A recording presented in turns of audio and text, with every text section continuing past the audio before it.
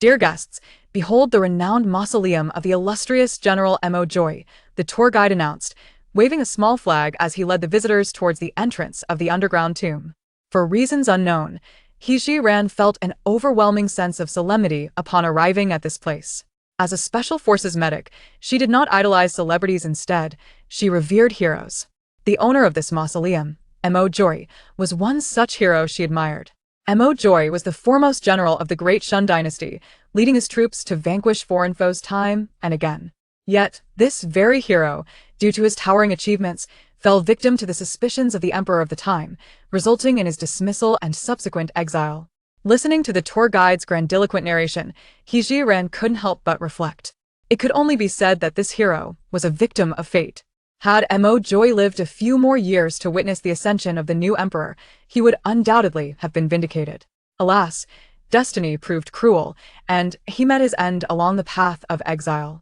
As He Ji-ran became immersed in her thoughts, she suddenly felt a violent tremor beneath her feet. A voice cried out, "Run, there's an earthquake." With her adept skills, He Ji-ran could have easily escaped this natural disaster. However, she chose to sacrifice herself to save others, forever remaining in this place. Before her consciousness faded, a faint smile graced her lips. "This is well, I can rest here eternally in the company of heroes." In the Great Shun dynasty, the Duke of the Nation's residence was ablaze with lights and filled with the sounds of drums and music. Bow to the heavens and the earth. At the sound of a prolonged shout, He Ji-ran felt as if she were a puppet, guided by others to perform the ceremonial bow. Bow twice to the high hall. Husband and wife bow. Enter the bridal chamber. He Ji-ran felt a slight dizziness, yet it did not hinder her from absorbing the memories of this body. Amidst the cacophony of congratulatory voices and the auspicious words of the matchmaker, He Ji-ran's consciousness remained ensconced within her own thoughts. As she meticulously organized these memories, she was compelled to accept one undeniable truth. She had traversed through time and space, becoming the newlywed wife of her idolized hero, Mo Joy. The original owner of this body shared her name, also He Ji-ran, and was the legitimate eldest daughter of He Yuanming, the Minister of Revenue. From a young age, she had been betrothed to Mo Joy. The Mo family had been loyal and valiant for generations, with all the men sacrificing themselves for the nation, leaving only Mo Joy as the last scion. 5 years prior, after the death of Mo Joy's last brother in battle, he had taken command at the tender age of 16, single-handedly supporting the national protectorate, now filled with widows. Now, having returned victorious, Mo Joy was set to marry on an auspicious day, orchestrated by the matriarch of the Mo family. However, the original owner was resolutely determined to call off the wedding. She did not wish to live as a widow like the women of the National Protectorate, given that every male in the Mo family had met a young death on the battlefield. In her desperation to annul the engagement, the original owner created quite the uproar. Unfortunately, her father, a man of integrity and honor, remained steadfastly against breaking the engagement. In a bid to ensure that the original owner would marry into the National Protectorate, He Yuanming and his wife, Ling Shuiyan, were left with no choice but to administer a sedative to their daughter, hoping that once the marriage was consummated, she would accept her fate. It remains uncertain whether the miscalculation of the medication led to the original owner's demise within the bridal sedan, thus paving the way for He Ji-ran's arrival. However, what leaves He Ji-ran in a state of perplexity is the historical account she has come to know, which makes no mention of the fact that Mo Joy had a wife, even until his exile. Could it be that the original owner truly perished in the bridal sedan, failing to partake in the wedding ceremony with Mo Joy, resulting in the absence of any record? As her thoughts spiraled, the clamor outside the bridal chamber intensified. The maidservant Xiao Yu gently tapped her arm, whispering, "Miss, the groom has arrived." He Ji-ran softly replied, A throng of people surrounded Mo Joy, adorned in splendid red wedding attire, as he entered the bridal chamber. "Lord Duke, lift the veil. Do not miss the auspicious moment," the matchmaker beamed, handing Mo Joy a scale rod tied with a red ribbon. "Jodi, hurry. Everyone is eager to see your bride." Indeed, Jodi, do not be shy." Mo Joy, grasping the scale rod, was ushered forward by several sisters-in-law until he stood before He Ji-ran. He paused, and under the watchful eyes of the assembly, he gently lifted the red veil that obscured He Ji-ran's vision. Instinctively, she gazed at the figure before her. He appeared to stand approximately 185 centimeters tall, his stature erect and limbs robust. His features were sharply defined, his chiseled face strikingly handsome, bearing a notable resemblance to the portrait from the ancestral hall. His serious demeanor and piercing, profound gaze inadvertently instilled a sense of pressure. In He Ji-ran's heart, this was the embodiment of her great hero. As she momentarily lost herself in thought, Mo Joy coldly spoke, "Have you seen enough?" He Ji-ran then realized that she had indeed been somewhat distracted. Meeting his profound gaze, she instinctively replied, "Yes, I've seen enough, it is merely that." It was not a lack of respect for the great hero, but rather the fact that in front of so many people, this man had shown her no courtesy, and she felt no need to feign admiration. Witnessing the palpable tension between the newlyweds, sister-in-law Deng Shui hurriedly stepped in to mediate. Ninth brother, ninth sister-in-law, you are newlyweds, do not let this auspicious moment go to waste. After sharing a cup of wine, retire early. Sister-in-law Feng Zuilian also chimed in. Indeed, you both should make an effort to bless our Mo family with children. Hearing the words of her sisters-in-law, even with a modern soul, He Ji-ran couldn't help but feel a flush of embarrassment. In her previous life, having remained single for 24 years, her sole ambition had been to serve her country. She had never anticipated finding herself in such an awkward situation. To conceal her blush, she quickly lowered her head, which led to further misunderstandings. Sister-in-law Xiao Qinger grasped He Ji-ran's hand, saying, "Ninth sister-in-law, do not be shy, you'll grow familiar with these sisters-in-law. They simply enjoy jesting." He Ji-ran made an earnest attempt to clarify, "I am not shy." Just as the other sisters-in-law were about to speak further, a voice from outside interrupted. "Lord Duke, the Emperor has sent someone with an imperial edict, summoning you to the palace immediately." Upon hearing this, He Ji-ran's heart sank. As she watched Mo Joy turn to leave, she grasped the arm of her maid and inquired, "Chiyu, what year is it now?" Chiyu, momentarily taken aback, replied with a perplexed expression, "Miss, have you forgotten the date of your own wedding? Today is the 8th day of the 7th month in the 19th year of Shun Yuan." "Oh no." He Ji-ran's immediate reaction, observing Mo Joy's retreating figure, was that since she had arrived, she must exert every effort to ensure her idol's survival. Suddenly standing up, disregarding her lingering weakness and the bewildered gazes of her sisters-in-law, she lifted her skirts and dashed after him. If her memory served her correctly, today Mo Joy was summoned to the palace by the emperor late at night, where he was unjustly accused of trespassing into the harem and received 100 lashes as punishment. The following day, he was charged with treason for colluding with the enemy, resulting in the confiscation of the Duke of Guogang's estate and his subsequent exile. Chapter 2. Reminder. He Ji-ran called out while running, fearing she would not keep pace with Mo Jiuyi. "Mo Jiuyi, wait for me." After pursuing him for a considerable distance, she finally spotted his figure clad in red. Mo Jiuyi turned around, his expression as impassive as ever, and inquired, "What is it?" He Ji-ran, panting, reached Mo Jiuyi and grasped his arm, urging him to return. "What are you doing?" Mo Jiuyi asked, furrowing his brow. Unsure of how to articulate her concerns, He Ji-ran could only murmur, "I have a foreboding feeling that you might be schemed against during this palace visit." Having uttered those words, she braced herself for his skepticism. However, Mo Jiuyi did not question her. Instead, he countered, "What have you heard?" In truth, since Mo Jiuyi's return from the frontier to the capital, he had harbored an unsettling sense of being targeted, particularly by the emperor, whose conversations felt insincere. He Ji-ran could not reveal her knowledge of history, and faced with his inquiry, she steeled herself to respond, "I have already said, it is merely a bad premonition." To Mo Jiuyi, her explanation seemed rather tenuous. Nevertheless, his urgency to enter the palace quelled any further probing. He relinquished control, allowing He Ji-ran to lead. He Ji-ran meandered around the courtyard of the bridal chamber before her gaze settled upon the ornate sedan chair she had arrived in. She released Mo Jiuyi's hand and hurried inside the chair, retrieving a thick cushion. This was an item that the original owner often carried when visiting her maternal home. Regardless of whether she traveled by sedan chair or horse-drawn carriage, she found the jolting uncomfortable. "Thoughtful madam," he instructed her servants to create a soft cushion for her. He Ji-ran pressed the cushion to assess its thickness. It seemed satisfactory. She then handed it to Mo Jiuyi, saying, "If you trust my words, place this behind you. It may provide you some assistance." After a brief pause, she added, "Also, if someone tries to use the pretext of the emperor summoning you to the harem, do not go." At this moment, there was little else she could do. Whether Mo Jiuyi could evade physical suffering depended on his own fate. Mo Jioyi hesitated for a moment, but ultimately accepted the cushion. As he turned to leave, he remarked, "It is getting late. You need not wait for me. Rest early." Watching his retreating figure, He Jiren couldn't help but remind him, "Do not forget to place the cushion behind you." Receiving no response from Mo Jioyi, He Jiren had no choice but to return along the same path. Upon returning to the courtyard, she found 8 sisters-in-law and a younger sister-in-law waiting for her in unison. The 8 sisters-in-law, being experienced, stepped forward to offer comfort upon seeing He Jiren's return. "Sister-in-law Jio, do not worry. The emperor summoned Jio so late for surely urgent matters. He will not be long.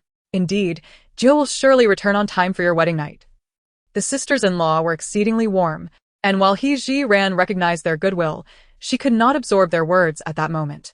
Upon observing the 8 youthful sisters-in-law, He Jiren felt a fleeting pang of sorrow. These kind-hearted women, so unfortunate, had become widows at such a tender age, ultimately reduced to the fate of exile. After much contemplation, He Jiren resolved to offer a word of caution. "Dear sisters-in-law, I have been plagued by a peculiar dream these past few days, foretelling that our esteemed duke's residence may face confiscation and exile." The usually composed eldest sister-in-law, Chui Biting, stepped forward to grasp her arm, speaking gently, "Sister Jio, such words cannot be uttered lightly. Our noble duke's household has been loyal for generations. How could we possibly face confiscation and exile? This ominous talk must not be entertained. Sister Jio, let us dismiss it from our minds today." Immediately, the second sister-in-law, Xiafong, spat on the ground twice in response. He Jiren anticipated this reaction, but was determined not to relent. "Sisters-in-law, I too hope this is not true, yet the dream has been strikingly vivid, recurring each night.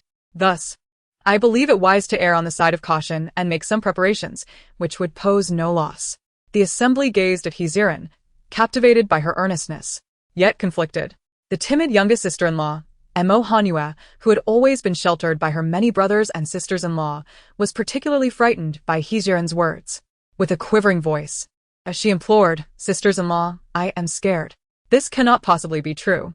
The eldest sister, noticing her distress, embraced her gently, whispering soothingly, "Do not fear, Manhwa. They say dreams often reveal the opposite." Mo Manhwa wiped away the tears from the corners of her eyes, nestling into her sister-in-law's embrace. The sister-in-law glanced at the other wives, saying, "It is getting late. Ninth sister-in-law has had a long day. Let her rest early." He Jiren was uncertain whether her words would be believed. Nonetheless, she had done all she could, and regarding the future, she could only take one step at a time. Upon returning to her room, several maids attended to her needs, helping her wash up. He Jiren then dismissed them all. What she craved now was solitude. Only in stillness could she contemplate her next course of action. The flickering light of the red candles illuminated the myriad of treasures in the bridal chamber, yet she lamented her inability to carry them away. Given this limitation, she resolved to focus on the most portable asset, the silver notes. She was unaware of the exact amount of silver notes held by the duke's residence, however. Her parents had endowed her with a dowry that included 2,000 taels in silver notes. With this thought in mind, He Jiren hastily donned a garment and stepped outside her room. Xiao Yu hurried to her side, inquiring, "Miss, what would you like me to do?" He Jiren waved her hand dismissively. "It's nothing. I cannot sleep. I wish to check on my dowry. You needn't accompany me." Xiao Yu, who had served He Jiren since childhood, understood her resolute nature well. Recognizing her mistress's wishes, she obediently remained behind. The dowry had just been brought into the duke's residence that day and had yet to be organized. It was all laid out in the inner chamber. He Jiren directly opened the chest containing the silver notes, extracting a stack to examine. To her relief, it was precisely 2,000 taels. Holding a silver note in her hand, He Jiren's first thought was that during a home search, someone would surely conduct a body search. Where could she conceal the silver notes so that they would remain undiscovered? If only she possessed a spatial realm like the heroines in those novels. She could safely store the notes away, rendering them utterly secure. Regrettably, just as she lamented the unfairness of the time-traveling deities, she suddenly felt the scene before her shift. To her astonishment, she found herself in her very own infirmary. Could it be that she had not perished? Soon, however, He Jiren was overwhelmed by the harsh reality. She attempted to push open the infirmary door, yet it remained as immovable as a mere decoration, showing no sign of response, not even a crack. The window was equally unyielding, as if it had been welded shut. Chapter 3. The emergence of space. He ran swiftly, organized her thoughts. She had indeed traversed dimensions, and this infirmary was the so-called golden finger of her journey. In an effort to master the operations of this newfound realm, He ran softly uttered, "Leave," as if responding to her command. Her form reappeared in the chamber where the dowry was stored. She first seized a box, and with a mere thought, both she and the box materialized within the space, indicating that this realm permitted external objects to enter. Setting the box down, He exited the space once more and attempted to use her mind to transport the dowry boxes into the realm. The experiment proved fruitful. As long as she envisioned an item being drawn into the space, it would swiftly vanish from its original location and reappear within. The infirmary's dimensions were somewhat limited, and after placing all the dowry boxes inside, she found that nearly half of the available area was occupied. Observing the somewhat cramped confines, He endeavored to manipulate the space further, stacking the boxes against the wall. This action reaffirmed a significant aspect. The space was remarkably user-friendly, requiring no strenuous effort on her part to move items. Everything could be accomplished through the power of her thoughts. Having grasped the mechanics of this realm, He chose not to linger any longer in the chamber, but rather returned to the bridal chamber. Despite her newfound spatial abilities, she recognized the necessity of devising a sensible plan before the impending decree of exile, so as to facilitate the transport of additional resources. He sat contemplatively upon the bridal bed. If historical accounts are to be believed, Joy was summoned to the imperial palace and was later carried back in the early morning. It is said that he had already fallen into a state of unconsciousness, barely clinging to life. Less than an hour after Joy returned to his residence, the emperor dispatched soldiers to besiege the Duke of the Guardian's estate and simultaneously issued a decree for confiscation and exile.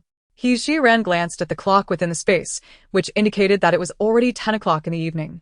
This meant that there were at most 10 hours remaining before the decree was enforced.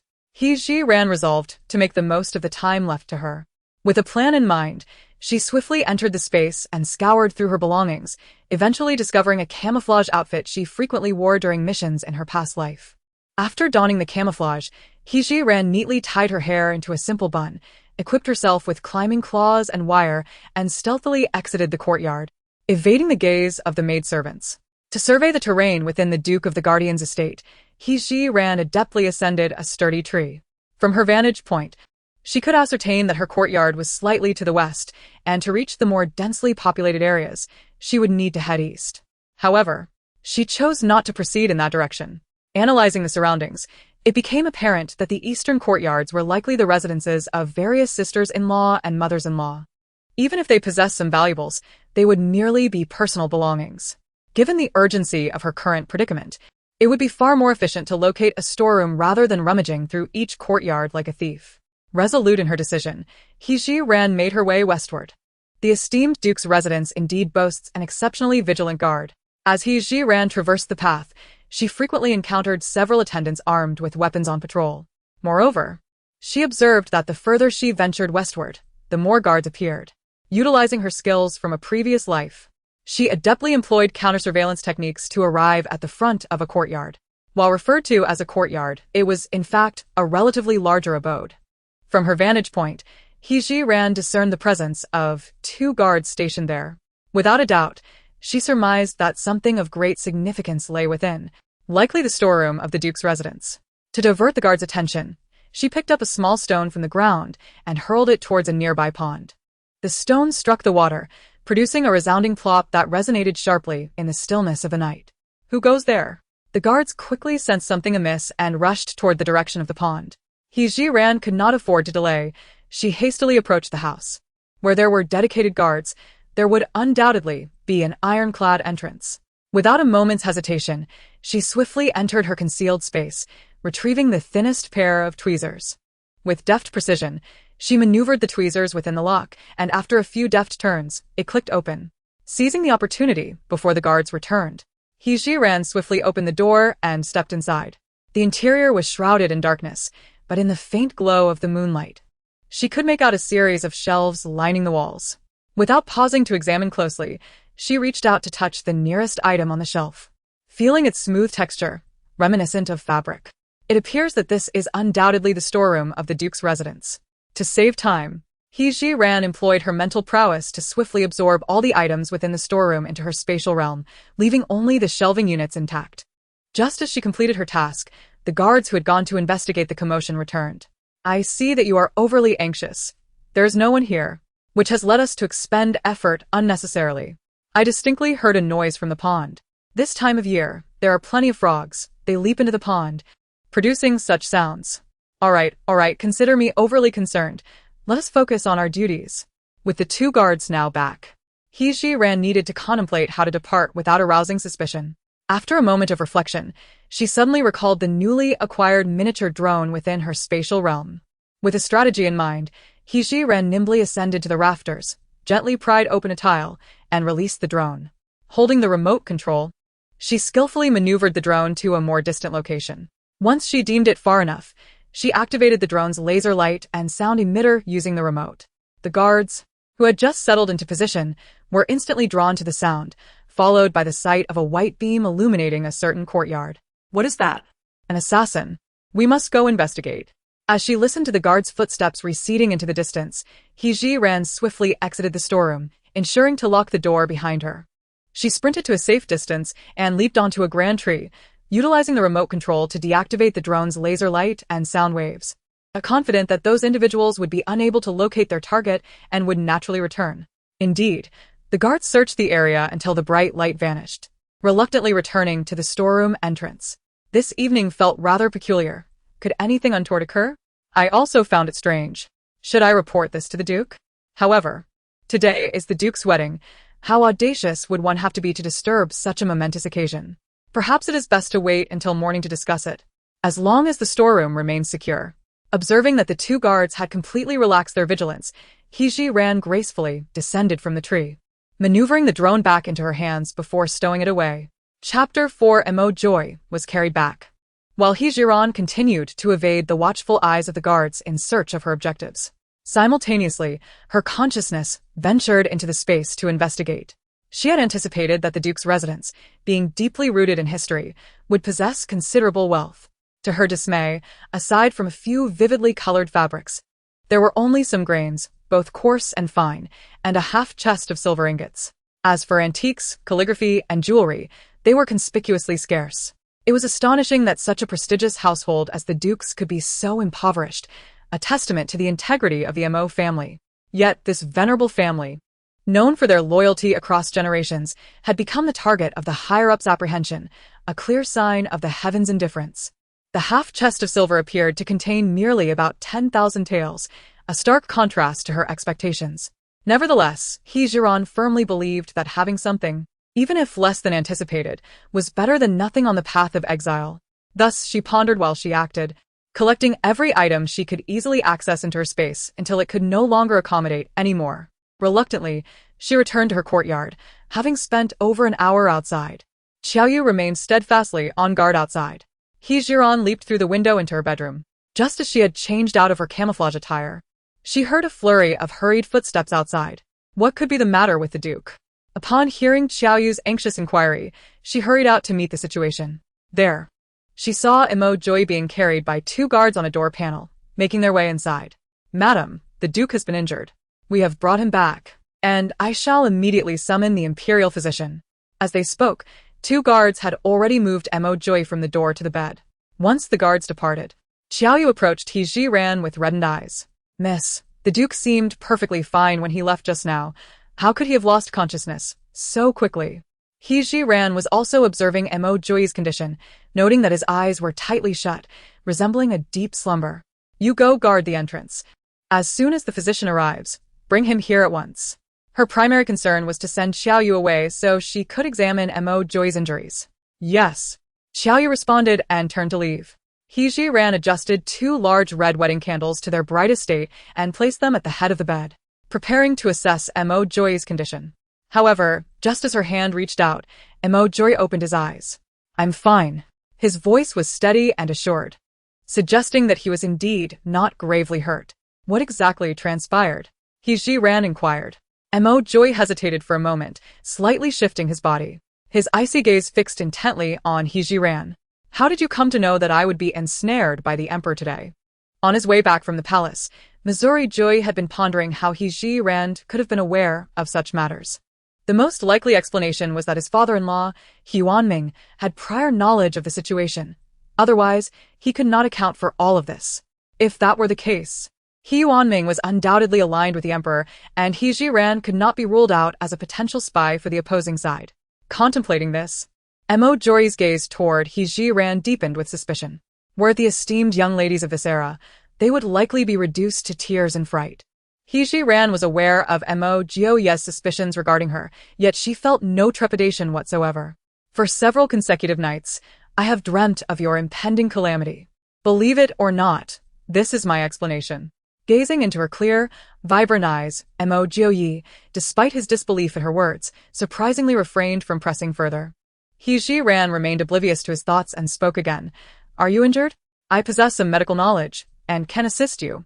As soon as her words fell, Mo Joye, before her eyes, pulled out the cushion she had provided from behind. The cushion bore numerous damages, faint traces of blood visible upon it.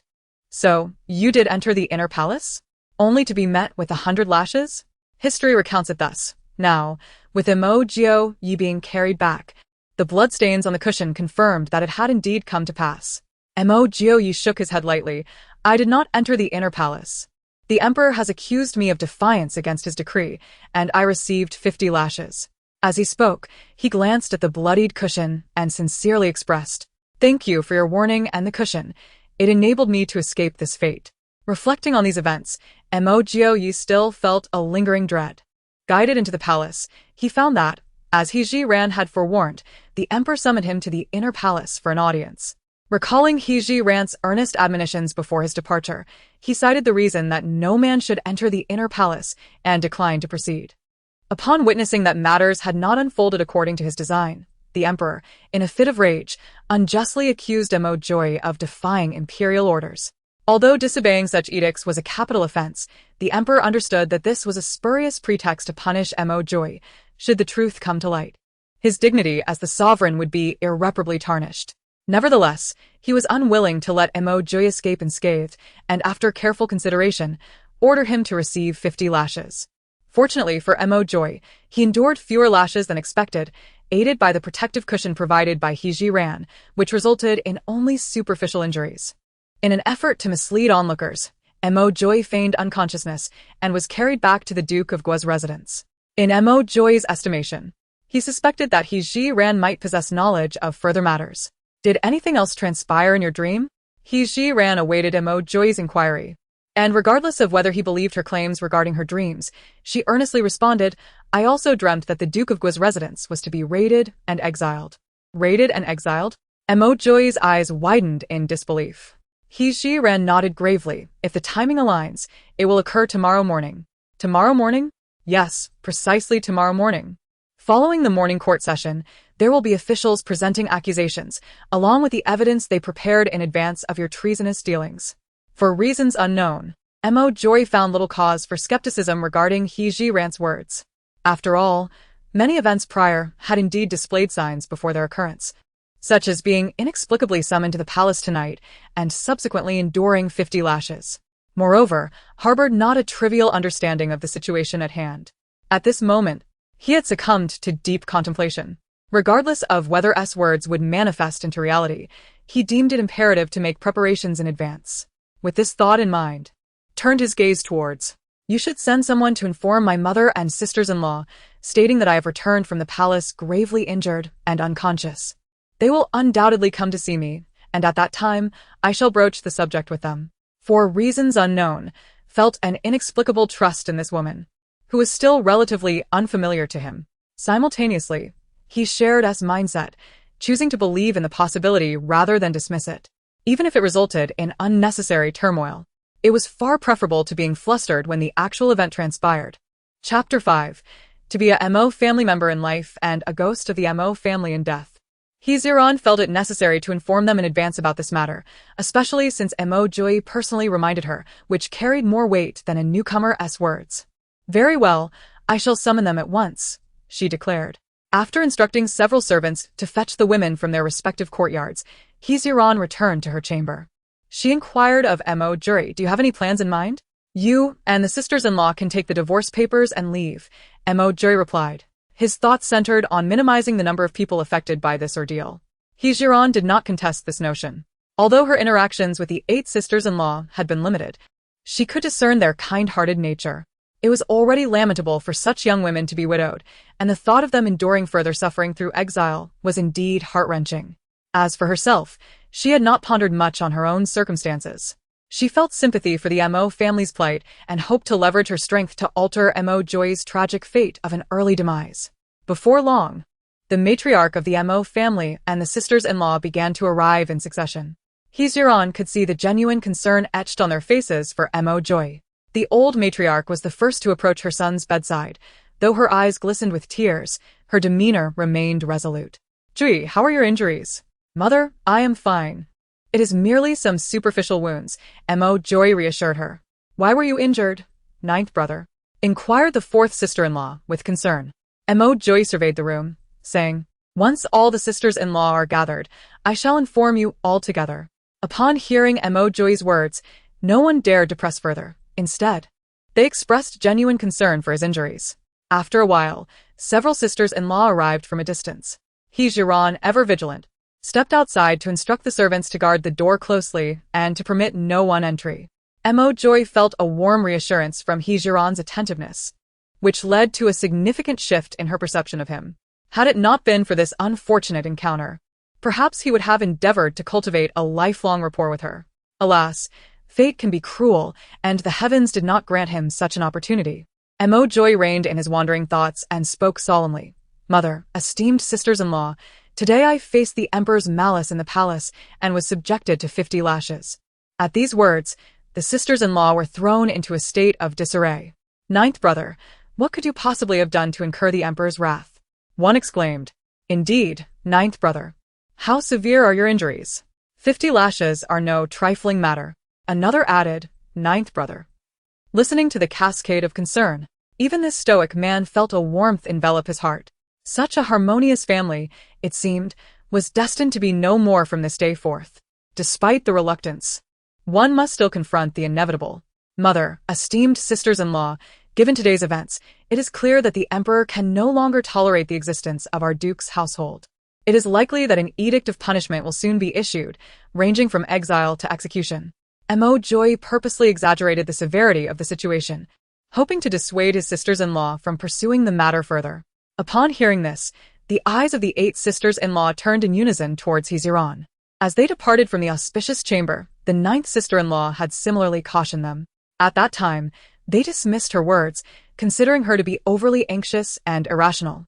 However, upon hearing such sentiments echoed from Mo Joy, they could not help but take heed. Jiran met their inquisitive gazes and merely nodded solemnly, affirming that her earlier remarks were not mere folly. "Joy, do you truly mean what you say?" The normally composed elder Madame Mo seemed somewhat unsettled at this moment. "Mother, it is highly probable," Mo Joy replied, choosing his words carefully, as he had merely relayed what Jiran had mentioned, coupled with his own deductions. At these words, elder Madame Mo trembled. How could it be that our Mo family, known for generations of loyalty, with sons sacrificing for the nation, should meet such a fate? As she spoke, a cold laugh escaped her lips. "I had advised your father to retire from military service and cherish the safety of our family above all accolades and wealth, yet he refused to heed my counsel. He insisted that the mission of the Mo family was to safeguard the great Shun dynasty. His insistence cost me my husband and 8 sons. What good is it to defend the empire at the cost of our lives? Ha, what a farce!" The 8 sisters-in-law shared her indignation. "This is outrageous. What wrongs have we, the Mo family, committed to deserve such suffering? I refuse to accept this. I shall return to my parental home and implore my father to intercede on our behalf. I will also seek the aid of my elder brother, hoping he can assist us in this matter." Mo Joy shook his head. "Sisters-in-law, it would be best for you to abandon this hope. The emperor is resolute in his determination to eradicate the Mo family. How could he possibly heed our counsel?" "What shall we do then?" "Shall we merely wait to be unjustly accused?" questioned the 7th sister-in-law, young man, with indignation. Mo Joy offered no response, instead turning his gaze to the matriarch. "Old Madame Mo Mother, I propose that rather than allowing our sisters-in-law to be implicated alongside the Mo family, We take this opportunity to grant each of them a letter of divorce. Old Madame Mo pondered for a moment before solemnly replying, Indeed, Joy speaks wisely. Our sisters-in-law are already in a pitiable position. The Mo family cannot continue to entangle them. Furthermore, the He family has only just joined us and is now facing the prospect of sharing our misfortune, which is indeed unfair. Mother, ninth brother, I do not wish for a divorce. I, Chui Biting, am a member of the Mo family in life and shall remain so in death. Me too. Even if the Mo family faces annihilation, I, Xia Fong, will stand by them until the end. I also refuse to accept a divorce. I wish to remain and share the fate of the Mo family. I promised my husband that I would dutifully honor him before Mother, no matter the circumstances. I will not leave either. The 8 widow daughters-in-law of the Mo family, each filled with righteous indignation, steadfastly refused to take the divorce papers. Even if it were the only path to survival, they were determined to stand with the Mo family until the very end. Moved by the unwavering resolve of the 8 daughters-in-law, old Madame Mo's gaze shifted to He Jiran. And you, He family? I too shall remain. He Jiran answered emphatically, without a moment's hesitation. The matriarch of the Mo family turned her gaze towards Mo Joy and stated, Joy, as you can see, the women of our family are all resolute, and I wish to support them. Upon hearing this, Mo Joy solemnly regarded the assembly, his eyes reflecting a deep admiration. Sisters-in-law, life is a singular journey. If one can live, who would choose death? I implore you not to act impulsively in this matter. Ninth brother, my mind is made up. There is no need for further discussion, came the reply. Under the leadership of the eldest sister-in-law, the others reaffirmed their unwavering choice. The matriarch understood her daughters-in-law well. Although minor frictions might arise during their daily interactions, when faced with a critical moment, none would shy away from their responsibilities. This embodies the indomitable spirit expected of the women of the Mo family. Chapter 6. Is this matter related to you? If that is the case, Joy, and I shall refrain from discussing it further. The most pressing concern at this moment is that we must prepare ourselves in advance. If it truly comes to a complete extermination of our household, we must accept our fate. However, if it is exile, we must ensure that we do not starve along the way, which necessitates having silver in our possession. Mother, I have 300 taels in my private stash.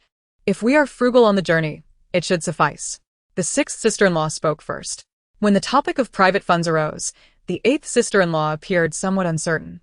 Mother, you know my disposition.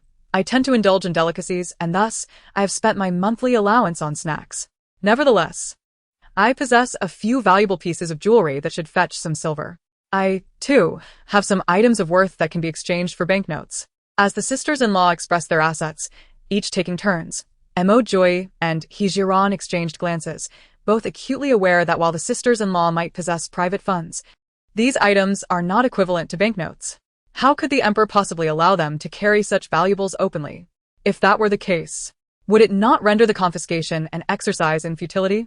Sisters-in-law, I understand that you harbor no selfish intentions, given the current predicament. There is simply no time to convert those items into banknotes. Mo Joy's words fell like a cold splash of water upon the 8 sisters-in-law, leaving them momentarily at a loss. Ninth brother, what do you propose we do? Although the items we have are of little value, we cannot allow those scoundrels to benefit from our misfortune. In a fit of anxiety, the 6th sister-in-law even let slip a curse. Considering this matter, Mo Joy had contemplated it, yet he could not devise a satisfactory solution. Just as uncertainty enveloped everyone, He Jiran spoke up. Mother, esteemed sisters-in-law, I propose that we all sew a pocket close to our bodies, filling it with cotton to securely conceal the banknotes. The softness of the cotton will likely prevent detection, even during a search. As for other items, we can devise a plan for them in due course. Madame Mo concurred, stating, Indeed, Hia's suggestion is sound. We shall proceed as she advises. Everyone should return immediately to prepare. Logically, with the matriarch's decree, they should have hurried home to act. However, the imperial physician had yet to arrive to tend to Mo Joy's injuries, leaving them anxious about his condition and reluctant to depart. Madame Montague, who typically empathized with her daughters-in-law for lacking husbands, seldom exerted her authority. Yet, given the gravity of the situation, it was not a time for leniency. Thus, she spoke sternly, Do not linger any longer. Hasten back to prepare. With that, the 8 sisters-in-law had no choice but to leave one after another. Once they had departed, Madame Mo's gaze returned to Mo Joy. How long has it been since someone went to summon the physician?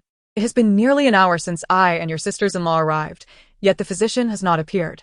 As her words faded, several young servants returned, reporting the excuses that the physicians could not attend to Mo Joy's injuries.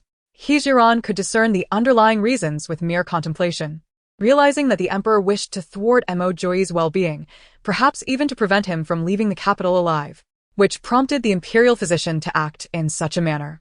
Mo Joy appeared to have anticipated this turn of events, revealing no signs of distress. However, to alleviate his mother's concerns, he reassured her, saying, "Mother, my injuries are not severe. There is no need for you to worry." The old matriarch of the Mo family was not one to lack foresight. Given the circumstances, even though she was worried about her son's condition, there was little she could do. Moreover, observing Mo Joy's current state, it seemed he would recover, without significant issues. "Then I shall return to prepare," she concluded. Regardless, Mo Joy had indeed endured a harsh punishment, making it somewhat challenging for him to walk unaided. He Ziran took the initiative to escort the old matriarch out of the courtyard. Once she returned to her room, discreetly concealing her actions within her sleeve, she retrieved 2 contracts for servitude, one belonging to Qiao Yu and the other to another maidservant who had accompanied the dowry. The emperor had decreed the exile of the duke's residence, and it would be impractical to bring attendants along on such a journey. Thus, she resolved to return the contract of the maidservant, granting her freedom. Mo Joy did not oppose this decision, as he had harbored similar thoughts. "As long as you deem it appropriate," he replied. Just as Mo Joy was about to express further thoughts, a guard rushed in, breathless with urgency, reporting to the duke. "The treasury has been robbed, and it has been left completely bare, with only empty shelves remaining." As the words of the guard faded, the elder and second sisters-in-law hurriedly approached. "Ninth brother, the elder sister, and I went to the kitchen to prepare some provisions, only to discover that everything had vanished." "Ninth brother, it seems that our duke's residence has been robbed." Upon hearing the elder sister's claim of a theft at the duke's residence, He Jiran felt a twinge of guilt, for she was indeed the thief being whispered about. However, she soon reconciled this feeling, for her intentions had never been to steal. Her actions were solely for the benefit of all. In response, Mo Joy was equally perplexed. Although the duke's residence was on the brink of ruination and potential exile, the event had yet to transpire. The guards were patrolling as usual. It was improbable that a significant theft could occur without any commotion, even if only minor items were pilfered. His instincts led him to believe that this incident must somehow involve Hijiran, as her behavior was undeniably perplexing. He gestured to the guard, "You may withdraw. I shall investigate this matter personally." "Ninth brother, what about the theft in the kitchen?" the elder sister pressed. Mo Joy responded with resignation, "Elder sister, perhaps it is for the best that the items are lost, as we cannot take them with us. Rather than enriching our enemies' coffers, it is better to have benefited that little thief." The elder sister appeared to concur with Mo Joy's reasoning, nodding solemnly. "Ninth brother has a valid point. In that case, my sister-in-law and I shall attend to our duties." As he watched his sisters-in-law depart, Mo Joy remained alone in the room with Hijiran, his profound gaze fixed intently upon her. Facing his piercing gaze, Hijiran surprisingly exhibited no trace of fear. After a prolonged silence, Mo Joy finally inquired in a deep voice, "Are all these matters connected to you?" Though phrased as a question, it carried an undeniable tone of affirmation. Despite having cultivated an unflappable demeanor in her past life, Hijiran found herself momentarily at a loss for words. The reason for her bewilderment was clear. She could discern from Mo Joy's tone that he had irrevocably concluded her culpability. How should one navigate such a predicament? In that instant, Hijiran was genuinely unsure of how to articulate her defense.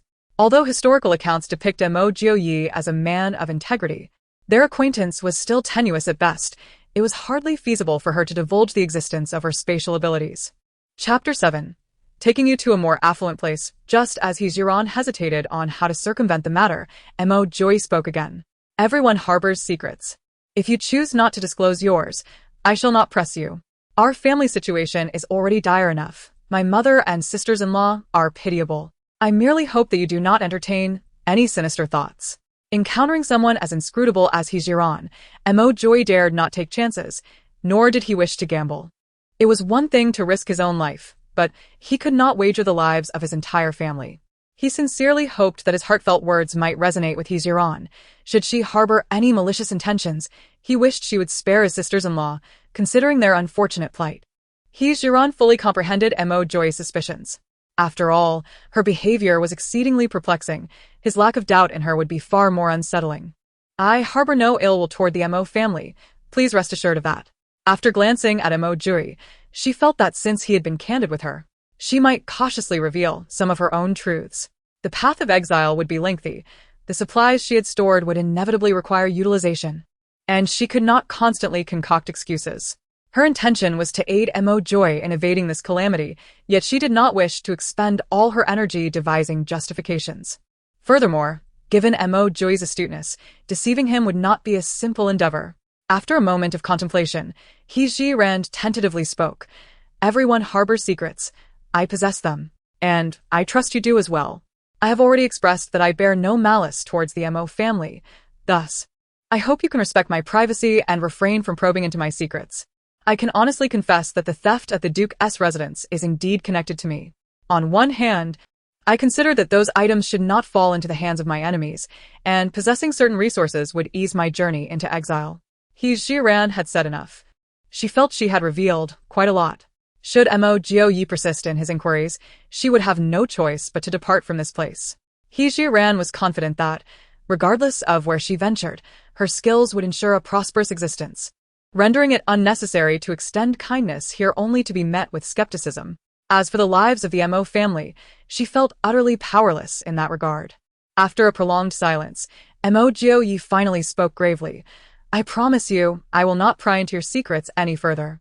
His intuition told him that this woman was not lying, and her actions seemed to aid the Duke's residence rather than undermine it.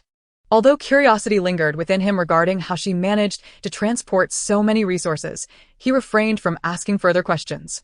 A temporary consensus settled between them, enveloping the room in silence. Eventually, Mo Joy cautiously inquired, since you possess the ability to quietly empty a warehouse, would you be able to do the same if I were to take you to a wealthier location? Upon hearing the mention of a more affluent place, He Jiran's eyes gleamed with interest. Although her space was filled with various items, many were merely useless accumulations. After her exile, who could predict the unforeseen events that might arise? Thus, possessing more silver was of utmost importance. She trusted Mo Joy's character. Since he had promised not to pry into her secrets, he would surely refrain from inquiring further. As long as he remained silent, she could utilize her space without excessive concealment. Where do you intend to take me? Upon hearing her tone, Mo Joy understood that the woman had acquiesced. I plan to steal from the National Treasury. As long as you can carry the items, I will handle the entry. The Treasury? He Jiran was taken aback. She had never anticipated that Mo Joy's ambition surpassed her own, contemplating the emptying of the National Treasury. However, her space was far too limited to accommodate such wealth. Noticing He Jiran's hesitation, Mo Joy inquired, What's wrong? Are you afraid? What do I have to fear? I am merely pondering how to store so many items from the treasury. Store? Mo Joy could not help but ask. He Jiran quickly realized. You said you wouldn't ask. Apologies, I overstepped, Mo Joy replied candidly, immediately offering his apology. He Jiran then entered her space and glanced at the time. It was already 2 a.m. The moment for the decree to confiscate and exile was drawing ever closer. Please wait a moment. With that, she turned and exited the room, heading straight for the ear room. As consciousness transcended into the realm of space, He Jiran, with a pang of regret, extracted a myriad of inconsequential items, leaving them strewn across the ground of the ear room. Despite the discomfort, the thought of exchanging these trifles for treasures within the National Treasury brought her a sense of solace. Retracing her steps to the joyous chamber, she observed Mo Joy still seated upon the joyous bed. Are you able to walk? Mo Joy swiftly rose, donning his shoes, his inadvertent frown betraying the pain he currently endured. He Jiran, with genuine concern, offered, I possess some medical knowledge. Allow me to examine you first. Mo Joy declined, stating, It is of no consequence. We must act swiftly. With that, he deftly opened the wardrobe, retrieving 2 sets of night garments. One was tossed to He Jiran for her to change into, while he donned the other himself. Although the attire belonged to Mo Joy and was somewhat oversized for He Jiran, it did not impede her mobility. Casually grasping the soft sword hanging upon the wall, Mo Jio-yi took He Ji-ran's hand, and together they leaped from the window. The moment He Ji-ran's feet touched the ground, she felt her body ascend once more. The renowned hero of later generations truly lived up to his reputation. His lightness of foot was remarkable. In just a few agile movements, he had traversed beyond the confines of the Duke's residence. He Ji-ran, who considered herself quite adept in her past life, had only mastered close combat techniques, which paled in comparison to the authentic skills of the individual before her. While she admired Mo Jio-yi's prowess, he had already guided her into a somewhat dilapidated courtyard. He Ji-ran gazed in disbelief and softly inquired, "Is this treasury truly located here?" Mo Jio-yi did not respond but instead guided her into a small room nestled in the corner. He adeptly approached a nearly collapsing Kong, removing several bricks, revealing a seemingly bottomless dark hole before them. Mo Jio-yi quietly elucidated, "This is a secret passage to the treasury." He Ji-ran genuinely wished to inquire how he had come to know of this place. Yet recalling her earlier request for him not to pry into her secrets, she deemed it prudent to adhere to her own counsel. Thus, the question that nearly slipped from her lips was swiftly swallowed back. Following closely in Mo Jio-yi's footsteps, she stepped into the opening. Mo Jio-yi appeared quite familiar with the surroundings. Although shrouded in darkness, he navigated with an ease that required no groping. Chapter 8. The burning of the National Treasury. After walking for approximately 10 minutes, Mo Jio-yi raised his hand to open a hatch overhead. Suddenly, a brilliant light enveloped them as they emerged into the treasury. Indeed, the treasury was magnificent, not only vast in size but also filled with an array of exquisite items, each seemingly of considerable worth. Particularly striking were two luminous night pearls that illuminated the entire chamber as brightly as day, enough to dazzle the eyes of any onlooker. With time of the essence, Mo Jio-yi urged for swifter action upon noticing He Ji-ran's wide-eyed astonishment. At that moment, He Ji-ran felt like a simpleton, overwhelmed by the sheer splendor surrounding her. Everything appeared overwhelmingly precious. She understood that this was not the time for leisurely exploration. "I wish for you to step aside," she expressed. Mo Jio-yi readily comprehended her intent, which was merely to shield her actions from his gaze. Very well. Without hesitation, he opened the hatch on the floor and slipped inside. He Ji-ran watched as the hatch closed seamlessly, leaving no trace of a gap, before she began her search for valuable treasures. Given the limited space for storing items, it was impossible for her to carry everything within the treasury. After surveying her surroundings, she focused her thoughts and, using her mental prowess, gathered all the silver notes, ingots, and gold and silver jewelry into her spatial realm. Upon inspecting her collection, she discovered that these items nearly filled her space to capacity. Yet, she found herself yearning for more. Thus, He Ji-ran utilized her mental prowess to arrange the items as compactly as possible, stacking several smaller objects within the kitchen and restroom, thereby freeing up some space. Calculating the arrangement, she also collected a number of inconspicuous paintings and a few large boxes of copper coins, all of which were stored away. Upon inspecting the space once again, He Ji-ran was taken aback. The area was now brimming with items, leaving only a narrow passage for her to enter. Despite her reluctance, she understood that she could not take anything more. However, she resolutely refused to overlook the two gleaming night pearls. Once she stored the pearls within the space, the treasury was instantly shrouded in darkness. He Ji-ran tapped the flipboard. "I am ready. We may depart." No sooner had her words left her lips than the board opened from within. He Ji-ran supported Mo Jio-yi's shoulder as they descended into the secret chamber. Glancing back at the somewhat disordered treasury she had created, an idea surfaced in her mind. There were far too many items. She could not transport them all, especially with so much fine silk remaining. "What do you mean?" Mo Jio-yi seemed to sense her intentions. Seizing the cover of night, He Ji-ran summoned a bottle of alcohol from her space and sprinkled it throughout the treasury. Mo Jio-yi cooperated thoroughly. After the alcohol was scattered, he promptly produced a fire stick from his pocket, igniting it before tossing it in.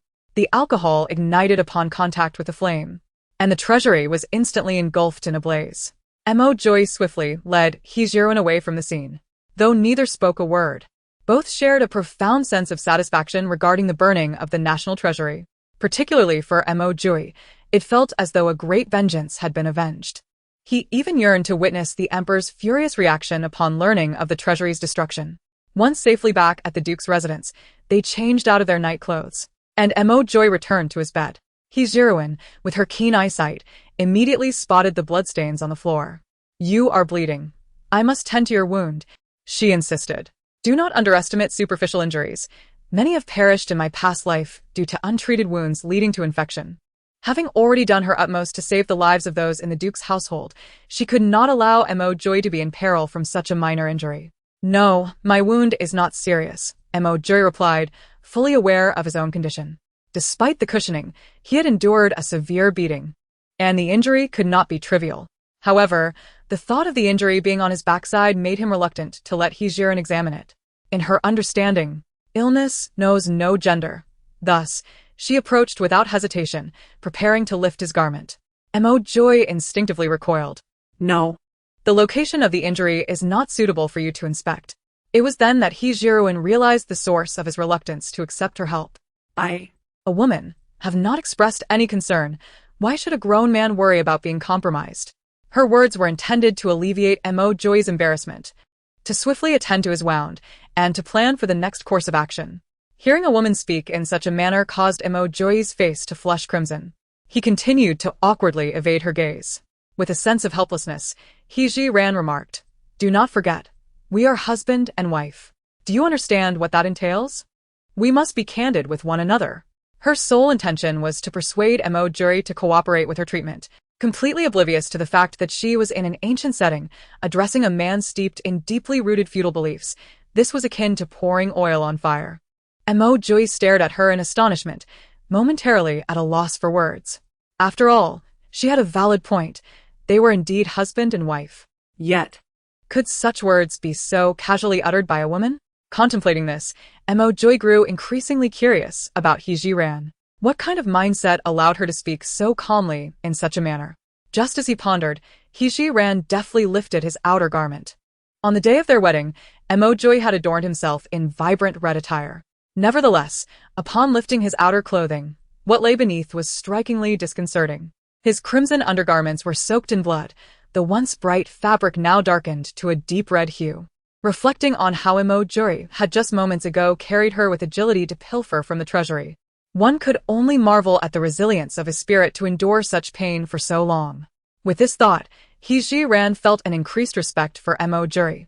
As Mo Joy found himself unable to withstand Hejiren's insistence, he turned his head awkwardly, facing the wall with his eyes closed, adopting a posture of resigned acceptance. With Mo Joy's gaze averted, Hejiren, feeling entirely at ease, retrieved a bottle of alcohol from her spatial storage. To her astonishment, she made a remarkable discovery. If her memory served her right, there had originally been 3 bottles of alcohol stored in the space. One was consumed during the recent fire in the storeroom, leaving 2 remaining.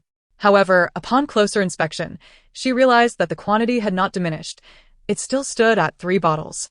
At that moment, she could not entirely ascertain whether the space possessed regenerative capabilities. Nevertheless, after meticulously examining the alcohol, she confirmed it was indeed 2 bottles. She resolved to further investigate after tending to Mo Joy's wounds. If the count reverted to 3 bottles, it would indicate that she had unearthed yet another intriguing feature of her spatial storage. Regaining her focus, Hejiren retrieved tweezers, cotton pads, and other supplies from the space, gently removing Mo Joy's trousers. The sight of the wound was distressing, and even Hejiren, who had witnessed numerous injuries, could not help but feel a pang of shock. Chapter 9. If I can still survive, I will certainly take responsibility for you. One can only imagine the resilience of this man's character. Such wounds, if inflicted upon another, would likely render them incapable of even contemplating the removal of treasures from the national treasury. Before one's eyes, Mo Joy's flesh had taken on a deep purplish hue, with several lacerations oozing bright red blood. The area of injury was extensive. His buttocks and thighs bore little unscathed flesh, a testament to the relentless brutality of his tormentors. Suddenly, Mo Joy felt a chill enveloping his body and instinctively reached to adjust his trousers. Hejiren, embodying the essence of her profession, transformed into a doctor with unwavering ethics. Her voice, though grave, carried an undeniable authority. "Do not move." Upon hearing her command, Mo Joy's hand, which had been grasping his waistband, froze in place. Without giving him a chance to protest, Hejiren firmly pushed his hand away. "Although you have not sustained any bone injuries, your current condition is serious. Do not underestimate superficial wounds. If left untreated, they could prove fatal. Listening to her lecture with the fervor of a concerned caregiver, Mo Joy ultimately resigned to her insistence and withdrew his hand. He closed his eyes, surrendering to her ministrations as she tended to his wounds. Ji Ran's movements were practiced. She first poured some alcohol onto a cotton ball, then, using tweezers, gently cleansed Mo Joy's injuries. It may sting a bit, bear with it. Indeed, there was a twinge of pain, yet for Mo Joy, it was but a trifling matter. After disinfecting the wound, Ji Ran retrieved a packet of Yunnan Baiyao from her space. This particular medicine was most effective for Mo Joy's injury. She gently sprinkled the powder evenly over his wound, her fingers inadvertently brushing against his skin. The sensation caused Mo Joy to shudder involuntarily, and he was acutely aware of the flush spreading across his face. Ji Ran was wholly focused on tending to his injury, oblivious to his feelings. At that moment, she had already applied a bandage to the wound and swiftly administered a tetanus shot. Suddenly, Mo Joy felt a sharp pain in his arm, akin to being pricked by a needle, prompting his body to instinctively flinch. "Stay still," Ji Ran instructed. Mo Joy immediately froze, only exhaling in relief when the sharp sensation subsided. After attending to the wound, Ji Ran noticed his blood-stained undergarments. "Where are your clothes? I will fetch you a clean pair." Mo Joy was acutely aware of his own embarrassment and dared not turn his head. "The left cabinet contains my clothes." Ji Ran casually selected a white pair of undergarments from the wardrobe and placed them on the bed, then proceeded to remove the pants that she had already pulled down to his knees. Mo Joy quickly intervened. "I can manage it myself." He felt sufficiently embarrassed, and the thought of this woman assisting him in changing his pants was enough to make him wish for a place to hide. Ji Ran, however, gave little thought to such matters. After all, in her previous life, she had often assisted patients with similar needs. "Your wound has just been treated. It would be unwise to move about too much lest it bleed again, rendering my efforts futile." Mo Joy persisted, stating, "Men and women should maintain a respectful distance. How can I allow you to assist me in changing my trousers?" Upon hearing this, Ji Ran could not suppress a laugh, the words escaping her lips without regard for Mo Joy's feelings. "I've seen every inch of you. What difference does it make to change your trousers?" Mo Joy felt as if a heavy stone had lodged in his chest, nearly choking him. This woman truly had a knack for bringing up the most inappropriate subjects. Yet, upon reflection, she was not entirely wrong. He had been exposed for quite some time, and to resist changing trousers would seem rather pretentious. Clearing his throat, he stammered, "Well, if I survive this, I shall certainly take responsibility." In Mo Joy's mind, such an act would imply a certain intimacy between him and Ji Ran. As a man of integrity, he could not allow a woman to suffer at his expense. After hearing his words, Ji Ran once again burst into laughter, though she made an effort to keep her mirth from reaching the ears of the servants outside. "Oh, do not take it so seriously. My assistance in your healing is merely the fundamental duty of a healer. There is no need to contemplate notions of responsibility." Truth be told, Ji Ran had not considered any future with Mo Joy. Although she admired this hero, they had only just met, and there was no emotional bond between them as of yet. For Ji Ran, the soul of a later generation, her sole desire is for Mo Joy to survive on the path of exile. As for everything else, she is willing to let fate take its course. One could say that Ji Ran approaches her relationship with Mo Joy with a sense of reason. She would not recklessly accept a marital bond that does not rightfully belong to her simply because he is her idol and hero. However, should the two develop mutual affection through their interactions, she would indeed be open to pursuing a relationship with Mo Joy, until they both come to realize that they are the partners they seek, making their union a natural progression. Yet, this is not the moment to dwell on such matters. The long road of exile ahead necessitates her focus on how to navigate it. Suppressing her laughter, Ji Ran cautiously assists Mo Joy in changing his trousers. After he has donned the pant legs, he insists that she need not help further. "I can manage the rest myself," he asserts. Ji Ran, understanding his capabilities after all, he is capable of scaling walls, does not press the matter, knowing that he can handle adjusting his trousers with care. Seizing the moment before Mo Joy turns over, she swiftly stows away the medical tools in her space, taking a moment to check the quantity of alcohol. Upon doing so, Ji Ran's heart blossoms with joy, for there are indeed 3 bottles of alcohol. Even the recently used Yunnan Baiyao, bandages, tetanus medication, and disposable syringes have all returned to their original quantities. To her astonishment, even the tweezers she had utilized have increased by one. What does this signify? The items originally present in her space indeed possess the remarkable ability for material regeneration. Of course, those she had brought from ancient times do not share this characteristic. After all, the belongings she had stored in the ear chamber have not reappeared. Nevertheless, He Jiran felt a profound sense of satisfaction. With this newfound capability, she sensed a noticeable straightening of her posture. She recognized that this was not a time for celebration. The hour was pressing, and numerous matters still awaited her attention. With this thought in mind, He Jiran retrieved the 2 contracts of servitude and stepped outside. Xiaoyu, who had been vigilantly guarding the entrance, immediately inquired with utmost respect upon seeing her emerge. "Miss, is there anything you require of this humble maid?" "Xiaoyu, proceed to your quarters. I have something to discuss with you and Xiao Xian," He Jiran replied, leading the way toward the maid's chamber. Having accompanied the young lady for many years, it was the first time Xiaoyu witnessed her in such a serious demeanor, prompting her to hastily follow. Meanwhile, her heart raced with anticipation. Judging by the young lady's expression, it was evident that something of great significance was at hand. Chapter 10. A poisonous scheme. He Jiran's 2 maidservants, Xiaoyu and Xiao Xian, shared a room. And tonight it was Xiaoyu's turn to keep watch while Xiao Xian had already succumbed to slumber. The sound of the door creaking open roused Xiao Xian from her dreams. Assuming it was Xiaoyu returning, she mumbled, "Xiaoyu, is that you?" "It is I," He Jiran clarified, dispelling her confusion. Startled, Xiao Xian sat up abruptly and hastily slipped on her shoes. "Miss, is there something you wish to command?" He Jiran, unwilling to squander precious moments, placed 2 contracts of servitude upon the table. "Take these contracts and depart from the Duke's residence tonight. From this moment forth, you shall be free." The 2 maidens were bewildered, unable to comprehend their mistress's sudden decree. "Miss, what have we done wrong? Please feel free to reprimand us." "Indeed, miss, Xiaoyu wishes to serve you for a lifetime." He Jiran was acutely aware of the unwavering loyalty these 2 maidens held for her. With a heavy heart, she explained, "The Duke has just returned, having angered the Emperor. If all goes as expected, the Emperor will impose punishment upon the Duke's household. At that time, we may find ourselves in peril, unable to safeguard your lives.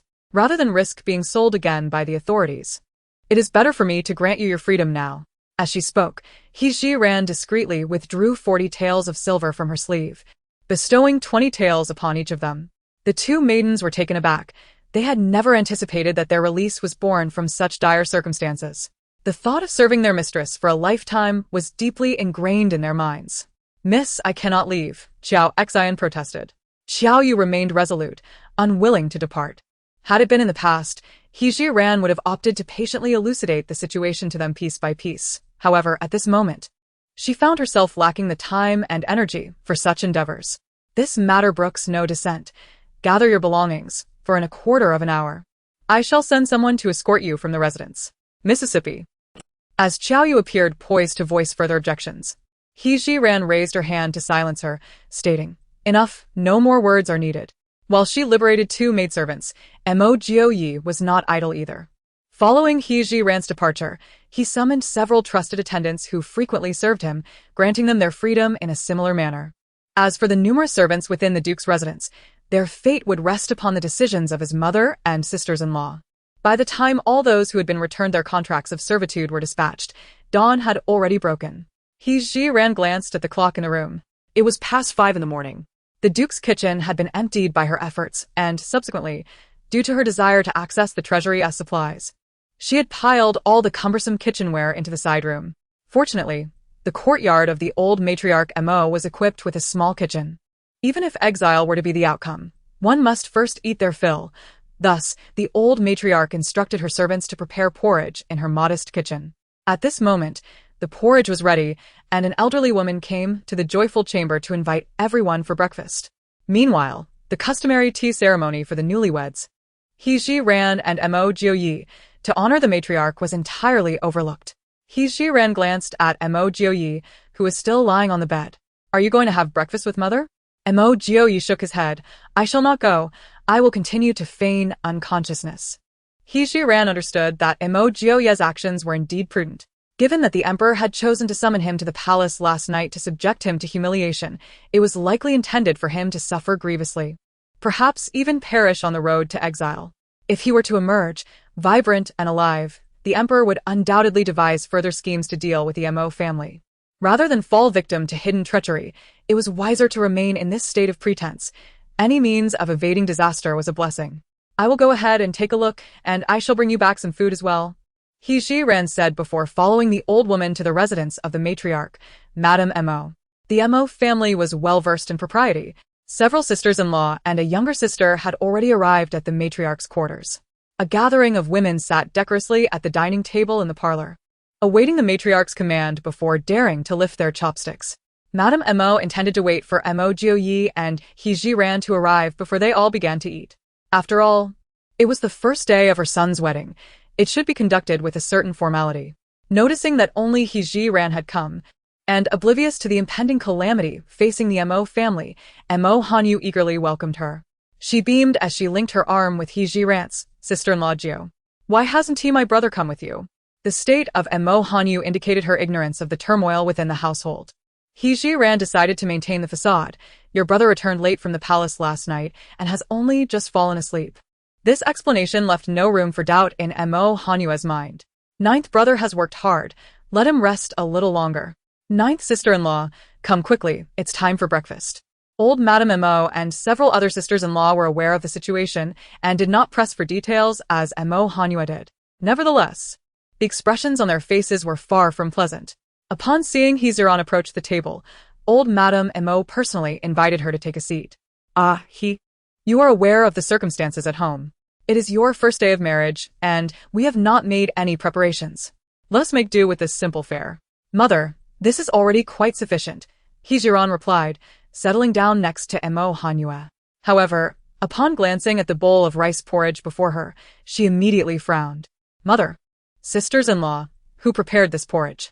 Old Madame Mo lifted her bowl, just about to take a sip of the rice porridge when she heard He Jiran's inquiry and set it down again. It was prepared by the maid in my courtyard. What is the matter? Mother, sisters-in-law, this porridge is poisoned. At her words, several sisters-in-law and Mo Hanyue hastily set down their bowls, their gazes fixated upon He Jiran. Are you saying there is poison in the porridge? Old Madame Mo asked, her eyes wide with disbelief. He Jiran affirmed, Mother, if I am not mistaken, this is a highly toxic substance known as ascension. Once ingested, there is no possibility of survival. As her words fell, a maid rushed in, flustered, to report, Not good, my lady. Chun Posey and Chueya, after taking a sip of water, suddenly collapsed, frothing at the mouth. What did you say? Lady Mo quickly rose, taking small hurried steps towards the exit. Where are they? They are in the ear room. In response to the old lady's inquiry, several sisters and He Jiran accompanied Lady Mo to the ear room. Indeed, the two individuals mentioned by Chen Posey lay on the ground, frothing at the mouth, their bodies convulsing, eyes rolled back, appearing on the brink of death. After inspecting the scene, Lady Mo turned and exited, her gaze falling upon He Jiran. It was evident that someone had poisoned them. Chapter 11. Fortunately, with the presence of the ninth sister-in-law, we were able to evade this calamity. He Jiran had already analyzed the situation upon hearing the report from the old servant. The two servants had succumbed to water poisoning, and there was poison in the porridge on their table. It was highly probable that someone had poisoned the well. Mother, from where does the water used in the small kitchen originate? It comes from the well behind my courtyard. Without further contemplation, He Jiran hurried towards the well.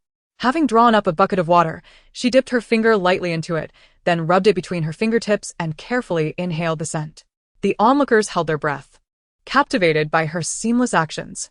After she set the wooden bucket aside, the matriarch inquired, Is this water poisoned? He Jiran's expression was exceedingly grave. The poison originates from this well. Upon hearing this, the matriarch's countenance immediately darkened.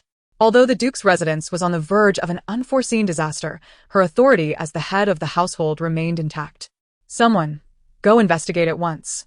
I demand to know who is responsible for this poisoning. The maids and servants in the courtyard promptly sprang into action, and soon, a report was made. Old Madame Lu Posey has hanged herself in her room. Led by the matriarch, the masters proceeded towards the servant quarters. There, they discovered Lu Posey's lifeless body hanging from the beam, having completely succumbed. The matriarch commanded, "Bring Lu Posey's body down." Observing the scene before her, He Ran's first instinct was to conclude that Lu Posey had likely taken her own life out of fear of the consequences. If that were truly the case, her clandestine instigator must undoubtedly be an enemy of the state protectorate. Historical records indicate that aside from the emperor's apprehension towards the Mo family, there have been no mentions of others harboring animosity against them. Nevertheless, the emperor had already resolved to exile the entire Mo clan, making it unlikely that anyone would resort to poisoning them. So, who could this hidden instigator be? Just as she pondered this, the matriarch of the Mo family exuded an authoritative presence, commanding her servants to search both Lu Posey and her dwelling. Lu Posey possessed nothing but a few coins.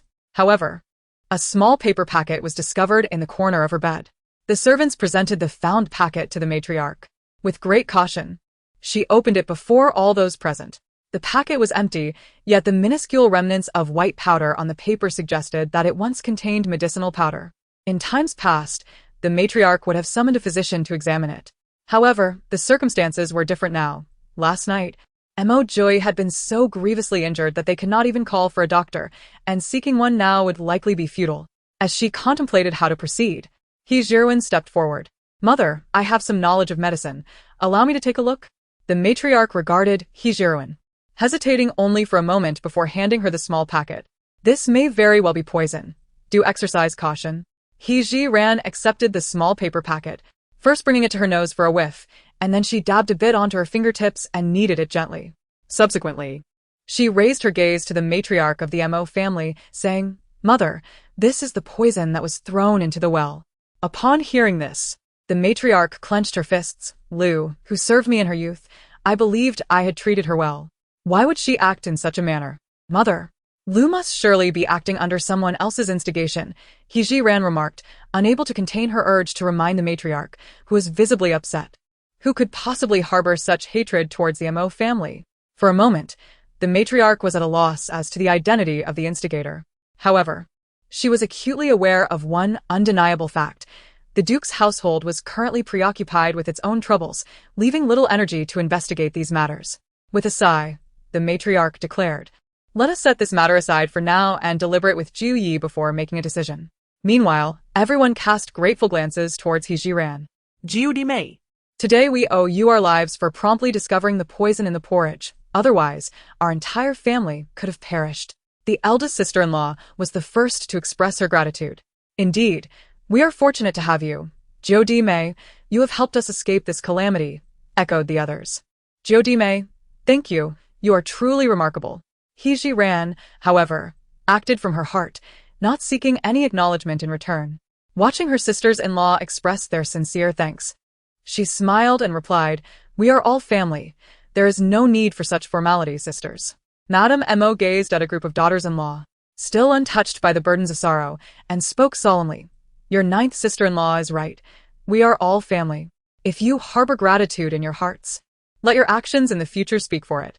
Upon witnessing her mother-in-law's stern demeanor, the sisters-in-law promptly fell silent. Madame Mo surveyed the room and commanded, "First, ensure the body of Lu is dealt with, then fetch water from the wells in the other courtyards to prepare breakfast anew." She contemplated that if they were exiled today, securing a hearty meal in the future would become exceedingly difficult. Thus, it was imperative that they partake in this meal with satisfaction. The servants, upon receiving her orders, hastily set about their tasks. Madame Mo, accompanied by the womenfolk, returned to the reception room. "How have your preparations fared since last night?" she inquired, taking advantage of the time while the servants were busy preparing breakfast anew. "Mother, as per ninth sister-in-law's advice, I have sewn a pocket into my inner garment and wrapped the banknotes in cotton for safekeeping." "Mother, I too have made my preparations. I am also ready."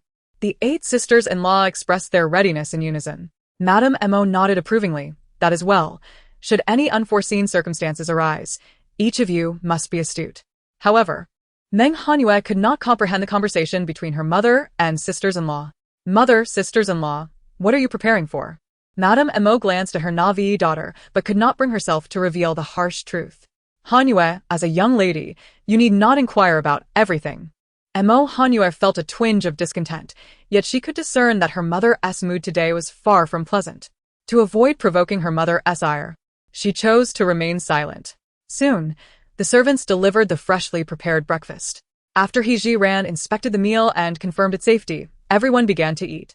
However, the atmosphere during this meal was rather peculiar. The diners appeared sullen, as if they were partaking in their final supper. He Jiran said nothing, swiftly consuming a bowl of congee before rising.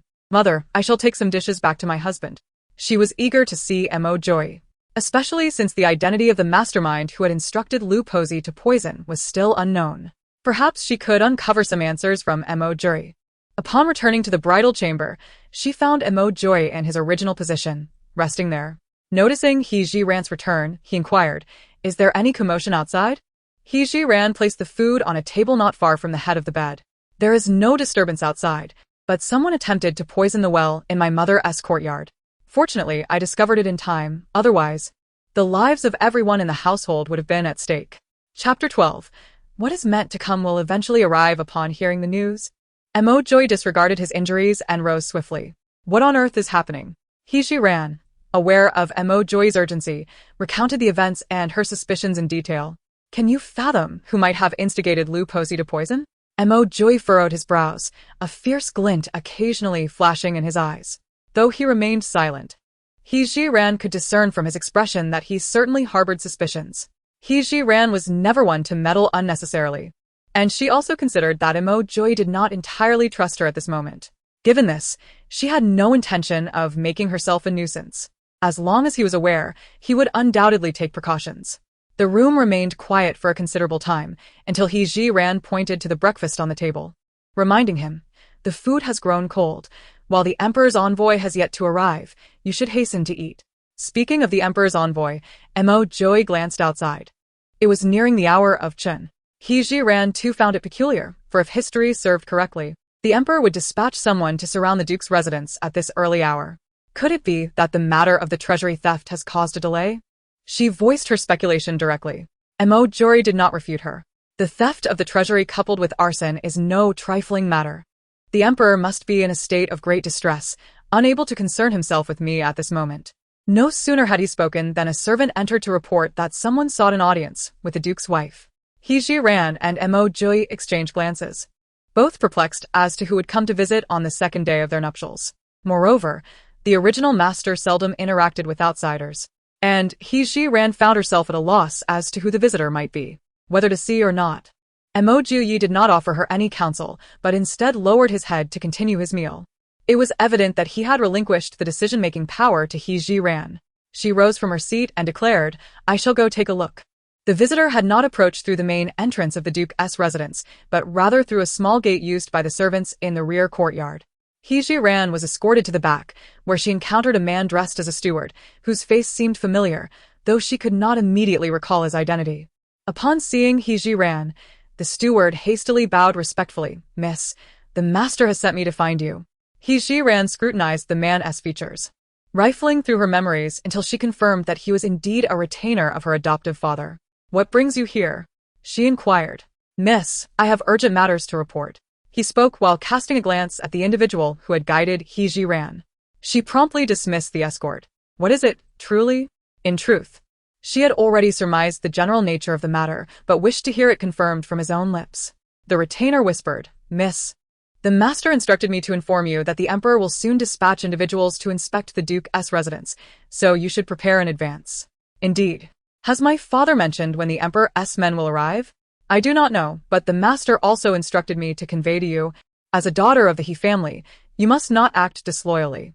Regardless of what befalls the Duke's residence, you must not leave." Regarding this admonition, He Jiran paid it no heed, as she had no intention of leaving the Mo family, since she could elicit no further useful information from him. He Jiran waved her hand, dismissing him. Hearing this news directly was far more tangible than discovering it through historical accounts. Without a moment's hesitation, He Jiran hastened back to the she-room. Before Mo Joy could inquire, she recounted the news brought by the young servant in its entirety. Mo Joy's expression revealed no trace of joy or anger. After a lengthy silence, he coldly remarked, "What is destined to come shall eventually arrive." Although Mo Jioyi displayed no outward emotion, He Ran could discern the profound sense of despair in his tone. Take heart.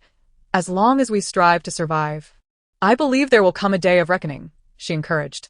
Ah, Here I am, a robust man of 8 feet, yet I must involve my female relatives in this plight. What talk is there of a day of reckoning? Mo Jioyi retorted with a bitter scoff. He Rand understood that he was in a state of despondency. No amount of philosophical reasoning from her would be of any solace, and the future would require gradual encouragement. Just then, a piercing scream from 8th sister rang out. Ah! Why are the water tank and large pot from the kitchen, along with the items from the storeroom, all in 9th brother's courtyard? He Rand had not anticipated that her moment of carelessness would lead to the discovery of the anomalies in the ear room. She was acutely aware of how dire the situation was within. Nearly all the substantial items she had stored in the space were currently housed in that very room. Even the decorative vases within the storeroom. At this point, she fears that even jumping into the Yellow River would not cleanse her of suspicion. Mo Joy merely lifted her gaze slightly and caught a fleeting glimpse of He Rant's panicked expression. If they were to inquire about the matter, it would all be placed upon my shoulders.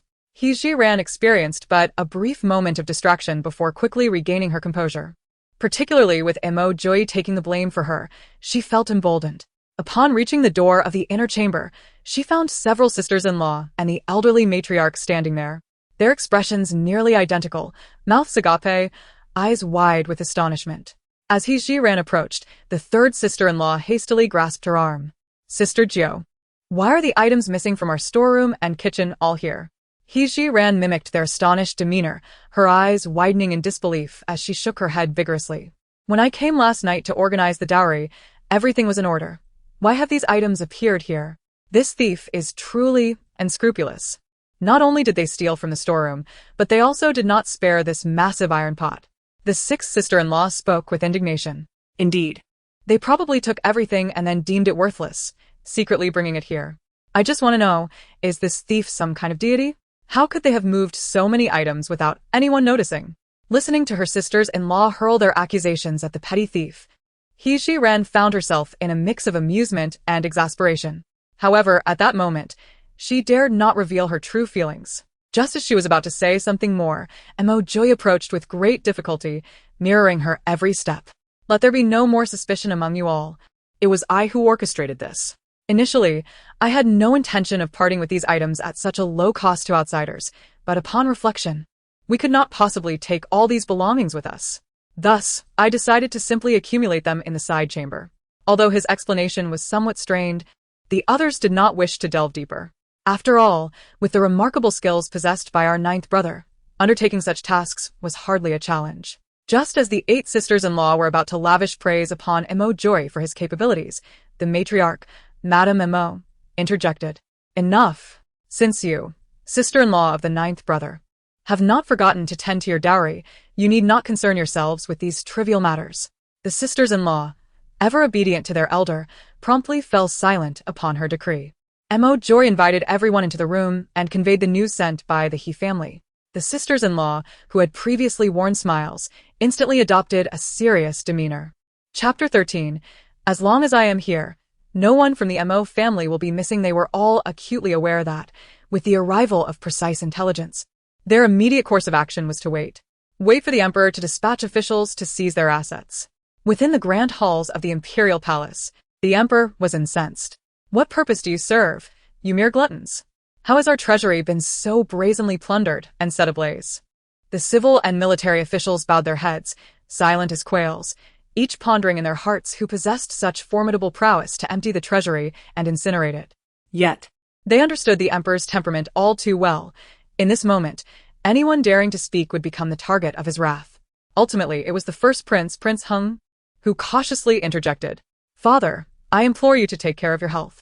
Furthermore, there are pressing matters requiring your attention. The investigation into the theft of the treasury can proceed at a more measured pace. This gentle reminder brought the emperor back from his fury. Prince Hung was correct. There was indeed a significant matter he had yet to address. Suppressing his anger, the emperor commanded his trusted eunuch to proclaim the imperial decree accusing Mo Joy of treason and collusion. Many ministers had already been apprised of this development, and thus did not appear overly shocked. In a realm where the sovereign wished to make an example of someone, those targeted must be prepared to face their fate. However, the number of those forewarned was but a small circle of the emperor's most loyal advisors. He Yuanming had also inadvertently caught wind of this news while overhearing hushed whispers, prompting him to discreetly seek out someone to deliver a message to the Duke of the Protectorate's residence. He was acutely aware that even if he sent the message ahead of time, it would not alter the outcome. He could only hope that the Mo family would take measures to prepare themselves, lest they find themselves destitute and unable to survive during their exile.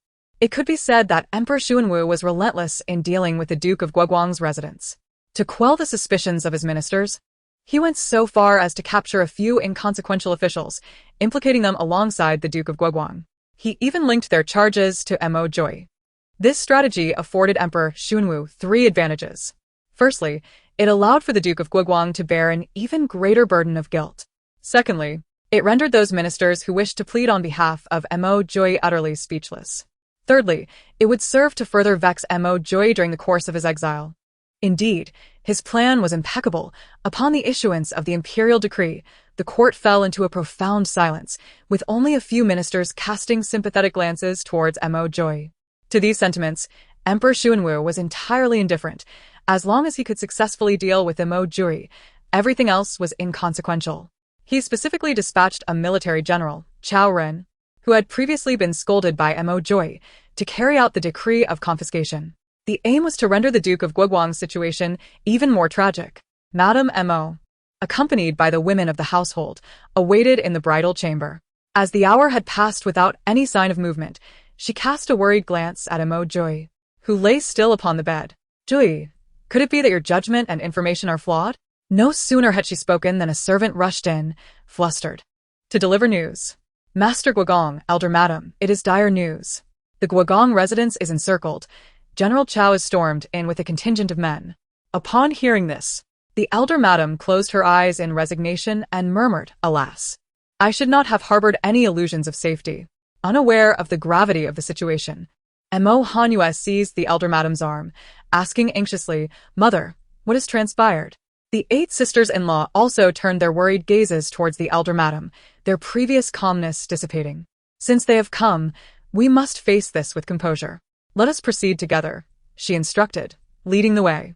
As the group hurriedly followed the elder madam, Ziren turned her attention to the motionless Mo Jiua. "Do not fret, I shall assist mother in managing this," she reassured. Knowing that Mo Jiua was feigning unconsciousness and could not join them, a tinge of melancholy and self-mockery flickered in Mo Jiua's dark eyes. Nevertheless, he earnestly replied to Ziren, advising, "Do not engage in futile struggles, prioritize your own safety.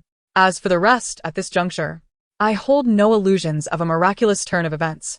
I can only wish for everyone to embark on the path of exile unscathed. Very well, I promise you. As long as I am here, the Mo family shall not lose a single member." Witnessing the heroes and their families wrongfully accused by a tyrant, Ziren felt a weight in her heart. Yet, she endeavored to remain composed and confront the day's challenges with diligence. She quickened her pace, catching up with the elder madam and the others. As they ventured a short distance outside, a cacophony of hurried footsteps echoed, accompanied by the plaintive cries of a few servants. A throng of officials clad in uniform, numbering nearly several dozen, surrounded the gloating Chao Ren, advancing toward them. Before they drew near, a voice boomed, commanding them to halt. "Do not move. We are here under imperial decree to conduct a search." Madame Mo was the first to pause, feigning calm as she regarded the newcomers. Mo Hanhua, terrified, clutched her mother's hand tightly, scarcely daring to breathe. Despite the bold declarations made by her 8 sisters-in-law the previous night, vowing that they would remain Mo family members in life and death, the sight before them rendered them trembling with fear. Only Ziren, standing at the rear of the crowd, fixed her gaze on the officials with an inscrutable expression. Meanwhile, she discreetly retrieved a sharp dagger from her space, concealing it within the folds of her sleeve, ever ready to safeguard her family's well-being. Chao Ren approached with a sinister grin, holding the imperial edict aloft. "Prepare to receive the decree from the Mo family," he announced, his eyes darting around restlessly. "Is it not a grave disrespect that the Duke of the Protectorate does not come personally to welcome the Emperor's command?" With that, he gestured to the officials behind him, instructing, "You shall run back and summon the Duke of the Protectorate to receive the edict." As the arrogant officials prepared to retreat to the courtyard, Madame Mo swiftly interjected. The Duke of the Protectorate was summoned to the palace last night and has suffered 50 lashes. He is currently unconscious and cannot come to receive the decree. Chao Ren was acutely aware that the absence of Mo Joy was precisely due to this reason. He merely sought to impose difficulties upon the Mo family. What? You say the Duke of the Nation was struck by the Emperor last night? His expression was exceedingly exaggerated, deliberately feigning ignorance of the matter, while inwardly reveling in the misfortune. The matriarch of the Mo family let out a cold snort. General Chao, you are a significant minister in the court. If you must convey a decree, do so without adding insult to injury.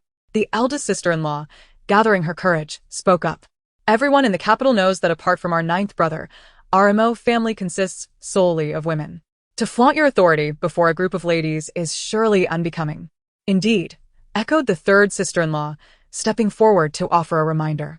Even if we are in a precarious position, we still have relatives serving in the court, and this matter is bound to reach their ears. Chao Ren understood this logic well. It was indeed easy to spread rumors when one bullied a group of ladies, especially those with certain backgrounds. Very well, I shall not trouble you further. The members of the Duke of the Nation's household are to receive the decree. Chapter 14. As long as Chao Ren dares to take action, she shall not show any mercy. Despite her deep-seated hatred for Emperor Xuanwu, certain protocols must not be disregarded. Old Lady Mo was the first to kneel. Upon witnessing this, the 8 sisters-in-law and Mo Hanyu followed suit. He Ji-ran hesitated to kneel, yet she could not afford to stand out too conspicuously. Fortunately, the ample skirts of ancient attire provided her some cover. She discreetly tugged at her skirt to obscure her legs and crouched behind the others. By the mandate of heaven, the emperor decrees that, following an investigation, Duke Missouri Joy has colluded with foreign traders, embezzled provisions, and conspired alongside court officials in numerous acts of treason. The benevolent current sovereign, considering the loyalty of the Mo family's ancestors to the nation, has spared them the death penalty. All possessions of the Mo family shall be confiscated, their servants sold, and the Mo family exiled to the northwest. Fortunately, the Mo family had mentally prepared for such an unjust imperial edict, preventing them from succumbing to despair. They even refrained from voicing their grievances, for they understood that the emperor was intent on punishing the Mo family and that pleading for mercy would be futile. The very individuals dispatched to seize their assets indicated the emperor's desire to see the Mo family suffer. Otherwise, he would not have sent the malicious Chao Ren.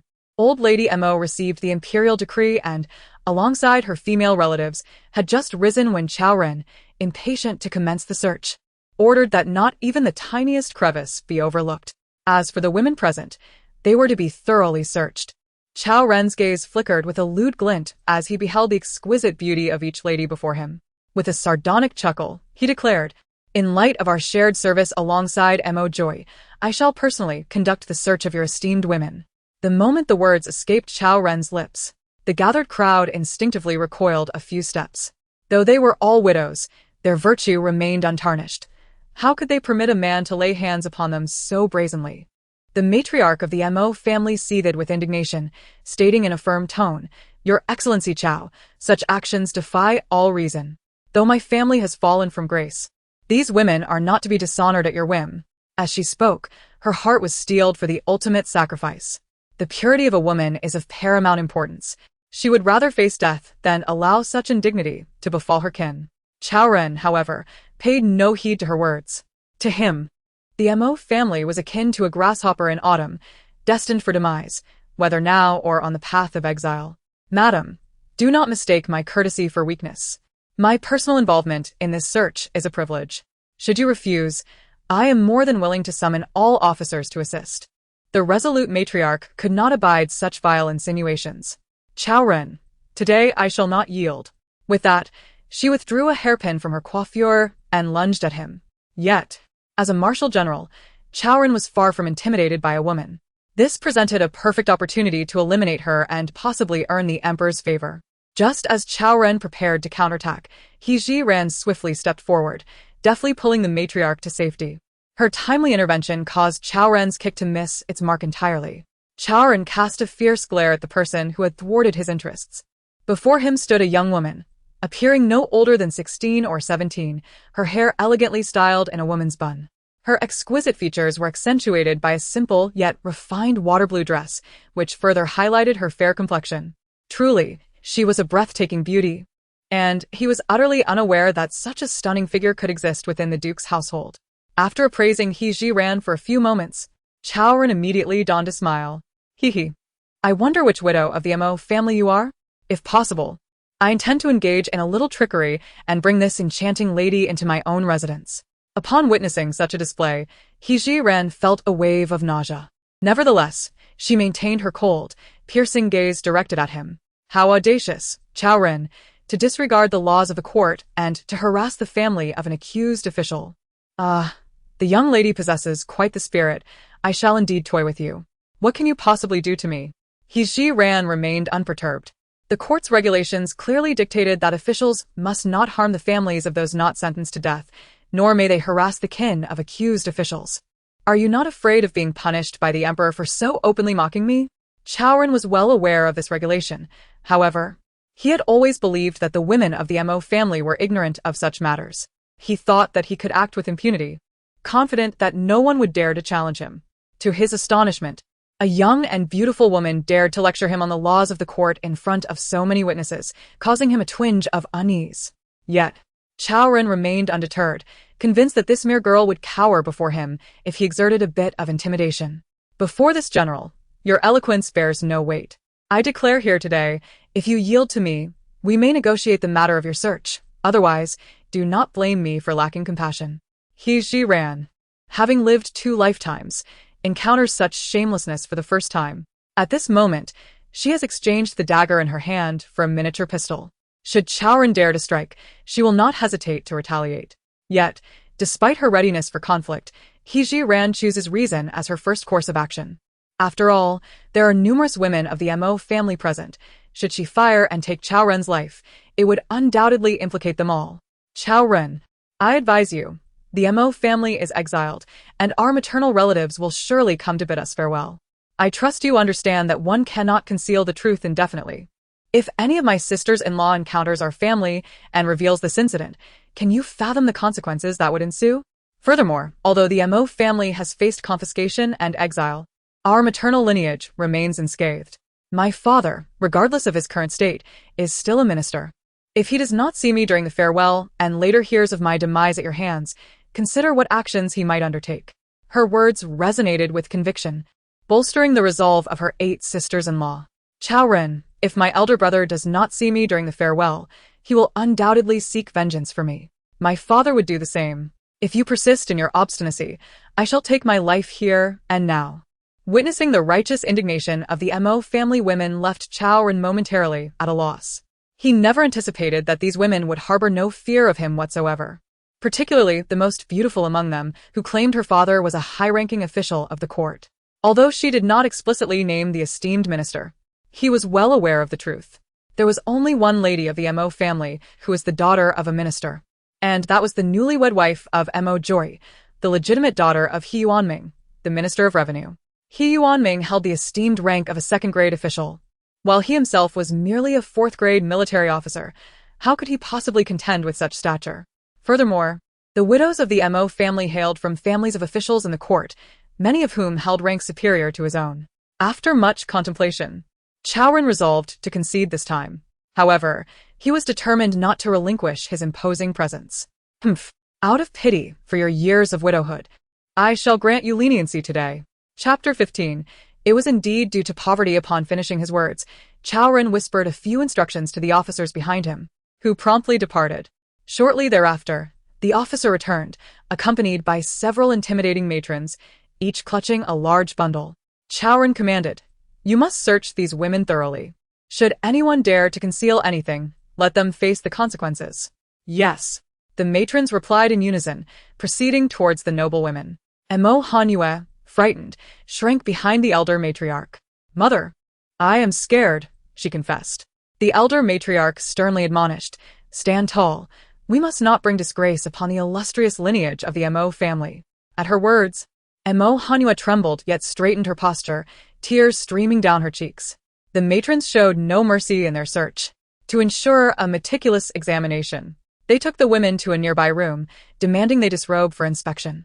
Consequently, as foretold by He Jirong, the concealed pockets sewn into their undergarments could no longer hide their secrets. None were spared. All the banknotes hidden within the pockets were uncovered, along with the jewels adorning their heads, all confiscated. Witnessing the scene, He Jirong felt an overwhelming sense of relief that her medical supplies had also traversed to this realm, allowing her to carry away her possessions without concern. Ultimately, the matrons even stripped the noble women of their silk garments, compelling them to don the coarse linen clothes they had brought. The sight of these garments, not only drab in color but also riddled with patches, left the sisters-in-law feeling utterly disheartened. Sister 8, filled with indignation, exclaimed, "Our garments are hardly worth anything. Surely they wouldn't take those as well?" The matron, revealing her yellowed teeth, retorted with a derisive laugh, "Recognize your current predicament. The mere fact that you possess clothing to cover yourselves is already a stroke of fortune. What more do you wish to complain about?" Sister 8 attempted to voice further objections, but was silenced by the matriarch, Lady Mo Zhao family. "There is no need for further words." As she spoke, Lady Mo casually picked up a patched garment and draped it over herself. He ran unfazed, followed suit, donning a random piece as well. The other sisters-in-law and Mo Hanyu, witnessing this, could only stifle their rising anger, each reluctantly taking a garment to wear. Fortunately, they still wore their own shoes. Once the matrons saw that they had all donned the clothing, they turned to leave, carrying their spoils with them. They presented the entirety of the silver notes and jewelry to Chao Ren without a single item missing. Gao Zhen, observing the meager sum of a little over 1,000 taels of silver handed to him, disdainfully tucked it away, while the jewelry was placed into a pre-prepared wooden chest. With their silver confiscated, the sisters-in-law felt utterly despondent. Without funds, reaching the northwest alive would prove exceedingly difficult. Lady Mo, too, lost her earlier composure, devoid of silver. How would they bribe the merciless officials along the way? Just as the women were engulfed in despair, the others who had been searching the various courtyards of the Duke of Hugo returned, bringing news that would nearly incite Chao Ren's fury. "General Chao, I must report that the storeroom of the Protectorate Duke's residence is utterly bare." "What do you mean?" Chao Ren exclaimed, his face a mask of disbelief. The official, trembling, reiterated, "General Chao, there is truly nothing in the storeroom. Moreover, the kitchen is devoid of provisions as well," another official added. Furious, Chao Ren turned his gaze towards the womenfolk, demanding, "Speak. Have you not transferred the possessions of the Protectorate Duke's residence in advance?" Madame Mo replied in a solemn tone, "General Chao, the imperial edict for house confiscation was only issued today. Do you suppose my Mo family possesses the foresight to relocate our belongings beforehand?" Upon hearing Madame Mo's response, Chao Ren recognized the validity of her reasoning. However, he found it hard to believe that the esteemed Protectorate Duke's residence could be reduced to such penury. Just then, another official returned with news. "General Chao, we have discovered several large water tanks and some trivial items in the courtyard of Mo Joy. Additionally, we found a few pieces of women's jewelry and several tens of taels of silver," the official continued. As he listened to these reports, Chao Ren arrived at a definitive conclusion. It was not that the Mo family had preemptively relocated their wealth. Rather, they were genuinely impoverished. If they had indeed moved their possessions, there would not be any jewelry or silver left behind. To his astonishment, the illustrious Protectorate Duke's residence was poorer than his own modest household as a fourth-rank general. No wonder Mo Jury donned a black robe daily, for he had never seen him change clothes. It was evidently a matter of financial constraint. Little did he know that ever since Mo Joy became aware, the family had often held funerals for his brothers. Mo Jory donned a black robe daily to honor those brothers who sacrificed their lives for the nation. He did not possess merely one black robe.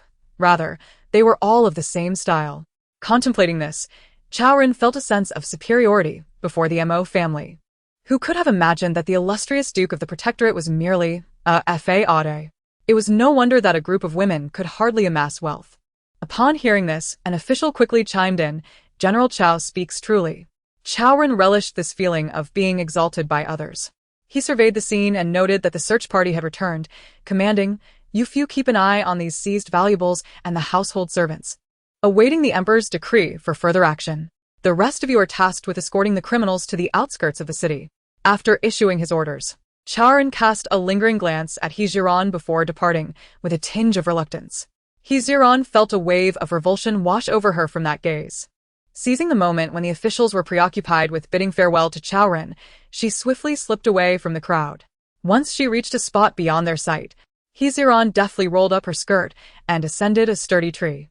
Entering her concealed space, she retrieved a sniper rifle she had stored there.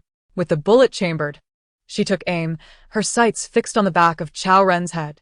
It was not until he had exited the Duke's residence and mounted his steed that she finally squeezed the trigger. A thunderous explosion resounded, and in an instant, Chao Ren, who had been displaying his might before the Mo family, swayed and fell from his horse. Simultaneously, He Ziran swiftly retreated into the spatial realm. The gunshot echoed like a clap of thunder, compelling everyone to trace its origin. She intended to remain hidden temporarily, waiting for the crowd's attention to divert before re-emerging. Had it not been for Chao Ren's repeated provocations, He Ziran would have preferred to avoid trouble at that moment. Such a person, living another minute, was merely a waste of air. Little did she know that her every move was closely observed by Mo Jioyi, who lurked in the shadows. Who was this woman? And how did she possess such formidable weaponry? Furthermore, she could vanish into thin air. Could it be that she was a divine being? Mo Jioyi vigorously shook his head, realizing that He Ziran's actions over the past few days had far exceeded his understanding. Chapter 16. The prosperity of the capital and their disconnection regardless of the circumstances. Based solely on He Ziran's recent protection of the Mo family and her ruthless actions against Chao Ren, one could ascertain a singular point. He Ziran currently harbors no malice towards the Mo family.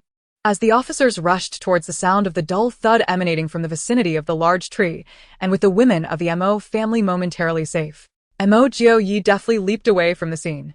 Despite the chaos unfolding outside, He Ziran experienced yet another delightful surprise upon entering her space. The dagger, mini handgun, and sniper rifle she had just retrieved had all multiplied, each now appearing in duplicate. For He Ziran, these items were invaluable. Their abundance would surely aid in preserving her life on the road. After waiting for approximately 10 minutes in her sanctuary, He Ziran finally emerged to find that the officers had vanished, and the women of the Mo family had also disappeared from sight. She swiftly descended from the tree and returned to the joyous room, where she saw several sisters-in-law under the watchful eye of the officers. Lifting Mo Jioyi onto a wooden board, the four sisters-in-law struggled to carry the board outward, while the officers incessantly urged them onward, demanding they hasten their pace and refrain from dawdling. Mo Jioyi felt an overwhelming sense of shame as he was borne by the sisters-in-law. It was his inadequacy that compelled them to shoulder such burdens amid their own trials. Observing their laborious progress, He Ziran suddenly recalled the wooden cart that the officers had discovered earlier. "Wait!" she called out. The leading officer turned back. Annoyance etched across his face as he inquired, "What is it? Are you not eager to send us to the outskirts of the city?" He Ziran spoke with a calm demeanor. "And what of it?"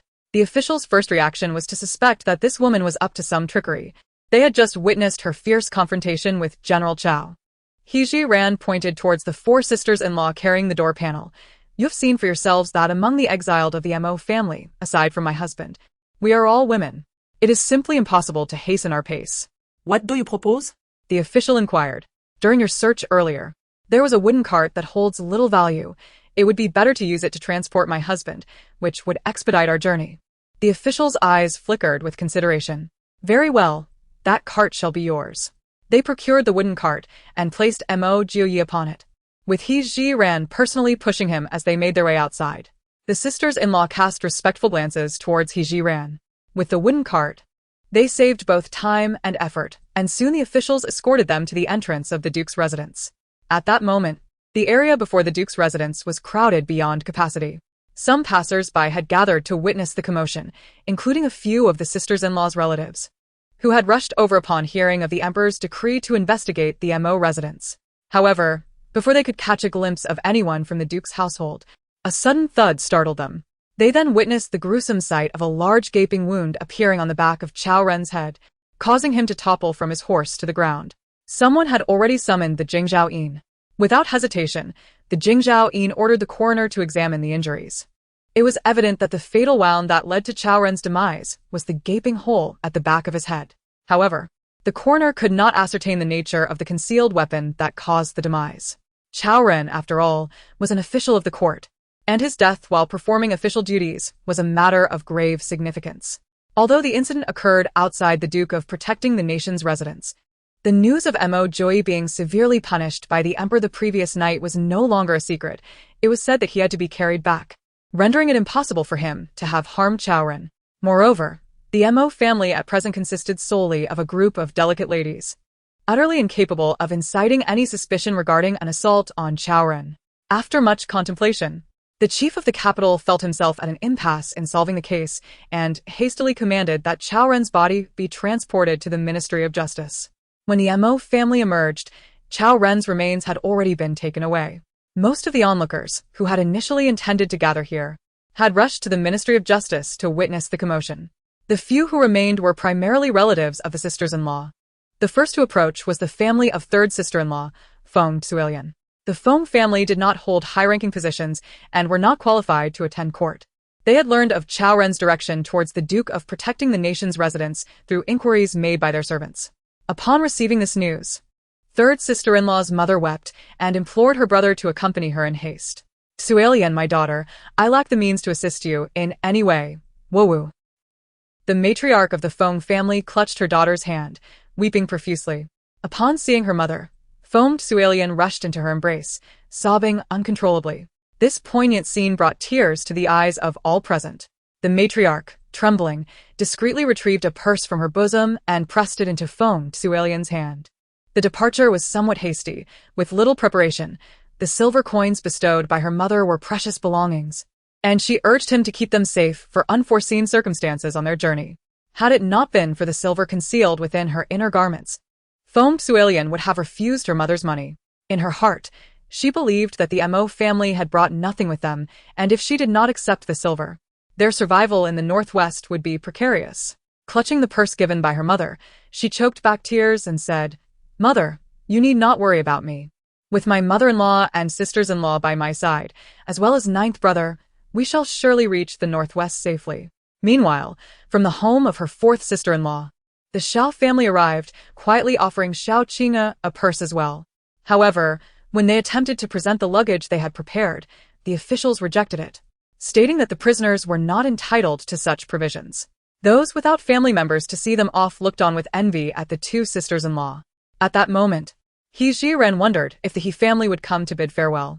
Ultimately, no one from the He family appeared. As time grew short, the officials urged the Mo family to depart, forcibly dispersing the Xiao and Feng families who had come to see them off. Taking one last glance at the grand gates of the Duke of Hugua's residence, the matriarch of the Mo family took the first step forward, with the somewhat startled Mo Hanyu closely following her mother. Next came He Jiran, pushing Mo Jiuyi in a wooden cart, followed by 8 sisters-in-law. As they traversed the bustling streets, the air was filled with the lively calls of vendors on either side. At this moment, the Mo family members were acutely aware that the splendor of the capital was no longer entwined with their fate. Under the watchful eyes of the common folk, they were escorted by officials beyond the city gates. Except for the third and fourth sisters-in-law, who were able to bid farewell to their families, the other 7 sisters-in-law, including He Jiran, were met with the absence of their kin. The sisters-in-law, who had clung to a glimmer of hope, found their spirits utterly crushed upon stepping beyond the city threshold. They could not help but lament the coldness of society. Those who had once been so amiable now dared not show their faces at such a time. He Jiran, however, felt little dismay, as she still regarded herself as an outsider and held no significant expectations of her original parents. Each member of the group harbored their own thoughts, and before they realized it, they had reached the outskirts of the capital. To their surprise, they discovered that, in addition to the officials tasked with their escort, there were many other prisoners awaiting them, similarly exiled alongside their families. The positioning of these prisoners indicated a collective banishment of entire clans. Chapter 17. A Moment of Incense.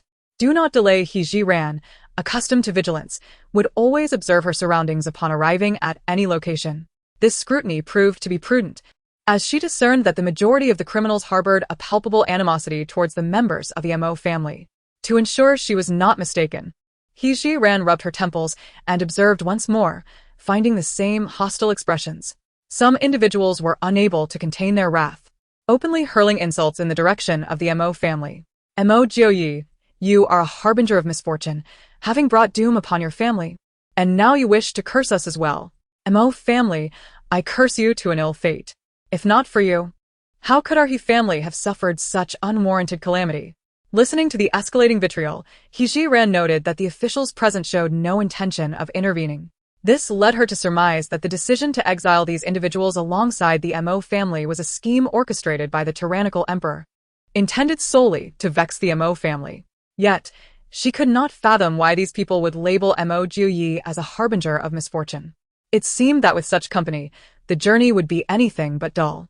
Mo Jiuyi, amidst the cacophony of insults, struggled to maintain his composure to avoid acting impulsively against his accusers. Nevertheless, he was keen to identify the source of the slander. Thus, he discreetly narrowed his gaze, partially concealed by a stray lock of hair, and turned towards the origin of the voices. Among the crowd, he recognized several individuals, government officials. It was evident that the perpetrators of the insults were the family members of those officials. It is perplexing why these individuals would berate themselves. Mo Joy's mind raced as he pondered whether he had any grievances with these people. Soon he arrived at a conclusion. One of the officials, surnamed He, had previously served as the Deputy Minister of Revenue.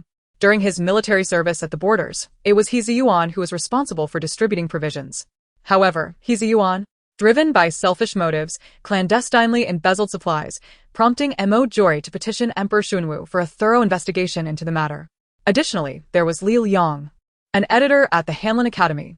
Shortly after returning to the capital, Li Liang approached him, seeking to marry his illegitimate daughter to him as a concubine, a proposition he promptly rejected. Apart from this, he had no further dealings with Li Liang. Looking at the family that was vociferously expressing their disdain, it was Fang Chuanzhou, the Deputy Minister of War. Fang Chuanzhou had never had any enmity with Mo Joy. Like He Jiren, he too wondered why these people would label him a harbinger of misfortune. Could it be that when the emperor condemned them, he inadvertently implicated Mo Joy as well? As Mo Joy remained in a state of confusion, his sister-in-law, Xia Fang, rushed towards the direction of the insults, her voice quivering with tears. Father, mother, elder brother, little brother, why have you also been implicated? It was no wonder that her family, who cherished her dearly, had not come to bid her farewell. Xia's father wore a troubled expression, forcing a smile that was more grotesque than tears in front of his daughter. It is I who have erred, incurring the emperor's wrath. You speak falsely, father. The Xia family has clearly been entangled in the affairs of the duke's residence. Why do you conceal this from my sister? Xiaming's face was etched with resentment as he glared furiously at Mo Joy, who was sprawled across the wooden cart. Just as Xia Fang was about to inquire further, Xia's father interjected with a reprimand. Xiaming, cease your chatter. Is this a place for idle talk? Xiaming cast a reluctant glance at his father, ultimately surrendering to silence. Elder sister-in-law was not oblivious to the intricacies of the situation, especially with so many eyes upon the Xia family. Even though she was eager to ascertain the truth, she understood the necessity of patience. Observing elder sister-in-law approach her maternal relatives, Mo Joy and He Jiren perked up, keen to glean the unfolding narrative. However, Xia's father proved to be rather cautious, leaving the two in a state of disappointment, yearning for clarity, yet finding no immediate opportunity. In contrast, old Madame Mo displayed composure. Upon encountering her in-laws, she offered a polite nod, acknowledging their presence regardless of their sentiments towards her.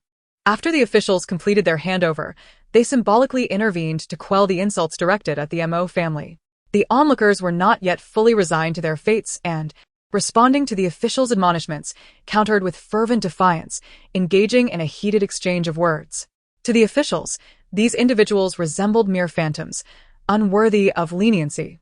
In an instant, one official unsheathed his whip and lashed out at the most vociferous offenders. If you tire of life, just say so. There's no need to prolong your existence in the Northwest. The sting of the whip jolted them back to their senses, the pain restoring a semblance of rationality.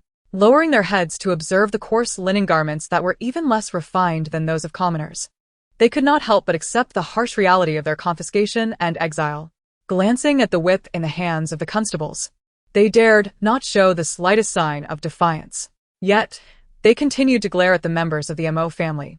The womenfolk of the Mo family, led by the venerable matriarch, paid no heed to the expressions of those around them, leaving the onlookers with a sensation akin to striking a fist against cotton.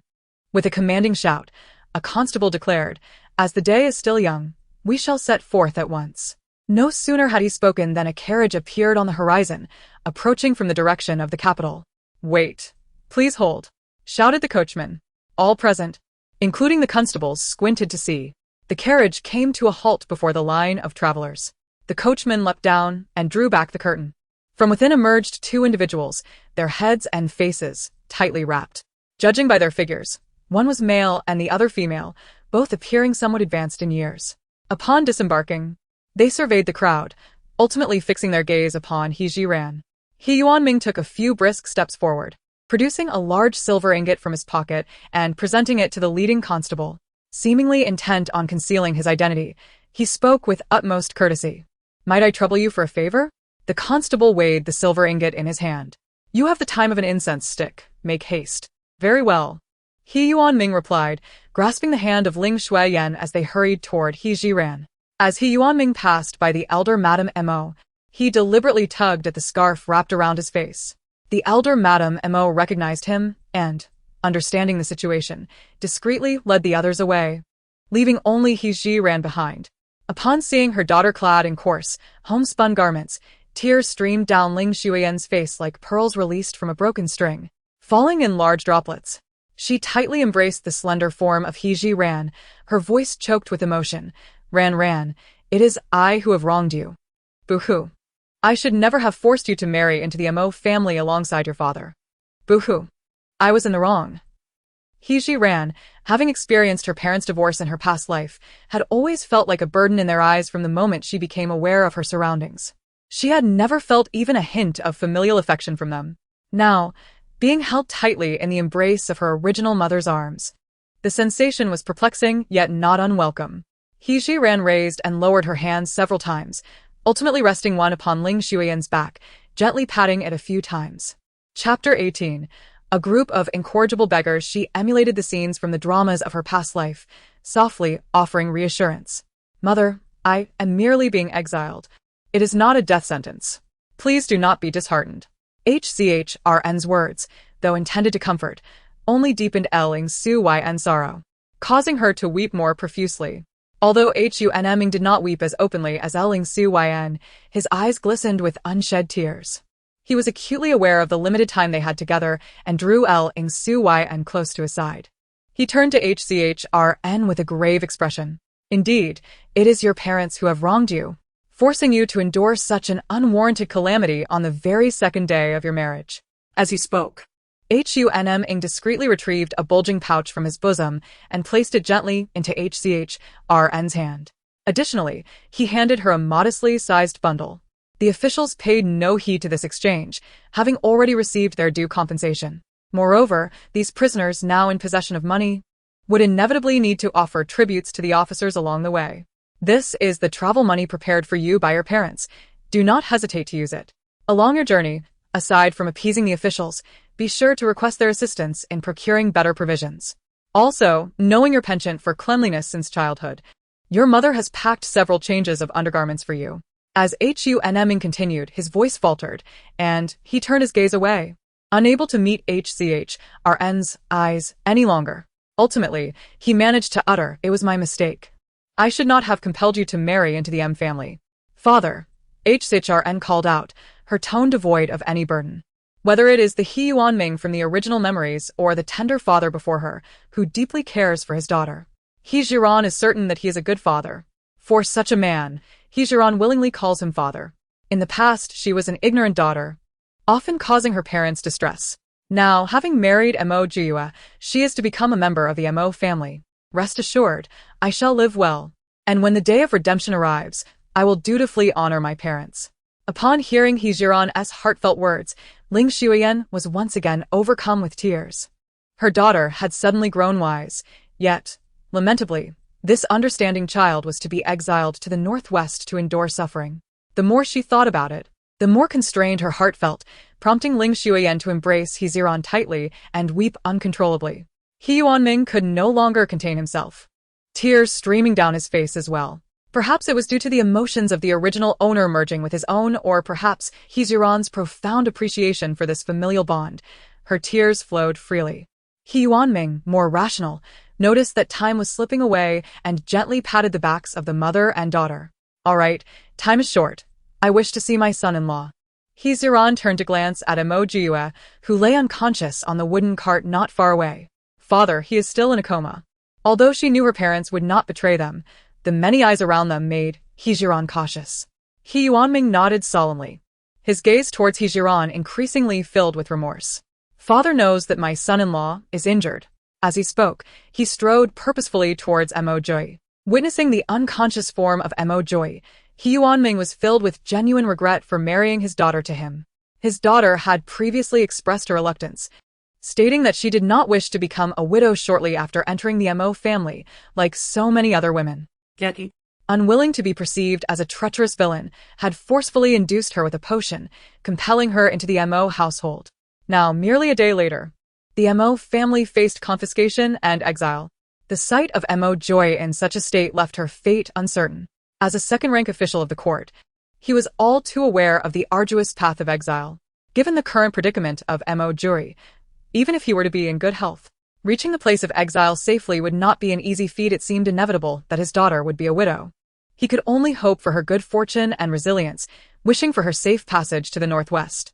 When the emperor's wariness towards the Mo family diminished, he would devise a plan to bring his daughter back from the northwest. Observing Emojue, Ling Shuiyan could not help but weep, her heart aching for He Ziran. Simultaneously, she shared He Yuanming's sentiments, regretting their insistence on marrying their daughter into the Mo family. He Yuanming endeavored to compose himself, seeking a discreet angle where the officials could not see him. He retrieved a letter from his bosom and discreetly placed it in Emojue's embrace. Rising to his feet, he glanced at the elder Mrs. Mo and said, "Dearest in-laws, Ranran has been rather spoiled by our family. If she has erred in any way, I trust you will show leniency and understanding." "Such words are uncalled for," said the mother-in-law. "That child from the He family is remarkably clever, and I hold her in high regard." With that, He Yuanming said little more and turned to leave, pulling the still sobbing Ling Shuiyan along with him. Ling Shuiyan glanced back 3 steps, reluctant to part from He Ziran, her gaze lingering until her daughter's figure faded from view. This sudden surge of familial affection stirred a medley of emotions within He Ziran. She felt an intense envy toward the original owner of this body, who had such understanding and affectionate parents. Alas, the original owner's fate was fleeting, with only a brief 17 years shared with this bond. Therefore, she resolved to honor her parents in place of the original owner. Though this vow seemed distant, He Ziran was confident that as long as Emojue could thrive, the Mo family would surely return to the capital one day. Seeing He Ziran lost in sorrow, her sisters-in-law quickly approached to offer comfort. "Sister-in-law, do not be disheartened. Hida is a man of integrity, and he will certainly be safe. Indeed, dear sister-in-law, look at how fortunate you are. Your parents have traveled such a distance to see you off, unlike me, who cannot even glimpse a familiar face at home." Feeling the kindness of her sisters-in-law, He Ziran smiled in response. "Rest assured, sisters-in-law, I believe we will have our day of return." Just as her sisters-in-law were about to say more, the officials began urging them onward. "Enough standing around, we must hurry along our journey." He Ziran wiped away the remaining tears from the corners of her eyes with her sleeve and pushed the wooden cart forward. Her third sister-in-law hurried to catch up. "Sister-in-law, let me assist you," Madame Mo remarked. "Traveling while pushing a cart is no easy feat. Let us take turns." In ancient times, the roads were merely dirt paths, often riddled with potholes, causing the cart to jolt incessantly. Furthermore, after more than half a month without rain, the oppressive heat left everyone drenched in sweat. Occasionally, a gust of wind would rise, enveloping them in dust that clung to their exposed skin. By the time evening arrived and they prepared to rest, everyone, including the constables, appeared disheveled and dusty. The Mo family exchanged glances, and in their patched coarse linen garments, along with their embroidered shoes, the color of which had long faded, they resembled a band of beggars. Although He Ziran had only pushed the wooden cart for less than half an hour, she felt utterly exhausted. After all, her body had been accustomed to a life of luxury and had little stamina. After merely an afternoon of travel, she found herself slumped on the ground, unwilling to rise. The others were similarly fatigued, unable to straighten their backs and lamenting their plight. Moreover, they had eaten breakfast early that day, and now, after a full day's journey, their energy was entirely depleted, leaving them ravenous, their stomachs pressing against their backs. On her first day of exile, He Ziran was unaware of what their provisions would be like. In truth, she held little hope. Just as she pondered this, the leading constable called out loudly, "Dinner is served. Coarse steamed buns are free, one for each person. White steamed buns cost 2 taels of silver for 2. If you have no silver, do not even think about it." Listening to the shouts of the officials, Hiji Ran nearly succumbed to laughter. These officials were quite audacious, openly pricing the food. And the cost was akin to highway robbery. Upon hearing this, Mo Hanue grasped the arm of the old matriarch, expressing her discontent.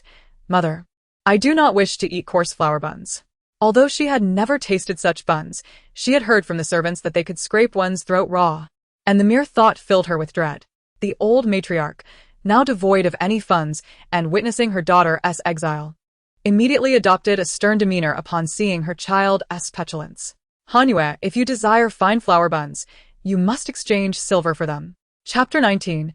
This is the true essence of a Mo family woman. Mo Hanue stared wide-eyed at the old matriarch of the Mo family, her expression one of utter disbelief. "Mother, I possess no silver whatsoever. If there is no silver, one must make do with what one has." The old matriarch did not lack concern for her daughter, however. Upon leaving the Mo residence, all the silver notes she had concealed were confiscated, leaving her destitute. Although several of her daughters-in-law had some silver, as an elder, she could not bring herself to request assistance from her juniors. "Mother, I have a bit of silver. Perhaps I could procure some steamed buns from the officials?" Witnessing her usually lively and charming sister-in-law shed tears over a meager meal, the third sister-in-law felt a pang of sympathy. "Do not fret, sister-in-law. Let us observe how others manage," advised Hiji Ran. This was her intention, for the entirety of the treasury was contained within her space, and she felt no remorse in purchasing a few steamed buns for her family. However, it was merely the first day of their exile, and she had yet to ascertain the nature of the officials and the other prisoners. Thus, she wished to avoid drawing undue attention to herself. His reasoning held merit. It was wise to observe before taking action. The old matriarch concurred with Hiji Ran's suggestion. The Mo family remained obedient, taking no action and maintaining a watchful stance. It must be noted that the other 4 families in exile were indeed unfortunate. They received the edict for confiscation and exile almost simultaneously with the Mo family, caught utterly unprepared, a decision seemingly made on a whim by Emperor Shun. As a result, these 4 families found themselves in a state of utter destitution. Ordinarily, the transportation of exiled prisoners was a lucrative endeavor. They have always turned a blind eye to the relatives who come to bid farewell, and they do so with genuine willingness. Only in this manner can the prisoners possess money. When the prisoners have money, they stand to gain. However, despite calling out for white steamed buns priced at 2 taels of silver for each, not a single person chose to purchase them. In a fit of anger, the guards reduced the allocation from 1 free black steamed bun per person to merely half. Fortunately, the Mo family, aside from Mo jury, consisted mainly of women, who naturally had smaller appetites. The sisters-in-law reasoned that although they received only half a bun, as long as they did not starve, it would suffice. Yet, upon receiving the buns, they were taken aback. The black steamed buns were as hard as stones, and biting into one could easily break a tooth. "Mother, this bun is so hard I can't bite into it." And Mo Hanue began to shed tears. "Yes, mother. If we have to rely on such buns for our survival on the road, we might not be starved to death, but rather choked. Mother, my sister-in-law and I have some silver. Why don't we buy some white steamed buns instead?" Upon hearing her daughters-in-law and granddaughter's words, old Madame Mo instinctively glanced at Hiji Ran. Although she did not know much about this newly-wed daughter-in-law, old Madame Mo could discern that Hiji Ran was a woman of firm opinions. Hiji Ran calmly shook her head slightly towards old Madame Mo. "Mother, let us not be hasty. Let us wait and see." Just as her words fell, a wail of a child echoed from the nearest Xia family group. The second sister-in-law promptly got up to investigate. "Brother, what has happened to Liner?" Xia Chao exclaimed, his eyes filled with anguish as he extended his palm towards Xia Fong. Liner's slightly loose front tooth had been knocked out by a bun. Upon closer inspection, the 5-year-old Xia Lin had blood smeared around her lips.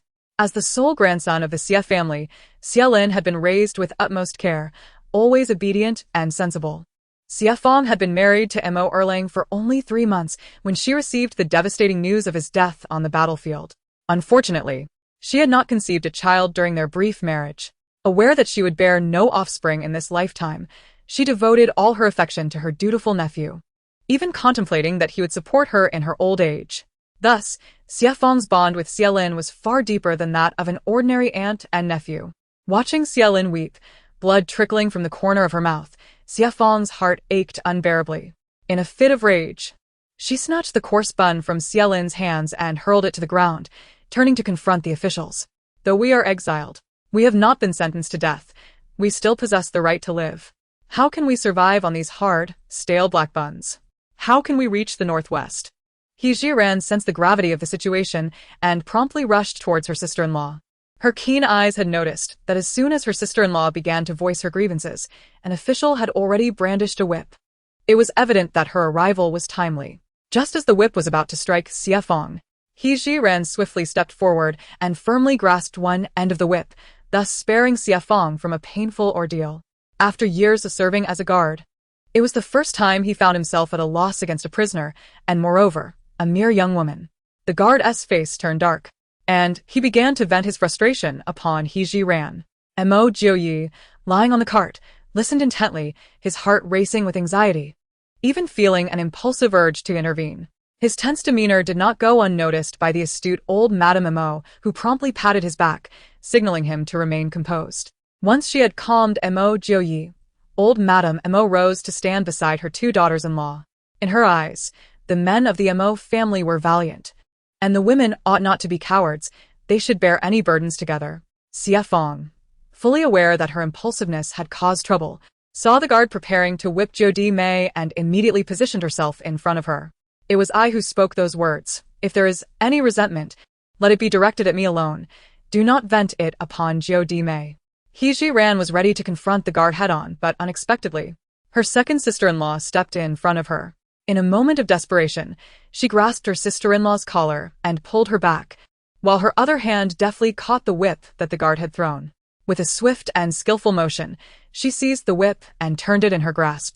The other guards, initially feigning indifference by eating steamed buns, had intended to provoke the prisoners and enjoy the spectacle. However, upon witnessing their comrades' whip being taken away, their anticipated entertainment was thwarted. They abandoned their buns and drew their swords, advancing towards the trio of women. He Jiran, undeterred, exuded an aura of determination. You cowardly individuals, it is the valiant sons of the Mo family who have shed blood and sacrificed their lives to secure your current tranquility. Now, as our Mo family finds itself ensnared and reduced to such a state, you lowly creatures emulate the despicable by adding insult to injury, flaunting your might before us. The vulnerable women, observing your cowardly demeanors, it is evident that this is the extent of your capabilities. Were you to be sent to the battlefield to confront the enemy, you would likely lose your heads in an instant. He Jiran's words resonated with authority, igniting a fervor within the Mo matriarch. Well spoken. This is the spirit that we, the women of the Mo family, ought to embody. As she spoke, the matriarch cast a discerning glance at the expressions of the officials, revealing that not all of them were malicious. Some had discreetly sheathed their weapons, adopting a posture of observation. Chapter 20. The Silver Ring Snake. The two sides remained locked in a stalemate, neither daring to make the first move. He Jiran's reluctance to act was not born from fear of the officers, but rather from her desire to avoid escalating the situation. After all, the journey ahead was long, and engaging in a brawl over such trifles would yield no benefits for the Mo family. Meanwhile, the officers who had yet to lower their weapons were genuinely intimidated by the imposing presence of both the old matriarch of the Mo family and He Jiran. At the same time, other female members of the Mo family, including the timid Mo Hanyu, gathered around. Though their hearts trembled with fear, they stood firm, rallying in support of their matriarch and the ninth sister-in-law. During this tense standoff, members from three families, aside from the Xie family, began to speak. Gentlemen, do not be swayed by the women of the Mo family. They seek to mislead you in order to escape the consequences of their actions, one of them asserted. It is the old duke and his 8 sons who have sacrificed for the nation. Even if they did not perish on the battlefield, they would surely be driven to despair by the traitor Mo Joy. We, too, have suffered due to Mo Jury's machinations. What compassion is left to be shown to such individuals? Indeed, the women of the Mo family have been bewitched by Mo Joy and are now united in purpose with him. None of them can be trusted. Gentlemen, do not hesitate to strike them. The members of the Xie family found themselves in a difficult position. They harbored a deep-seated hatred for the Mo family. Yet they understood that this turmoil was instigated by Xie Feng. The Mo family's assistance to Xia Fong was, in essence, a form of indirect support for themselves. After much contemplation, Xia's father ultimately decided to voice a word of reason. I pay no heed to the actions of Mo Joy. What I am cognizant of is that the majority of these women are the widows of heroes. Their husbands perished valiantly on the battlefield for the sake of the Great Shun dynasty, an indisputable fact. The He, Li, and Fong families initially believed that the Xia family would stand united with them. However, to their astonishment, they were foolish enough to advocate for the very enemies who had orchestrated their own confiscation and exile. In an instant, the three families directed their ire solely at the Xia family. Xia Tianhai, do not forget the reasons behind your family's banishment. Xia Chao and Xia Ming, it seems your father has succumbed to confusion. Hasten to escort him home and refrain from further involvement. As the scene descended into chaos, an officer swiftly interjected, "Silence. Do you wish to be beaten?" At his command, the atmosphere fell into an immediate hush. The officers had witnessed the punishment firsthand, and no one desired to endure such corporeal suffering. Just then, the commanding officer, Peng Wang, let out a startled cry, crouching down to clutch his right calf. "Ah!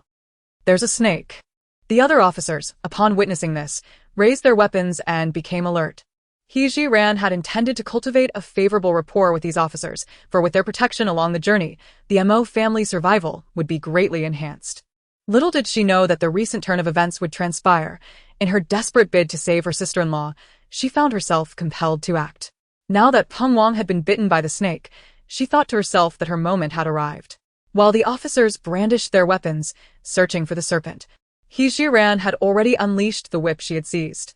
The strike landed precisely at the vulnerable spot of the serpent. This frail body lacked the strength of its former self, and thus, the force exerted could not compare to past prowess. Although the serpent was struck, it continued to coil in place, albeit at a considerably reduced speed. Her actions, however, drew the attention of the officials, and one swift individual seized the opportunity to strike with a blade. Though the serpent was not slain by He Jiran's hand, her contribution was undeniably significant. Had she not promptly identified its location, it was likely that other officials would have suffered a venomous bite. Yet, the ingrained customs of the years prevented them from showing leniency towards a criminal. Moreover, who could ascertain the sincerity of her intentions? What if her fortuitous strike was merely a stroke of luck?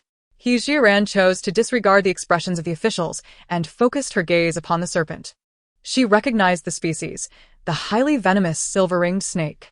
The venom of this serpent is a potent neurotoxin, impairing the functions of the nervous system. In the initial stages of a bite, localized pain may occur, though it is often subtle. Several hours post-bite, symptoms such as drowsiness, motor dysfunction, drooping eyelids, dilated pupils, localized weakness, difficulty breathing, and respiratory failure may manifest. Without timely intervention, it can lead to death. As a healer, He Jiran felt compelled to offer a word of caution. This venom is exceptionally potent. It would be prudent to first apply a tourniquet below the knee to prevent the spread of the toxin, and then... Where do all these venomous snakes come from? If they truly were venomous, could I still be so sprightly? I was merely startled for a moment, but now the wound has dulled, and there is no significant harm. To prove my well-being, Peng Wang effortlessly stood up. "Come here and take care of that snake. Let it serve as our evening repast." Observing Peng Wang's nonchalance, He Jiran chose to remain silent. She had expressed her concerns, yet he remained unconvinced, leaving her with no recourse. Now, she awaited their approach to seek her counsel. To rush in uninvited is not the way of business. He Jiran turned mother. "Let us return." "Very well, let us all go back," commanded the matriarch, and the women of the Mo family returned to their respective places. Given the circumstances and He Jiran's prior discovery of the snake's location, the officials decided to turn a blind eye to the matter and refrain from further inquiry. Just as everyone settled into their seats, the second sister-in-law leaned towards He Jiran, her voice laced with remorse. "Ninth sister-in-law, I am grateful for your assistance. It spared me from physical suffering. Sister-in-law, we are family. It is only natural to lend a hand. Alas, it is my own impulsiveness to blame. I knew full well that those officials would resort to violence, yet I could not restrain myself from seeking justice for my nephew." He Jiran noted her sister-in-law's tendency towards impulsivity. While she held no grudge against Xia Fong, a reminder was still warranted.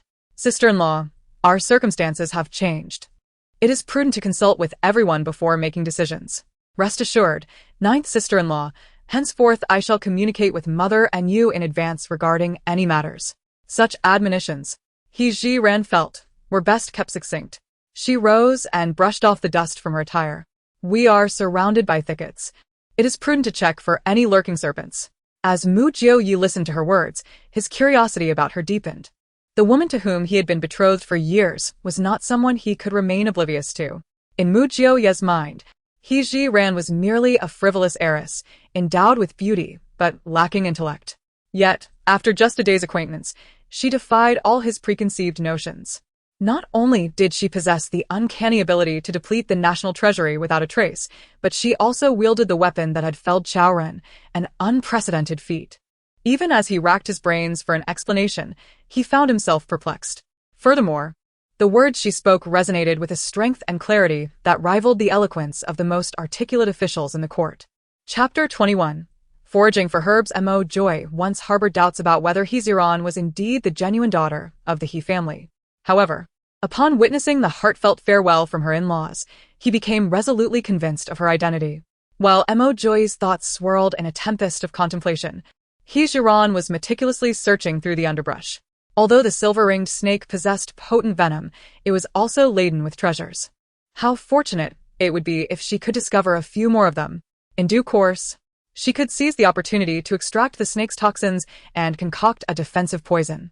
Meanwhile, members of other families had just witnessed He Ji-ran and the officers engaging with the snakes, leading them to speculate that more serpents might lurk nearby. Some of the women and children were so frightened that they were in tears. The bolder men, resigned to their fate, could only imitate He Ji-ran, arming themselves with sturdy branches to search the nearby thickets, hoping to avoid snake bites in their sleep that night. The officers held no objections to the prisoners' actions. As they too were destined to spend the night there, a little extra safety was a welcome prospect. However, while the prisoners were permitted to search, they were not allowed to stray from the officers' line of sight. In truth, He Ji-ran's search for snakes served a dual purpose. Just moments ago, while debating with the officers, she had discovered herbs nestled within the surrounding foliage. On the arduous journey of exile, her family might suffer from various ailments, and she could not continually rely on her spatial abilities to procure modern medications for their treatment. Should someone inquire about her means, she would be compelled to concoct an elaborate explanation. The herbs gathered are notably distinct, having undergone a transformation. Even if these herbs do not serve as a precise remedy, her retrieval of additional medicinal plants from her space offers a plausible justification. He Ji-ran's search for herbs naturally results in a slower pace compared to the others. Several sisters-in-law and Mo Hanyu, noticing He Ji-ran alone, expressed concern for her safety should she encounter a snake. The eldest sister-in-law, unable to remain idle, declares, "I will go check on ninth sister-in-law. I shall accompany you." Others chime in, rising from their seats. Mo Hanyu glances at the elderly matriarch, and upon seeing no objection, joins the group. They hasten towards He Ji-ran, who is clutching a considerable bundle of herbs in her clothing. Ninth sister-in-law, were you not searching for snakes? Why have you gathered so many herbs? Montag Hanyu inquiris. These are commonly used medicinal herbs. I thought they might be useful along our journey, so I collected a few. He Ji-ran replies. Upon learning that these are indeed medicinal herbs, Mo Hanyu's eyes brighten with excitement. Ninth sister-in-law, you mean all of these are herbs? He Ji-ran nods and patiently extracts a herb from her bundle, explaining, this is called bitter lotus, known for its heat-clearing and detoxifying properties. This one is planago, which not only treats ailments but can also be used in cooking. As Mo Hanyu listens, her interest deepens. Ninth sister-in-law, I will remember all the herbs you mentioned. I shall help you gather more. Although the other 8 sisters-in-law do not inquire as fervently as Mo Hanyu, they attentively absorb He Ji-ran's explanations. Ninth sister-in-law, we will assist as well. Until the moment when the constable called everyone back, the silver-ringed snake had not been found. Yet the 10 women of the Mo family had gathered a plethora of medicinal herbs. At this instant, Mo Hanyu had dispelled the gloom of not having eaten a steamed bun and eagerly carried her spoils to seek praise from the matriarch of the Mo family. Mother, look. These herbs were all gathered by me. The matriarch lovingly caressed her head. Your ninth sister-in-law is wise. Learn from her in the future. I understand, mother. While the sky still held the light of day, the sisters-in-law and Mo Hanyu began to categorize and arrange the herbs as per He Ji-ran's instructions. The members of other families looked disdainfully at the actions of the Mo women. It seems the Mo family is truly starving, returning with such wild herbs. Surely they do not intend to consume them? How bold they are, not fearing the possibility of poison in those plants. Poison would be even better. If the Mo family were to be poisoned, it would be a fitting revenge for us. Due to the distance, the voices of those individuals were not loud enough for the Mo family to hear. Just as He Jirwan set the gathered herbs on the ground for sorting, a loud shout erupted from the direction of the constables. "Boss, what's wrong? Hurry someone, the boss can't breathe." Everyone turned their gaze towards the constables. Several constables had surrounded Peng Wang, and the snake that had bitten the boss could not truly be a venomous one, could it? Upon hearing this doubt, the constables instantly recalled He Jirwan's warning, prompting one among them to take decisive action. "Hurry, lift your head and seek out that eloquent woman from the Mo family. Life and death hang in the balance. The officials dare not delay," swiftly carrying Peng Wang towards the direction of the Mo family. The officials' words reached the ears of the Mo family members, and their gazes converged intently upon He Jiran. One must act within one's capabilities, the matriarch cautioned. From He Jiran's recent endeavor of leading the Mo ladies to gather herbs, it was evident she possessed some knowledge of pharmacology. Yet, the severity of a venomous snake bite transcends mere theoretical understanding.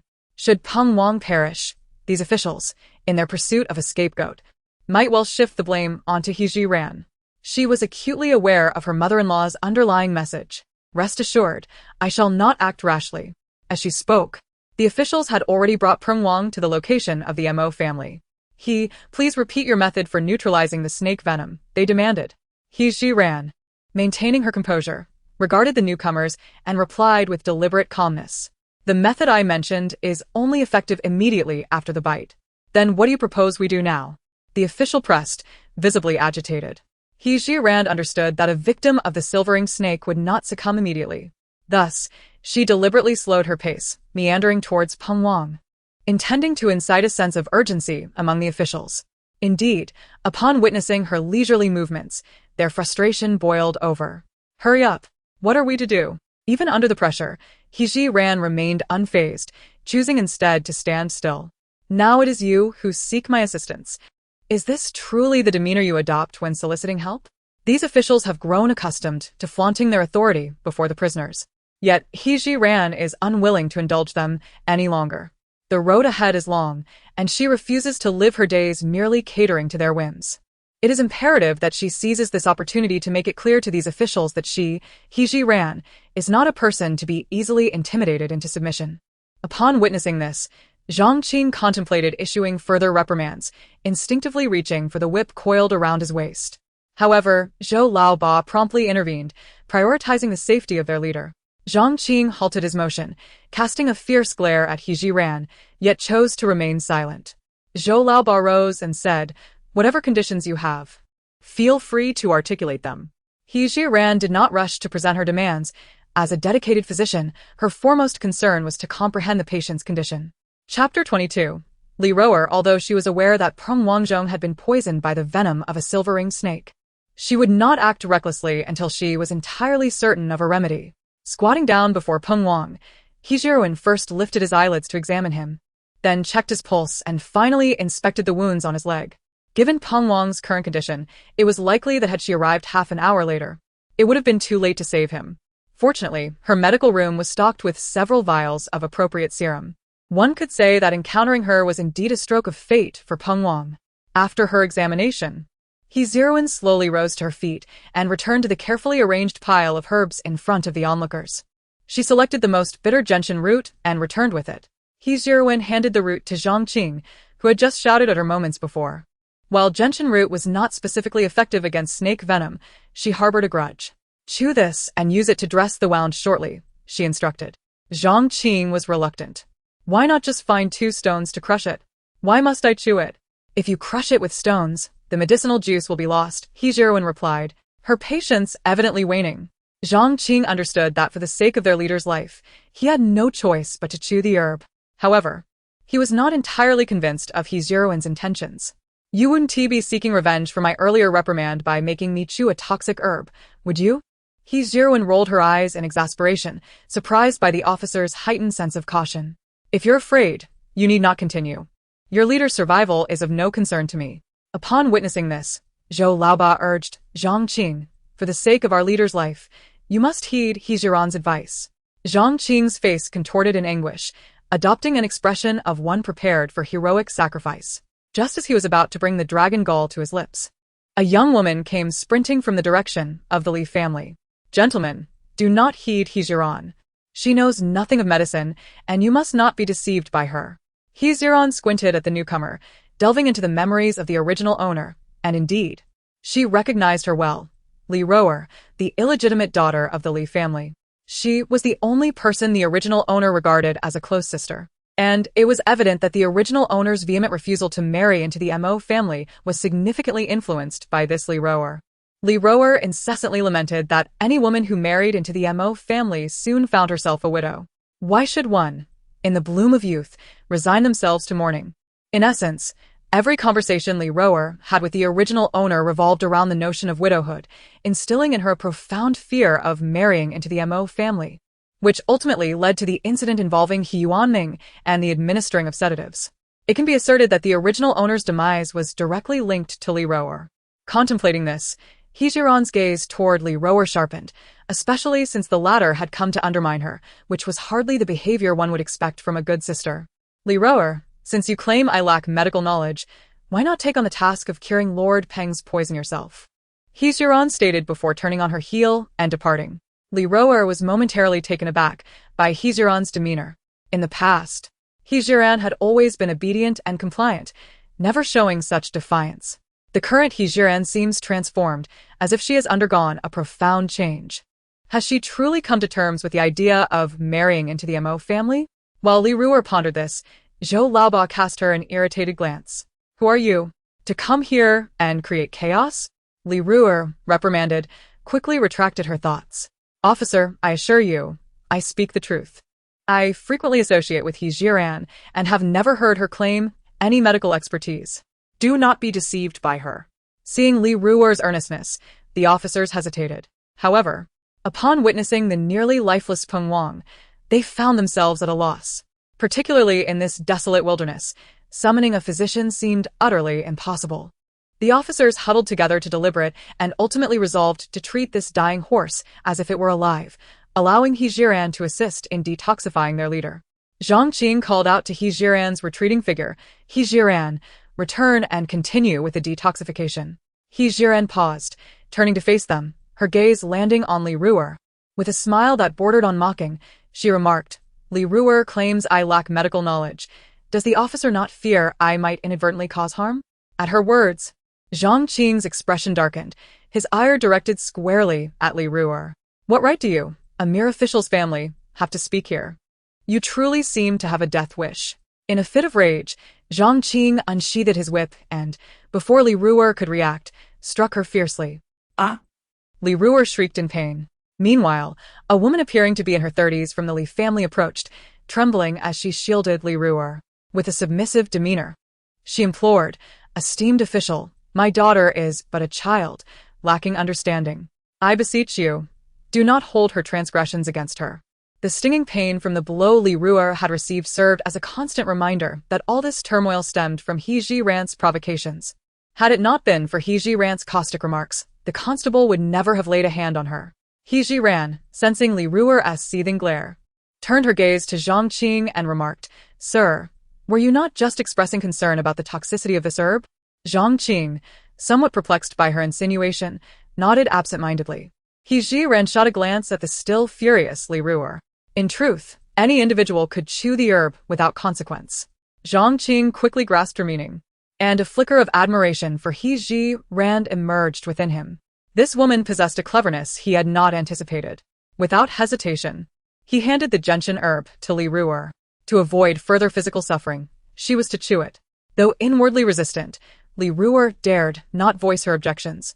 And in a display of reluctant compliance before the onlookers, she placed the gentian in her mouth. Her features, already not particularly attractive, contorted in response to the overwhelming bitterness of the medicine. Zhang Qing instinctively swallowed hard, battling the nausea rising within him. As Li Roer chewed and spat the herb into her palm, her expression was one of sheer distress as she inquired, Is this acceptable, my lord? Zhang Qing, perplexed, gestured for He Jiran to inspect the situation. He Jiran feigned a glance at the repugnant green mask clutched by Li Roer, managing a reluctant nod. Let it be so. Without regard for the onlookers' expressions, she approached Peng Wang once more. He Jiran requested the constable to roll up his trouser leg, exposing the wound in its entirety. Ignoring the gazes of the crowd, she tore away a corner of Peng Wang's garment and turned to Zhang Qing, saying, "I require clean water." Zhang Qing promptly retrieved a water pouch from his waist and handed it to her. He Jiran dampened the fabric with water, gently cleansing Peng Wang's injury. Though this method lacked hygiene, in the presence of so many, she had no means to procure alcohol swabs from her spatial storage and could only make do for the time being. Chapter 23. The final step of detoxification, He Jiran meticulously squeezed out the toxic blood while wiping the wound, ensuring that most of the tainted blood was expelled before cleansing the injury. Once he had completed this essential task, he turned his gaze towards Li Roer, applying the crushed herbs to the wound. Li Roer stood there, lost in thought, seemingly oblivious to He Jiran's words. This, once again, provoked Zhang Qing's ire. "What are you standing there for? I told you to apply the medicine." Li Roer was jolted back to reality by his reprimand. She glanced at He Jiran, then at Peng Wang's injury. "Sir, I cannot," she stammered. Zhang Qing, visibly impatient, thought that if it weren't for the repulsive sight of what Li Roer was holding, he would have taken matters into his own hands. Reluctantly, he pressed on. "Do not forget your place. Do as you are instructed." The woman who had rushed to protect Li Roer stepped forward, trembling. "Sir, my young lady is timid. Allow me to take over." With that, Zhu took the crushed herbs from Li Roer's hand and began to carefully apply it to Peng Wang's wound. "Madam." Li Roer intended to suggest that her fear would prompt the officer to let He Jiran take action. To her surprise, the woman was so proactive. Frustrated at not being able to see He Jiran humbled, Li Roer simmered with anger. However, with so many officers present, she dared not act out, suppressing her fury as she awaited another opportunity to trouble He Jiran. At this moment, Zhou Laoba, already anxious about Peng Wang's condition, turned and met the cold gaze of Li Roer. Such expressions evoke a sense of revulsion in those who behold them. "You two, cease lingering here and return to your respective places." Zhu, timid by nature, felt her legs weaken at the sight of the officials glaring with authority. Without a moment's hesitation, she hastily pulled Li Roer back to flee. He Jiran, assisting Peng Wang with his wounds, was merely going through the motions. The antidote to the snake venom coursing through his veins lay within her spatial realm. However, with the officials milling about, she had yet to find an opportune moment to retrieve the serum. Just as He Jiran pondered her options, Zhang Qing's impatience resurfaced. "Can you truly counteract the snake venom? The medicine has been applied for quite some time, yet why do we see no signs of improvement?" Upon hearing Zhang Qing's words, the other officials began to harbor doubts about He Jiran's abilities. Could it be that Li Roer was right, and the He family possessed no medical knowledge whatsoever? With this thought, unease spread among them. The chief has shown no response to the treatment. How do you intend to explain this? Should you dare to deceive us here, beware of the whip's reprimand. He Jiran, too, felt a surge of anxiety.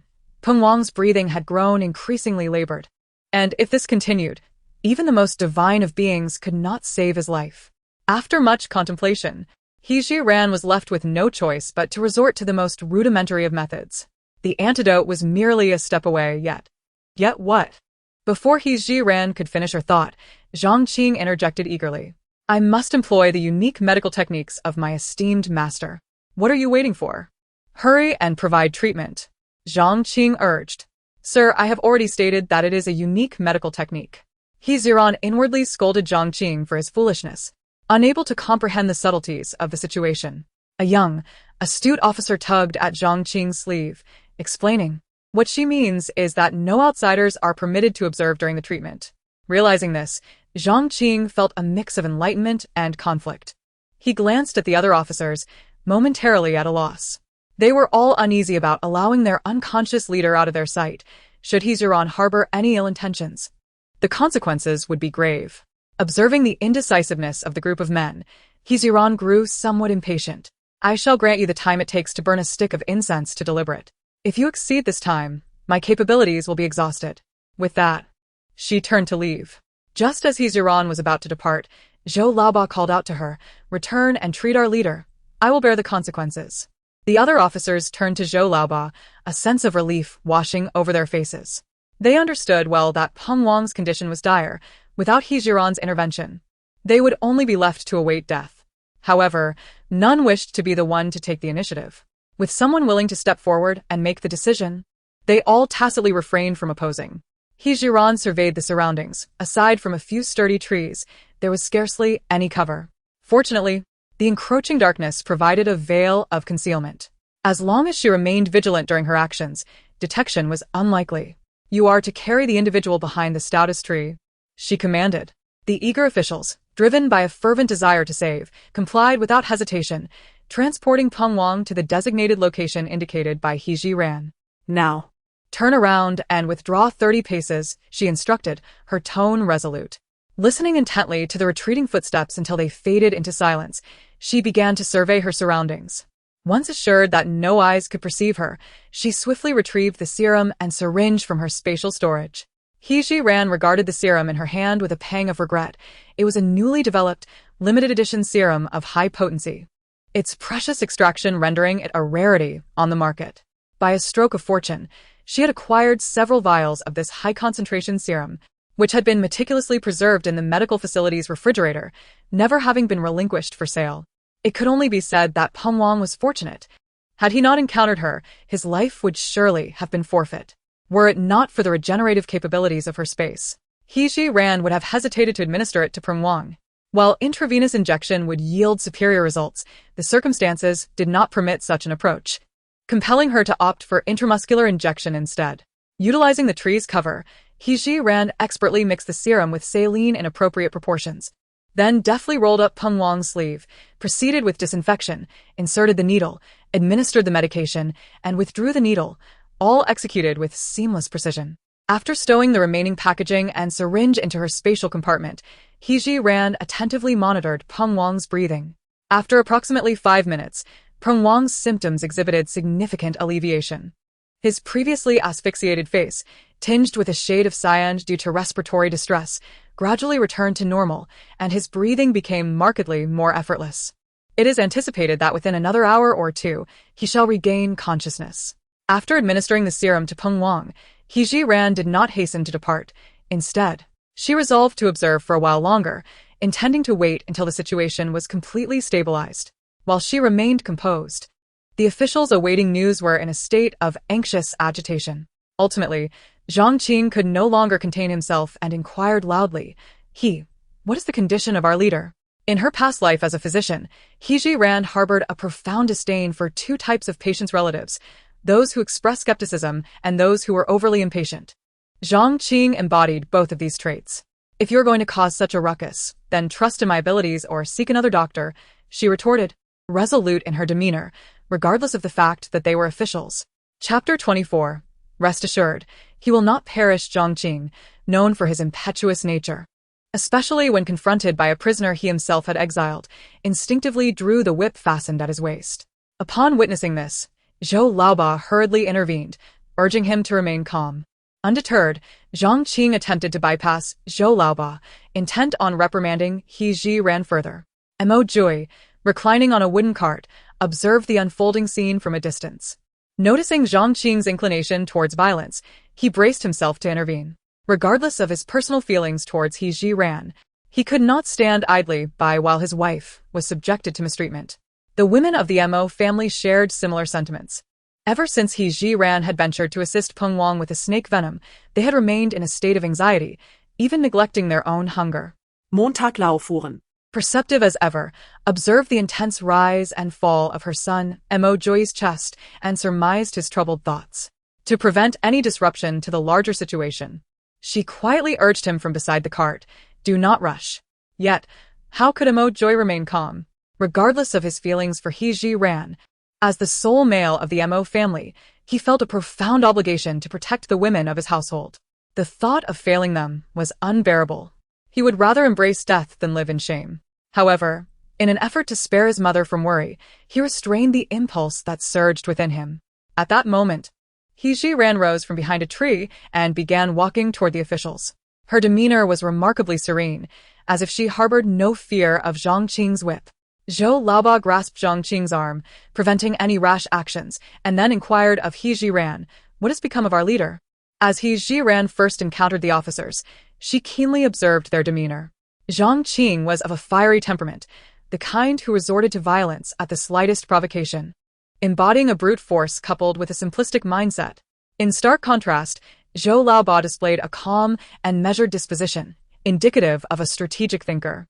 Thus, she chose to disregard Zhang Qing's menacing glare and engaged directly with Zhou Laoba. "Rest assured, he will not perish." Before Zhou Laoba could respond, Zhang Qing forcefully broke free from his restraints and dashed behind a tree. He Jiran, "If you dare to deceive me, I shall not hesitate to end you." He Jiran, uninterested in his threats, stood with her arms crossed unmoved. Zhou Laoba, exhibiting considerably more rationality than Zhang Qing, refrained from immediately checking on Peng Wang and instead directed his inquiry towards He Jiran. "Are you certain the poison has been neutralized?" "I am certain, and I can assure you that he will awaken within the hour." Observing He Jiran's calm demeanor as she spoke, Zhou Laoba was convinced of her honesty. "Very well. Once he regains consciousness, you shall not be overlooked." He Jiran had awaited this affirmation for quite some time, however. Her reason cautioned her that until Peng Wang awoke, the assurances of others held little weight. "Now you may tend to Lord Peng. I am parched, fatigued, and in need of rest," she declared, turning towards the direction of the Mo family. Zhou Laoba remained silent, though his mind was already calculating. As He Jiran took a few steps away, the women of the Mo family approached her in unison. "Dear sister-in-law, please return and rest," Zhao Jiejie urged, supporting her. Not only had He Jiran been tirelessly engaged in saving lives, but even those who had scarcely moved felt utterly exhausted. The other sisters-in-law, along with Mo Hanhua, encircled He Jiran, guiding her back to her place. "He family, have you truly neutralized the snake venom?" Both old Madame Mo and Mo Jiyue expressed their doubts. Prior to her son's marriage, she had inquired about He Jiran through various channels.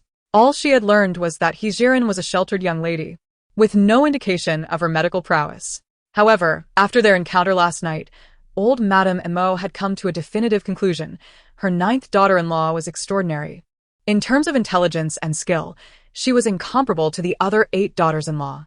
Had she not witnessed the way He Yueming and his wife treated He Jiran today, she might have questioned her true identity. Now, while her identity was no longer in doubt, her medical expertise remained perplexing. He Jiran was acutely aware of her mother-in-law's skepticism. She had anticipated such inquiries before embarking on these endeavors. Among her many secrets, the only one she could reveal was her medical skill.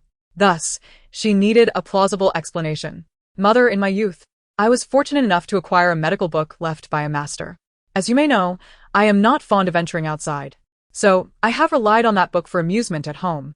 As time has passed, I have thoroughly assimilated all the knowledge contained within medical texts, and practicing medicine has become a trivial endeavor for me. In the eyes of the esteemed matriarch, Madame Mo, it is indeed rare for He Jiran to venture outside. Thus, she harbors no doubts regarding the reasons she has provided.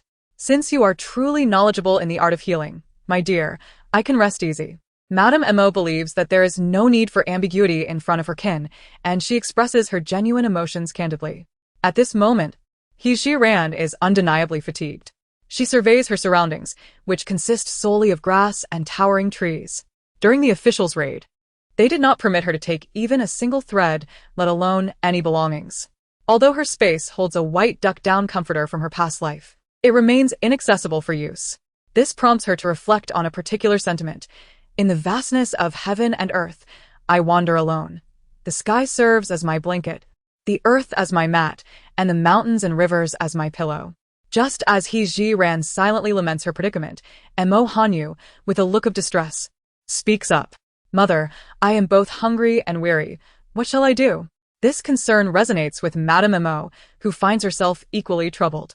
It is not only Mo Hanyu, who has been pampered since childhood, but also the other women in her family, all of whom were raised in affluence. To go to bed on an empty stomach, only to rise under the stars, and not fall ill the following day would indeed be a marvel. With a heavy heart, she gently strokes Mo Hanyu's disheveled hair and solemnly advises, "Hanyu, this is merely our first day out. We must learn to adapt to such circumstances henceforth. In the presence of a group of younger individuals, she could only summon her inner strength. Should she falter in front of these children, their spirits would utterly shatter. He Ji-ran was currently uncertain of the true character of Peng Wang. If he possessed a sense of gratitude, it would be well. For upon awakening, he would surely extend some care towards the Mo family. Conversely, if he were to turn his back and disregard any notion of indebtedness for his salvation, all her efforts today would be in vain. Should that indeed be the case, any aspirations to improve the situation of the Mo family would necessitate alternative strategies. At this moment, He Ji-ran fervently hoped for Peng Wang's swift recovery and even more so, that he would prove to be a person of gratitude. If that were the case, perhaps they could find some solace this evening. Just as He Ji-ran leaned against the wooden cart of Mo Jiuyi. Lost in her thoughts, a wave of jubilant laughter erupted from the direction of the officials. Ha ha, splendid news, the chief has awakened. Chief, how do you feel? You truly frightened us. Chapter 25. What conditions can be proposed now? All eyes turned towards the sound, revealing a group of officials surrounding Peng Wang, inquiring about his well-being. Though still somewhat weak, Peng Wang did not hesitate to speak. Zhou Laoba, what has happened to me? Chief, you have been poisoned by a snake. Upon hearing this, Peng Wang meticulously recalled his condition prior to losing consciousness. The first sensation he experienced was a tingling numbness in the area of his calf, where the snake had bitten him, which gradually spread. Soon after, he felt a tightening in his chest, followed by an overwhelming darkness. Have I not succumbed to the snake's venom? To confirm the reality of his predicament, he pinched his own face. Only upon feeling the pain did he truly believe his circumstances. Zhang Qing stepped forward. Chief, you are indeed alive. Who was it that administered the antidote? Peng Wang glanced around, realizing he was still in this desolate wilderness. Where could these people have found a physician? Zhou Laoba gestured towards the direction of the Mo family. It was He Ji-ran, the newlywed wife of Mo Jiuyi. The moment He Ji-ran was mentioned, images of her urging him to be cautious flooded Peng Wang's mind. A wave of guilt washed over him. She had genuinely offered her concern. Yet he had responded with harsh words. He surveyed the surroundings, ultimately focusing on the large bundles they had brought from the capital. Laoba, please deliver 2 steamed buns to each member of the Mo family and inquire if they have any additional requests. As long as they are reasonable, do your utmost to accommodate them. Zhou Laoba understood that Peng Wang was a man who appreciated gratitude. It is evident that his actions stem from a desire to avoid incurring any obligations to the Mo family, especially considering the long road that lies ahead and their inherent responsibilities, which preclude them from showing excessive mercy to those who have transgressed. From a distance, the Mo women felt a surge of tension upon seeing Zhou Laoba approaching with a bag in hand. Zhou Laoba placed the bag before them, announcing, "Our leader has instructed that each of you shall receive 2 steamed buns." The mere mention of the white buns made the Mo family members involuntarily swallow their saliva, for their hunger was palpable. Despite this, they collectively refrained from moving, their gazes instinctively directed towards He Ji-ran. Though He Ji-ran too felt the pangs of hunger, her resolve was stronger than that of the others. She remained silent, observing Zhou Laoba, aware that he had more to convey. Our leader has stated that since the He family saved his life, any conditions can now be proposed. The prospect of being able to negotiate conditions caused the eyes of the Mo women to gleam with hope. Did this imply that their future days could become more bearable? He Ji-ran was taken aback by Peng Wang's willingness to allow her to voice her demands. She simultaneously considered the possibility that Peng Wang intended to repay his debt of gratitude in one fell swoop, leaving future matters to unfold as they may. Seizing this opportunity became imperative for her. Although He Ji-ran had already formulated her plans, she still glanced towards the matriarch of the Mo family. It was essential to avoid overstepping the elders in any decision-making process. Her actions once again endeared her to the Mo matriarch, who grew increasingly convinced of this daughter-in-law's wisdom. You are the one who saved the person. Determine your own conditions, but be mindful of not being overly greedy. Madame Mo is well aware that her daughter-in-law possesses considerable wisdom. She is certain that her plans will be even more meticulous than her own. A mere hint from her is sufficient. Consequently, He Ji-ran had no intention of being overly formal. She wholeheartedly agreed with Madame Mo's sentiments. One should not be overly greedy. Leaving some room for the future is advisable. Sir, our requests are modest. We simply hope to procure some items when passing through the next county. At present, He Ji-ran deemed this condition adequate. With an abundance of silver at her disposal, she merely needed to acquire additional daily necessities. All other matters could be easily resolved. Zhou Laoba was somewhat taken aback that He Jiran had proposed such a minimal request. This matter did not require reporting to Peng Wang. He was capable of making the decision himself. Very well, I shall grant your request. We will pass through Yunlai County tomorrow at noon, where we will replenish supplies. At that time, I will assign someone to accompany you for your purchases. Thank you, sir. Although the condition was accepted, He Jiran did not display excessive excitement. Responding with a calm acknowledgement, do you have no other requests? Zhou Laoba did not hurry to depart. He Jiran had no intention of being greedy, yet Zhou Laoba seemed to find her request insufficient. Since you have invited me to speak, I would also like the snake that was killed today. Zhou Laoba furrowed his brow. What would a woman want with that? There are many medicinal properties in the snake. He Jiran provided a vague response, concealing her true intention of concocting poison. I shall grant you this request, she affirmed. Observing Zhou Laoba's prompt agreement, He Jiran resolved not to prolong the matter further. I have articulated all my conditions. Very well, I shall return to inform my superior. In Zhou Laoba's estimation, He Jiran had saved Peng Wang's life, and thus, this exchange felt somewhat imbalanced. After reporting the situation to Peng Wang, he proactively retrieved several water pouches and the silver ring snake before returning. These water pouches are intended for the exiles. However, they seem to possess little means, so I have decided to give them to you. He continued. We also have some steamed buns made from white flour. With the rising temperatures, they will spoil if not consumed, so I shall bring some for you by dawn. Tossing the water pouches and the silver ring snake before He Jiran, Zhou Laoba turned to leave. He Jiran swiftly distributed 2 buns to each person. Although the steamed buns were palatable, their lack of accompaniments rendered them rather dry and difficult to swallow. An idea struck her as her gaze fell upon the parcel given to her by He Yuanming. She had yet to open it and ascertain its contents, leaving everyone unaware of what it contained. With one hand, He Jiran reached into the parcel, her consciousness slipping into her spatial realm. There lay her recently purchased braised beef, neatly sliced and stored in the refrigerator. The beef was packaged in plastic, unsuitable for public viewing, and she found herself at a loss for the commonly used oil paper of this era. In her moment of desperation, He Jiran resorted to grabbing a generous handful of the braised beef. In these extraordinary times, excessive concern over trivialities can be seen as pretentious. As long as one can enjoy a decent meal, the question of hygiene becomes secondary. Dear sisters-in-law and younger sibling, behold the marinated beef that my parents have sent me today. Please enjoy it alongside some steamed buns. Upon witnessing He Jiran clutching a generous handful of marinated beef, the eyes of everyone present sparkled with delight.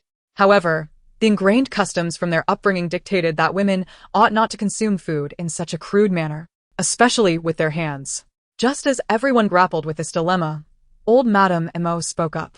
At this juncture, it is time to set aside our formalities. Old Madame Mo, being a person of clarity and insight, was the first to recognize the reality of their situation. Her words were an attempt to embrace the present circumstances, for they were no longer the esteemed ladies of a grand household. Chapter 26. Sleeping on the ground, the 8 sisters-in-law and Mo Hanyu were already drooling over the braised beef. With their mother-in-law's words, they felt no reservations as they indulged. Mother was right. We are no longer the esteemed ladies of a wealthy household. Now, being able to fill our stomachs is a blessing in itself. Who cares about etiquette? I, Yang Manxin, have cast aside all pretensions. One must understand that a famished person finds delight in anything edible. Moreover, the braised beef presented by He Jiran looked particularly appetizing, even more so than any they had savored in the past. Observing the once poised women devouring their food on the ground, He Jiran reminded them, please do not rush. There is still more in the bundle. If it is insufficient, we can always retrieve more. After all, the resources within her space had regenerative properties. There would be an endless supply of braised beef. The old matriarch of the Mo family took a bite and felt it was the most delectable meat she had ever tasted. However, she disagreed with He Jiran's statement. You should keep some of what your parents have provided for you. There is no need to distribute it all. Mother, I have plenty more, He Jiran replied, pulling out a generous handful of braised beef to share with everyone. Seeing this, the old matriarch ceased her objections, as she too relished the meal. Watching the Mo family enjoy their steamed buns and braised beef, The members of the other four families were consumed by envy. Why did the Mo family deserve to feast on white flour buns? Moreover, they had even received water bags as gifts from the officials. It is worth noting that they are currently famished, their stomachs growling, and, to quench their thirst, they must petition the guards for permission, receiving a meager sip only if the guards are in good spirits. Having learned from the harsh lesson of being whipped during the day, these individuals, despite their seething anger, dare not voice their frustrations. Their eyes blaze with resentment as they fixate on the Mo family, indulging in food and drink. Under the weight of such hostile gazes, the Mo family members are not entirely oblivious to the scrutiny. However, they heed the words of the matriarch and resolutely keep their heads down, focusing on their steamed buns. Once satiated, the matriarch leaned closer to He Ji Ran and whispered, "We must devise a way for Jiu Yi to consume something as well." Even without this reminder, He Ji Ran had already contemplated it. "Mother, a little later, once everyone has retired for the night, I shall bring food to my husband." Mo Jiu Yi, lying on the wooden cart, caught the scent of braised beef. Typically indifferent to culinary delights, he found himself swallowing several times, involuntarily. Yet, he was well aware that in the eyes of others, he appeared to be in a deep stupor, and he could not jeopardize the plan for the sake of a morsel. Thus, he bore the struggle in silence as the women of the Mo family finally finished their meal. The matriarch instructed everyone to find a place to rest. Upon the mention of rest, the expressions of the women, save for He Ji Ran, fell into dismay. "Mother, are we to sleep in this manner?" Mo Hanyu, fully aware of the situation, could not suppress her desire to voice her grievances. The matriarch, too, felt a sense of helplessness. "Hanyu, our Mo family is no longer what it once was. Merely surviving has become a luxury, so let's not dwell too much on it." Upon hearing these words, tears involuntarily streamed down Mo Hanyu's face. However, being considerate, she refrained from further discussion on the matter. The matriarch of the Mo family had borne 10 children, with Mo Hanyu being the sole daughter, cherished and nurtured since her youth.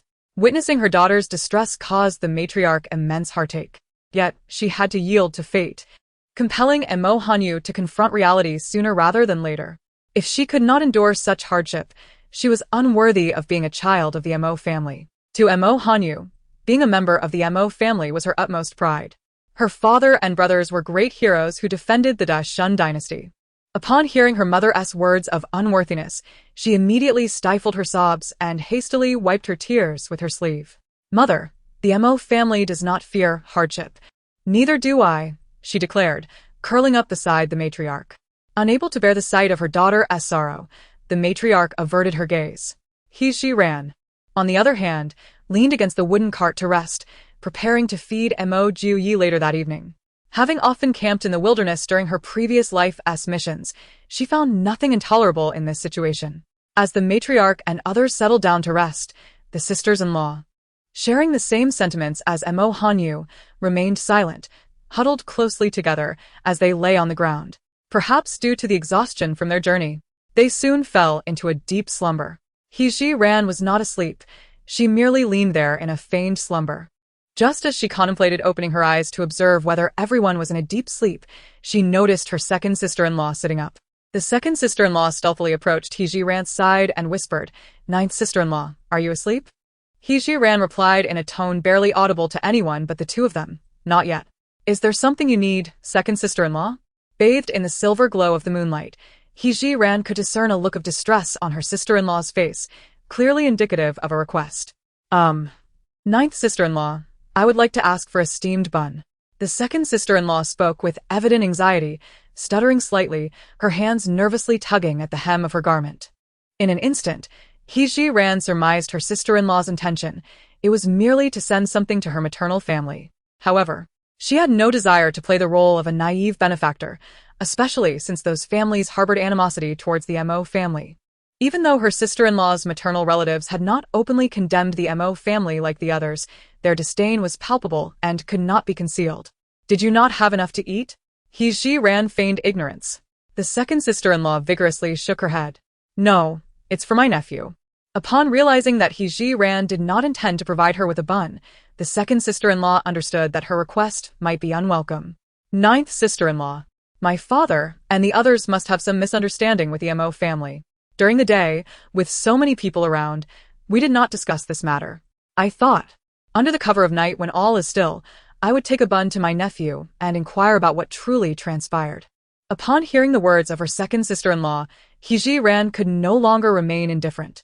Moreover, the request for steamed buns was intended for the little ones. The grievances between the adults were irrelevant to the innocent children. This presented a perfect opportunity to delve deeper into the reasons behind the hostility the various families harbored towards the Mo family. Ran retrieved a white steamed bun from her bag and, reaching into her pack, extracted 2 slices of braised beef. Sister-in-law, these are for you. The sight of the braised beef moved the second sister-in-law, who expressed her gratitude profusely. Thank you, ninth sister-in-law. I will certainly inquire into the situation and return. Please hurry. Ran replied with a gentle, unassuming smile. Once the second sister-in-law had departed, Ran surveyed her surroundings. The officials had dispersed to the vicinity of each family, with one stationed at every location for the night watch. The responsibility of guarding the Mo family fell to Zhou Laoba, who seemed to be deliberately turning a blind eye. Upon noticing the second sister-in-law heading towards the Xie family, he did not intervene. Chapter 27. It truly is a challenge for her despite suspecting that Zhou Laoba was deliberately allowing Urseo to take liberties. Ran dared not brazenly offer food to Mo Joy. After all, the pretense of Mo Joy's unconsciousness was meant to be concealed from all outsiders. However, he had not eaten for an entire day, and it was impossible for him to relieve himself under such circumstances. If this continued, even the strongest would falter. Moreover, his injuries required examination and dressing. After much contemplation, Ran could not devise a suitable solution. In desperation, she resolved to make a personal sacrifice.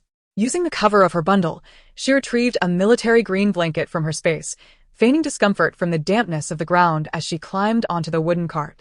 To ensure Zhou Laoba recognized that the commotion was instigated by her, she deliberately murmured, "The ground is simply too cold. The cart is far more comfortable." With that, she nestled beside Mo Joy, draping the blanket over both of them. As Mo Joy felt the warmth beside him, his body tensed. Were there a mirror present, he would be acutely aware of the deep crimson hue gracing his cheeks. Uncertain of Ran's intentions, he could only keep his eyes closed, striving to calm his racing thoughts. The commotion created by Ran not only caught Zhou Laoba's attention but also intrigued the not yet fully asleep old Madame Mo. She cast a glance at the wooden cart, where the two were tightly ensconced within the blanket. Under normal circumstances, old Madame Mo would not entertain any other thoughts at such a time, yet witnessing their intimate posture compelled her to consider the situation more deeply. Her daughter-in-law, indeed, harbored a deep affection for her son. Even at this hour, she remained steadfastly by her husband's side. Such devotion may prove advantageous, should they safely reach the northwest. It would be prudent to facilitate their union, enabling her to bear numerous grandchildren to carry on the lineage of the Mo family. However, Zhou Laoba held a differing perspective. He even dismissed some favorable assessments regarding Ran. This woman, aside from her modest medical skills, was no different from other women vying for favor within grand households. With her husband in a state of unconsciousness, she still entertained thoughts of intimacy. Nevertheless, he did not possess the habit of prying into the private affairs of couples. He merely cast a fleeting glance to ascertain that they were not engaged in any untoward activities before averting his gaze. Ran, taking a moment to survey her surroundings, noted that no one was watching them. She cautiously extracted 2 fluffy steamed buns and a generous handful of marinated beef, placing them into Mo Joy's hands. Additionally, she provided him with several alcohol cotton balls and a small vial of Yunnan Baiyao. In a hushed tone, audible only to him, she whispered to Mo Joy, "Be swift. Find a discreet spot to consume some sustenance and tend to your wounds. I will gather some items to place where you lay, ensuring they go unnoticed by the officials." At last, Mo Joy comprehended her intent. She sought to employ a strategy akin to the golden cicada shedding its shell to elude detection. He felt a sense of admiration for her resourcefulness. Without suspicion, Mo Joy recognized the rarity of this opportunity and, with a deft maneuver, rolled off the cart, landing soundlessly. This demonstrated the remarkable finesse of his lightness skills. As soon as Mo Joy departed from the wooden cart, Ran swiftly retrieved a cotton quilt from her space and placed it in his original spot. Indeed, under the cloak of night and the quilt's concealment, no one could discern that it was not Mo Joy. Seizing the opportunity while he was away, she began to inspect the pouch that Huanming had given her. Inside, She discovered a stack of silver notes, which, upon counting, amounted to 3,000 taels. Additionally, there were some scattered silver coins, which she estimated to be around 20 taels. In this era, possessing such an amount of silver in an ordinary household could ensure several generations of comfort. It was evident that the elders of the He family genuinely cherished their daughter. Mo Joy moved with remarkable agility, employing his lightness skill to swiftly vanish from He Jiran's sight. After about a quarter of an hour, he returned. Upon hearing the commotion, He Jiran instinctively stowed away the quilt, and only after Mo Joy reclined in his original position did she exhale deeply. "How is the wound?" He Jiran inquired softly. "It has ceased to bleed," Mo Joy replied in a similarly hushed tone. After a moment of contemplation, he added, "Thank you for all you have done for me and the Mo family." In He Jiran's heart, this was not a moment for formalities, and upon hearing Mo Joy's gratitude, she remained silent. Just as she was deliberating whether to continue lying there, her sister-in-law returned. Assuming everyone was asleep, her sister-in-law approached the wooden cart quietly, only to find that He Jiran was nowhere to be seen. Just as she was about to commence her search, He Jiran sat up from the wooden cart. "Sister-in-law, I am here."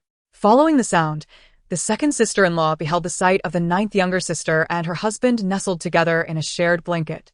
She felt an overwhelming urge to slap herself. While the newlywed couple was indulging in their affection, she had intrusively interrupted their moment.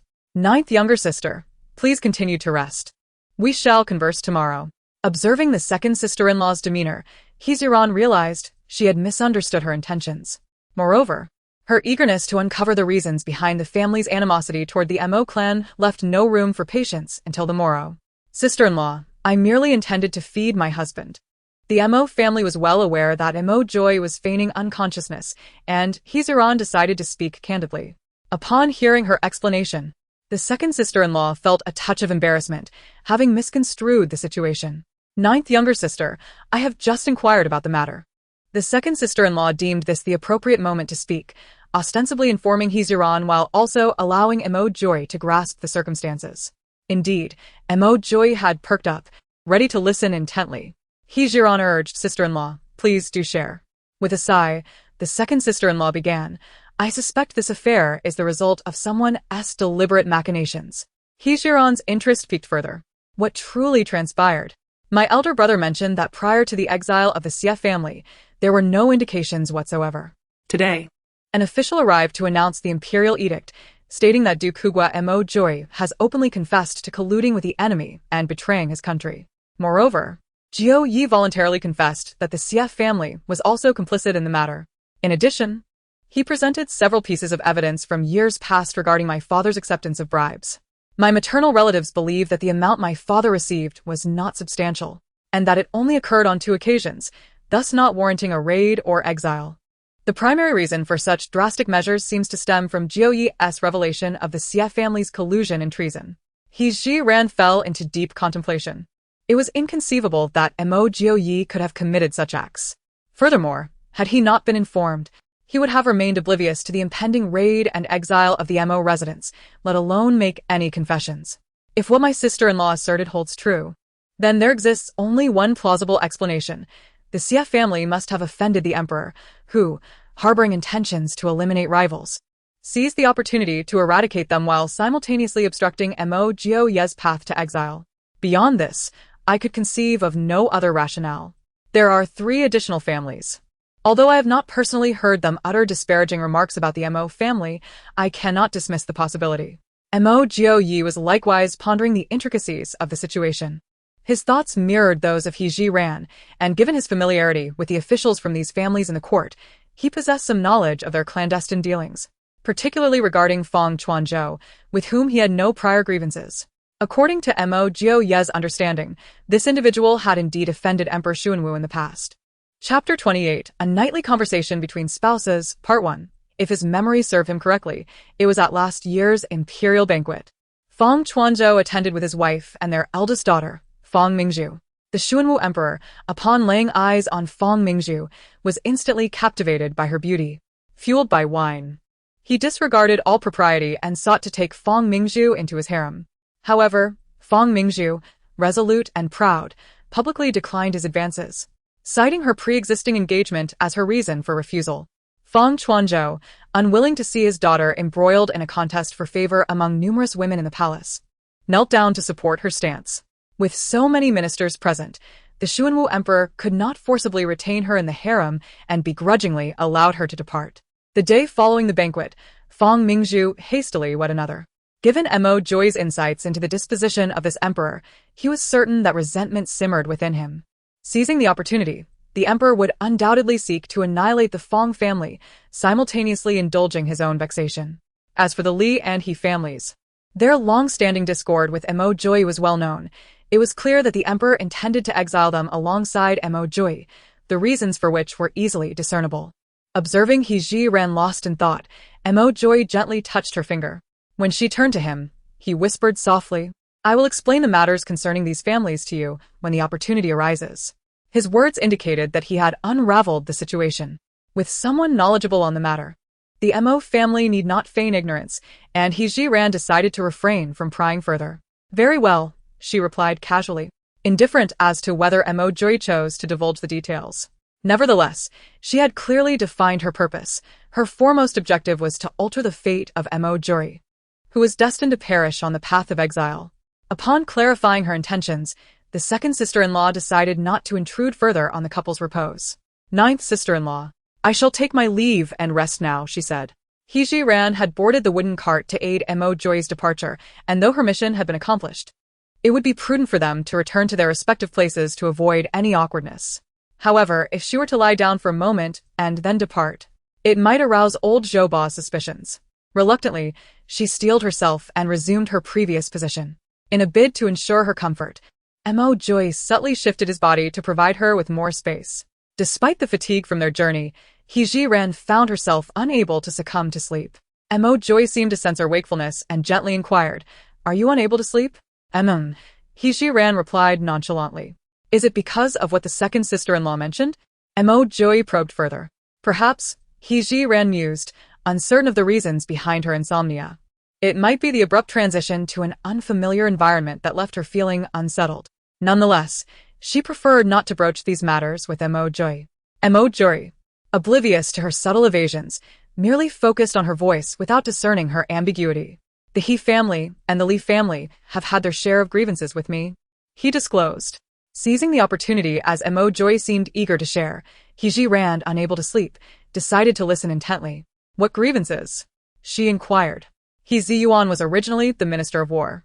During my military campaigns, he deliberately embezzled supplies for his own profit, prompting me to report this matter to the emperor.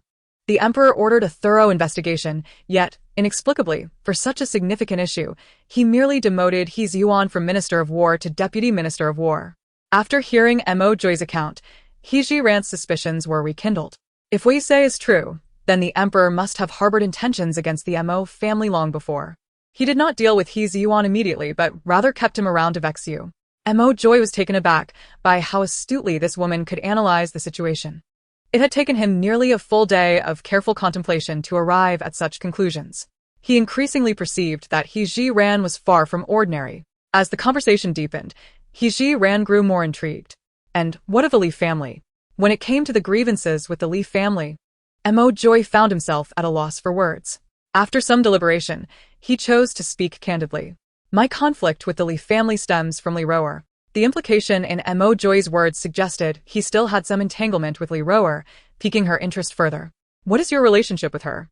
Meanwhile, He Jiran delved into the memories of the original owner, searching for any mention of Mo Joy by Li Roer. She searched for quite some time, until her head began to ache, yet found nothing. This indicated that Li Roer had not uttered a single word about Mo Joy in front of the original owner. "We have no relationship," Mo Joy responded without any hesitation. "Then, why do you say the conflict with the Li family originated because of her?" Upon hearing He Jiran's probing question, Mo Joy instinctively thought that this woman might be feeling jealous. Consequently, he hurriedly clarified. "The carriage she was riding lost control and rampaged through the streets, and by chance, I encountered it. Out of goodwill, I simply subdued the horses. At the time, I paid little attention to the matter, believing it to be behind us. To my surprise, the next day Li Liang came to my door with gifts, expressing his gratitude for saving his daughter. He also mentioned plans to send Li Ruer to the Duke's residence as a concubine. I promptly refused, stating that I was already betrothed to you, and according to the ancestral teachings of the Mo family, Mo men do not take concubines. Li Liang did not exhibit any unusual reaction to my refusal until 3 days later, when I encountered Li Ruer once more as I was leaving. It was evident she had been waiting specifically at the entrance of the Duke's residence. I intended to ignore her and depart, but her 2 handmaidens obstructed my path. Li Ruer claimed that we had already shared intimate moments and insisted that I must take responsibility for her. However, when I assisted her with the horses, there was no physical contact whatsoever. Her demands were clearly an attempt to deceive. Therefore, I offered her no kindness, nor did I provide any explanation. And I simply rode away. Since then, I have noticed that Li Liang has been opposing me at every turn. Whatever I say, he exhausts himself in attempts to refute it. Aside from the matter concerning Li Ruer, I cannot fathom where I might have offended Li Liang. Upon hearing the extensive account from Mo Joy, He Jiran discerned a crucial truth. Li Ruer had intentionally approached her, incessantly disparaging the Mo family, with the ulterior motive of inciting her to call off the engagement, thereby paving the way for her own union with Mo Joy.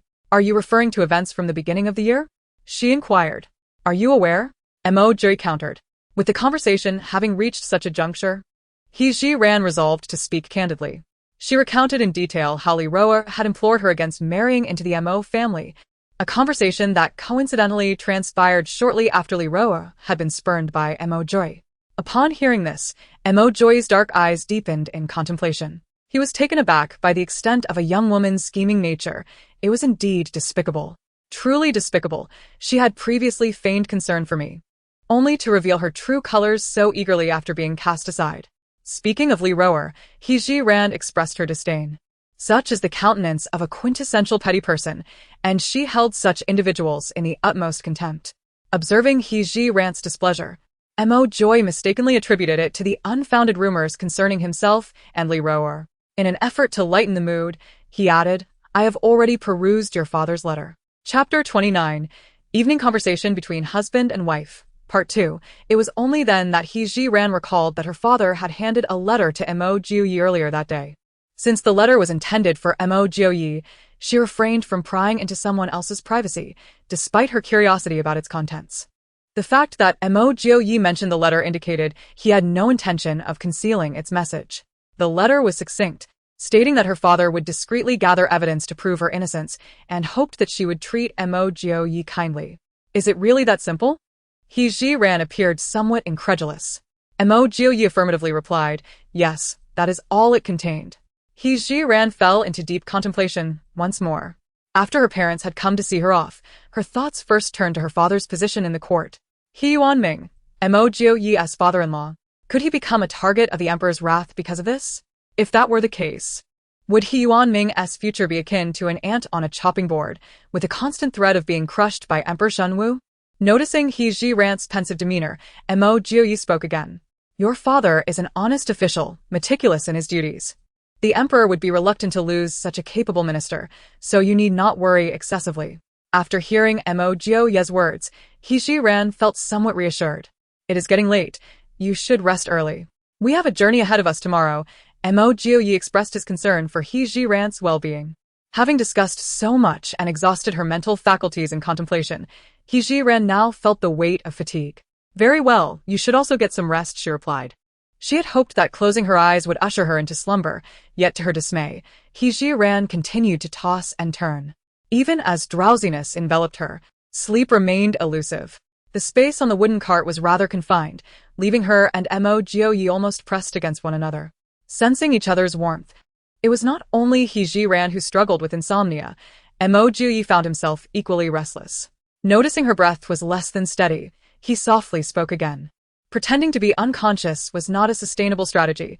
I plan to awaken once we are beyond the borders of the capital. You should manage this matter yourself, he advised. He Jiran responded vaguely. In truth, Mo Jiuyi had ulterior motives when he uttered those words. The fact that this woman could foresee the impending raid and exile of the Duke of Gua indicates that she might possess knowledge of other matters as well. His intention in saying this was to elicit information from He Jiran. However, she merely suggested he make his own decisions, revealing nothing he did not already know. Aren't you curious as to why I intend to awaken only after we leave the capital? I suspect you are concerned about the Emperor's spies keeping watch. Such was He Ji Ran's thought process, considering that Emperor Shun Wu had been relentless in his pursuit of Mo Jiuyi, even plotting to take his life the night before the raid and exile. How could he possibly forego the opportunity during their journey? If Mo Jiuyi were to remain in a deep stupor, the situation would be drastically different. Should Emperor Shun Wu dispatch spies to observe him and discover that he remained unresponsive, it would indicate that his injuries were indeed grave. Under such circumstances, the likelihood of surviving the path of exile would be nearly non-existent.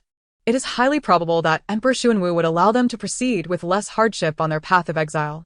However, should Emperor Shun Wu deviate from the expected course, it is not inconceivable that he might take advantage of Mo Jiuyan's unconscious state to send assassins along the way. Mo Jiuyan's intention may simply be to evade disaster whenever possible. It must be acknowledged that He Jiwan's conjecture aligns perfectly with Mo Jiuyan's thoughts. If I were alone, escaping from this place would not pose much difficulty, and I could remain hidden indefinitely. However, there are too many women from the Mo family, and I cannot guarantee that I can attend to all of their needs. Moreover, your sisters-in-law and your maternal relatives reside in the capital.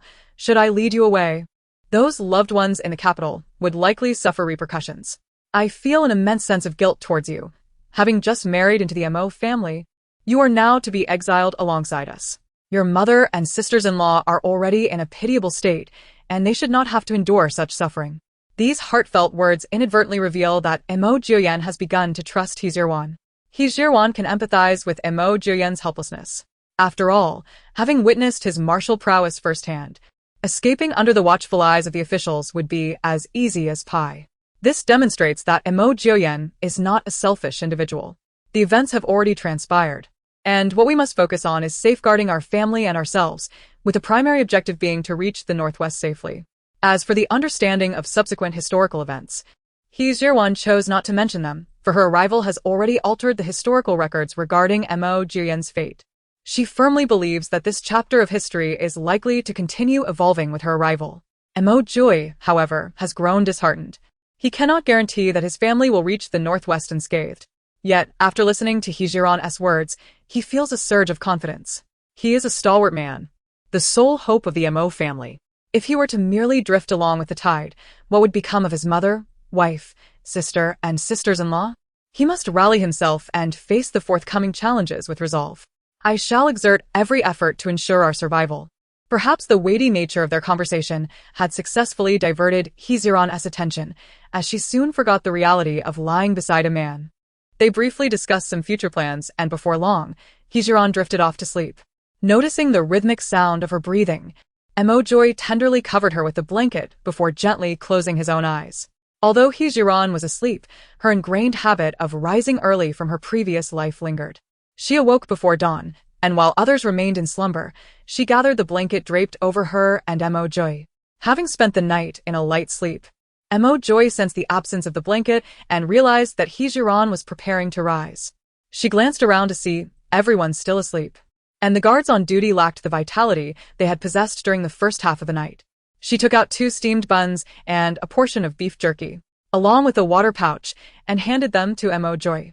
Seizing the moment while everyone remained asleep, you should partake in some sustenance. Very well. Mo Jiuyi responded promptly, hastily taking the food and alighting from the carriage. Not long after Mo Jiuyi returned, having satisfied his hunger, others began to awaken in succession. The officials resumed distributing the stone-like black buns, leaving everyone in a state of profound despair. Alas, in order to survive, they could only muster the courage to swallow them down. The Mo family, however, enjoyed a different treatment. As Zhou Laoba had mentioned, they would be granted some white buns the following morning. He was true to his word, ensuring the officials retained enough white buns to sustain them until they reached Yunlai County, while bestowing the remainder upon the Mo family. Unbeknownst to everyone, Zhou Laoba's generosity towards the Mo family was not born from a heartfelt gratitude towards Peng Wang for He Jiran's life-saving intervention. The true reason lay in their miscalculation regarding this assignment. In the past, they had always prepared 2 types of buns prior to their departure. The black buns were complimentary, while the white buns were intended to yield some silver coins. Chapter 30. The residual toxins within your body. Unexpectedly, this group of exiles differed from those in the past, as they were utterly devoid of any monetary resources. During this sweltering weather, steamed buns could barely last a few days before spoiling. With the number of officials present, it was evident that they could not consume all these buns. Old Zhou contemplated that rather than allowing these buns to mold and be discarded, it would be more prudent to utilize them to repay Peng Wang's life-saving grace. Peng Wang had no objections to this notion. Thus, these white flour buns easily found their way into the hands of the Mo family. This time, He Jiran refrained from retrieving any food from her space, for the package given to her by He Yuanming was quite limited. After extracting a considerable amount of braised beef yesterday, along with a blanket, further indiscriminate withdrawals would undoubtedly arouse suspicion among others. Despite merely gnawing on white flour buns, the Mo family felt a sense of satisfaction, which was a significant luxury for these exiled individuals. Perhaps due to the fact that second sister visited the Xie family last night to deliver steamed buns for her nephew. The hostility from the Xie family towards Mo Jiuyi had somewhat diminished today. Observing the Mo family consume their buns, they refrained from casting the same hostile gaze as the members of the other three families. Those from the three families fixed their eyes upon the Mo family like daggers, and had it not been for their fear of the officials, they would have unleashed verbal contempt. He Jiran, while munching on her bun, caught a glimpse of these individuals from the corner of her eye. Her gaze fortuitously met the cold, menacing stare of Li Ro-er. In a deliberate act of provocation, He Jiran raised the bun in her hand and flashed a broad smile at Li Ro-er, the challenge in her demeanor unmistakably evident. Li Ro-er was equally unyielding. Raising her hand to form a fist, adopting a posture that suggested she was ready to strike. He Jiran maintained her smile, yet it did not reach her eyes. As she continued to eat her steamed bun with great enthusiasm, the subtle interplay between the two did not escape the keen observation of matriarch Mo, who discerned that He Jiran's actions were not conducted in secrecy. From the moment Li Ro-er had attempted to undermine He Jiran the previous day, it was evident to matriarch Mo that the two were acquainted and harbored animosity towards one another. Nevertheless, she recognized the formidable nature of her daughter-in-law and felt no excessive concern. A simple reminder to others to remain cautious of Li Ro-er would suffice, for she understood well the adage that the king may be easy to approach, but the spirits are often troublesome. Just as the Mo family finished their meal and began to tidy up, Zhou Laoba and Peng Wang approached. The Mo family instinctively tensed at their arrival. Zhou Laoba spoke in a commanding tone, stating that their leader had been bitten by a snake the previous day and was still somewhat weak, necessitating a seat on Mo Joy's wooden cart. Matriarch Mo, somewhat uncertain, inquired, "Does the official mean to have Joy disembark from the cart? If he does not, are we to allow our leader to be cramped alongside a prisoner?"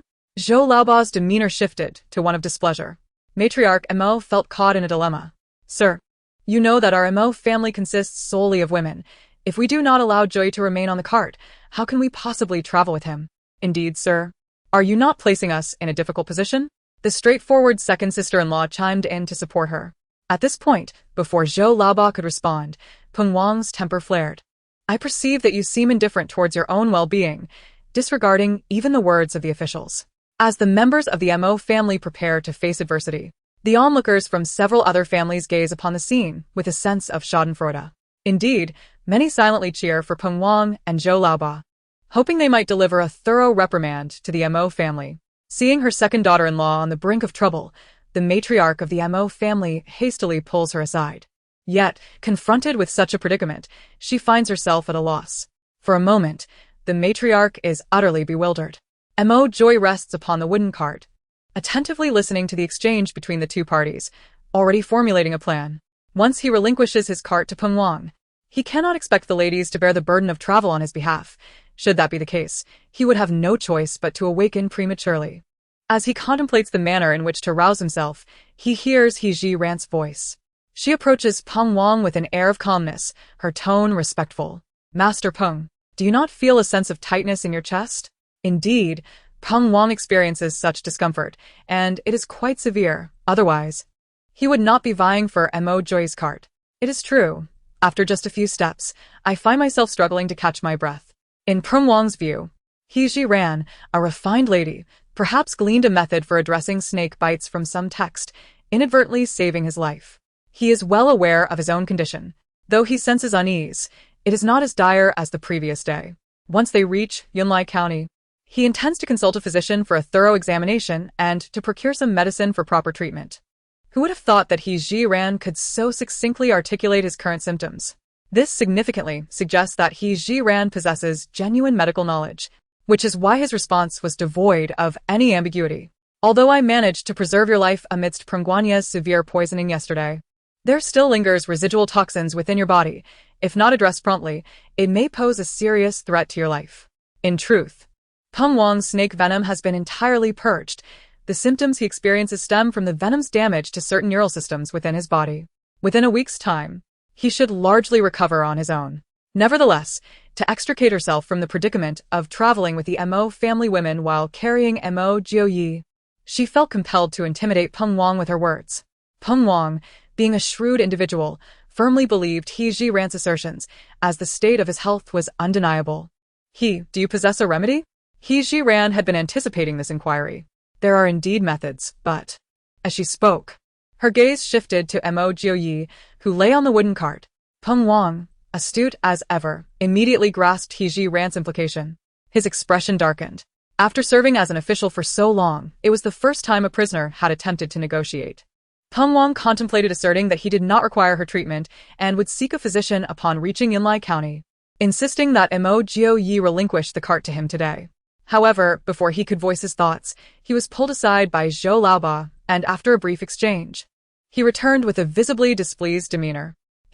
As long as you can completely eliminate the residual toxins from me, I will permit Mo Jiuyi to accompany me on the cart.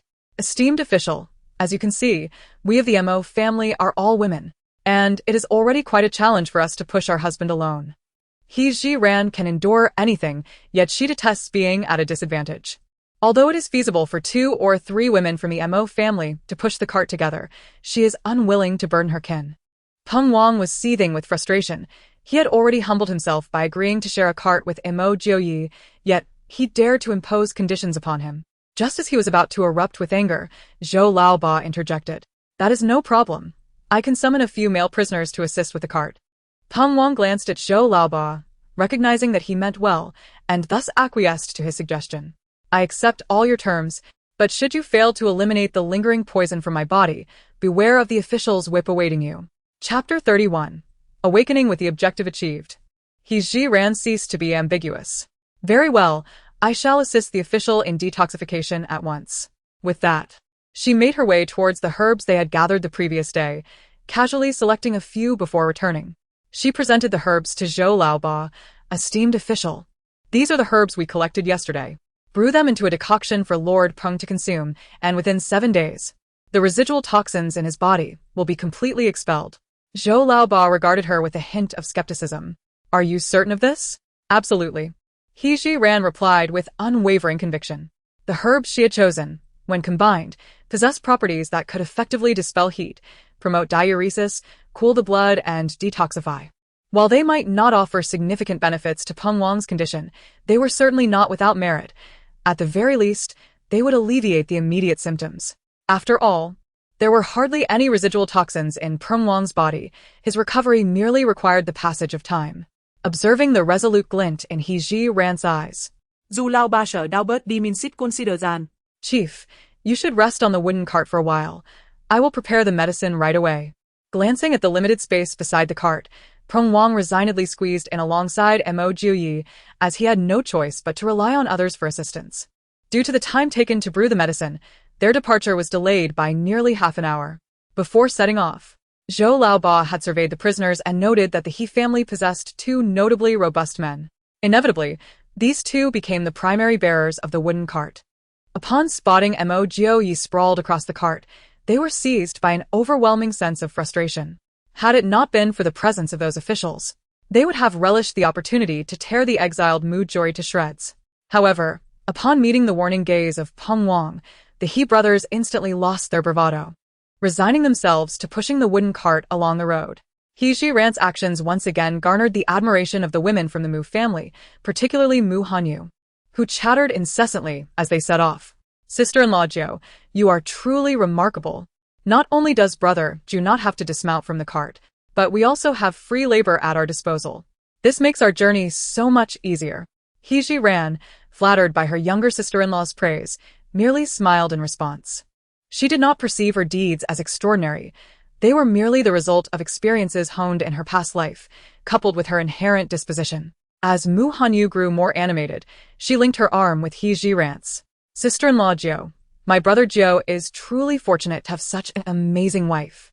In the midst of her exuberance, Mu Hanyu spotted some herbs by the roadside, remnants of their harvest from the previous day. She excitedly pointed out the plants, exclaiming, Sister-in-law Jiao, there are herbs over there. I will go and collect them. However, before she could dash towards the roadside, He Jiran firmly grasped her arm. Little sister, there will be other opportunities to gather herbs. Delaying our journey could invite punishment from the officials. Mu Hanyu, a girl of simple thoughts, had not considered the implications. Only upon He Jiran's reminder did she realize they were on the path of exile. Her youthful face scrunched up in displeasure. I have understood, ninth sister. I shall exercise caution henceforth. The members of the Mo family are sufficiently nourished and can keep pace with the officials as they traverse the road. Unfortunately, the individuals from several other clans are less fortunate, having subsisted on coarse black buns for 2 consecutive meals. They find them not only difficult to swallow but also insufficient to sate their hunger, coupled with their accustomed pampered lives. It took less than half an hour for the main contingent to set forth before instances of lagging began to manifest. The officials showed no mercy. Any who fell behind were met with the cruel sting of their whips, resulting in an unceasing chorus of wails from the rear of the procession. 2 robust men from the He family, tasked with pushing a wooden cart, were also struggling and repeatedly beseeched Peng Wang for sustenance. Peng Wang, not entirely devoid of human compassion, recognized their need for nourishment as they exerted themselves and was preparing to instruct someone to bring 2 white buns when, fortuitously, the cart collided with a large stone, nearly overturning. Seated atop the cart, the jolt caused Peng Wang to lean unexpectedly, landing squarely upon Mo Joy, precisely where his injuries were most grievous. Caught off guard, Mo Joy instinctively let out a muffled groan. Peng Wang, lacking the time to reprimand those pushing the cart, was seized by the thought that Mo Joy had regained consciousness. He hastily called to He Jiran, urging her to come and ascertain if her husband had indeed awakened. Though he had grown accustomed to witnessing the demise of prisoners along the road, he held a measure of respect for Mo Joy, particularly after the poignant words spoken by He Jiran during the altercation between the officials and Xie Feng had touched him deeply. Regardless of the mistakes committed by Mo Joy, the undeniable truth remains that the sons of the Mo family have sacrificed their lives for the nation. Recently, the capital was abuzz with tales of his triumphant return. For someone of his stature, Peng Wang sincerely hoped for his survival. Yet, this was merely a subconscious desire. Should the Mo family dare to provoke him on the road, he would not hesitate to retaliate mercilessly. He Jiran, unaware of Peng Wang's thoughts, hurried over upon hearing him call her name. Lord Peng, you say my husband has awoken? She feigned a look of astonishment while mentally preparing for any eventuality. Peng Wang shifted slightly to the side. I might have inadvertently touched his wound. I cannot discern whether it was pain or something else that caused him to grunt. He Jiran instructed the He brothers to halt, symbolically taking hold of one of Mo Joy's arms to feign checking his pulse. This act was, in truth, a ploy to buy Mo Joy some time. She was uncertain of his intentions, whether he intended to awaken at that moment or to bide his time. Meanwhile, Mo Joy was engaged in his own calculations. Although he appeared to be unconscious, lying on the carriage, he remained ever vigilant. From the early hours of the day until now, he had been attuned to the surrounding activities, even discreetly surveying his surroundings when others were preoccupied. In his keen observations, he had detected no imminent threats. After much contemplation, Mo Joy resolved to awaken. Just as He Jiran was earnestly pretending to check his pulse, he emitted a faint groan. Peng Wang once again pointed at Mo Joy and said, Look, is he truly awake? He Jiran withdrew her hand from his pulse, feigning delight as she declared, Indeed, my husband has awakened. Upon hearing this, the matriarch of the Mo family and the other ladies gathered around, their eyes reflecting genuine concern that seemed far from contrived. One could assert that their performances were undeniably convincing. He Jiran retrieved a water pouch from her waist. My dear husband, how do you feel? Please take a sip of water to soothe your throat. Mo Joy, displaying remarkable cooperation, strained to lift his head slightly, drinking a couple of mouthfuls of water with He Jiran's assistance. Peng Wang, with an ostensibly kind reminder, added, He is currently frail, and it would be unwise for him to consume dry steamed buns. It is best to provide him with more water to moisten his throat. though presented as a suggestion. His tone was characteristically impatient. Chapter 32. Heatstroke. The members of the Mo family did not take offense at Peng Wang's demeanor. They all nodded in agreement, suggesting that for the time being, Mo Jui should not be given anything to eat. Although Mo Jui had regained consciousness, he continued to maintain his position sprawled across the carriage. Once Peng Wang deemed the situation adequately addressed, he commanded the group to resume their journey. In the scorching heat of August, the relentless sun bore down upon the parched earth, leaving the travelers gasping for breath. Among the procession, the prisoners lamented in despair. Some, unable to endure the oppressive conditions any longer, knelt before the officials, beseeching them for a moment's respite in a cooler shade. The Mo family members were equally affected, their faces flushed with heat. Observing the distress of those around her, He Jiran felt a surge of concern. If the situation persisted, it was inevitable that someone would succumb to heatstroke. While contemplating how to avert such a tragedy, she was suddenly startled by cries emanating from the rear of the group. "Sir, please help find a doctor for the child. The child is innocent." He Jiran turned towards the source of the commotion, realizing it was coming from the Xia family's contingent. The second sister-in-law also recognized this and hastened towards them. Considering that the Xia family was her maternal family, He Jiran felt compelled to offer assistance. Thus, she followed closely behind her sister-in-law, intending to assess the situation. At that moment, the Xia family had gathered around Xia Lin, tears streaming down their faces.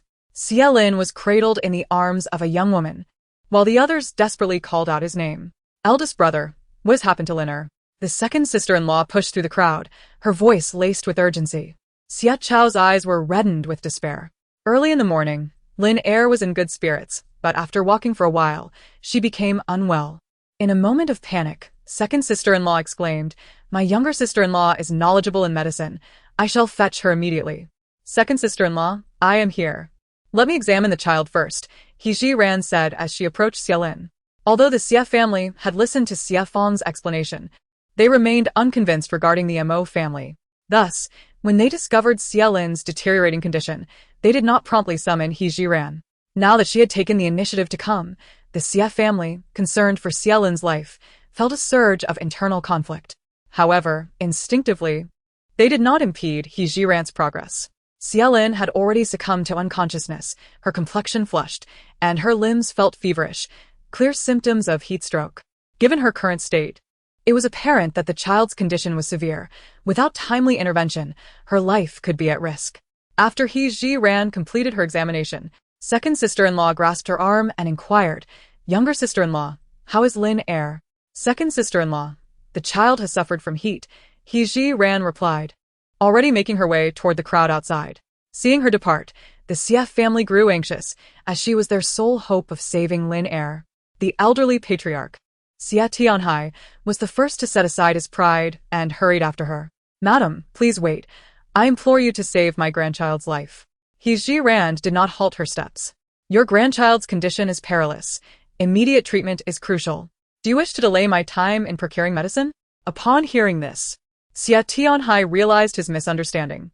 "Very well, I appreciate your assistance, madam." Despite understanding He Jiran's intentions, Xia Tianhai continued to trail behind her, as if he wished to express something yet found himself at a loss for words. He Jiran was aware of his presence. "We are both exiled prisoners. By virtue of our relationship, through second sister-in-law, you are my elder. Henceforth, you may simply refer to me as he or by my full name, He Jiran. There is no need for titles such as madam. I find it unnecessary and prefer a straightforward address that feels more comfortable." "Very well, I shall call you He." As they conversed, He Jiran approached the vicinity of the Mo family's group. Among the herbs harvested yesterday, several possessed properties that could alleviate heatstroke, and were currently being managed by a few of the sisters-in-law. Without wasting a moment, He Jiran procured the necessary herbs from them and then turned to Xia Tianhai. "Uncle Xia, if we are to brew the medicine, we must first discuss it with the officials. They possess no vessels, and whether the constables will permit us to stop and prepare the medicine is a matter that requires careful negotiation." "Very well, I shall speak with the officials." Peng Wang, who was not far away, overheard their conversation. At that moment, he was also suffering from the heat, his body particularly sensitive due to the effects of snake venom. Observing that Xia Tianhai was about to turn and inquire with his subordinates, Peng Wang hastily interjected, "There is a small river ahead. shaded by trees. Let us take a brief respite there. Grateful for Peng Wang's suggestion, Xie Tianhai expressed his sincere thanks. After a while, they indeed spotted a small river in the distance, confirming Peng Wang's words. The officials arranged for the exiled prisoners to rest, while they themselves sought out shaded spots to escape the heat. He Jiran borrowed a pot from Zhou Laoba, and her second sister-in-law volunteered to assist her nephew in preparing medicine. To prevent her family from succumbing to heatstroke, He Jiran specifically instructed her sister-in-law to brew a large pot of herbal concoction, not only for Xielin but also for the entire family to partake in, ensuring a preventative measure.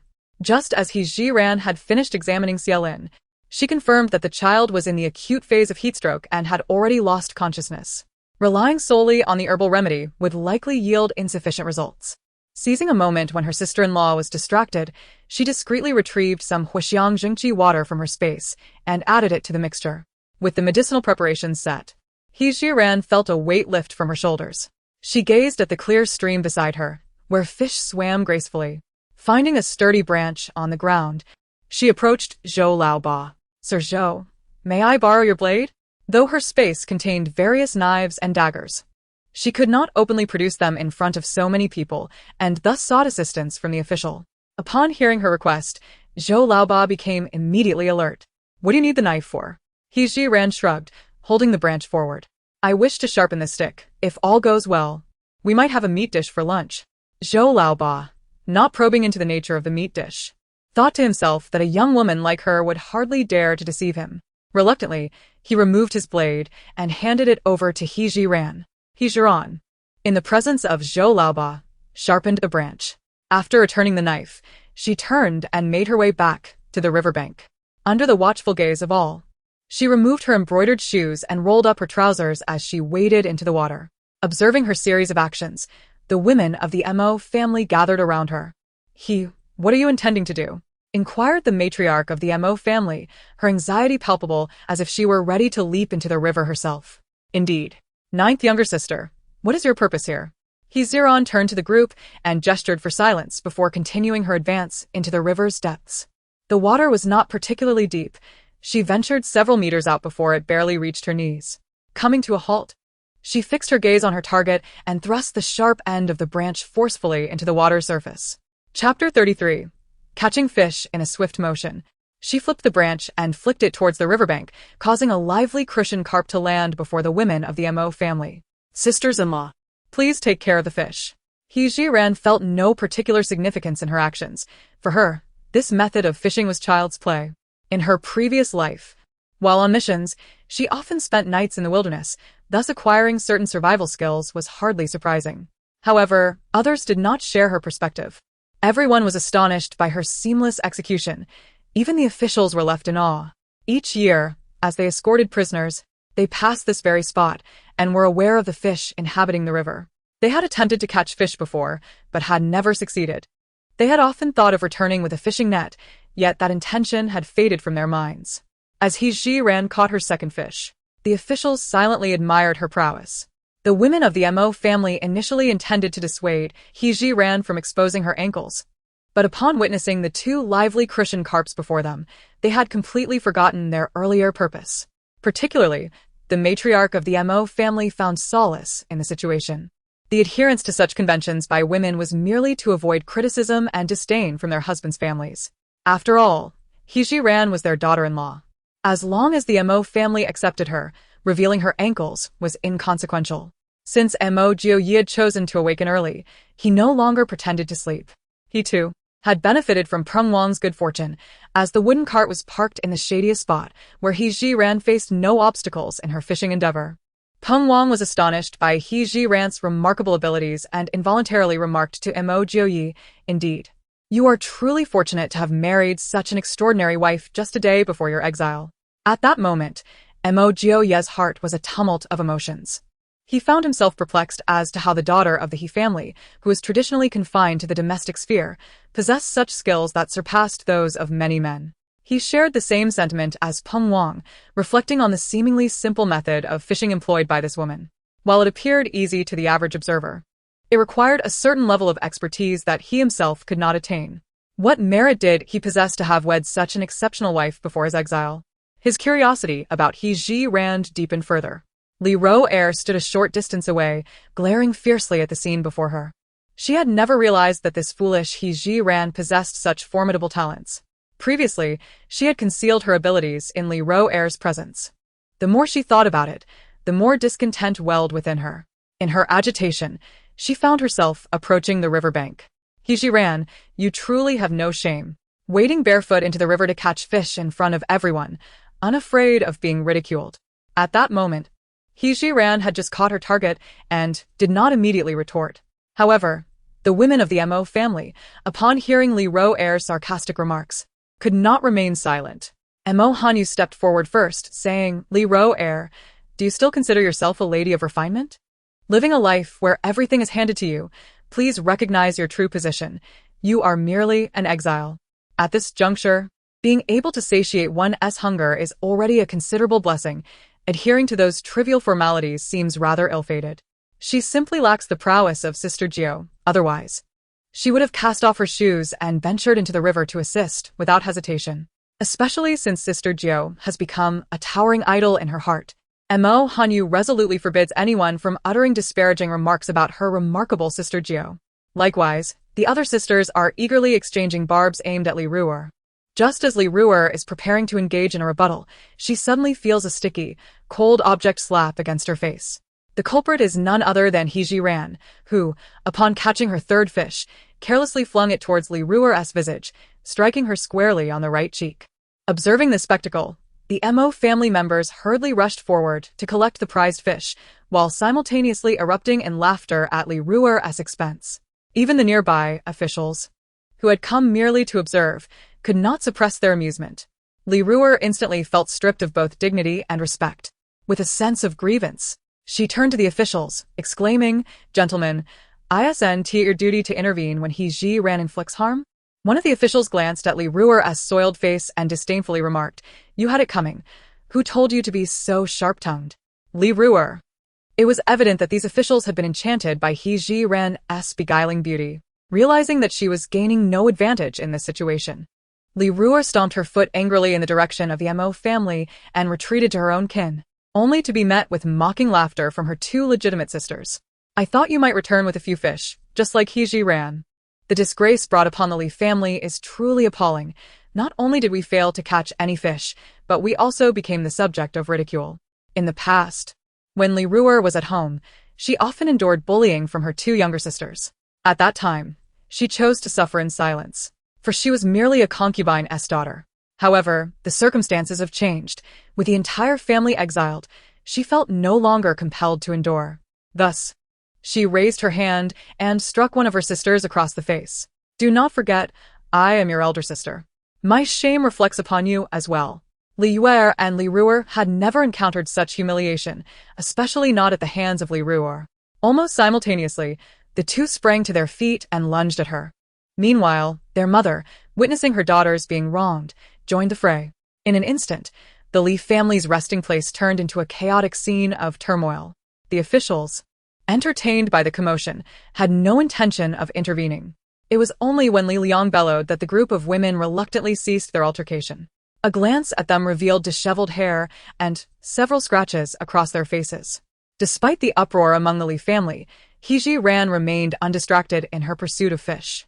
Within less than half an hour of entering the river, she had already caught over 20 crucian carp. Satisfied with her haul, she finally emerged from the water. Meanwhile, the medicinal concoction had been prepared, and her second sister-in-law brought a bowl to Xiaolin.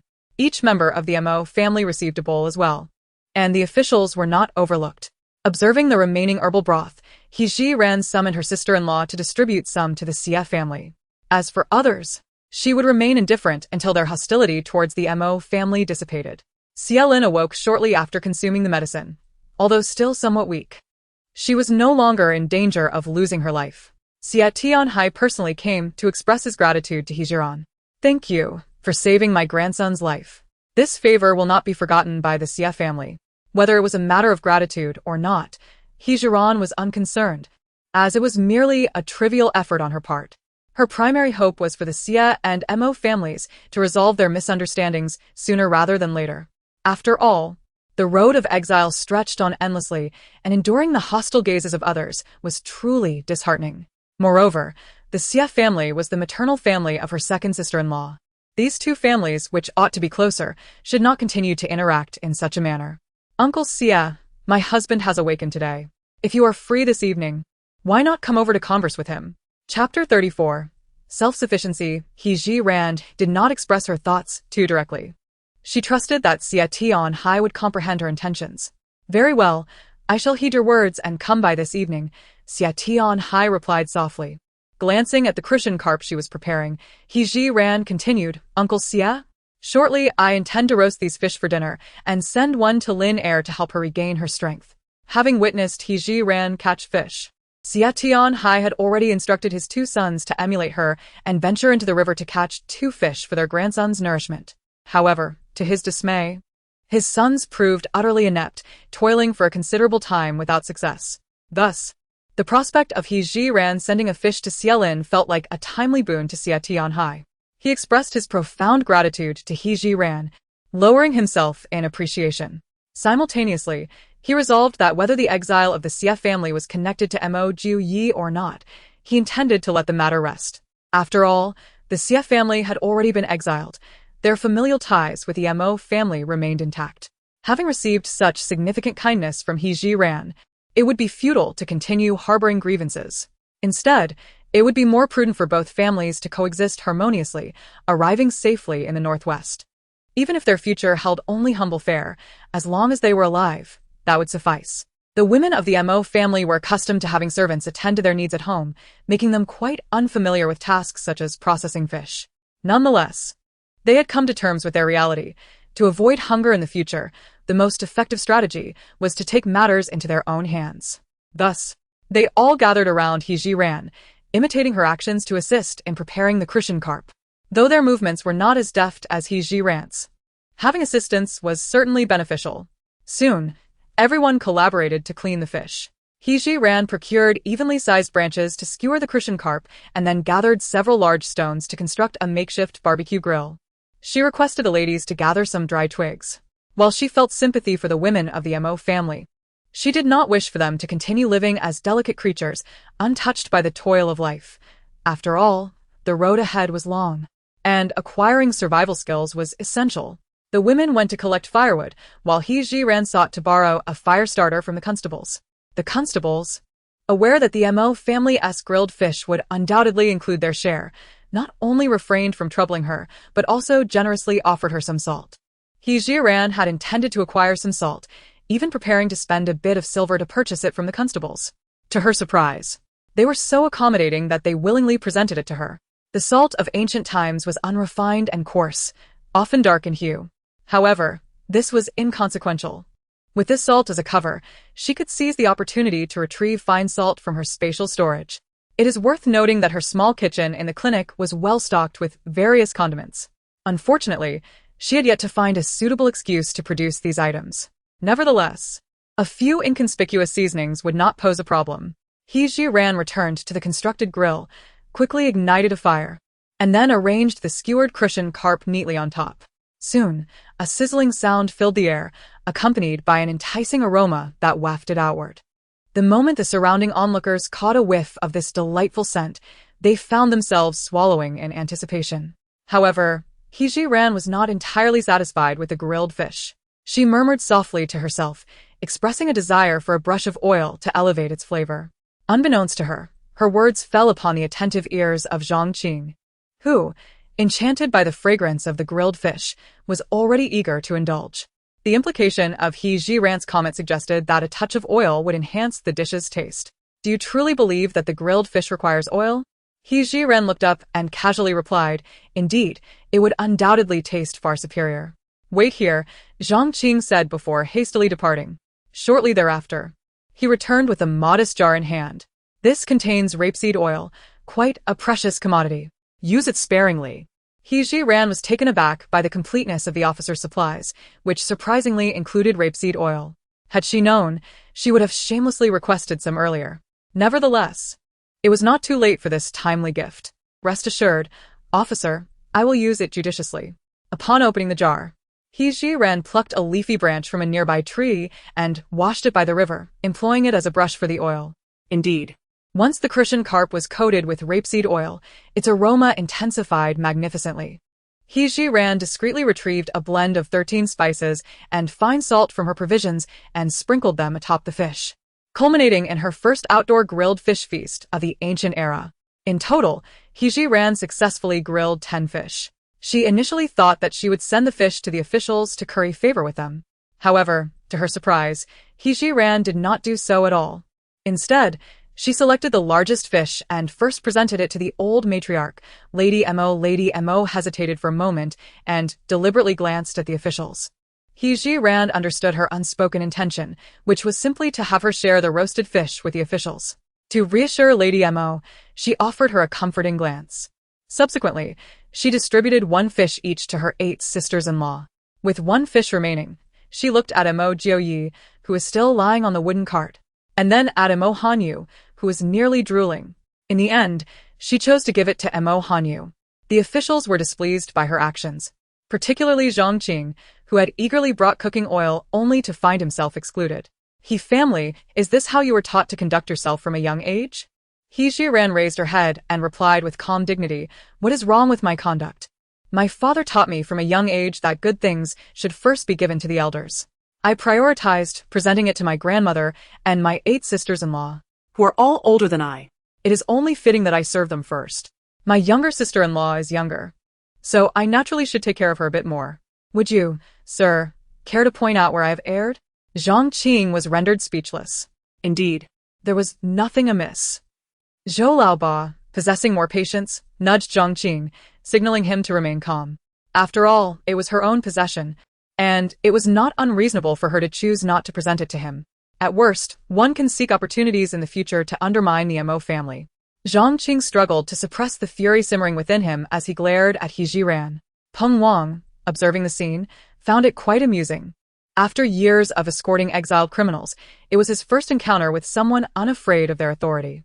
Moreover, this individual consistently articulated their arguments with such precision that others were rendered incapable of rebuttal.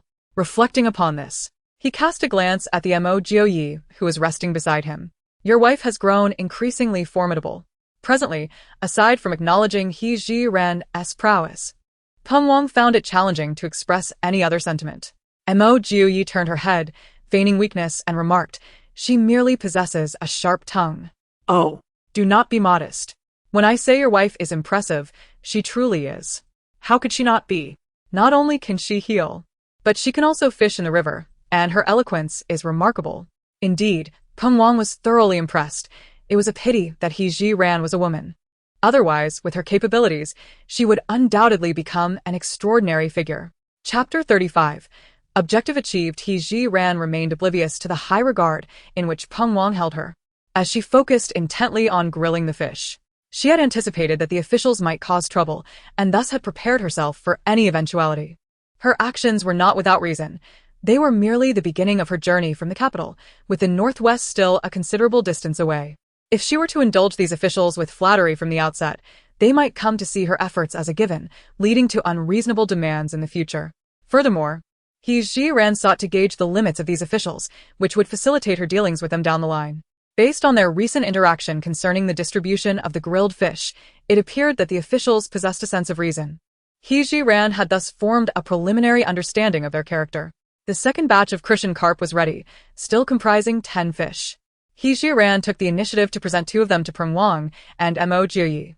Although Mo Jioyi bore injuries that rendered him less suited to consume fish, the peculiar circumstances dictated otherwise. She could not allow him to watch others feast while he was left wanting. Moreover, she was confident in managing Mo Jioyi's condition, and partaking of a single fish would pose no significant risk. As Peng Wang took a bite of the grilled fish, his eyes lit up instantly. It could be said that this was the most delectable grilled fish he had ever tasted. Mo Jioyi, I told you your wife was remarkable. Her grilling skills are extraordinary. You truly are fortunate, he exclaimed. Indeed, the flavor is quite delightful, Mo Jioyi responded casually, his mind swirling with myriad thoughts. The endeavors undertaken by He Ji-ran are far from the expected accomplishments of a refined young lady. Yet, It is precisely her uniqueness that has spared the Mo family from suffering since their exile from the capital. Mo Jiuyi is beset by a tumult of emotions, lamenting his own inadequacies that led to his family's banishment, now relying on a woman to resolve various predicaments. Unbeknownst to He Jiran, Mo Jiuyi's sentiments remain unvoiced as she distributes the grilled fish, with 4 officials still left without their share. This time, her demeanor is commendable. Having offered the food, she is determined not to incite any displeasure. Esteemed officials, I shall prepare another batch, ensuring everyone receives their portion. Observing their companions relishing the meal, the remaining 4 officials seethe with frustration. However, witnessing He Jiran's tireless efforts, they ultimately suppress their ire and bide their time. After approximately 10 minutes, the 4 officials finally receive their grilled fish, while the others have long since finished theirs, unable to suppress their envy as they watch. A sense of superiority washes over the 4 as they savor their fish leisurely, delighting in their good fortune. He Jiran retains 1 fish for herself, presenting the remaining 3 to her sister-in-law. Sister-in-law, please deliver these 3 fish to Uncle Xia and his family for them to enjoy. Her sister-in-law is taken aback. Sister-in-law, do you truly mean this? He Jiran replies with a smile. Indeed, Uncle Xia and Auntie are of advanced age and have not been well fed these past few days. A bit of grilled fish will fortify their health, and Lin, being in a frail state, also requires nourishment. Tears of excitement welled up in the eyes of the second sister-in-law. All right, I shall deliver it to them right away. Thank you, sister-in-law Jiu. Watching the second sister-in-law dash away, He Jiran sought a shaded spot to rest and savor some grilled fish. This act once again drew countless hostile glances. Upon noticing these stares, He Jiran chose not to ignore them. Instead, she met each gaze head-on. She was curious to understand the depth of their animosity towards the Mo family. At the forefront were the He family, led by 2 burly laborers pushing carts, all glaring at He Jiran. Their mouths moved incessantly, clearly spewing curses. Perhaps due to their fear of the officials, they refrained from raising their voices, rendering their words inaudible from He Jiran's position. The Li family was no less hostile than the He family, with every member, young and old, directing their fury at He Jiran. Particularly, Li Ru'er, whose glare was so lethal that He Jiran felt as though she might have perished countless times under its intensity. In response, she raised her grilled fish towards Li Ru'er and took a bite, an action that could surely ignite further ire. Though the Fong family also watched her, their expressions did not mirror the boundless hatred exhibited by the He and Li families. Upon closer observation, He Jiran discerned a glimmer of pleading and resentment in their gazes. As for the Xia family, there was little need for elaboration. He Jiran had previously saved Xielin's life, and now had the second sister-in-law deliver 3 grilled fish. Consequently, their enmity towards the Mo family had notably diminished. It appears that, like the Fong family, the Xia family can gradually resolve their animosities. Naturally, it would be most fitting for Mo Jiue to personally address this matter, for only through confronting the parties involved can clarity be attained. He Jiran already has a sense of the situation and plans to discuss it with Mo Jiue at a later time.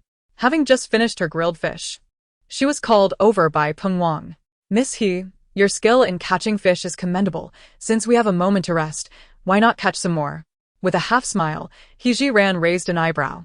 Is Lord Peng still unsatisfied with the feast? Caught off guard, Peng Wang's face flushed. Let us just say that. In truth, even if Peng Wang had not suggested it, He Jiran had the same intention. However, she did not wish to forfeit any opportunity to ingratiate herself. Lord Peng, I am but a humble woman.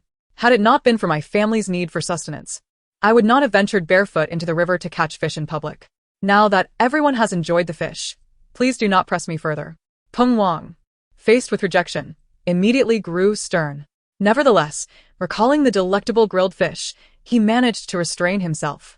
This time, you need not catch too many. Just 10 will suffice.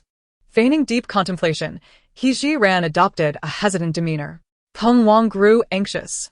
Here's the deal. If you catch 10 more fish, I will grant you a condition within my capacity.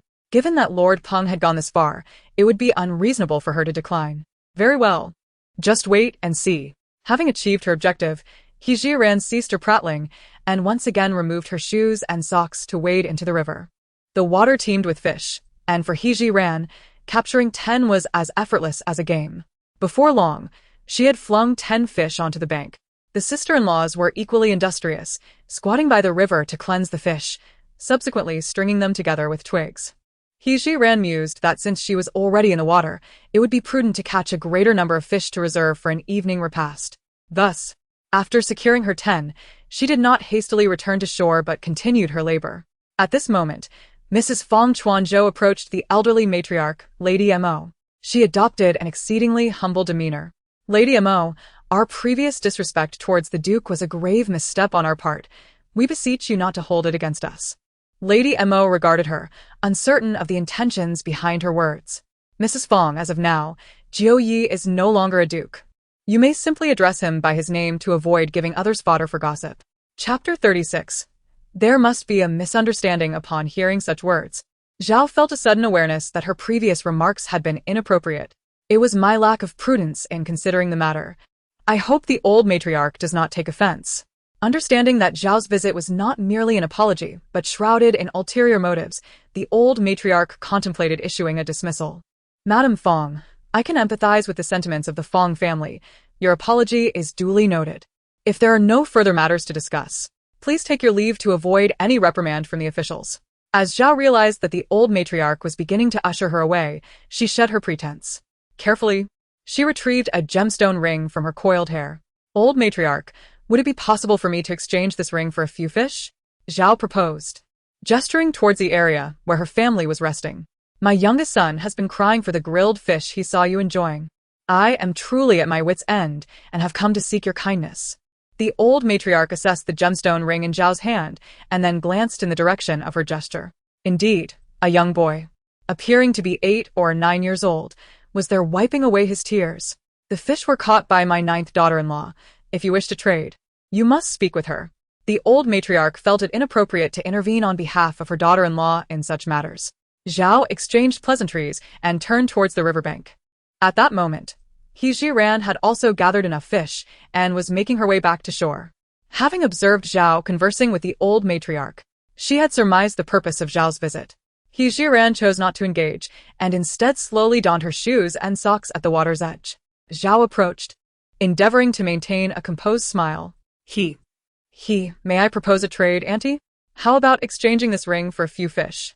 He Ran glanced at the ring, its crimson gemstone shimmering with clarity, unmistakably a precious item. It was apparent that Zhao had truly invested significantly for just a handful of fish. Simultaneously, it hinted that the Fong family was indeed devoid of silver, for otherwise, they would not barter such a fine ring for something so trivial as fish. He Ran did not engage in pleasantries with Zhao and directly took the ring. She then gestured toward the freshly caught fish, saying, "The fish are right here. Feel free to take your pick." Seeing the agreement, Zhao expressed her gratitude profusely before crouching down to collect the fish. He Ran observed closely, curious to see how many fish Zhao would choose. After a brief moment of hesitation, Zhao picked up 5 fish. Was this acceptable? Given the value of Zhao's ring, 5 fish would be an insufficient exchange. Even 500 would not be excessive. Yet, she remained unready, settling for merely 5. This left He Ran with a favorable first impression of Zhao. That is perfectly fine. If you desire more, you may take additional ones, He Ran offered. Zhao shook her head, replying, "No, this is more than enough for me." With that, she cast a reluctant glance at the ring in He Ran's hand before turning to leave. Yet, from that fleeting look, He Ran discerned that the ring held great significance for Zhao. Thus, she hurried after her and softly spoke to Zhao. "There must be some misunderstanding between us. If you wish to clarify, please have Uncle Fong visit my husband after nightfall, and everything will be revealed in due course." Zhao nodded solemnly. "Very well. I shall convey this to my husband." He Ran turned and discreetly placed the ring into her space for safekeeping. She contemplated that if the Mo family and the Fong family could transform their conflict into harmony in the future, she could certainly return this ring to Zhao. However, that moment is not now. The sisters-in-law continued to clean the crucian carp they had caught. He Ran, at Peng Wang's request, grilled 10 fish and handed them all over to him, leaving the matter of distribution to his discretion. After enjoying the grilled fish and seeing that the time was right, Peng Wang gave the command to resume their journey. The 2 unfortunate laborers from the He family grimaced as they pushed the wooden cart once more. The afternoon remained sultry, but fortunately, He Ran had prepared herbal concoctions for some, alleviating the risk of heat stroke. The members of the Mo family, the CF family, and the officials were untroubled. However, the remaining 3 families faced adversity. As they traveled, individuals began to exhibit varying degrees of heatstroke symptoms. Initially, their family members could carry or support them, managing to keep pace with the main group. Yet, as time went on, the number of those succumbing to heat increased, and the few remaining healthy individuals found it impossible to care for so many. In an instant, the entire exiled convoy was filled with lamentations. Simultaneously, the members of the CF family and the officials expressed their heartfelt gratitude to He Ji-ran. Had it not been for her prior preparation of herbs, I would surely have succumbed to the fate of heatstroke. Observing the situation, Peng Wang realized that further travel was untenable and commanded a halt. In such circumstances, his thoughts immediately turned to He Ji-ran. This matter must be resolved by you. However, He Ji-ran did not concur. Lord Peng, as you have witnessed these past few days, they have continuously berated my fellow Mo family members. Why should I come to their aid? He Ji-ran did not consider herself a benevolent soul, believing that possessing medical knowledge did not obligate one to save everyone, particularly with the He and Li families, who harbored a profound animosity towards Mo Jioyi.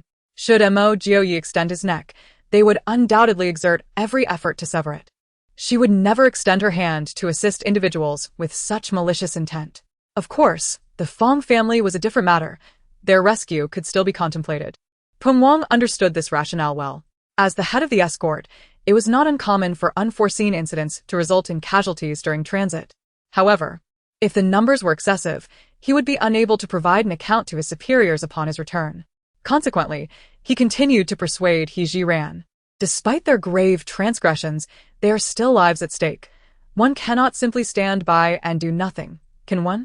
He Ji-ran remained resolute, crossing her arms and showing no consideration for Peng Wang's position. Lord Peng, it is best you cease your words. I have made my decision not to save them. Enraged, Peng Wang pointed a finger at He Ji-ran, yearning to scold her, but ultimately restrained himself. Hirsch, I advise you to be prudent. The journey to the northwest is still long, and defending me yields no advantage. He Ji-ran's temper flared, unwilling to cower. Your words, Lord Peng, are quite misplaced. If the roles were reversed, would you willingly extend your hand to save the life of your enemy? This left Peng Wang speechless. He discerned that this woman, Hirsch, possessed a stubborn spirit, and confronting her directly would yield no fruit. Thus, he endeavored to temper his emotions and, adopting a conciliatory tone, suggested, perhaps you could choose a few whom you find deserving of aid? Though He Ji-ran was reluctant to relinquish her pride, she understood the necessity of not antagonizing Peng Wang too severely.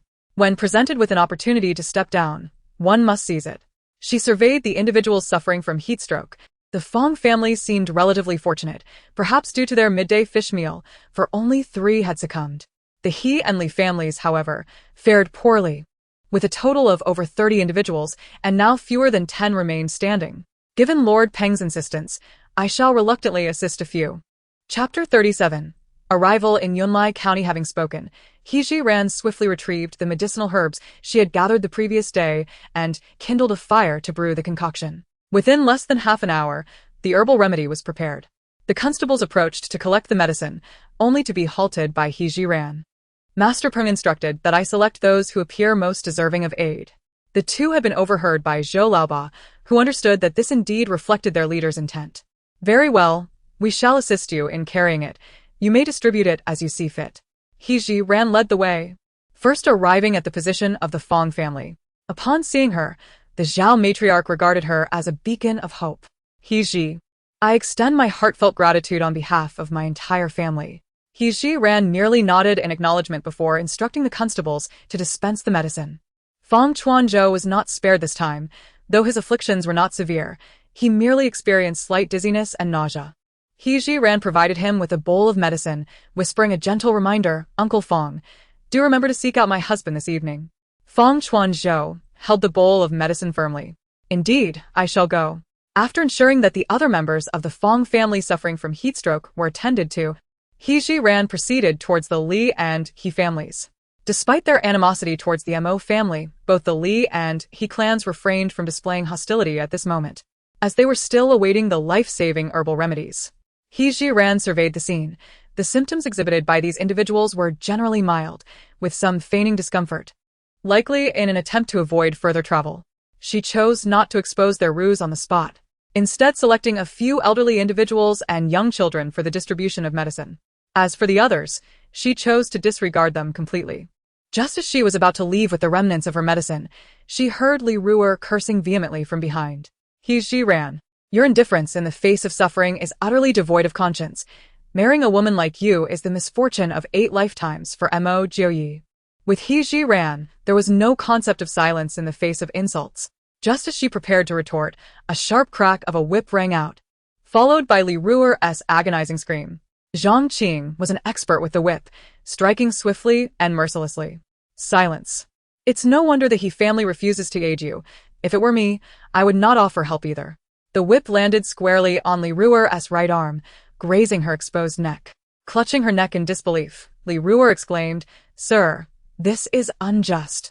He ran refuses to give us medicine, and instead of reprimanding her, you strike me for simply speaking the truth?"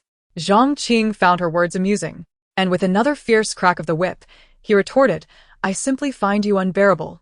I could easily end you." Seeing that Li Ruer had once again offended the constable, Zhu Shi quickly pulled her aside. "Sir, my daughter is foolish. I beg you to show her mercy this once." As she spoke, Zhu Shi prostrated herself before Zhang Qing multiple times. Observing this, Zhang Qing's anger subsided considerably. "From now on, mind that reckless tongue of hers. If I hear her nonsense again, it won't just be 2 lashes." Li Ruer, having been driven to fury, had blurted out her words in the heat of the moment before the constable. At this moment, reason returned to her, and she was truly frightened. However, her hatred for He Jiran intensified. She knelt behind Madame Zhu, softly sobbing, while her mind calculated how to make their exile more bearable. Li Liang, witnessing his usually sensible daughter in such a state, felt a wave of frustration. Fortunately, Madame Zhu was astute and promptly stepped in to apologize. Otherwise, given the temperament of those officials, it was likely they would cause trouble for the Li family along the way. As the officials and He Jiran moved further away, Li Liang shot a fierce glare at Li Ruer. "From now on, when outsiders are present, you must remain silent." "Father." Li Ruer looked at Li Liang with a sense of injustice, eager to explain, but he silenced her. "You must be quiet now." Instantly, Li Ruer fell silent, burying her face in Madame Zhu's embrace as she continued to weep. He Jiran glanced at the remaining medicinal liquid in the iron pot and distributed it among the members of the Fong family who had not suffered from heatstroke, believing it would serve a preventive purpose. She wished to demonstrate to these individuals that offending the Mo family brought no benefits. She preferred to give the remaining medicine to those who were not ill rather than to her enemies. Upon returning to the cart, He Jiran conveyed her observations to Peng Wang. "Lord Peng, I have just conducted a brief inspection, and indeed, 3 individuals from the Fong family have suffered from heatstroke. While it appears that the He and Li families have not been as severely affected." She said no more, trusting that Peng Wang, with his experience, would fully comprehend her meaning. Peng Wang understood perfectly. It was simply that those individuals feigned illness despite being well. In a fit of anger, he commanded that they press on, warning that anyone who dared to lag behind would face the whip. At this, the members of the He and Li families could no longer pretend, although they could not be described as lively, barring a few individuals suffering from heatstroke. They encountered no difficulties in continuing their journey. After more than 2 hours of travel, the main contingent finally entered Yunlai County before nightfall. The officials appear to be quite familiar with the area, leading the group directly to an inn located in the western part of the town. Upon sighting the inn, everyone heaved a sigh of relief. One could only imagine how they had endured the previous night spent in the desolate wilderness. Not to mention the cold and dampness. They also had to guard against the incessant bites of mosquitoes. In the early morning, their faces and clothes were covered with dew. Today, however, was different. With an inn to stay at, they could finally rest for the night. This was especially beneficial for those family members who had suffered from heatstroke. Although they had shown significant improvement thanks to the remedies provided by He Jiran, they still felt somewhat weak. A good night's rest would surely expedite their recovery. The elder Zhou surveyed the crowd, stating that a bed in a large 10-person dormitory would cost 1 or 2 silver coins, while a 2-person room would be 5 silver coins. For those without silver, they could sleep in the inn's courtyard under a canopy. Upon hearing this, He Jiran felt a wave of resentment, Such prices were clearly an attempt to fleece them.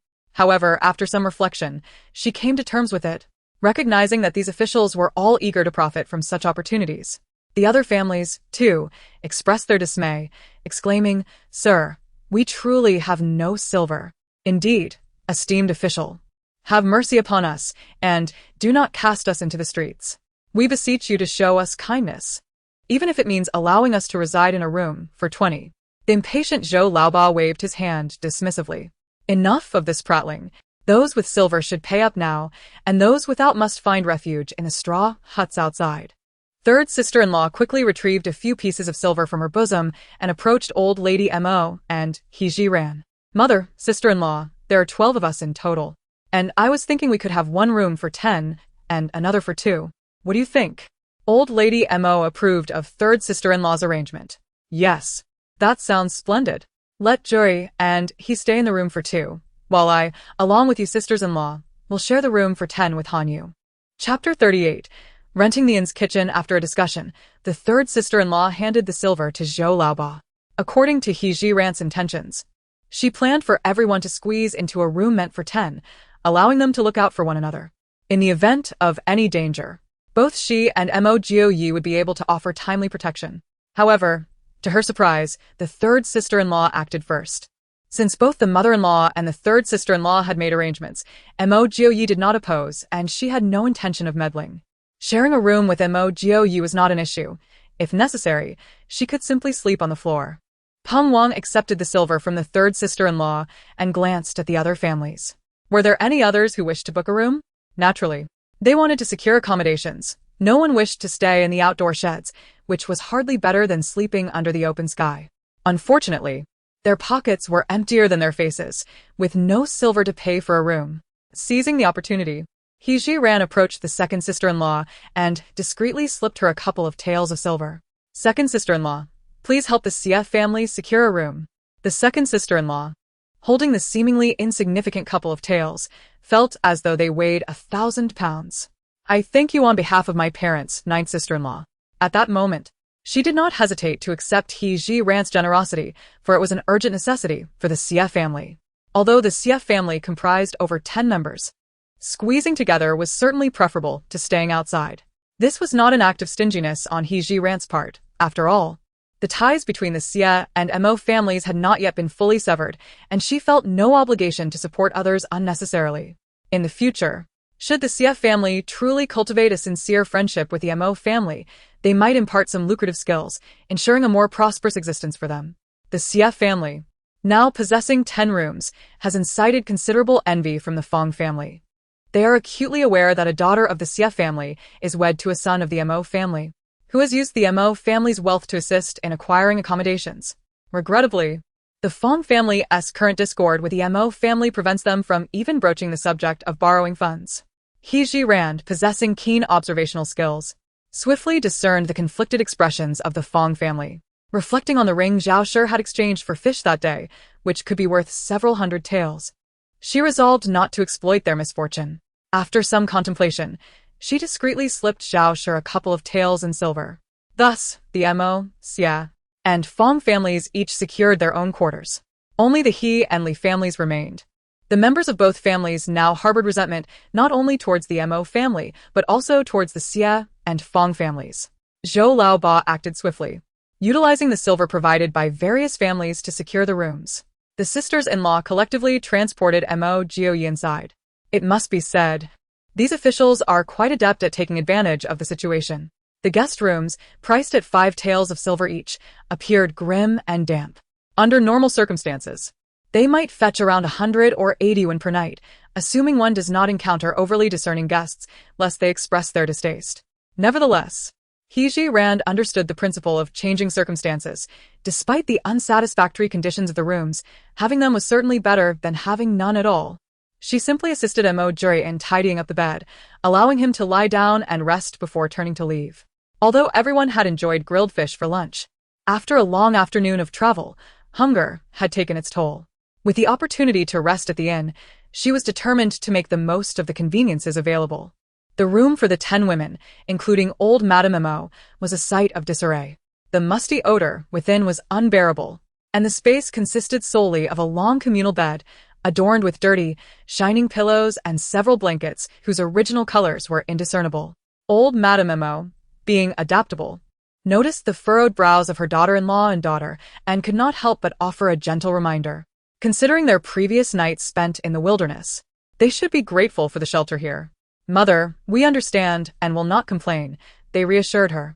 When Hejiren entered the room for 10, the first sight that met her was old Madame Emo delivering her admonishments. Although she intended to arrange dinner for everyone, she felt it necessary to communicate with her elders and seek the assistance of her sisters-in-law. Mother, I plan to speak with the innkeeper to borrow their kitchen and prepare dinner for everyone. Upon hearing about dinner preparations, her sisters-in-law's eyes immediately sparkled with excitement. The eldest sister-in-law, renowned for her culinary skills, eagerly volunteered, "Sister-in-law Jiu, I can help in the kitchen." The fifth sister-in-law stepped forward as well, "I can assist too." Even those sisters-in-law who were less adept in cooking rushed forward to offer their support. Observing such a harmonious family dynamic, Hejiren began to feel a sense of gratitude for her fortunate circumstances, although she found herself inexplicably transported to a foreign realm. Facing countless days and nights of arduous exile, the profound blessing of gaining such a loving family was indeed one of her most significant rewards. Sisters-in-law, she mused, this is merely a thought of mine.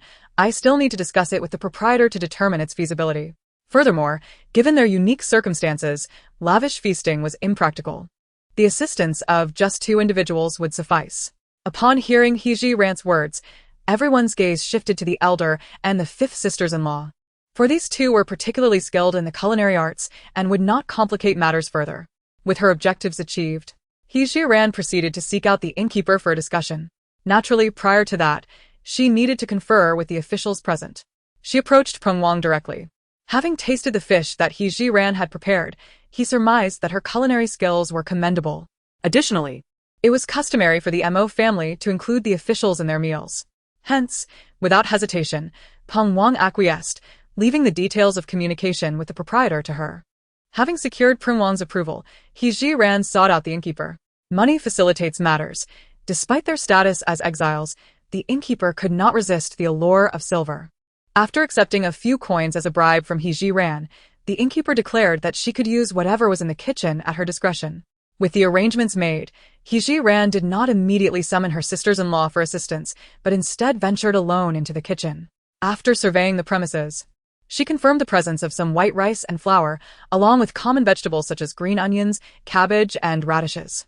Hejiren noticed that the kitchen contained only lard and salt.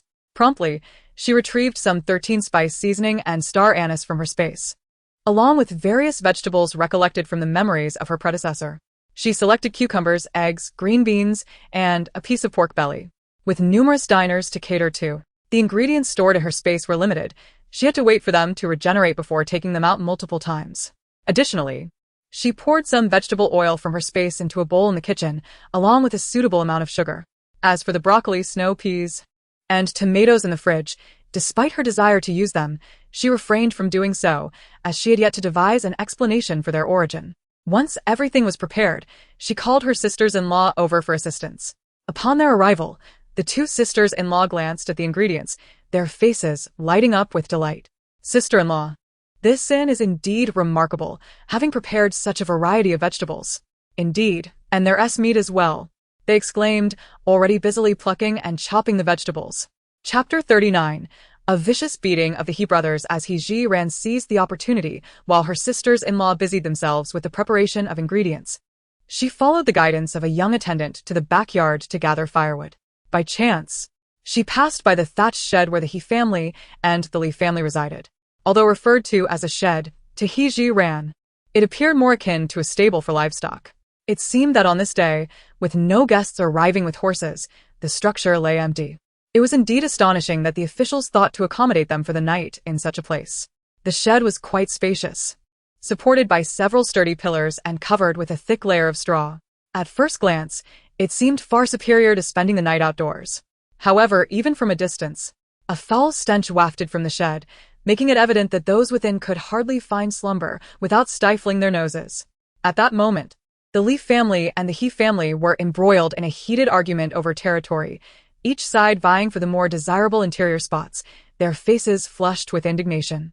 He Ji-ran chose to disregard the commotion and proceeded directly to the backyard. Little did she know that while she sought to avoid trouble, trouble sought her out instead. The He brothers, having toiled all day pushing a wooden cart, had learned from Li Ruaer that the idea originated from He Ji-ran, thus harboring resentment towards her. Spotting her alone, they seized the opportunity to vent their frustrations. As He Ji-ran distanced herself, the brothers abandoned their quarrel with the Li family and hastened after her, their tones laced with mockery. "You little wretch, it is you who has caused us to labor tirelessly all day with that cart. If we cannot extract some satisfaction from you today, we shall find no peace in our slumber." He Ji-ran had always been vigilant. As she passed by the grass shed, she immediately sensed something amiss with the two brothers, having been wary of them for quite some time. Upon hearing the frivolous and jarring voices behind her, she halted her steps and turned to face them with calm composure. He Ming and He Liang were notorious in the capital for their unscrupulous behavior towards others, and they were well versed in their nefarious intentions. Seeing He Ji-ran stop, He Ming approached with a sinister grin, extending his repugnant hand towards her. "Let me have a feel first," he taunted. However, He Ji-ran deftly evaded his lecherous advance, swiftly adopting a crouched stance and delivering a powerful punch to his abdomen. As He Ming doubled over in pain, she nimbly rose and executed a sweeping kick. The force of her strike caused him to stumble forward and fall. Seizing the opportunity, she struck He Ming once more. Her movements flowed seamlessly, leaving him no chance to retaliate. When He Liang realized the perilous situation and rushed over to assist, He Ming was already incapacitated. Undeterred by He Liang's attack, He Ji-ran showed no mercy, swiftly neutralizing him with a few straightforward combat maneuvers. Although she had subdued the two brothers, she was mindful not to inflict excessive harm, knowing they would need their strength to push the cart the following day. "Consider this a warning," she declared. "Should you dare to provoke me again, the consequences will not be as mild as today." After speaking, He Ji-ran directly ignored the animosity of the two brothers, casually dusted herself off, and strode away. As for whether they would report her to the officials, she scarcely cared. After all, no one had witnessed her actions. Who would believe that a frail woman could overpower two burly men? With an armful of firewood, He Ji-ran returned to the kitchen. Her sisters-in-law had already prepared the ingredients, eagerly awaiting her return to take charge of the cooking. He Ji-ran skillfully prepared 4 dishes and a soup, along with a large pot of white rice. The meal included braised pork with green beans, cold cucumber salad, sweet and sour cabbage, scrambled eggs with scallions, and a pot of milky white Crucian carp soup. Her culinary skills were of average caliber, but her repertoire was diverse, complemented by the aid of various seasonings. The aromas of her creations tantalized everyone's taste buds. Occasionally, a few officials would sneak a glance at the kitchen door, and upon seeing the dishes beautifully plated, someone would hasten to inform Peng Wang.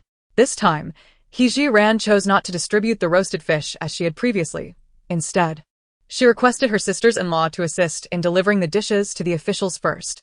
The remaining food was taken to the room of the elderly Madame Mo, where everyone gathered to enjoy the meal together. As for the Xia and Fong families, it was prudent not to offer them too much, lest they become ungrateful and complacent. Even when helping, it should be a gradual process. Thus, the portions allocated to the Fong and Xia families were relatively modest, ostensibly to care for the elderly and children. Even so, they were profoundly grateful to the Mo family. In these trying times, it is indeed a tremendous kindness for someone to share such a splendid meal with them. As for any lingering resentment towards Mo Joy, it seems to have been cast aside. Although Mo Joy no longer pretends to be unconscious, he must still maintain an image of frailty and limited mobility before others. Consequently, his meal was delivered to their shared room by He Ji-ran. Upon seeing the delectable and aromatic dishes, the women of the Mo family were overwhelmed with emotion. Mo Hanyu tightly grasped He Ji-ran's arm. "Sister Jiao, did you prepare all these dishes?"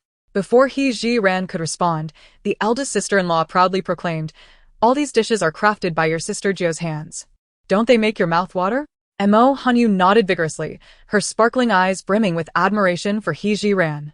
Sister Jiao is truly remarkable. Not only does she possess medical knowledge, but she also stands fearless before those officials, and her culinary skills are exceptional. As she spoke, Mo Hanyu leaned her head gently on He Ji-ran's shoulder. "Sister Jiao, from now on, I wish to follow you and learn all your skills."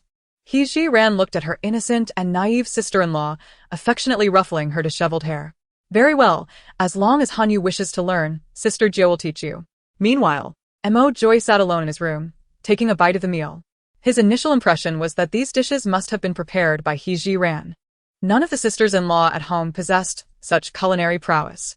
Perhaps feeling fortunate, the corners of Mo Joy's lips curled into a subtle smile, unbeknownst to him. Upon the command of the venerable matriarch, the ladies commenced their meal with gusto. Perhaps it was due to the lack of delectable dishes in recent days. But they found today as offerings particularly delightful.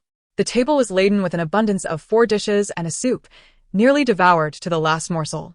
The officers, too, perceived that He Ji-ran's culinary skills surpassed those of the esteemed establishments in the capital.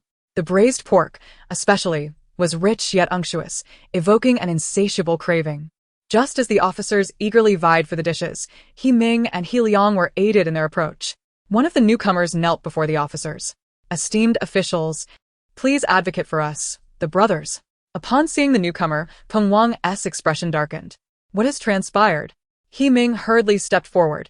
Esteemed official, relying on your protection. He has assaulted us severely. With this, he lifted his garment to reveal the bruises upon his abdomen. Behold, here is where He Ji-ran struck me. And here as well. He Ming proceeded to pull up the back of his shirt. He Liang also advanced, displaying his own bruises for the officers' inspection. The officers exchanged glances, clearly skeptical of their claims. There are regulations concerning the escort of exiled prisoners, explicitly forbidding any altercations among them. Naturally, the enforcement of such prohibitions often hinged upon the officer's disposition. Chapter 40. This woman is quite cunning. Although most of the officials did not believe that He Ji-ran could inflict such harm, Peng Wang was convinced otherwise.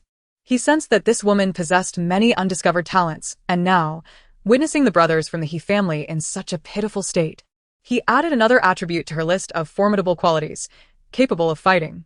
In Peng Wang's mind, this woman was not to be trifled with. Even though she was currently earning a living under his auspices, he knew better than to offend her.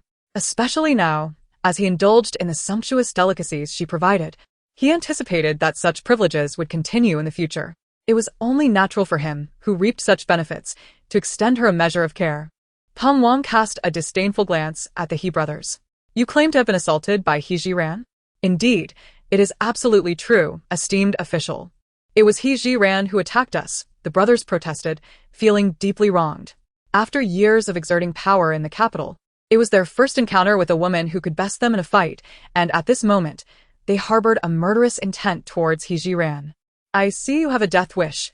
Daring to mock us, Zhang Qing shouted angrily, slamming his chopsticks onto the table, causing the brothers to tremble with fear. However, they were indeed speaking the truth. They had come seeking justice for themselves and could only muster the courage to continue.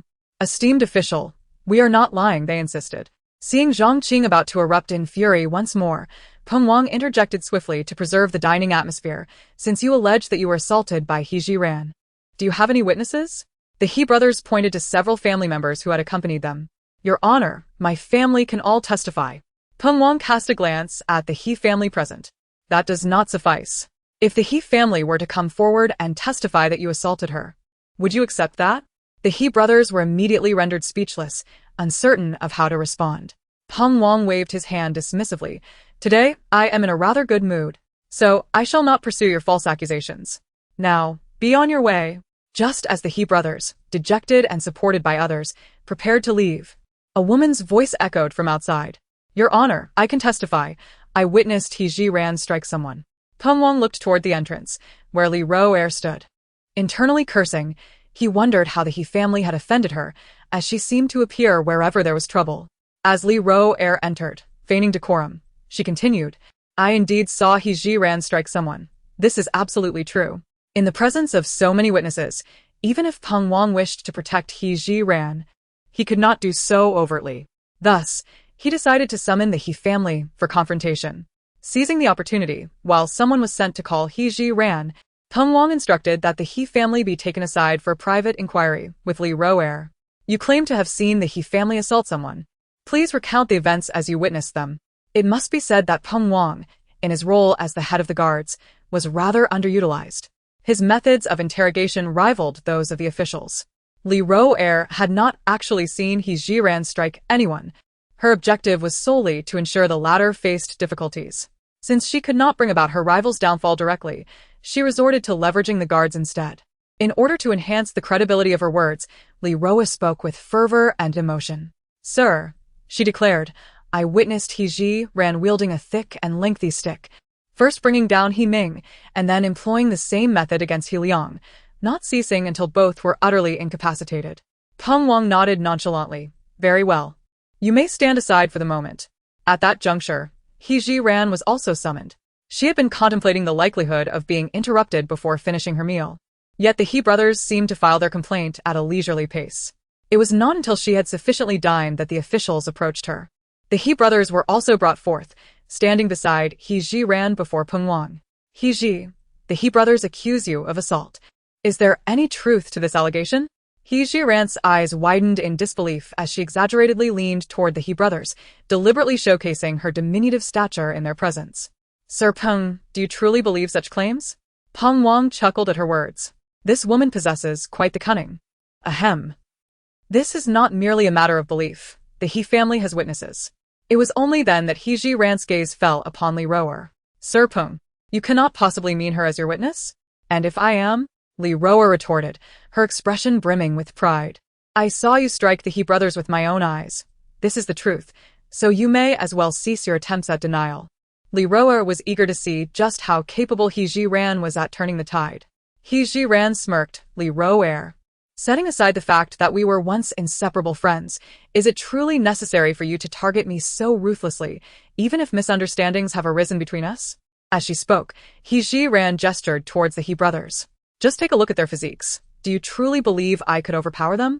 The officials, having just listened to Li Roer's impassioned account, had begun to entertain the notion that He Jiran was indeed capable of violence.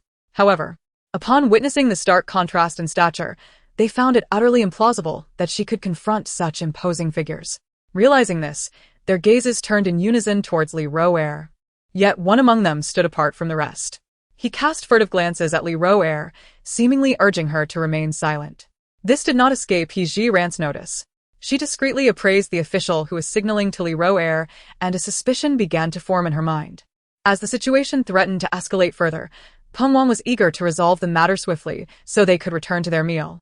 "Very well. Let the He brothers recount how the He family assaulted you."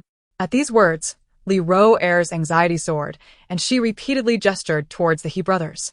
Unfortunately, the brothers were consumed with rage, entirely oblivious to her signals. He Liang stepped forward and stated, "Officer, He Jiran first struck me in the abdomen with her fist. Then she tripped me and hit my back." At this revelation, Li Roer was left utterly speechless. She had meticulously devised a plan. As long as she testified for the He family brothers, even if they were not the ones beaten by He Jiran would still face dire consequences. However, to her astonishment, Peng Wang proved to be exceedingly cunning, swiftly altering the outcome of the situation. With a forceful thud, he slammed his hand on the table, causing the chopsticks before him to clatter to the ground. "Take Li Roer outside and administer 10 lashes," he commanded. "Your Honor, I truly witnessed He Jiran assaulting the He family brothers. My words are genuine." At this juncture, Li Roer could only stubbornly maintain her stance, hoping for a reversal of fortune. Little did she know, the officials were unwilling to grant her any further opportunity to argue, as they advanced to drag her away. They were all acutely aware that Li Roer was committing perjury, and it was certain that the He family brothers had not been harmed by the He family. The official who had gazed at Li Roer with a distinct expression hurriedly pursued them. "Zhang Qing, allow me to handle this trivial matter. You should return and continue dining with the chief." Chapter 41. Mobile phones. Zhang Qing, who was eager to indulge in culinary delights, readily entrusted Li Roer to his companion. "Li Hu, do not revert to your old habits. Such a person must be made to experience some hardship." Li Hu grinned and waved his hand dismissively. "Rest assured, I promise not to go easy on her." Zhang Qing turned back and delivered a forceful kick to each of the He brothers. "Get lost. If you dare to cause trouble again, beware of my whip." The He brothers were left bewildered, although Li Roer had testified on their behalf. Ensuring that He Jiran would face consequences seemed to have dissipated into thin air. Not only was He Jiran unharmed, but the well-meaning Li Roer was also subjected to violence. The two brothers were escorted out in a state of confusion, while He ran, witnessing the scene, took her leave as well. Upon exiting Peng Wang's room, she spotted Li, who pulling Li Ruer into a secluded corner. What they intended to do was of no concern to her. Just a few steps away, she heard Li Ruer's exaggerated cries of distress. It was evident that this was all an act. Disinterested in exposing the charade, He Ran chose to remain aloof. After all, it was hardly worth the trouble of incurring the wrath of an officer over such trivial matters. There were plenty of ways to ensure Li Ruer faced her comeuppance without needing to resort to this one. Returning to the room shared by the women of the Mo family, she found her sisters-in-law had already tidied the dishes. A few had gone to the kitchen to boil some hot water, preparing for a brief wash. Speaking of washing, He Ran was not idle either. She carried a basin of hot water to Mo Joy, offering him the opportunity to wash first. In the absence of outsiders, Mo Joy appeared as unscathed as ever, moving with relative ease. After taking the water basin that He Ran had brought in and placing it on the ground, he inquired about the recent events. Despite his confinement indoors, the commotion outside had not escaped his keen ears. He Ran, showing no signs of concealment, recounted the details of how the He brothers had been brutally beaten and how the case involving Peng Wang had been resolved. Mo Joy clenched his fists tightly, a manifestation of his indignation. The affront was indeed intolerable. He Ran had already dealt with the He brothers, and even the false witness Li Ruer had not fared well in the aftermath. Thus, she had come to terms with the situation, not allowing it to weigh on her mind. Noticing Mo Joy's anger, He Ran gently reassured him, "I haven't suffered any loss, so there's no need to get worked up over those people." Mo Joy remained silent, his gaze darkened as he prepared to wash up. Understanding that her presence was currently unwelcome, He Ran took the initiative to close the door behind her. Seizing the rare moment of tranquility, she settled onto a small stool in the courtyard of the inn to rest. On the surface, she appeared to be relaxing, yet her consciousness had already transcended into her special space. Since acquiring this realm, she had not delved deeply into its intricacies beyond merely storing and retrieving items. He Ran resolved to take this opportunity for thorough exploration. Upon investigation, she unearthed a peculiar issue. Although this space possessed regenerative capabilities, it only applied to the items originally contained within it. The silver she had given to the innkeeper had elapsed over an hour without any sign of replenishment. This indicated that the items she had collected from the ancient world lacked the ability to regenerate. In addition to these tasks, He Ran conducted a thorough inspection of the existing medical facilities and pharmaceuticals within the space. After organizing them, she unexpectedly discovered a mobile phone in an inconspicuous corner. This phone was not unfamiliar to He Ran. It was the very device she had recently replaced. Having acquired a new phone, she had set the old one aside as a mere idle possession. Without hesitation, He Ran focused her thoughts and powered the phone on. Unfortunately, it was devoid of battery life. Fortunately, her charger was still present. Upon connecting the phone to the charger, she was delighted to find that the space still had electricity, which filled her with immense excitement. With power available, she could accomplish numerous tasks, particularly with the advanced medical equipment, which would be rendered useless without electricity. However, at that moment, her attention was solely on the phone. If it powered on, it could provide a means to reconnect with former acquaintances and convey important messages. After a few minutes, He Ran finally pressed the power button. The phone screen illuminated, but it did not display the familiar interface she recognized. The wallpaper, once a photograph of herself in military uniform, had transformed into an abstract landscape. Moreover, all the original applications had vanished, leaving behind only a solitary Taobao shopping app. This shopping application was quite familiar to He Ran, as she had frequently utilized it during her previous life for online purchases. Rather than hastily opening Taobao, she perused the pages of the phone, sensing that it might be sluggish due to prolonged disuse, and believed that the other applications should still be present. To her astonishment, after several attempts, she confirmed that there were indeed no other applications on her phone. Even the built-in functions for calls and messages had vanished without a trace. This left He Ran perplexed, yet she attempted to connect to the original Wi-Fi. The connection was established swiftly, reigniting a flicker of hope within her. She had envisioned that once connected to the Wi-Fi, she could download additional applications from the app marketplace. However, to her dismay, the marketplace was entirely absent. He Ran resigned herself to the situation. Evidently, the phone's condition was intentional. Disheartened, she reluctantly opened the Taobao app. The familiar interface greeted her, devoid of any peculiarities. She casually selected a modestly priced item to purchase, and the payment interface promptly appeared on her screen. Simultaneously, He Jiren noticed that the shipping address was curiously listed as Da Shun Chao. This suggested that her journey might have been premeditated. She pondered which deity could be so mischievous as to cast her into this predicament. Perhaps the heavens, in recognition of Mo Jiao Yi's merits, could not bear to see him perish on the path of exile and wished to grant him a chance at survival. Beyond this, He Jiren could conjure no other plausible explanation. Regardless of the reasoning, she tentatively clicked to proceed with the payment. A prompt appeared below, indicating the payment methods. Noticing a balance of 1,300 yuan in her Alipay account, she opted for Alipay as her payment method.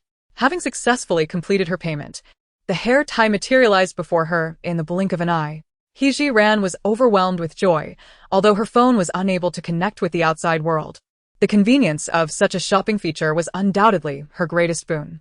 Seeing that her purchase of the hair tie was successful, she tentatively selected a packet of snacks to buy, intending to test whether she could use her bank card for payment this time. However, to her dismay, the interface indicated that she had not linked a bank card. This seemed illogical. In her previous life, despite her modest savings, how could a frequent shopper not have linked a bank card on Taobao? Moreover, topping up her Alipay account would also require a bank card. This could only imply that after her untimely demise in her former life, her bank card had been frozen or cancelled. Upon realizing the impossibility of making a payment with her bank card, He Jiren immediately recognized the preciousness of the 1,300 yuan in her Alipay account. Chapter 42. I just want to vent for you as she languidly scrolled through the Taobao app, feeling a twinge of disappointment. He Jiren suddenly stumbled upon an intriguing feature, the option to become a merchant. However, the question lingered. What could she possibly sell? In her moment of hesitation, her gaze inadvertently fell upon the items that had been procured from the Guogong Manor and the Imperial Treasury. In an instant, her eyes sparkled with realization. It appeared she could establish an antique specialty shop, exclusively offering these exquisite relics from antiquity. Moreover, this seemed to resolve her concerns regarding the future visibility of those items from the treasury. With a newfound purpose, He Jiren intended to embark on a systematic study of the store establishment process. Just as she opened the guide on how to set up a shop, she was interrupted by a voice calling her name. He is Jiuyi asleep? I wish to have a word with him. Upon recognizing the speaker as Xie Tianhai, she promptly rose to usher him into the room she shared with Mo Jiuyi. Mo Jiuyi had already completed his evening routine and, noticing the arrival of guests, had discreetly disposed of the water. Upon hearing voices from outside, he hastily returned to bed. Just as Xie Tianhai settled on the edge of the bed, Feng Chuanzhou also arrived. This arrangement was fortuitous, as it allowed Mo Jiuyi to address both individuals simultaneously, providing a complete explanation. He Jiren drew a chair beside Xie Tianhai and invited Feng Chuanzhou to sit as well, before stepping out to close the door. Her decision to retreat stemmed from two considerations. Firstly, she was mindful of ancient customs, recognizing that men often preferred to converse without the presence of women eavesdropping. Secondly, this was her most genuine intention. She wished to seize the opportunity to further her research on opening a store on Taobao. Returning to her previous seat, He Jiren consciously re-entered the space. She meticulously reviewed the guidelines for opening a store.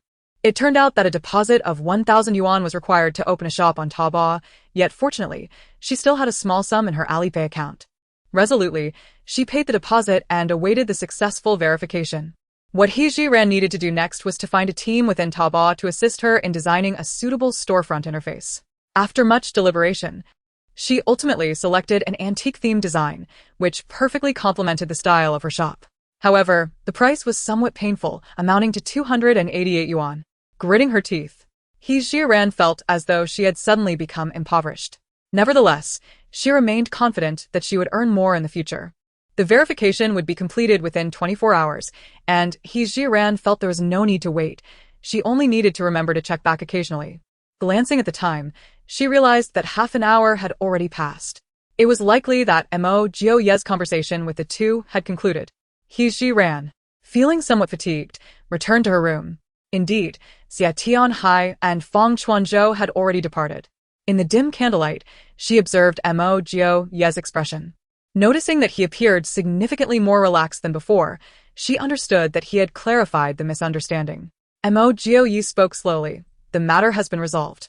They believed your words? He Ran inquired. Such an evident flaw cannot be overlooked. As for how Mo Jiu conversed with the two, He Ziran did not delve into details. She merely needed to ascertain the outcome. Henceforth, when we dine or engage in other activities, shall we include the Xia and Fang families? He Ziran pondered. The national treasury was emptied with Mo Jiu's assistance, and naturally, both had a share in its contents. As long as Mo Jiu harbored no objections, she was quite willing to utilize his portion to support the members of the Xia and Fang families. Mo Jiu contemplated for a moment.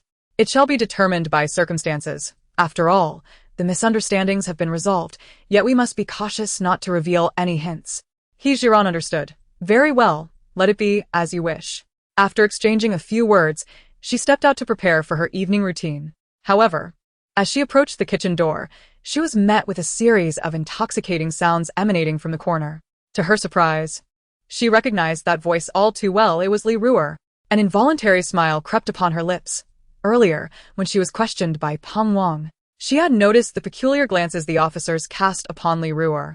Upon exiting, she had witnessed Li Ruer feigning a cry of distress. She had not anticipated that these two would become entangled so swiftly. He Ziran possessed no inclination to disrupt the happiness of others. She hurried into the kitchen to fetch some water, returning to her room to wash her hands, face, and feet before preparing for rest. Mo Jiu remained on the bed, but she opted for the floor. Seeing this, Mo Jiu quickly turned to get off the bed. You sleep on the bed, I will take the floor. The ground is cold, and your body is still injured. I do not mind lying on the floor. No, you should sleep on the bed. He Ran observed that Mo Jiu was adamant, and not wishing to let an injured person sleep on the floor, she finally proposed. How about we all sleep on the bed, maintaining a little distance in between? All right, you sleep inside, and I will lie outside, ensuring that we do not touch. Although a slight blush colored Mo Jiu's cheeks, he could not allow himself to remain shy in front of his wife forever. He Ran nimbly climbed to the innermost part of the bed, pulling a corner of the blanket over herself. Mo Jiu lay down right at the edge of the bed, leaving a considerable space between them. He Ran had indeed endured a taxing day, and soon succumbed to sleep. However, her slumber was light. In a state of drowsiness, she felt the bed shift slightly. She squinted her eyes to investigate, only to see Mo Jiu rising and adjusting his clothes before stepping out. Had he not tidied his attire, she might have assumed he was merely heading to the restroom. But who prepares their clothing for a trip to the lavatory? Thus, He Ran concluded that Mo Jiu must be up to something. Driven by curiosity, she too rose and followed him outside. She witnessed Mo Jiu exit the door, survey his surroundings, and then, employing his lightness of body, leap towards the direction of the backyard. He Ran, lacking such agility, watched helplessly as his figure vanished from her sight, compelling her to return to the room. At that moment, sleep eluded her, and her mind was preoccupied with thoughts of what Mo Jiu could be doing. After what felt like an eternity, he returned and gently reclined at the edge of the bed. He Ran remained alert, while Mo Jiu was even more vigilant. He could ascertain from He Jiran's breathing that she was not, at that moment, asleep. I just want to settle scores for you, he remarked. Don't tell me you want to deal with the He brothers? He Jiran was taken aback. This man truly had a tendency to be protective. She had already taken care of the He brothers, yet he still sought revenge. I will never allow those who dare to bully you to have it easy. He Ziran felt a flicker of curiosity about how Mo Jiu intended to avenge her. What did you do to them? Mo Jiu teased. You will find out tomorrow morning.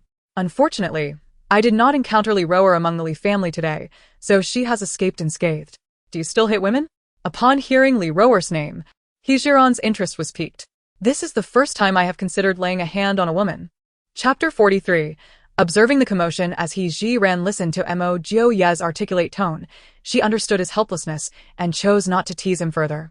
Earlier, when she had ventured into the kitchen, she had witnessed Li Ruer in a clandestine encounter with an official. Discussing such gossip was not Mo Jiu's forte, and he remained unresponsive. Noticing his silence, He Ran closed her eyes, allowing herself to drift into a state of drowsiness. Perhaps due to Mo Jiu's presence, her vigilance had significantly waned.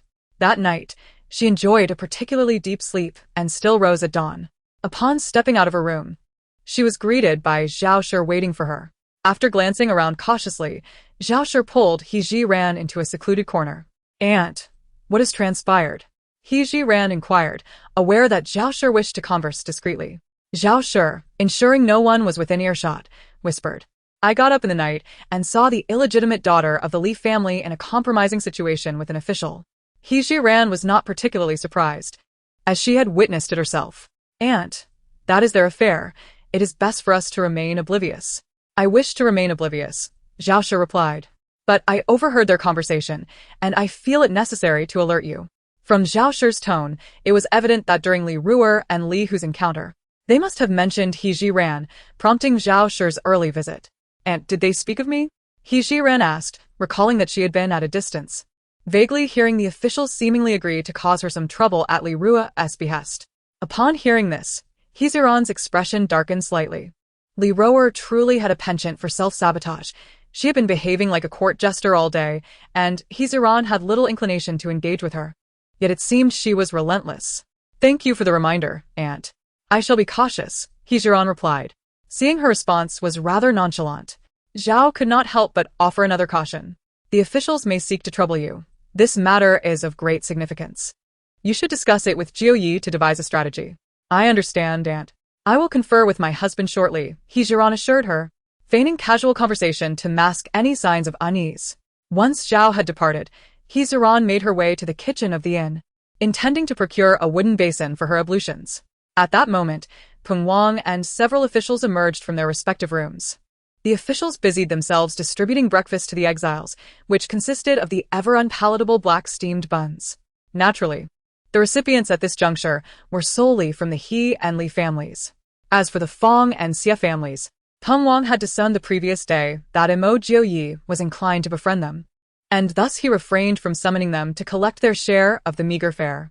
The Mo family was beyond consideration, with a woman of such remarkable capability among them. They would never resort to consuming black steamed buns. Moreover, they possessed silver and could easily procure provisions from the inn. He Ji-ran indeed intended to purchase additional ingredients from the innkeeper. However, this time, she only provided the proprietor with a couple of taels of silver. There was no need for extravagance at breakfast. A simple rice porridge accompanied by a few side dishes would suffice. As He Ji-ran entered the kitchen, both the eldest sister-in-law and the fifth sister-in-law immediately understood that she was preparing breakfast, prompting them to follow her, without hesitation. The breakfast was simple, allowing both sisters-in-law to spare He Ji-ran from any toil. Observing this, she relished the opportunity for leisure. Upon stepping out of the kitchen, she was called over by Peng Wang.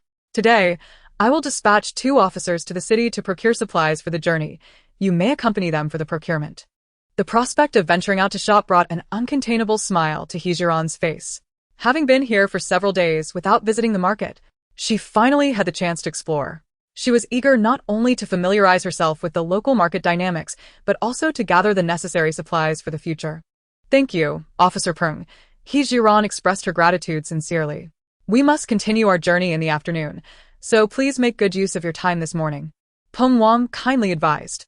"A morning is more than sufficient," He Ji-ran replied, intending to return and prepare herself. However, just a few steps away, she was startled by a piercing scream emanating from the grass shed. "Ah, what has happened to my son?" The officers, having just distributed the black steamed buns, had deemed the odor too strong and carelessly tossed a package of buns from a distance, without checking.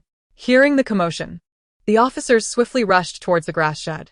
He Ji-ran speculated that this must be the handiwork of Mo Joy, though she wondered just how badly those brothers had been treated to elicit such a desperate cry from their family. With a curious heart, she followed the officers to the grass shed. Through the gaps in the crowd, 2 bloodied figures lay inconspicuously beneath a grass hut. To be precise, they were the brothers He Ming and He Liang.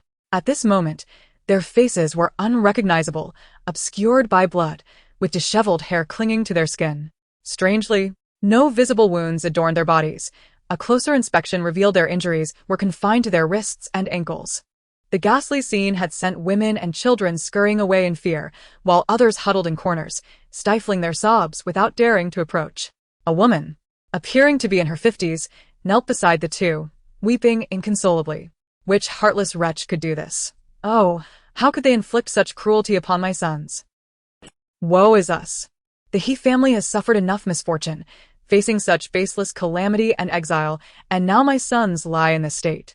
He Ziyuan observed the tragic plight of his sons without breaking into loud cries. Instead, he paced back and forth, hands clasped behind his back. An expression of utter despair etched upon his face. Upon seeing the officials approach, he felt a glimmer of hope, seizing the sleeve of Peng Wang. "Sir, you must seek justice for my sons. Just yesterday they were full of life, assisting you, and now look at them." Peng Wang, confronted with this distressing scene, felt a wave of trepidation wash over him. Despite his extensive experience as a transporting officer, this was his first encounter with such a grave situation. If one were to speculate on any enmity the He brothers might have had, it could only be with the Mo family. Yet, apart from the grievously injured Mo jury, the rest were merely womenfolk. Even if He Jiran possesses some cunning, she is but a frail woman. It is conceivable that she might employ some superficial tricks to intimidate others. However, the notion that she could cause such harm to a person is something Peng Wang cannot fathom. As he furrowed his brow in contemplation, He Jiran, who was standing at the back of the crowd, caught He Jiwan's eye. He pointed at her and exclaimed, "Officer, it must be her.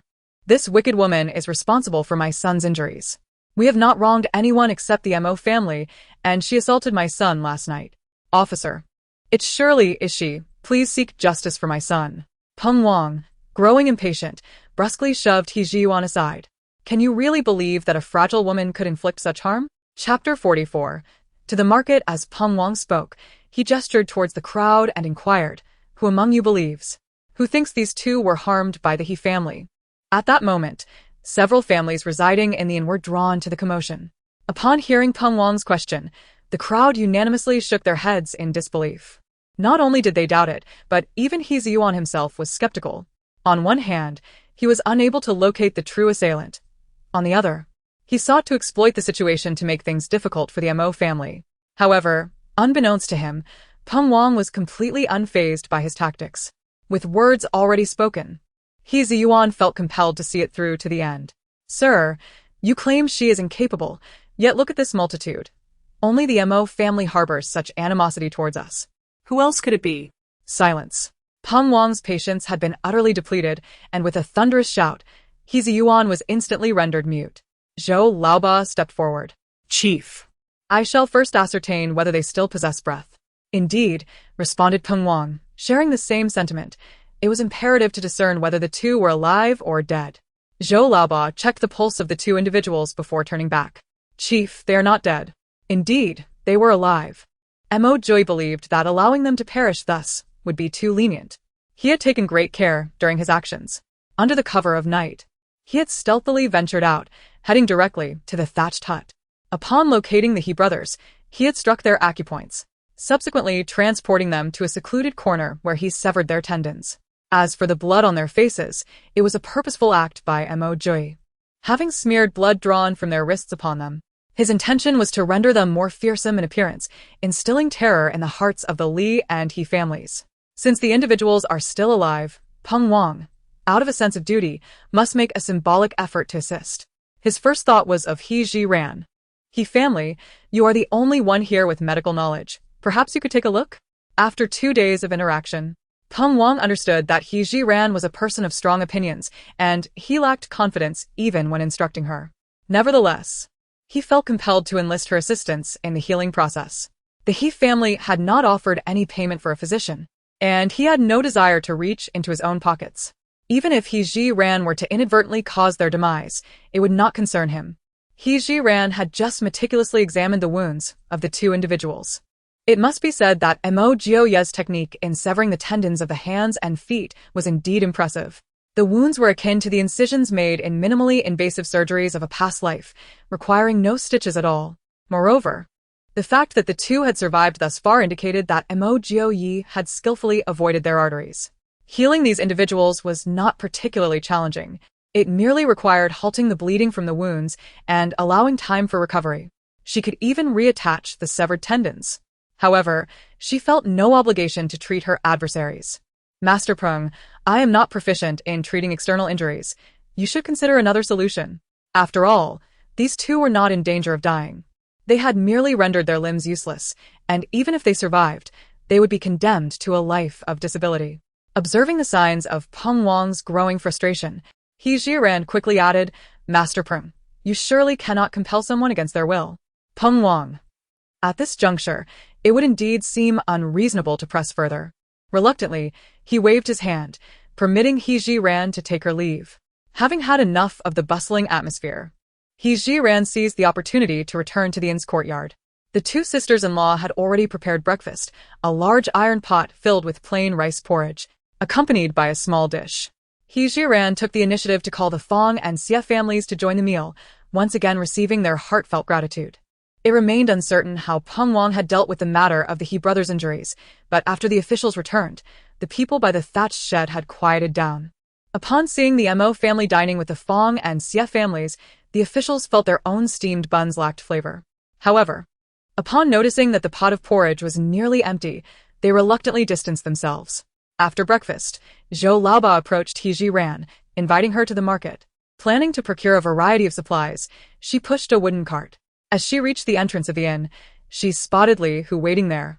His gaze upon her tinged with a sinister undertone. He Jiran pretended not to notice. Zhou Guanshi, shall we depart? Zhou Laoba said no more, walking side by side with Li Hu ahead. As they turned a corner, the crowd thickened, and He Jiran knew they were nearing the market. Zhou Laoba halted, pointing ahead. This is the market. We need to purchase some provisions. You may follow behind and buy what you need. He Jiran was reluctant to shop alongside the two officials. She still had a substantial amount of grain that had been moved from the Mo family before the house was seized, and if she accompanied them, she would miss her chance to retrieve it. As He Jiran's eyes darted, she addressed the official, Sir Zhou, considering the numerous items I intend to purchase. Accompanying you may indeed consume an inordinate amount of time. Might it be more prudent for me to venture alone, and we can arrange a time and place to reconvene? Zhou Laoba hesitated. He Jiran, being a convict, posed a risk of escape the moment she slipped from his sight. The escape of a prisoner is no trivial matter for officials. Upon returning to the capital, one would face severe repercussions. Perceiving Zhou Laoba's uncertainty, He Jiran resolved to elucidate her reasoning. Sir Zhou, if I truly wished to avoid accompanying my husband into exile, my father's influence would certainly afford me a means to remain in the capital. I would not be foolish enough to attempt a secret escape during our banishment. Furthermore, the Mo family is still at the inn. It is inconceivable for me to abandon them and depart alone. Zhou Laoba found her argument quite cogent, yet his timid nature still left him apprehensive. At that moment, Li Hu interjected, Brother Ba, I believe his words hold merit. Should she dare to flee, I shall break Mo Jiuye's legs upon our return. On the surface, Li Hu appeared to support He Jiran, yet she discerned an ulterior motive in his words. It seemed that Li Hu aimed to ensure her deliberate inability to return, thus eliminating an obstacle for Li Roer while simultaneously seeking to torment Mo Jiuye. This revelation compelled He Jiran to question Li Hu's true identity. He was likely under someone's orders, ostensibly performing the duties of an official while covertly acting as a surveillance agent for Mo Jiuye. If this were indeed the case, Li Hu was not someone she could afford to keep around. Though these thoughts lingered in her mind, He Jiran displayed no outward signs of her inner turmoil. Master Zhou, I assure you, I will not flee. Elder Zhou, do not hesitate. It is imperative that we attend to our duties, Li Hu urged once more. Zhou Laoba nodded with great reluctance. Very well, I shall trust you this time. Let us convene here before noon. With her objective achieved, He Jiran let out a sigh of relief. Rest assured, I promise I will not be late. Parting ways with the two officers, He Jiran pushed her wooden cart straight to the bustling marketplace. The market was alive with activity, filled with the sounds of vendors calling out to passers-by. With limited time at her disposal, He Jiran merely glanced at the vibrant atmosphere. The various shops lining the street were open for business. Chapter 45. Procurement. Fortunately, He Jiran had fully inherited the memories of the original owner, allowing her to recognize the intricate traditional characters on the signs. Approaching a meat shop, she inquired about the prices and was pleasantly surprised to discover that the ribs were remarkably cheaper than the pork. Pork was priced at 18 won per pound, while the ribs cost only 8 won. Without hesitation, He Jiran purchased a portion of ribs, not only due to their affordability, but also because they were her favorite delicacy. Observers might think she was being thrifty, unwilling to spend extravagantly on pork, thus opting for the more economical ribs. After buying the pork, She requested the owner to chop it into small pieces and place them onto a wooden cart. He Jiran then entered a general store. The shopkeeper appeared utterly dejected, sitting with his head down at the counter, not even glancing at the customers entering. In her past life, she would have chosen to walk away from such a merchant. However, things were different here. She did not wish to waste time searching for another store and instead wandered aimlessly within the shop. The items were somewhat haphazardly arranged, and after a thorough glance, He Jiran could not find what she was looking for. "Shopkeeper, do you have oil paper?" Upon hearing the inquiry, the shopkeeper reluctantly lifted his gaze. "Yes, we have oil paper. How much would you like, young lady?" He Jiran contemplated that in the future, she would frequently retrieve items from her storage space, and it would not do to handle them with her bare hands every time, as she had done with the beef jerky. Therefore, the more oil paper she could acquire, the better. "Whatever quantity you have, I will take it all." The shopkeeper evidently found her request hard to believe. "Young lady, you cannot be jesting, can you? I have an abundance of oil paper here. I am not joking. As long as the price is fair, I assure you I will take them all."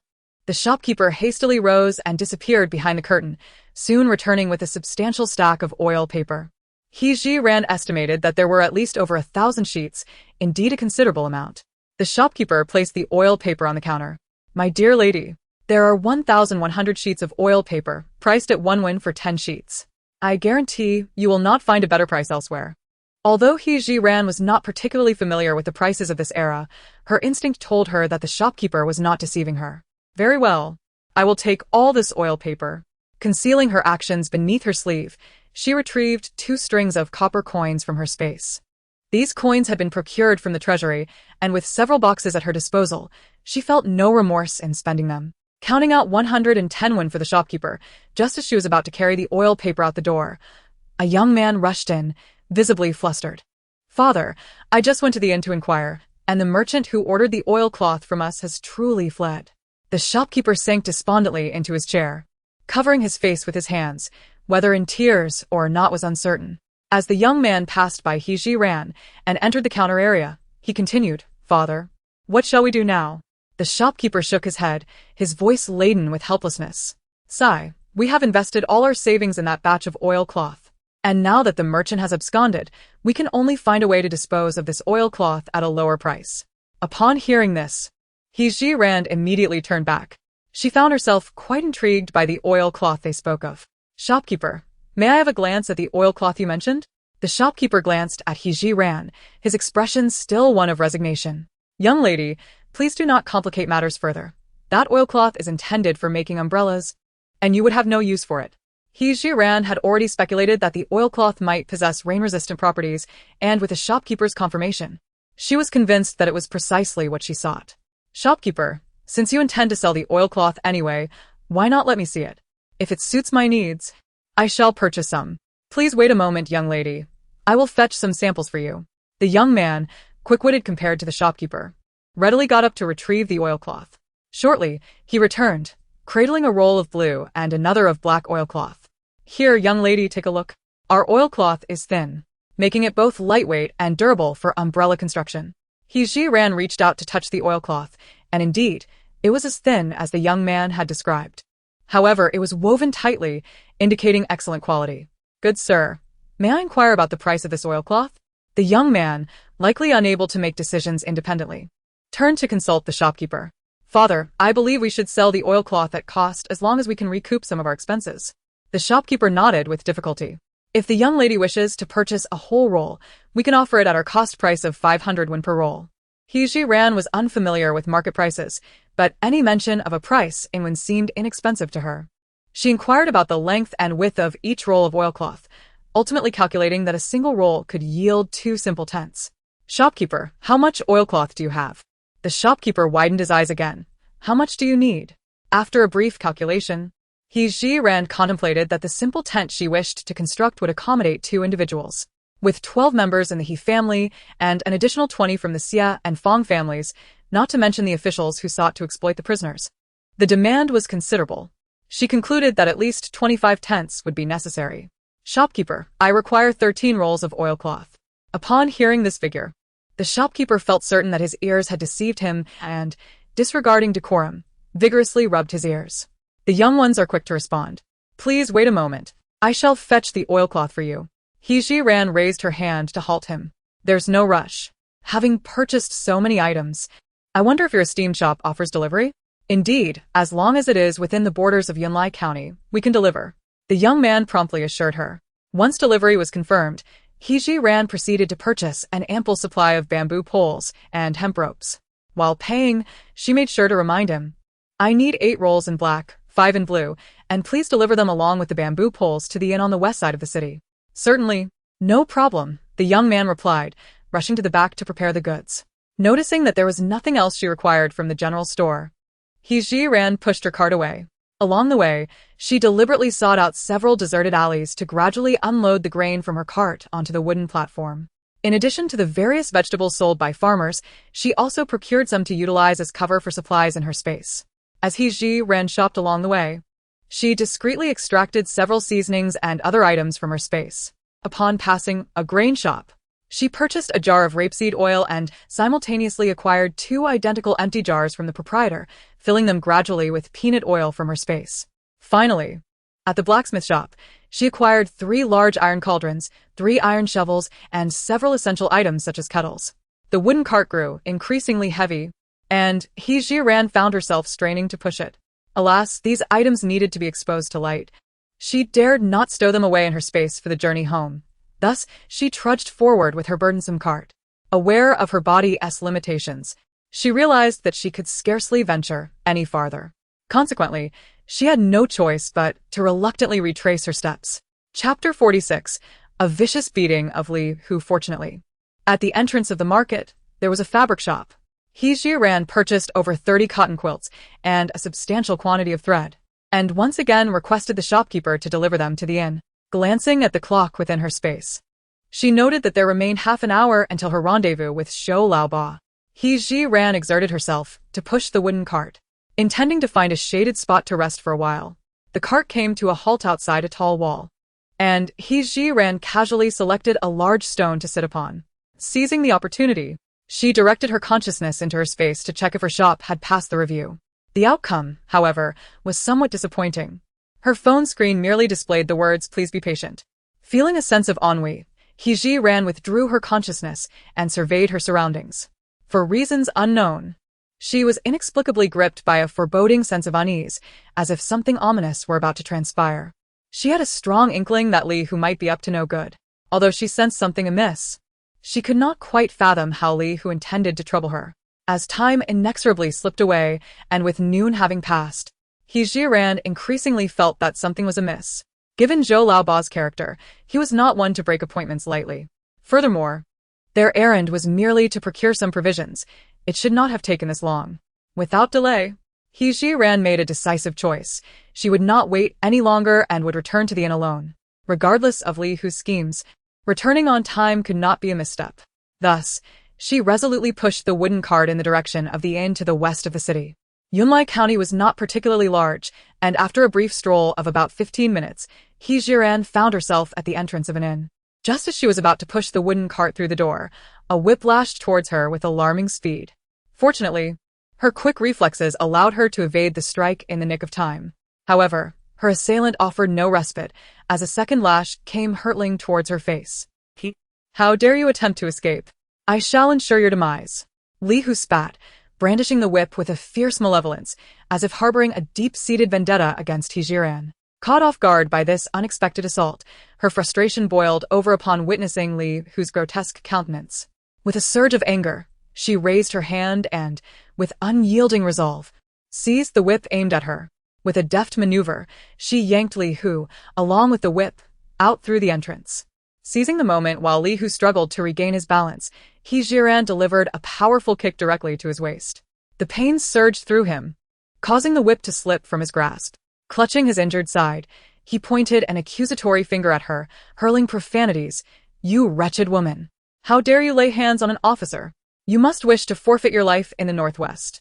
The commotion drew the attention of other officers and prisoners alike, who rushed over to witness the unfolding altercation. There stood He Jiran, hands on her hips, glaring fiercely at Li Hu, who, like a shrewish harpy, dared not retaliate but instead resorted to vitriol. With the arrival of his comrades, Li Hu regained his bravado. Captain, you arrived just in time. Quickly apprehend this insolent wretch. Not only does she attempt to flee, but she also dares to strike me. At this moment, He Ran was thoroughly incensed by Li Hu's provocations. Seeing him still engaging in the despicable act of playing the victim, she swiftly delivered a powerful kick, striking him squarely on his filthy mouth. Li Hu let out a muffled grunt, instinctively covering his mouth. When he lowered his hand, 2 bloodied teeth lay in his palm, a testament to the force with which He Ran had struck. However, this was not enough to satiate her anger. Just as she prepared to advance and administer further punishment to Li Hu, Peng Wang finally intervened. He Ran, cease this at once. Despite her fury, reason prevailed within her. She understood all too well that among these officers, offending Peng Wang was an unwise move. He was the leader of this group, and to antagonize him would undoubtedly lead to dire repercussions for the Mo family in the future. Lord Peng, I shall spare him for the moment out of respect for you, but I demand an explanation for today's incident. Under normal circumstances, if one of his subordinates were assaulted, Peng Wang would have undoubtedly chosen to defend them without listening to any explanations. Yet, the circumstances surrounding today's altercation were different. Li Hu had been inexplicably assigned to his team 6 months prior. Initially, Peng Wang thought little of the new recruit, but soon recognized Li Hu's greedy and lascivious nature, along with his tendency to manipulate his fellow brothers. Over time, Peng Wang grew increasingly displeased with him. Suspecting that Li Hu might have some backing, he refrained from expelling him from the team, opting instead to occasionally admonish him. As for He Ran, in Peng Wang's eyes, this woman was not only exceptionally skilled but also astute. It was inconceivable that she would engage in a fight with Li Hu without just cause. Moreover, observing He Ran's furious demeanor, it is evident that Li Hu has committed an unforgivable transgression. In truth, Peng Wang has misconstrued the situation. He believes that Li Hu covets He Ran's beauty, a recurring folly of his. Had it been any other matter, He Ran's composure would not have been so thoroughly shaken. Regardless, Li Hu remains one of his subordinates, and he cannot allow He Ran to expose Li Hu's true nature before the gathered crowd, for that would bring shame upon his own position as a leader. Cease your quarrels and follow me, he commanded. As the officers tacitly followed Peng Wang towards the guest room, He Ran quickly scanned the area but failed to spot Zhou Laoba. Suddenly, she experienced a moment of clarity. It dawned on her that Li Hu's aggression was merely a means to vent his frustrations on her behalf. The true threat to her well-being lay in Zhou Laoba's disappearance. With this realization, she disregarded the wooden cart in front of her and hurried after them. Peng Guanshi, Zhou Guanshi is in peril, she called out. Li Hu, walking at the rear of the officers, swiftly turned around, glaring at He Ran.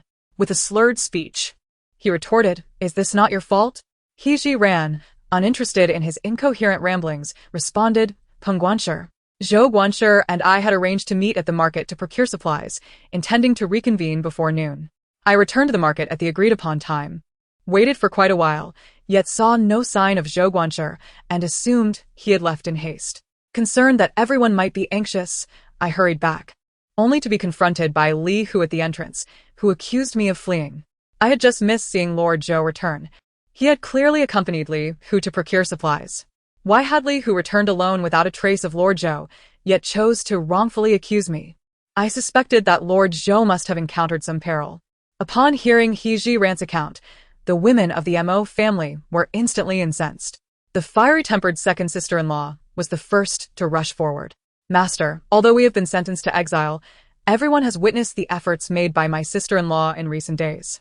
Even if she has not achieved merit, her hard work is undeniable. She must not be bullied in such a manner. Those who persecute my ninth sister-in-law are scoundrels." Mo Hanyu also mustered her courage to support her. In their hearts, the potential danger to Lord Zhou paled in comparison to the injustice suffered by He Ran. Chapter 47. Hypnosis. Peng Wang furrowed his brow in an instant, shouting at the women of the Mo family, "All of you, step aside and do not cause further chaos." At that moment, his mind was consumed with thoughts of whether Zhou Laoba had truly encountered danger, as He Ran had warned. Having been with Zhou Laoba for many years, he was acutely aware of his character. Zhou Laoba was always punctual. Moreover, they had merely gone out to procure some provisions, making it implausible for him to be absent for such an extended period. Turning his gaze to Li Hu, he perceived a hint of evasion in the latter's eyes. An unsettling realization dawned upon Peng Wang. He fixed a cold stare upon Li Hu. What of Zhou Laoba? He inquired. Boss, his family fled, and Ba Go went to seek assistance. I returned merely to relay the news, Li Hu stammered, reciting a rehearsed explanation. He was well aware that among those in their line of work, nothing was more taboo than a fugitive's escape. Li Hu doubted that if he claimed He Jiran had fled, Peng Wang would not pursue the matter further. Indeed, Peng Wang was deeply troubled by the notion of a prisoner escaping. Although he did not entirely trust Li Hu's words, he turned his attention to He Jiran, ready to uncover the truth. He Jiran shrugged, feeling no need to elaborate on the situation. Her return was the most compelling evidence that she had not fled. Lord Peng, I have returned. Does this not prove I did not escape? If you believe in my words, it would be wise to search for Lord Zhou without delay. Once we locate him alive, all truths shall be revealed. After hearing He Jiran's remarks, Peng Wang too recognized the urgency in locating Zhou Laoba. He turned to Li Hu and inquired in a deep voice, Li Hu, where's Zhou Laoba? For a fleeting moment, Li Hu's gaze faltered. A brief lapse that would have gone unnoticed were it not for He Jiran's keen perception. Yet, he swiftly gathered his thoughts. As long as he firmly insisted that Zhou Laoba had gone to seek out He Jiran, he would leave no trace of his deceit. After all, Zhou Laoba was likely already beyond salvation at this point. Boss, Ba Go truly went to find the He family. I am not deceiving you. Peng Wang regarded his words with skepticism but remained patient enough to ask, where did you part ways? He Jiran, observing the seconds slip away, grew increasingly anxious about Zhou Laoba's safety. Should Peng Wang continue his inquiries, they would not only glean no useful information but also squander the precious time needed for rescue. Before Li, who could formulate a response, He Jiran discreetly led Peng Wang away from the crowd. Seeing the boss leave with He Jiran, Li Hu was suddenly gripped by a sense of urgency. It was evident that the boss harbored doubts about his account. Otherwise, why would he accompany her? Boss. Do not trust that deceitful woman, Li Hu cautioned. Peng Wang shot him a cold glare before turning his attention back to He Jiran. Do you know where Zhou Laoba is? I do not know, but I possess a method to compel Li Hu to speak the truth. What method? Peng Wang urged her to elaborate.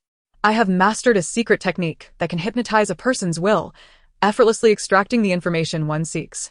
However, my skills remain rudimentary, and I require the cooperation of Lord Peng. He Jiran had a close friend in a past life who possessed exceptional proficiency in hypnosis. She managed to acquire a mere fraction of that skill, and with a modest level of assurance, she could inquire about certain matters with a 70% success rate.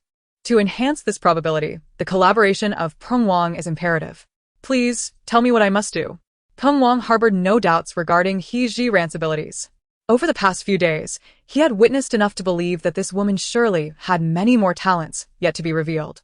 Lord Peng, as I mentioned earlier, My skills are lacking. to ensure greater certainty, I hope you can arrange for someone to intoxicate Li Hu. Of course, I do not mean to render him utterly unconscious. Rather, a state of semi-consciousness, half awake and half inebriated, would be ideal. Peng Wang cast a skeptical glance at He Jiran, puzzled as to why she desired to intoxicate someone before questioning them. Nevertheless, he found himself inexplicably inclined to trust her. Very well, wait here. I shall take care of it immediately. Peng Wang executed his tasks with remarkable efficiency, instructing his subordinates to procure a barrel of wine from the innkeeper, and then commanded the officers to restrain Li Hu and force him to drink. Initially, Li Hu resisted. After his superior had a brief exchange with He Jiran, the others began to pour alcohol down his throat. If there were no ulterior motives at play, he would never believe it. Thus, as the officers held him down to drink, Li Hu summoned all his strength to evade them. Alas, the sheer number of officials made it impossible for him to escape their grasp. Peng Wang had a certain understanding of Li Hu's capacity for alcohol. Observing that he had nearly reached his limit, he instructed everyone to cease their drinking. Subsequently, he ordered that Li Hu be taken to a private room, leaving Zhang Qing and another officer to keep watch. It was then that Peng Wang summoned He Jiran. He Jiran assessed Li Hu's condition, noting that he was in the throes of intoxication. Typically, during such moments, a person's awareness is significantly dulled, rendering them more susceptible than usual. Without suspicion, He Jiran entered the spatial realm, retrieving a necklace adorned with a gemstone pendant, discreetly extracting it from his sleeve. With the attention of the onlookers upon him, he presented the necklace to Li Hu. Greedy and lustful by nature, Li Hu's eyes sparkled with avarice upon seeing the exquisite piece. The effects of the alcohol had already clouded his memory of the need to conceal the whereabouts of Zhou Laoba. He instinctively reached out, eager to grasp the necklace from He Jiran's hand. With a nimble dodge, He Jiran teasingly inquired, "Do you desire this necklace?" Li Hungría una baixat li nudda. His intentions clear. "Indeed, I want it." "Very well, comply with my instructions, and this necklace shall be yours." "Absolutely, I will follow your directions." He Jiran then unfurled the necklace, allowing the pendant to sway rhythmically before Li Hu's gaze. Soon, Li Hu's eyes glazed over, losing their usual luster. Sensing the opportune moment had arrived, He Jiran began his inquiry. "Where is Zhou Laoba?" At the mention of Zhou Laoba's whereabouts, Li Hu's previously rigid expression surprisingly softened into a hint of a smile. He was rendered unconscious by the individual's eye arranged and likely has already become prey for the fish. Upon hearing Li Hu's words, the officials present became tense. "Chief, "I shall lead a group to the riverbank in search of Zhou Laoba." Zhang Qing's loud voice caused He Jiran's heart to tighten, prompting her to make a shushing gesture while simultaneously cautioning him. "Master Zhang, please refrain from raising your voice. It may rouse him." And there are still many questions left unanswered. Peng Wang, worried that Zhang Qing might disregard He Jiran's advice, cast him a fierce glare. Zhang Qing promptly sealed his lips, nervously fixating on Li Hu. Seeing that Li Hu remained undisturbed by Zhang Qing's outburst, He Jiran exhaled a sigh of relief. She continued to shake the pendant as she inquired, "Where can we now locate Zhou Laoba?" Chapter 48. A woman of skill and wisdom. Li Hu, still in a daze, replied, "Walk westward from the dock for about a mile. There lies a rocky outcrop where they often dispose of people into the river." Armed with this precise information, Peng Wang promptly instructed Zhang Qing to gather all the officers to search for the individual in question. Yet, he was acutely aware that He Jiran undoubtedly had more inquiries to make, so he refrained from hastily departing. In Peng Wang's presence, He Jiran continued her questioning. "Why did you wish to harm Zhou Laoba? Only when he cannot return can the charge of the He family fleeing be substantiated. What prompted such actions?" "Because Li Ruer despises the He family, I sought to seize this opportunity to rectify the Mo family." Upon reaching this juncture, He Jiran confirmed her suspicions. Li, who was undoubtedly an informant positioned here by someone from the capital. No wonder Mo Jiuyi had failed to detect any surveillance. Peng Wang anticipated that He Jiran would soon inquire about who had instigated Li Hu to undertake such deeds. These were the sordid matters among the elite, and he, a mere officer, had no desire to entangle himself in their complexities. The more one knows, the swifter the demise. Thus, before He Jiran could pose her next question to Li Hu, Peng Wang turned and exited the room. He Jiran secretly admired Peng Wang for his astuteness in navigating life, yet she was eager to press on with her next inquiry. "Who instructed you to target the Mo family?" "I do not know." "You do not know?" He Jiran understood that, at this moment, Li Hu was incapable of deceit. If he professed ignorance, it was assuredly the truth. However, having finally grasped a glimmer of a clue, she was unwilling to relinquish her pursuit so easily. "Do you not know the identity of the person you are to rendezvous with?" "The individual orchestrating these matters I have only encountered once. It was dark, and I could not discern their features clearly, yet their voice was somewhat high-pitched, suggesting they might be a eunuch." "A eunuch?" "Only members of the royal family possess the authority to command a eunuch. Besides the emperor, princes, princesses, and the consorts of the harem could all potentially be involved." This realization greatly broadened the scope of her investigation. Nevertheless, He Jiran understood that no further valuable information could be extracted from Li Hu. She concealed the necklace within her spatial storage and then turned to seek out Peng Wang. "Master Peng, I have finished my inquiries. Li Hu will soon regain consciousness." At that moment, Peng Wang was already in a state of considerable distress. Even without hearing He Jiran's subsequent questions, he could surmise that Li Hu was affiliated with a significant figure from above. The fact that Li Hu had plotted against Zhou Laoba was evident. How he would manage the ensuing circumstances weighed heavily on his mind. Logically, Li Hu's heinous crimes warranted severe punishment, yet what if such actions offended a powerful person? Could he safeguard his own head? Having taken just a few steps, He Jiran noticed that she did not hear Peng Wang enter the room. She turned around and, as expected, saw him still standing there in a stupor. "Master Peng, the fact that Li Hu has harmed others is undeniable. Such matters are best left to the authorities for adjudication. He Ji-ran's words provided Peng Wang with a clear path forward. Peng Wang nodded gratefully in her direction. Very well, I understand. This method is truly remarkable. It not only serves to avenge Zhou Laoba against Li Hu but also spares one the necessity of dealing directly with the irate upper echelons of power. I have veritable two birds with one stone. At this moment, Peng Wang's admiration for He Ji-ran grew even deeper. She is undoubtedly a woman of both skill and intellect. He Ji-ran was aware that her stay at the inn would be brief. According to Li Hu, Zhou Laoba was destined to be cast into the river. Zhou Laoba was a decent person, and she contemplated intervening to save his life if given the chance. Nonetheless, before her departure, she felt compelled to reassure the Mo family that they were in no danger. Furthermore, the goods from the general store and the fabric shop were soon to arrive, necessitating someone to oversee their reception. The women of the Mo family were anxiously awaiting news from He Ji-ran, and upon her return, they all flocked to her side, expressing concern for her well-being, fearful that she had suffered harm. With these simpler-minded sisters-in-law, He Ji-ran merely reassured them that she was unharmed. However, when it came to Mo Jiuyi, it was no simple task to gloss over the matter with a few vague words.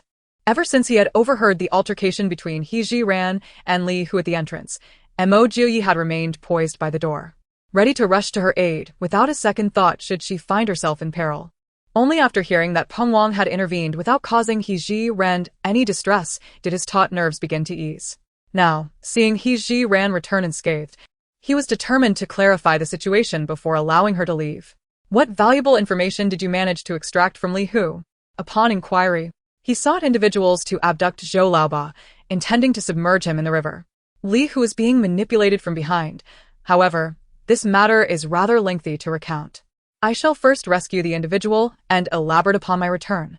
Upon hearing of her intent to save someone, Mo Jiuyi, despite harboring numerous doubts, could only suppress his inquiries for the time being. At this moment, he silently resented himself. Outwardly, he appeared to be a severely injured person unable to act. Otherwise, he would never allow He Ji-ran to confront such dangers alone. In that case, please ensure your safety.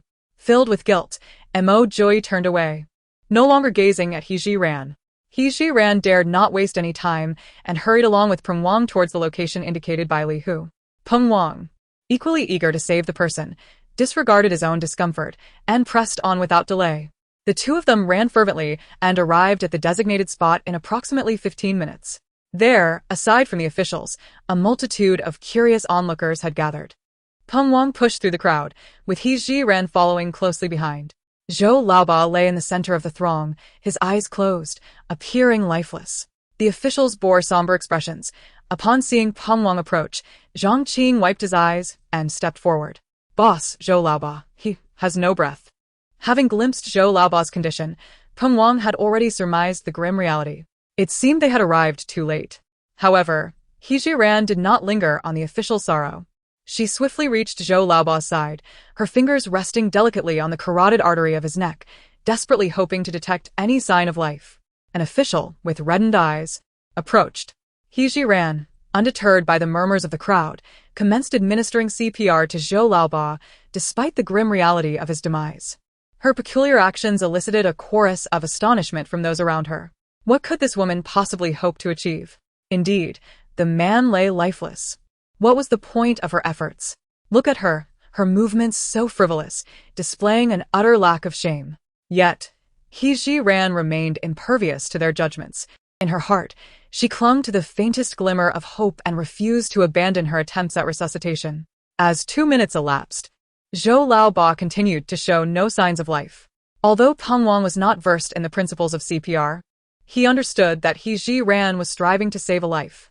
However, witnessing Zhou Laoba's inert state, he could not help but approach her, urging, He Ji, since Laoba has already passed, let him rest in peace. Nonetheless, He Ji-ran's efforts did not waver in response to Peng Wang's words. Her next action would once again astonish all who were present. Chapter 49. He sure truly awoke Zhou Laoba. She relinquished her attempt at cardiopulmonary resuscitation and pinched Zhou Laoba's nose, intending to administer artificial respiration. As she leaned down, her peripheral vision caught the disdainful gazes of the onlookers. He Ji-ran, driven by her eagerness to save a life, suddenly realized that she was in ancient times. Such an act would be deemed utterly unacceptable by the ancients. No matter how urgent the situation, she could not sacrifice her reputation for the sake of saving someone. Master Peng, I require your assistance. Peng Wang looked on with helplessness. He's sure. I understand your fervor to save him, but Lao Ba has already departed. There's no need to prolong this. He Jiran became anxious. Given Zhou Lao Ba's current condition, if timely aid was not rendered, he might truly pass away. If you wish for him to survive, you must follow my instructions immediately. Should you disregard my words, Master Zhou will genuinely meet his end. Seeing the seriousness in He Jiran's tone, Peng Wang gestured for the two constables to step forward. What must I do? He Jiran pulled Peng Wang down closer to Zhou Lao Ba. Master Zhou, first pinch his nose, then blow air into his mouth. Peng Wang and the two constables stood there momentarily dumbfounded. He pointed to his own nose, incredulous. You want me to kiss Zhou Lao Ba? He Jiran urged, hurry. Just follow my method. Upon hearing her words, the two constables dashed away, leaving a bewildered Peng Wang behind. With no other option, Peng Wang could only steel himself and proceed. At the moment when Peng Wang's lips met those of Zhou Lao Ba, he suddenly began to blow air forcefully. He Jiran, observing the air that Peng Wang expelled escaping into the atmosphere, felt a surge of urgency and gestured a direction. Lord Peng, it must be at this angle. And ensure that all the air you blow enters Lord Zhou's mouth. To Peng Wang, her actions seemed inconsequential, as there remained a considerable distance between him and Zhou Laoba's lips. However, from the perspective of the onlookers, it appeared as though He Jiran was kissing Zhou Laoba, eliciting a wave of murmurs from the crowd. Even the officers present could not maintain their composure. You cannot be out of your mind, can you?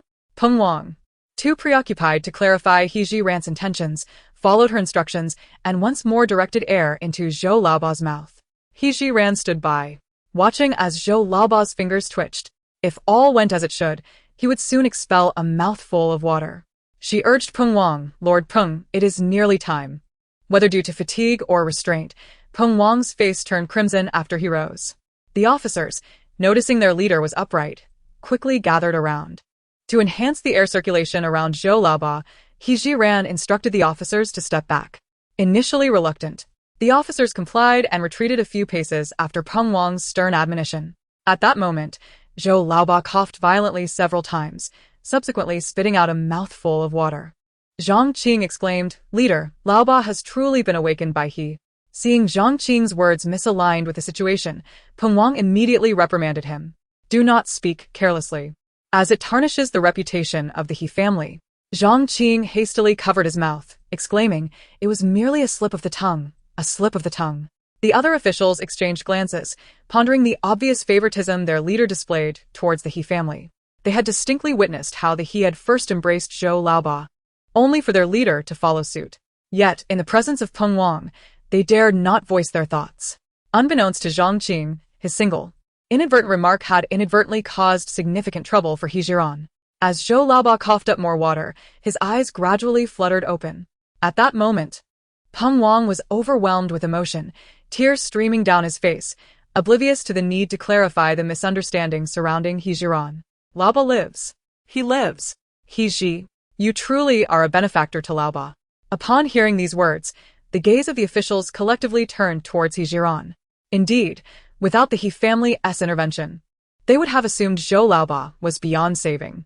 With that led by Peng Wang, the officials encircled Zhou Laoba, all clamoring to call his name, some even reaching out to touch his frail form. Zhang Qing seized Peng Wang's arm, unable to contain his excitement. Laoba, look at me. Do you know who I am?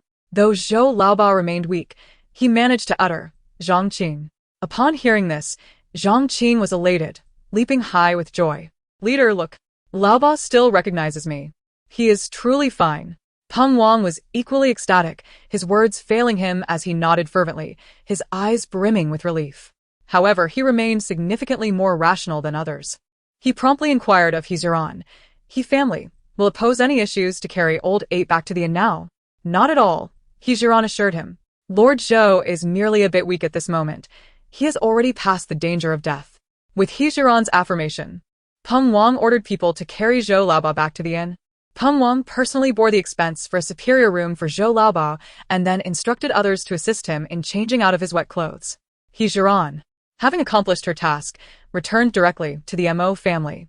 At this juncture, the items she had purchased from the general store and the fabric shop had been delivered. There was an abundance of goods, especially the 30-odd quilts, which piled together resembled a small mountain. Upon Heejiran's return, the Mo family's expressions were rather complex. Just moments ago, an attendant had rushed to the riverbank to witness the spectacle and upon returning, recounted how a female prisoner had bravely kissed the official to save someone. As they conversed, Li Rower happened to overhear. If any female prisoner had accompanied the officials to the riverbank for a rescue, it could only have been Heejiran. Seizing this opportunity, Li Rower eagerly disseminated the news, ensuring it became widely known. Heejiran immediately sensed the unease emanating from her grandmother, sisters-in-law, and younger aunt. Mother, what on earth has transpired? The gaze of the old matriarch of the Mo family flickered, uncertain of how to broach the subject with Heejiran. Her sisters-in-law were similarly hesitant, unable to meet her eyes. Mo Hanyu, known for her forthrightness, spoke up. Sister Jiao, everyone is saying that it was you who revived Lord Zhou with your kiss. Upon hearing Mo Hanyu's inquiry, Heejiran truly admires the ancient people's remarkable ability to distort the truth. Moreover, she is curious as to who would dare tarnish a reputation in such a manner. The conservative mindset of ancient society is well known. A married woman daring to engage in such behavior with another man could very well face dire consequences. Who could it be that is so intent on making her life difficult? At this moment, Heejiran believes that her foremost task is to clarify matters with her family, and as for who is maligning her behind her back, she can investigate that later. I did not kiss Lord Zhou. I merely gestured to indicate the direction, instructing Lord Peng on how to proceed. After speaking, she observed the expressions of the Mo family women, who seemed far from convinced. Noticing this, Heejiran immediately adopted a stern demeanor. Since no one believes my words, when we reach the northwest, I shall request a divorce from my husband to prevent the Mo family's reputation from being sullied by me. However, before that, I hope we can continue to interact as we have in the past, to avoid becoming the subject of ridicule for outsiders. Heejiran is not particularly adept in emotional intelligence, while she excels in cunning and bravery, having never had a boyfriend in her past life. She possesses no experience in fostering relationships with her in-laws. She has articulated her explanations clearly, and since they remain unconvinced, there is no need for her to continue to ingratiate herself. Heejiran has said all she can. As for whether others will persist in their unfounded accusations against her, she can only choose to disregard them. With the protection of peace, Mo Joy arrived in the northwest, thus fulfilling her loyalty to the great hero in her heart. As for everything else, she would take it step by step, allowing events to unfold naturally. Observing Heejiran's sudden change in demeanor, the women of the Mo family felt an inexplicable pang of sorrow. They cherished the usually amiable Heejiran, who consistently considered their well-being. Yet, it seemed that this version of Heejiran had been lost to them. Heejiran turned and exited the room. Despite the disdain from those around her, life must go on. Given the incident involving old Zhou Ba, it seemed that they could not continue their journey today. Heejiran intended to seize this opportunity to set up tents and gather people. On the road of exile, it was unlikely they would find an inn every day. And should they encounter the hardships of sleeping under the open sky, these tents would prove invaluable. Upon seeing Sister Jiao turn to leave, Mo Hanyu felt a tightening in her chest and hurried after her. Sister Jiao, I do not care what they think of me. I trust you. Heejiran was taken aback to discover that the only person in the Mo family who believed in her was a mere 13 or 14-year-old girl. She forced a smile and gently patted Mo Hanyue's head. Thank you for your trust, Hanyue. Chapter 50. Your belief in me suffices. Observing the oilcloth that Heejiran was manipulating, Mo Hanyu inquired with curiosity, Sister Jiao, did you purchase this oilcloth? Indeed. I intend to use it to craft some tents, Heejiran replied. Tents? Mo Hanyu's eyes sparkled with intrigue. Heejiran patiently elucidated the purposes of tents. And with each word, Mo Hanyu's delight grew. Sister Jiao, I often engage in needlework during my leisure at home. I would be delighted to assist. Very well. Once Sister Jiao has finished cutting, we shall let Hanyu take the lead in crafting. The two women busied themselves with the oilcloth in the inn's courtyard. Meanwhile, in the women's quarters of the Mo family, the atmosphere was one of despair.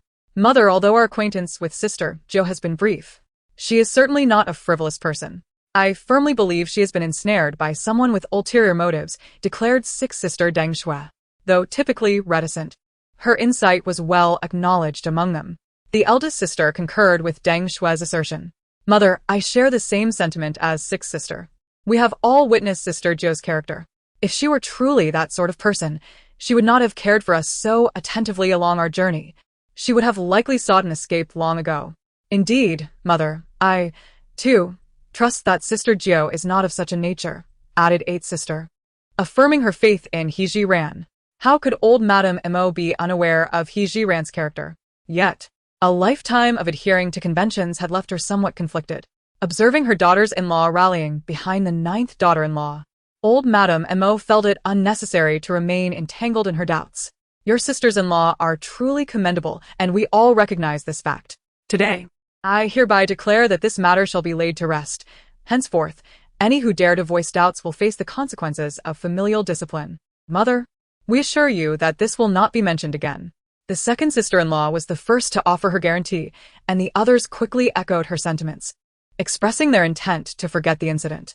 The women of the Mo family reached a consensus and collectively exited the room. Fortunately, with the presence of the young Miss Mo Hanyu, who adeptly navigated the situation, the women soon reconciled with He Ji-ran. He Ji-ran, being a member of the family, held no grudges and understood the deeply ingrained customs of women in ancient times. The swift choice to trust her was a source of delight for He Ji-ran. Under her guidance, the women eagerly took up needle and thread to begin crafting tents. The women from the Xia and Fong families observed this and joined in as well. However, there was a certain unease in their gazes. Their looks towards He Ji-ran were not of disdain, but rather of inquisitiveness. They pondered how the Mo family could remain so unfazed despite the gravity of recent events. For He Ji-ran, the members of the Xia and Fong families were mere outsiders. Their thoughts bore no weight upon her. While the women busied themselves with fervor, Mo Jio-yi paced restlessly within the confines of the house, having heard every word of the rumors propagated by Li Ro-er. Strangely, though he did not believe the tales, a peculiar sense of bitterness began to stir within him. In light of his current circumstances, He Ji-ran feared that she would remain in obscurity for a lifetime if she continued to follow him. Mo Jio-yi, harboring a sincere desire not to impede He Ji-ran's happiness, found himself increasingly overwhelmed by the thought of her potentially leaving him. At this moment, he yearned for her to come forth and elucidate the truth. If the rumors propagated by Li Ro-er were indeed accurate, he would prefer to endure a lifetime of mockery rather than hinder her. He Ji-ran possessed a comprehension of the principles and methods behind tent-making and could accurately measure and cut the appropriate dimensions. However, when it came to the actual sewing, she found herself at a loss. The original owner lacked the skills, having no memories to draw upon for such tasks. Furthermore, her previous life's environment rendered such manual labor unnecessary, with everything being readily available for purchase. Consequently, the responsibility of sewing the tents fell to the women of the San family. As she observed the others deftly engaged in their work, He Ji-ran's thoughts turned to Mo Jio-yi. The rampant rumors had undoubtedly reached the ears of the women of the Mo family, and it was unlikely that Mo Jio-yi remained uninformed. Given that they were still bound by marriage, she deemed it essential to provide him with an explanation. Upon opening the door, she discovered Mo Jio-yi seated upright at the edge of the bed, his gaze fixed intently upon her. Without waiting for him to inquire, He Ji-ran promptly clarified, "What is being said outside is not true. I did not have any intimate relations with Shou Laoba." She then recounted the entire sequence of events surrounding her act of saving someone to Mo Jio-yi. Having recounted her experiences, He Ji-ran anticipated further inquiries from Mo Jio-yi, fully prepared for an interrogation. To her surprise, Mo Jio-yi merely tapped his fingers on the bed's edge, softly stating, "During my time at the border, there was a military doctor who used a bamboo tube to blow air into the mouths of patients. I suppose it operates on a similar principle to your method of saving lives." He Ji-ran could hardly believe her fortune in encountering someone who comprehended such matters so swiftly. She fervently nodded in agreement, affirming, "Just as you said." Although Mo Jio-yi was convinced that He Ji-ran had not engaged with Shou Laoba, a twinge of jealousy still stirred within him. Nevertheless, he empathized with her feelings amidst the scorn of others, and in an effort to alleviate her burden, he sincerely remarked, "You need not concern yourself with the gossip outside. My belief in you suffices." He Ji-ran was taken aback by his words. After all, Mo Jio-yi was a man of ancient origin. Despite her lack of acquaintance with Shou Laoba, Facing the taunts from the outside world was undoubtedly a challenge for any man. Do you truly feel this way? He Jiren questioned, still harboring uncertainty. Indeed, you need not dwell on this matter. Observing Mo Gio Yi's earnest demeanor, He Jiren felt an inexplicable wave of emotion. The hero she admired embodied a broad-minded spirit, a quality befitting one destined for greatness. As Mo Gio Yi witnessed the sudden spark of emotion within He Jiren, a ripple of warmth surged through him, igniting an impulse to embrace her and offer solace. However, he dared not act recklessly. In the brief span of their acquaintance, he discerned that his newlywed wife was unlike ordinary women. She harbored her own secrets and possessed a distinct personality. Mo Joy was apprehensive that his actions might evoke her displeasure, leading her to vanish from his presence. To conceal the tumult of his emotions, he endeavored to maintain a facade of calmness. Simultaneously, he resolved to shift the conversation to divert He Jiren's attention. You just mentioned that Li, who has someone backing him. Have you discovered who it is? He Jiren then recalled that she had yet to discuss this matter in detail with Mo Joy. Li Hu mentioned that the person he met had a shrill voice. I suspect it might be a eunuch. Mo Joy furrowed his brow in contemplation, murmuring softly, if it is indeed a eunuch, the scope of suspicion widens considerably. Chapter 51. The tent indeed. When analyzed from the perspective of the eunuchs, it is rather challenging to uncover the true puppet master behind the scenes. This sentiment resonates with He Jiren, who also believes that identifying the genuine orchestrator is no simple task. Both individuals are acutely aware that the scan information provided by Li Hu is insufficient to reveal his true instigator. However, the fact that they were able to locate a spy so soon after departing from the capital is perplexing, leaving them uncertain whether it is fortunate or unfortunate. With this thought lingering in their minds, He Jiren and Mo Gio Yi fell into contemplation. After a considerable pause, He Jiren articulated his analysis. The incident involving Li Hu and Zhou Laoba's fall into the water was undoubtedly aided by several accomplices. Moreover, when the officials arrived to rescue Zhou Laoba from the river, they were not discreet, and many onlookers were present. I am convinced that Li Hu's accomplices must have witnessed the event. Furthermore, my public act of saving Zhou Laoba has exposed Li Hu's failed endeavor completely. It is highly probable that someone among them will report this to their superiors, seeking guidance on how to handle the aftermath. I pondered that once Li Hu's superiors become aware of his predicament, they might very well send someone to silence him. Upon hearing this, Mo Gio Yi inhaled deeply. Do you mean to suggest that we trace the thread of Li Hu to uncover his backer? He Jiren nodded. Indeed, that is my intention, however. Given our current circumstances, our actions may be rather inconvenient. The issue of action is not significant. I have my methods. Yet, I have already incurred guilt. Even if we were to identify the true adversary targeting the Mo family, what difference would it make? He Jiren discerned a hint of self-abandonment in Mo Gio Yi's words. With your skills, avenging yourself should not pose much of a challenge, should it?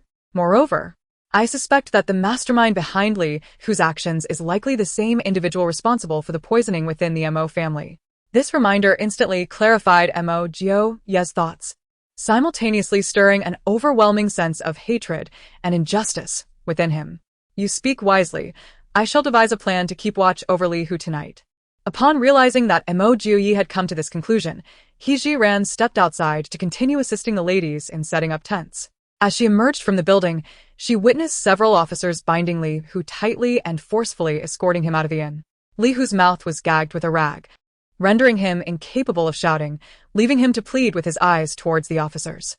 The officers harbored a deep animosity towards Li Hu, a sentiment forged through their long-standing loyalty to Zhou Laoba, which Li Hu, who had only recently arrived, could not hope to rival. After witnessing Zhou Laoba nearly perish due to Li Hu's treachery, their hatred for him had reached a boiling point. There was no chance they would show him any mercy. Zhang Qing, noticing Li Hu's insolence, lifted his foot and kicked him squarely on the backside. Behave yourself. Once you meet the county magistrate, you may plead for mercy as you wish. Just as his words fell from his lips, he raised his gaze and caught sight of He Jiren. Unlike before, Zhang Qing did not attempt to assert his dominance over her, but instead offered a grateful nod. He Jiren reciprocated the gesture. Based on her understanding of historical contexts, she knew that county magistrates typically handled various cases in the morning. And given that it was now nearly evening, time was of the essence. It is estimated that Li Hu has been taken to the county office and is temporarily imprisoned in the dungeon, with the earliest interrogation not occurring until tomorrow morning. Thus, He Jiran speculates that this night presents the most opportune moment to silence him. Contemplating this, she swiftly returned to her chamber, reiterating to Mo Jiuyi the information regarding Li Hu's transfer to the county office and her analysis of the situation. Mo Jiuyi assured her that he would be vigilant with timing, although he had never engaged in the act of murder or silencing witnesses. His years in the officialdom had acquainted him with the sordid realities of such matters. Typically, individuals tend to commit such heinous acts between the hours of the dog and the tiger, as that is when people are most prone to drowsiness and the guards are relatively lax. However, to err on the side of caution, Mo Jiuyi planned to arrive before the dog hour. With the arrangements now firmly established, He Jiran felt a great deal of relief as she set off to fulfill her duties. The womenfolk's speed in crafting needlework exceeded her expectations, particularly in the construction of tents, which did not require excessively tight stitching. Upon her arrival at the production site, He Jiran was pleasantly surprised to find that the women had already completed several finished products. However, they had yet to comprehend how to utilize the tents, leaving them neatly arranged to one side.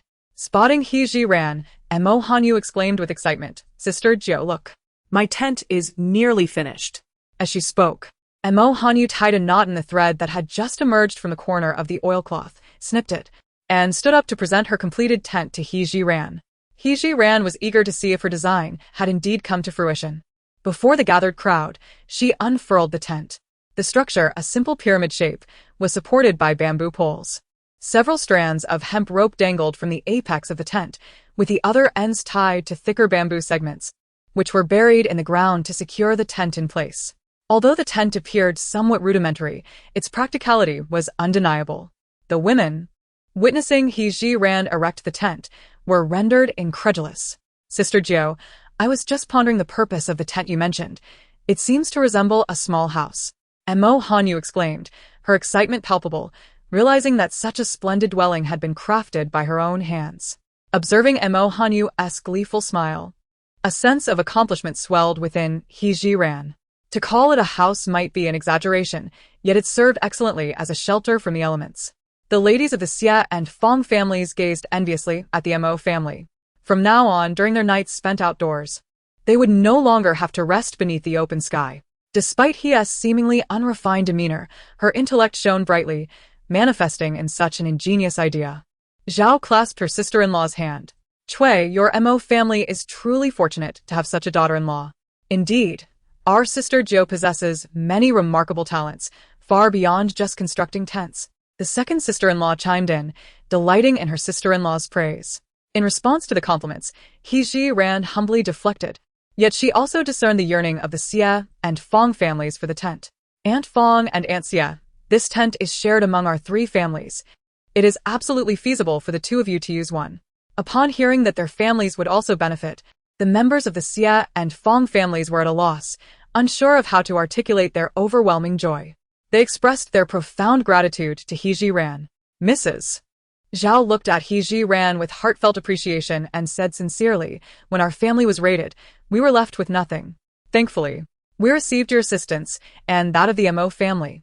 I have come to terms with the reality that we can no longer live the carefree life we once enjoyed.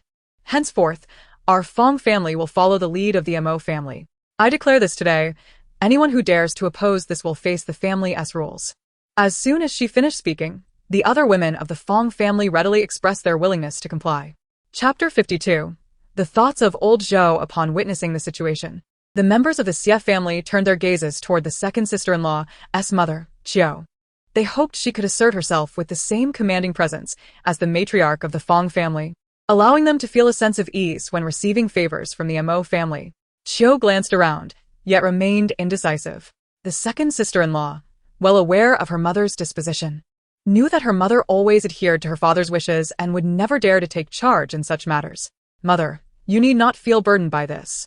We can express our gratitude through our actions in the future," she suggested. Qiu nodded repeatedly, affirming, "Fonger is right. This has been my sentiment all along." He Jiran's actions were initially guided by the counsel of Mo Jiuyi, and she also considered the benefits of having a larger group for mutual support during their arduous journey. The road to exile is long. Who can guarantee that one will not need assistance from another? The words of the aunts were somewhat heavy, yet in times of difficulty, we should help each other without feeling excessive pressure. Soon, the sisters-in-law joined in, and the atmosphere brightened once more. When He Ji-ran procured 13 oilcloths and 26 tents, it coincided perfectly with dinner time. At that moment, the official escorting Li, who to the magistrate's office returned. Seizing the opportunity, while everyone was present, He Ji-ran planned to distribute all the tents. The women of the Xia and Fong families left first, taking enough tents for their own use. The 6 tents belonging to the Mo family were neatly folded and carried away by a few sisters-in-law. The remaining tents were intended as bribes for the officials. He Ji-ran intended to seek out Peng Wang while also checking on old Zhou's health. Inquiring with the officer on duty, she learned that Peng Wang had been in Zhou Laoba's room, so she proceeded directly there. After knocking on the door, Peng Wang invited her in. He was indeed a man of clear affections and aversions, although his demeanor towards He Ji-ran had been amiable over the past couple of days. It was nothing compared to the current moment. Upon seeing her enter, Peng Wang unexpectedly rose to his feet and bowed deeply. I extend my heartfelt gratitude on behalf of Laoba for your life-saving grace. This was markedly different from the time he was poisoned by a snake, when he had been unconscious and unable to witness the dire situation. Consequently, his feelings regarding He Ji-ran saving his life were not as profound as Zhou Laoba's. He had witnessed firsthand how someone deemed beyond rescue was revived by her, albeit through a somewhat awkward method.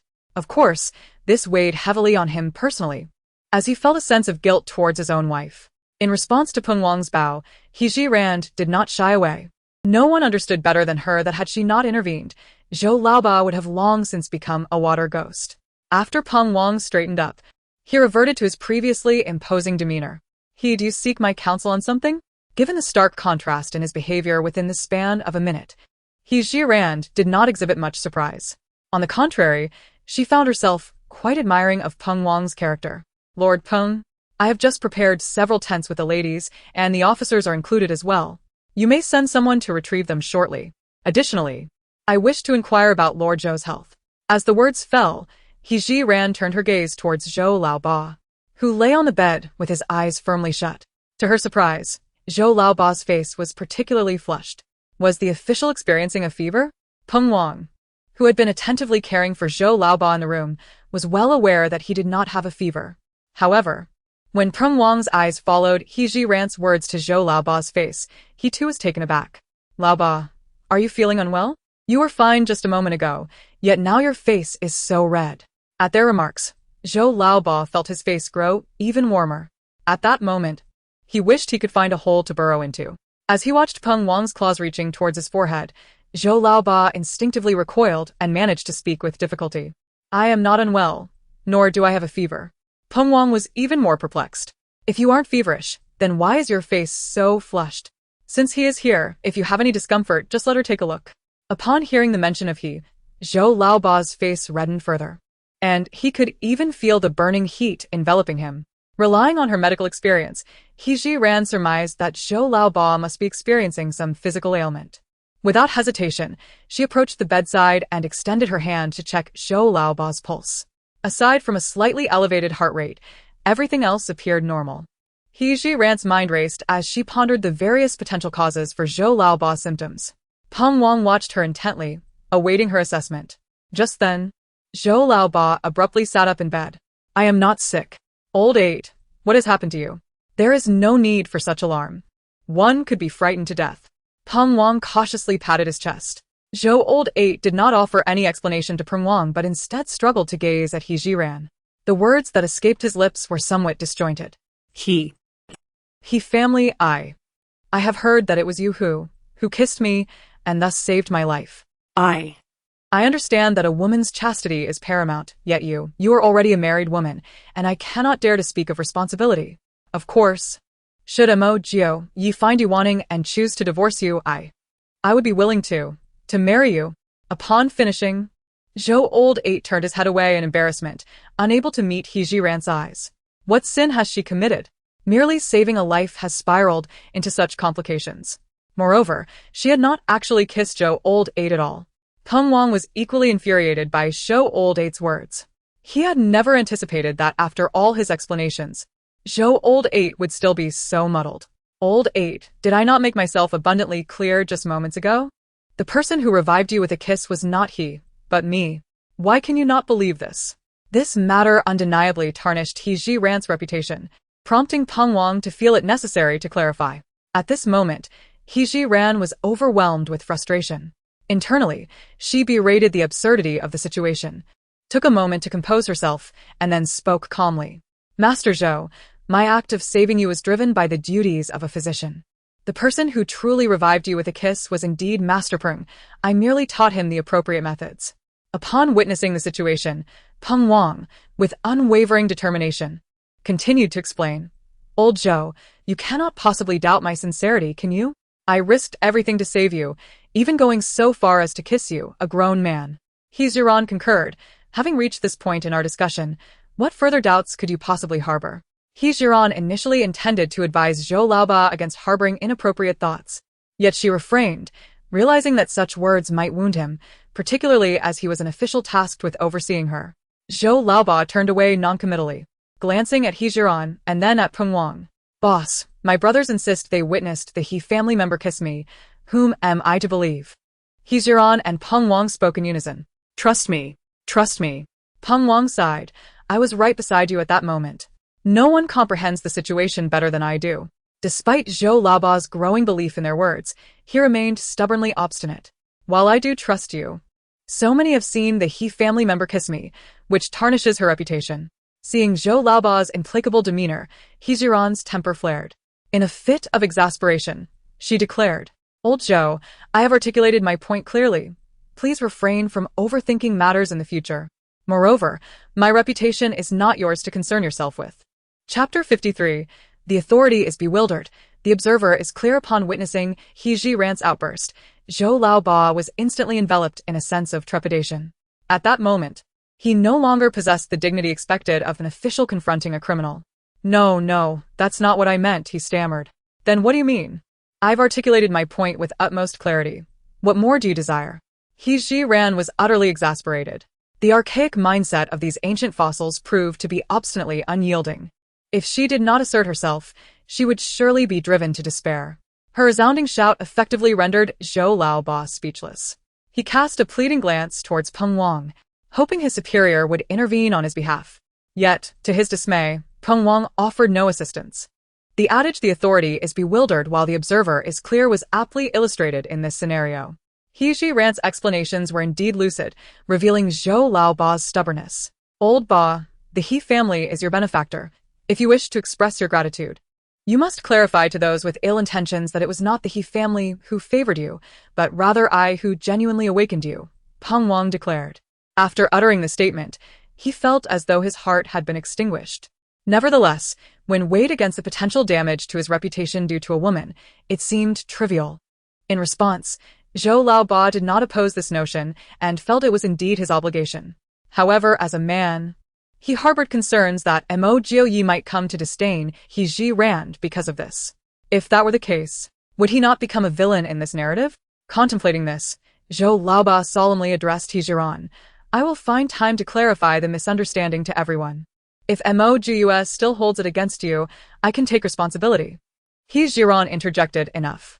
As long as you can clarify this matter, you need not concern yourself with anything else. It was evident what Zhou Laoba intended to convey. However, He Jiran was disinclined to hear any talk of responsibility. She had merely saved a person, and she had already articulated that there had been no contact between them. Though Zhou Laoba spoke out of goodwill, He Jiran found his words unpalatable. Instinctively, Zhou Laoba raised both hands in surrender. All right, I shall not speak of it again, and I promise to refrain from mentioning it in the future. This woman was undeniably fierce, and he felt a twinge of apprehension.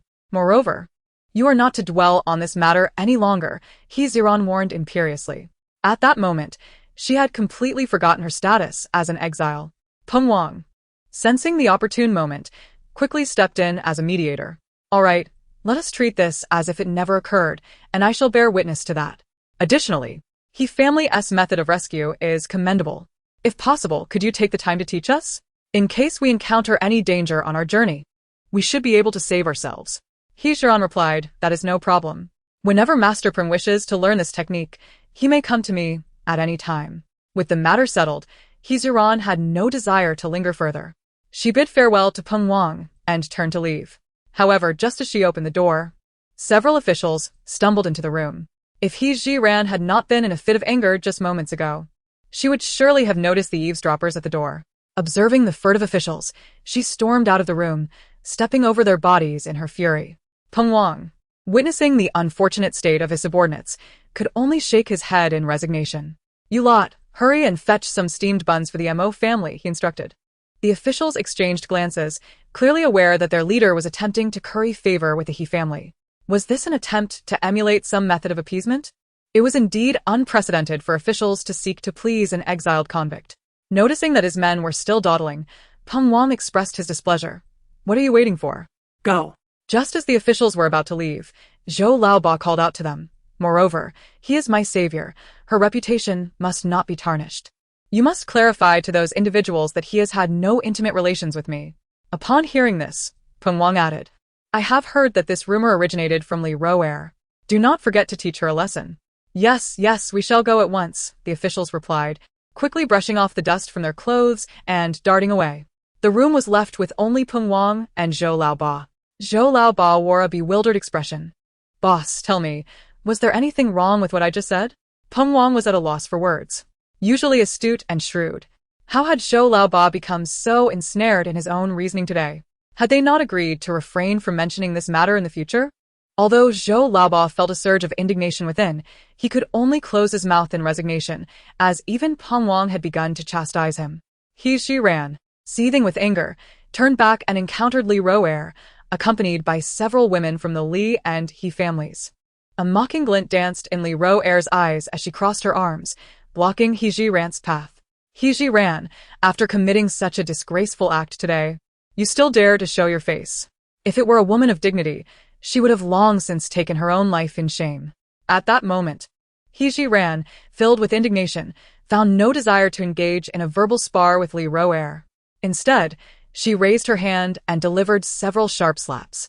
Gazing down on her with disdain, "Li Roer, today I shall impart some wisdom on you from your parents, should you dare to speak filth again. Beware of your tongue." Caught off guard by the unexpected blows, Li Roer only realized what had happened when she saw He Ziran striding away. She shouted curses at He Ziran's retreating figure. "He Ziran, you are nothing but a shameless woman, worthless and depraved. Who would stoop so low as to prey on a dying official? Ah!" Before she could finish her tirade, a shriek escaped her lips as she instinctively covered her mouth. Seeing her daughter in distress, Mrs. Zhu hurried over, concern etched on her face. "Roer, What has happened to you?" Li Roer slowly lowered her hand, revealing a bloodied tooth nestled in her palm. While Mrs. Zhu cowered before the officials, she transformed into a fierce protector when confronting He Ziran. You are utterly lawless, daring to harm someone in front of so many witnesses? Indeed, He Ziran has been wronged. How could she possibly reach Li Roer after venturing so far? At this moment, she was genuinely incensed by the despicable actions of the Li family. He Ziran strode back to confront Li Roer. With little hesitation, she raised her foot and sent Li Roer flying. "Do you fancy yourself something special? Don't think I'm unaware of your unsavory dealings with Li Hu. However, I am somewhat perplexed. With Li Hu dispatched to the authorities, what audacity emboldens you to flaunt your power here? He Ji, cease your words." Zhu? Upon hearing her daughter so vilified, rushed forward, claws bared, intent on tearing into He Ziran. Yet, He Ziran would not allow a defenseless woman to harm her. She did not flinch, instead delivering a kick to Zhu's abdomen. Zhu cried out in pain, clutching her belly as she sank to the ground. "Officials, come quickly. He Ji is utterly lawless." Meanwhile, the ladies of the Mo, Fong, and Xie families were in the courtyard preparing dinner with the provisions He Ziran had brought back that day. Upon hearing the direct insults hurled at He Ziran, they swiftly abandoned their tasks and rushed over. "Sister-in-law, who dares to insult you? Let us see how second sister-in-law deals with this." As she spoke, second sister-in-law raised her spatula to shield He Ziran. The other sisters-in-law followed suit, their eyes locked onto the group of women confronting He Ziran with fierce determination. Mo Hanyu hurriedly approached He Ziran's side. "Ninth sister-in-law, let Hanyu assist you in vanquishing the villains." Although the matriarch of the Mo family uttered not a word, The kitchen knife in her hand spoke volumes. Similarly, the members of the Xia and Fong families watched intently, their gazes fixed on the group accompanying Li Raoer, awaiting a signal from the Mo family to unleash their fury. At that moment, He Ji-ran, whose heart had been ablaze with anger, suddenly felt a wave of warmth. I have not suffered a loss. In an effort to spare her family from worry, He Ji-ran spoke truthfully. Just then, the officials dispatched to deliver steamed buns to the Mo family arrived. Undoubtedly, regardless of who was right or wrong, it was clear that the Li and He families were at fault. Their superior had instructed them to deal with Li Raoer, which would conveniently resolve the matter. He Ji-ran was a person under the protection of their superior. How dare they offend her? Without hesitation, two officials raised their whips and struck, causing the women of the Li and He families to scream in desperate pleas for mercy. Chapter 54. The consequences of provocation today. It was Li Raoer and her mother who provoked He Ji-ran. As the officials pursued others, she boldly approached Li Raoer once more. Li Raoer remained seated on the ground, instinctively recoiling as He Ji-ran approached with an imposing demeanor. He Ji-ran, what are you planning to do? Are you daring to act before the officials? He Ji-ran's gaze was devoid of warmth as she fixed her eyes on Li Raoer. With every retreat Li Raoer made, He Ji-ran advanced closer. I had intended to refrain from stooping to your level, yet you continuously seek to provoke me. As she spoke, He Ji-ran lifted her foot and forcefully stomped on Li Raoer's ankle, twisting it with a fierce grip. Li Raoer cried out in agony. Witnessing her torment, He Ji-ran showed no signs of restraint. She continued to strike at Li Raoer's vulnerable spots. We both understand your petty schemes all too well. Let me make myself clear. If you choose to conduct yourself with propriety in the future, all will be well. However, should you dare to provoke me again, I will ensure that your suffering is unfathomable.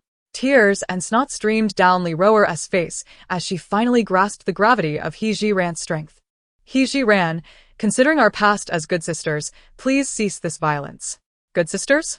At what point did you ever regard me as such? He Ji-ran scoffed coldly. The audacity of Li Raoer, who had manipulated the original owner of this body, to claim sisterhood was laughable. He Ji-ran intensified her assault, unleashing a flurry of punches and kicks upon Li Raoer. Meanwhile, the womenfolk of the Mo family were not idle either. Although they had yet to fully comprehend the situation, it was evident to them that Li Raoer and her mother had provoked He Ji-ran. Thus, as He Ji-ran mercilessly beat Li Raoer, they retaliated by striking at Zhu Shi. Chaos erupted in the inn's courtyard, drawing countless onlookers from among the guests. The overwhelming tide of battle swiftly concluded with the Li and He families pleading for mercy. He Ji-ran's assault on Li Raoer was particularly fierce. Her face had swollen to the size of a bun, rendering her original features unrecognizable. Her right arm was dislocated, hanging limply at her side. He Ji-ran, panting heavily, fixed her a gaze brimming with warning. Li Raoer, remember this is the consequence of provoking me. If you wish to avoid a repetition of today's events, it would be wise for you to keep a low profile and guard your tongue. At this moment, Li Raoer was paralyzed by fear, caught in a state of suppressed rage. Yet, within her heart, resentment festered, intensifying her hatred towards He Ji-ran. Why should it be that both were exiles? Yet, He Ji-ran could indulge in a life of luxury? Despite her moral failings, the Mo family not only overlooked her transgressions, but also actively protected her. To add insult to injury, the officials unconditionally supported her as well. The more Li Raoer pondered, the deeper her hatred grew. She longed to tear He Ji-ran to shreds. Regrettably, she was no match for He Ji-ran. At that moment, several officials seized the opportunity and declared loudly, the He family did not rescue Zhou Laoba today, as Li Raoer claims. It was our leader who taught us the methods of saving lives. It was our leader who revived Zhou Laoba, not the He family.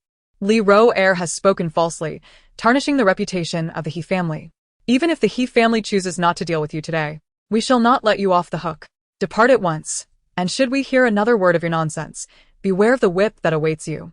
Upon hearing this, everyone's gaze fell upon Li Raoer. They had suspected that He Ji-ran would not compromise her reputation for the sake of saving someone. It was clear now that all of this was merely a fabrication by Li Raoer. Realizing this, even the He family, who were aligned with the Li family, expressed their displeasure and began to voice their criticisms. The fiery temper of the second sister-in-law flared up again as she rolled up her sleeves and advanced, seizing Li Raoer by the hair and delivering two resounding slaps. You Li Ro heir, how dare you slander my sister-in-law's name? Today, I shall make you pay dearly. Li Ro heir cried out in distress, and aside from Zhu Shi, no one from the Li family intervened. The other sisters-in-law from the Mo family, witnessing the scene, also surrounded Li Ro heir, joining in to strike her as retribution for He Jiran. In order to prevent a public scandal from escalating into something more severe, the officials intervened, allowing Li Ro heir to escape a dire fate. After venting her frustration on Li Ro heir, He Jiran felt somewhat appeased. She beckoned her sisters-in-law and the women from the other families to depart. The sisters-in-law followed closely beside He Jiran, their eyes filled with remorse as they regarded her. The eldest sister spoke first. Ninth sister-in-law, it is the lack of trust from us sisters that led us to heed Li Ro's words, mistakenly believing that your character was compromised. The fifth sister-in-law echoed, indeed, it is our fault. We shall no longer heed the slander of those petty individuals. He Jiran smiled at the crowd, saying, Sisters, there is no need for self-reproach. It suffices that the misunderstanding has been resolved. Seeing that He Jiran genuinely bore no grudge against them, the sisters collectively sighed in relief and surrounded her as they made their way back. In the shadows, Mo Jioyi quietly retreated to his room, having heard the heated exchange between He Jiran and Li Roer, and witnessed the latter accompanied by a throng of people. Fearing for He Jiran's safety, he had stealthily emerged from his room when the attention of the crowd was diverted. The incident where a stone knocked out Li Roer's tooth was orchestrated by him, hoping that the pain would deter her. Yet, to his surprise, Li Roer remained unrepentant. Mo Jioyi had prepared himself for further action, but he did not anticipate the remarkable agility of He Jiran. Although he could not decipher her martial techniques, he could ascertain that her moves were undoubtedly honed under the guidance of an instructor. After several days of observation, He Jiran had become an enigma to Mo Jioyi, shrouded in countless mysteries. Unbeknownst to her, Mo Jioyi was waiting in the shadows, aiding her from behind. The triumphant group of women felt a surge of vindication. Once in the capital, no one dared to provoke them, yet that deference stemmed from their status. In the present day, the circumstances have changed. They can unite and, through their own strength, bring their adversaries to their knees. This exhilarating sensation is one they have never experienced before, and they find it immensely gratifying. Sister-in-law eagerly linked her arm with He Jiran's, saying, Ninth sister-in-law, should such an event arise again, do not forget to gather everyone. He Jiran recognized that if the women of the household were to encounter a few more situations like this, they could undoubtedly be molded into fierce warriors. Nevertheless, she quite relished this spirit of camaraderie. Very well, if anyone dares to provoke us again, I shall not forget you, sister-in-law. Ninth sister-in-law, do not overlook my participation. I am equally capable, Mo Manhwa interjected, anxious not to be forgotten. Subsequently, other sisters-in-law, along with the members of the Xia and Fong families, expressed their willingness to stand shoulder to shoulder with He Jiran. The atmosphere was buoyant, especially with the bounty of supplies He Jiran had procured earlier in the day, which made their dinner preparations all the more efficient. Particularly, the members of the Fong and Xia families, perhaps motivated by the prospect of benefiting from the Mo family's generosity, eagerly volunteered for various tasks. Meanwhile, within the straw hut occupied by the Li and He families, a cacophony of disputes erupted. The two families had already quarreled over the positioning of the straw hut the previous day, and today, the women of the He family, lured by Li Roer, sought trouble with He Jiran, only to receive a severe reprimand in return. The He family grew increasingly discontented with the Li family. Were it not for He Ming and He Liang's current state, they might have already taken action against the Li family.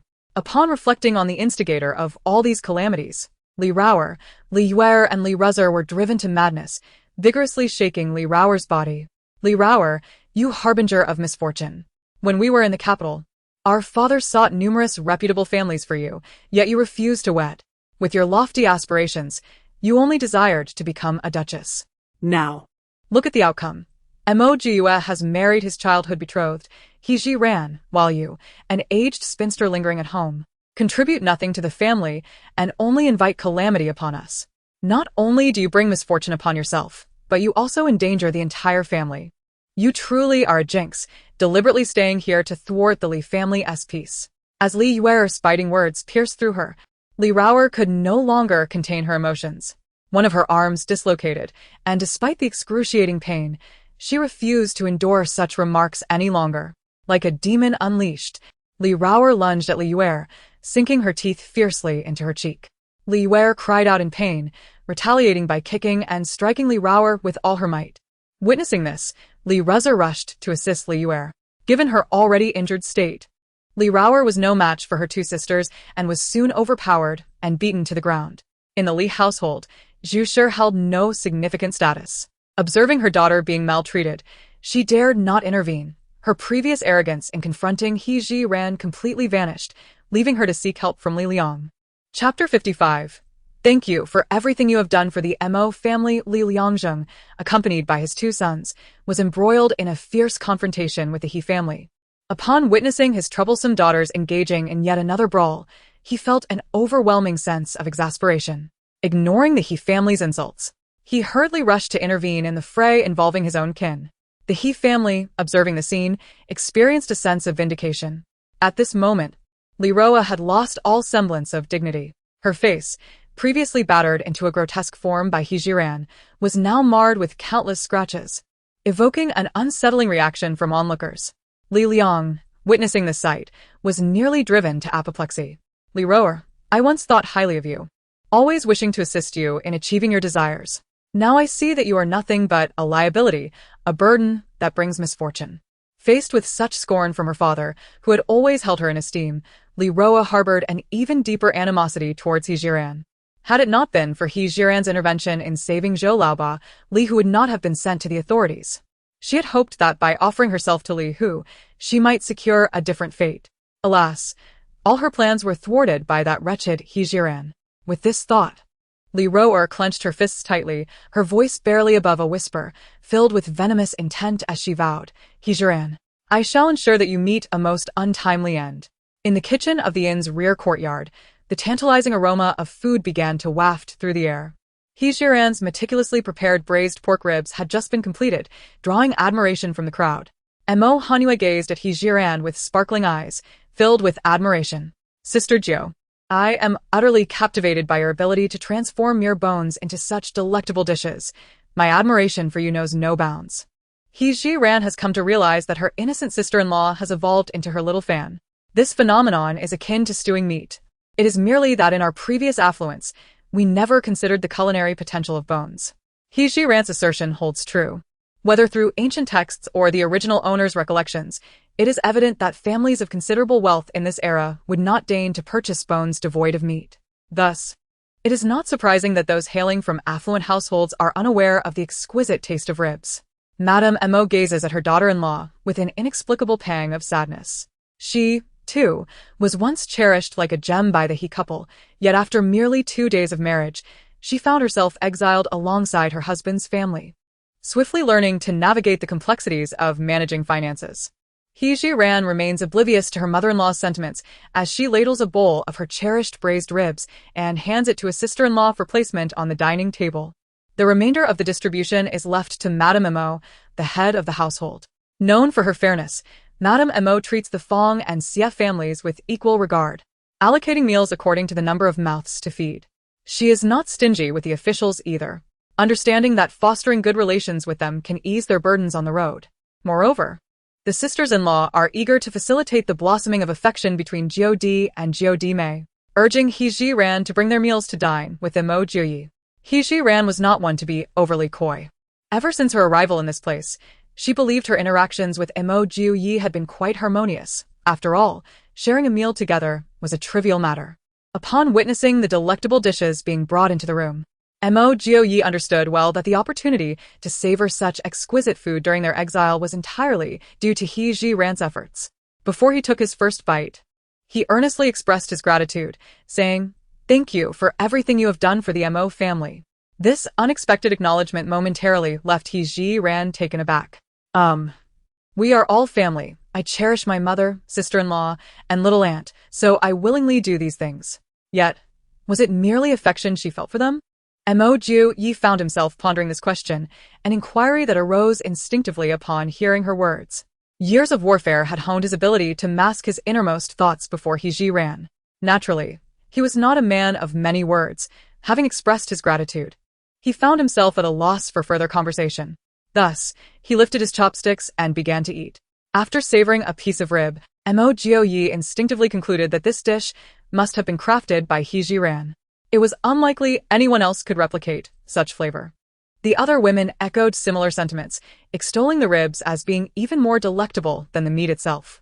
Alas, with so many diners present, the quantity of ribs allocated to each person was limited. As the officials dined, their conversation remained fixated on He Ji-ran. They unanimously agreed that despite the meager rewards of this errand, the chance to indulge in such culinary delights made the journey worthwhile. After dinner and washing up, He Ji-ran and Mo Jio-yi sat in silence, exchanging glances in the dimly lit room, awaiting the moment when Mo Jio-yi would stealthily slip out.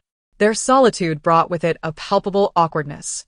Finally, when Mo Jio-yi departed, He Ji-ran exhaled in relief and lazily reclined on her bed, allowing her consciousness to drift into the space. She was eager to check whether her store application had been approved the previous day.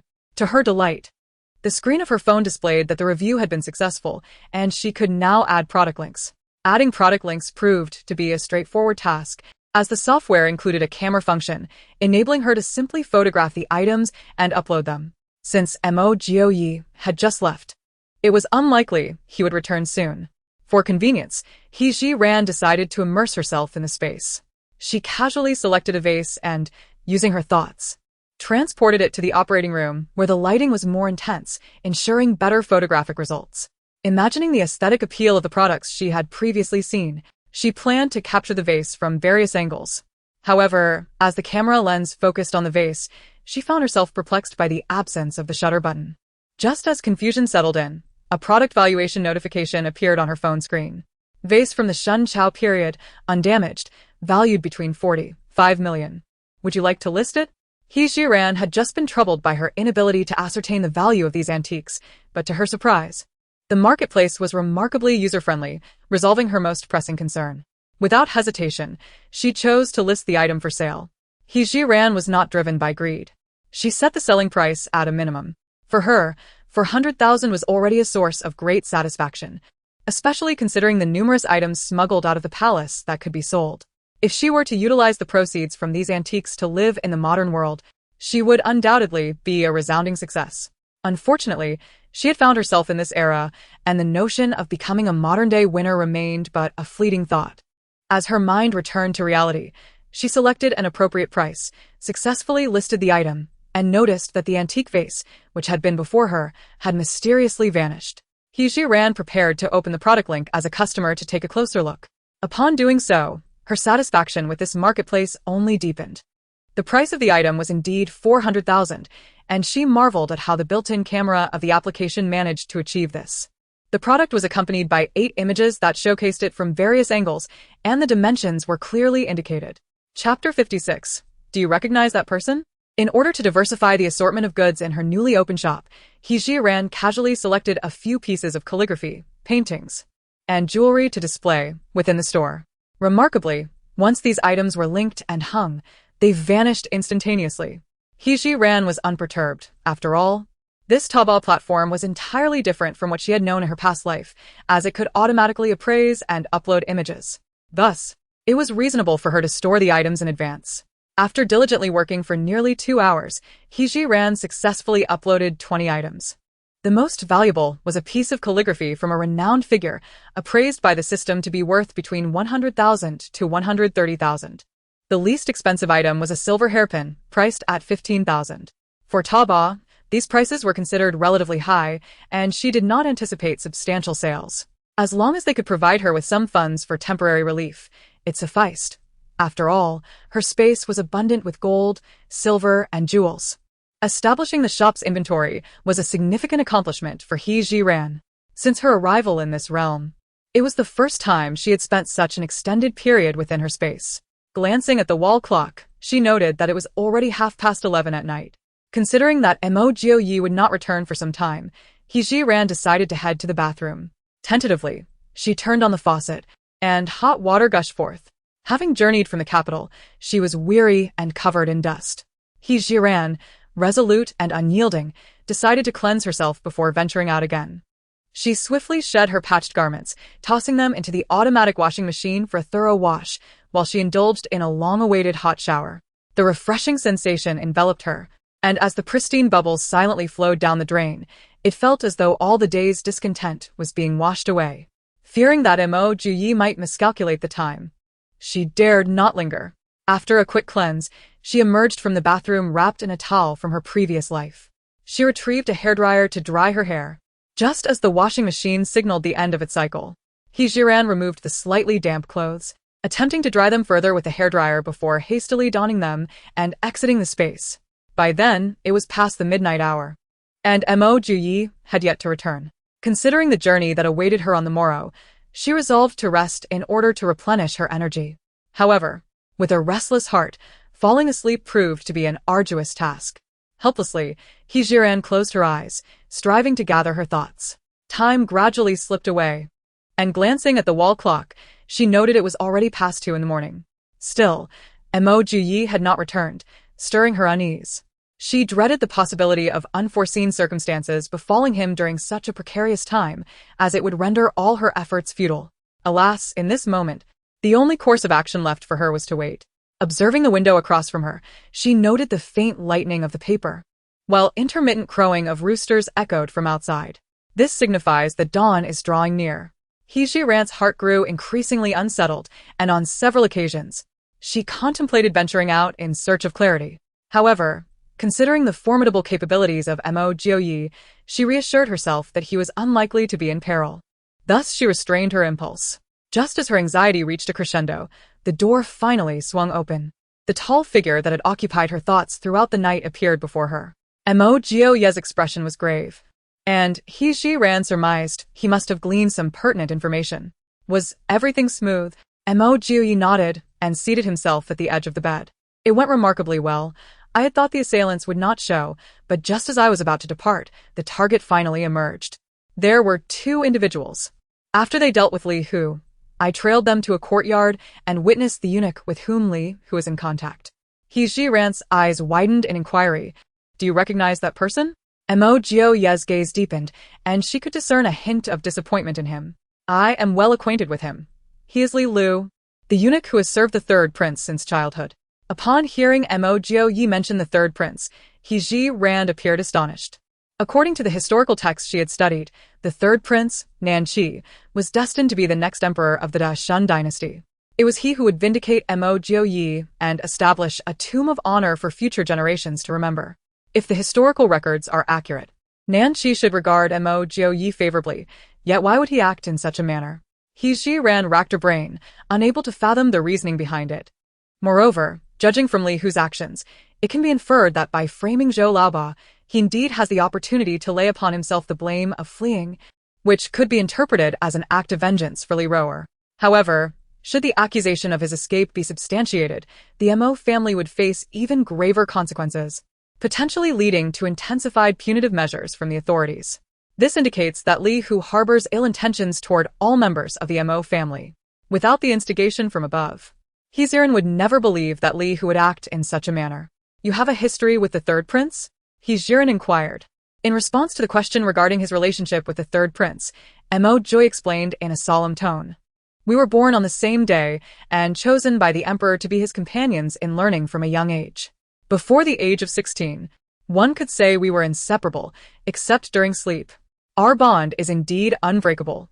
And even Emperor Xuanwu believes that I will be the greatest support for the 3rd prince in his claim to the throne. Upon hearing this, He Jiran found himself even more perplexed. Given the strength of your relationship, why would he send someone to sabotage you? I followed those 2 to that courtyard and eavesdropped on their conversation. According to Li Lu, it was due to my extensive knowledge of matters pertaining to Nanqi that he feared I might divulge too much, prompting him to place spies within the ranks of the officials. Unexpectedly, Li Hu, motivated by a certain Li Roer, transformed their initial intent of surveillance into a treacherous act. Regarding Mo Jiyi's assertions, He Jiran remained skeptical. Given that their relationship is undeniably strong, Nanqi should indeed place his trust in Mo Jiyi, rendering the need for surveillance unnecessary. Rather, offering support would be far more reasonable. However, considering the historical records, He Jiran does not intend to pass judgment on Nanqi. He merely wishes to express his genuine thoughts for Mo Jiyi's awareness. Prior to the confiscation of the National Protectorate's estate, it would be inconceivable for Nanshi to remain oblivious to any disturbances. Did he not send someone to relay information to you? Mo Jioyi resolutely shook his head. No, he did not. The absence of prior notification could be attributed to some unspoken difficulties he faced.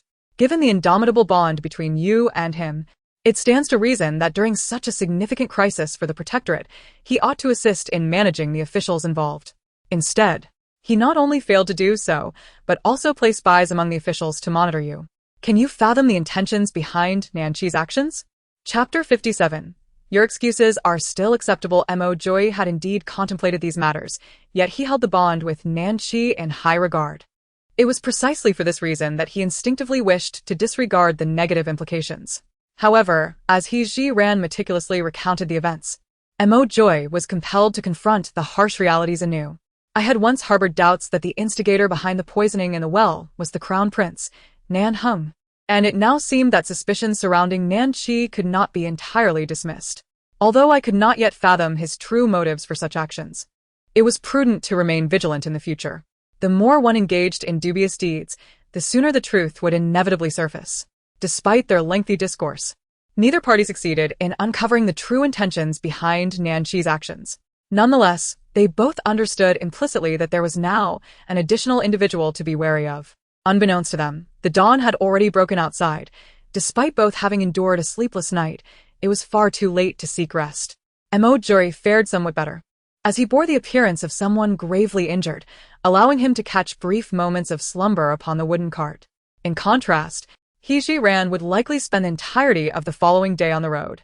Reflecting upon this, Mo Joy began to scrutinize He Ji-ran closely, intending to express his concern. To his astonishment, he discovered that her once dusty attire, albeit still patched, had transformed into a strikingly tidy ensemble. Moreover, her hair, which had previously appeared somewhat greasy, now gleamed with a radiant sheen, subtly exuding a delicate fragrance. Noticing Mo Joy's unwavering gaze upon her, He Ji-ran wondered if something was amiss. Her hands instinctively brushed against her face, and she inquired, "What is the matter? Is there something wrong with me?"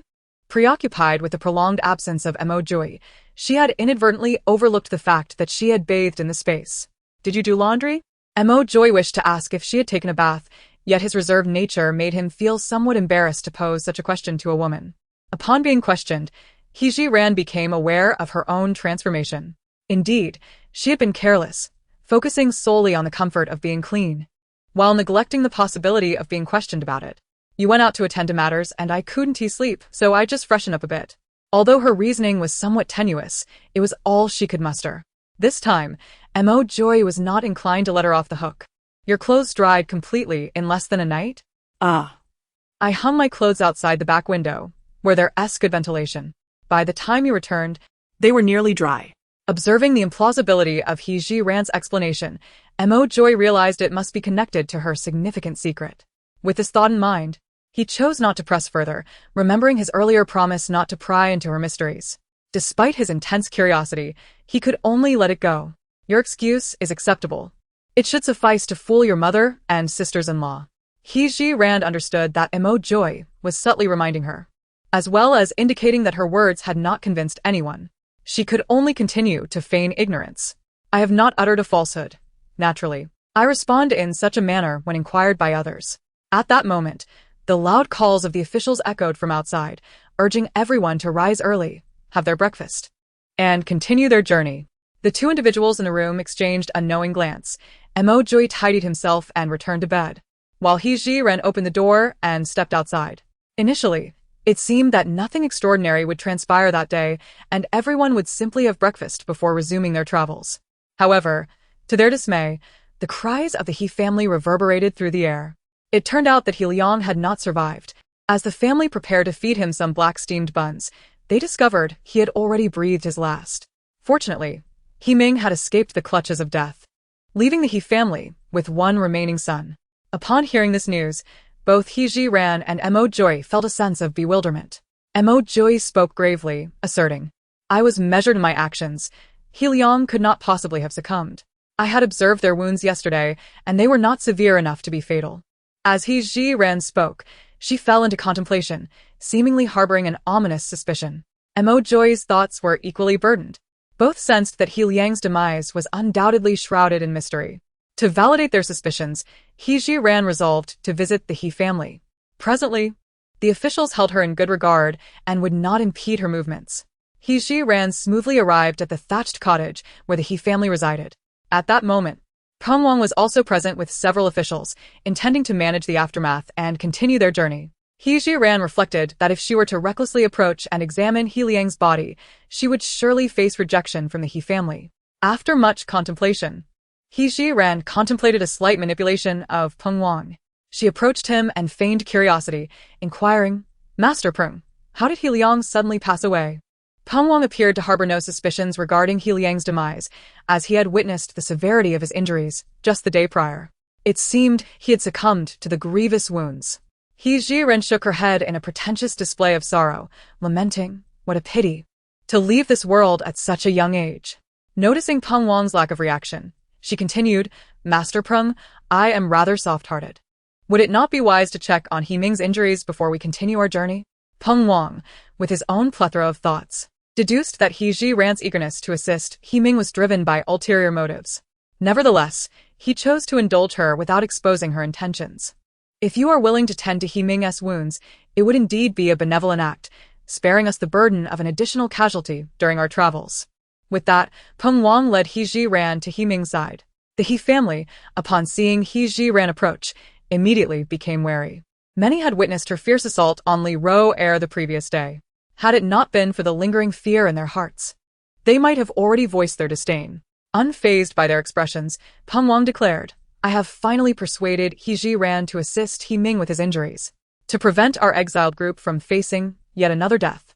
Though his words were somewhat harsh, they reflected the very concern that weighed heavily on the He family.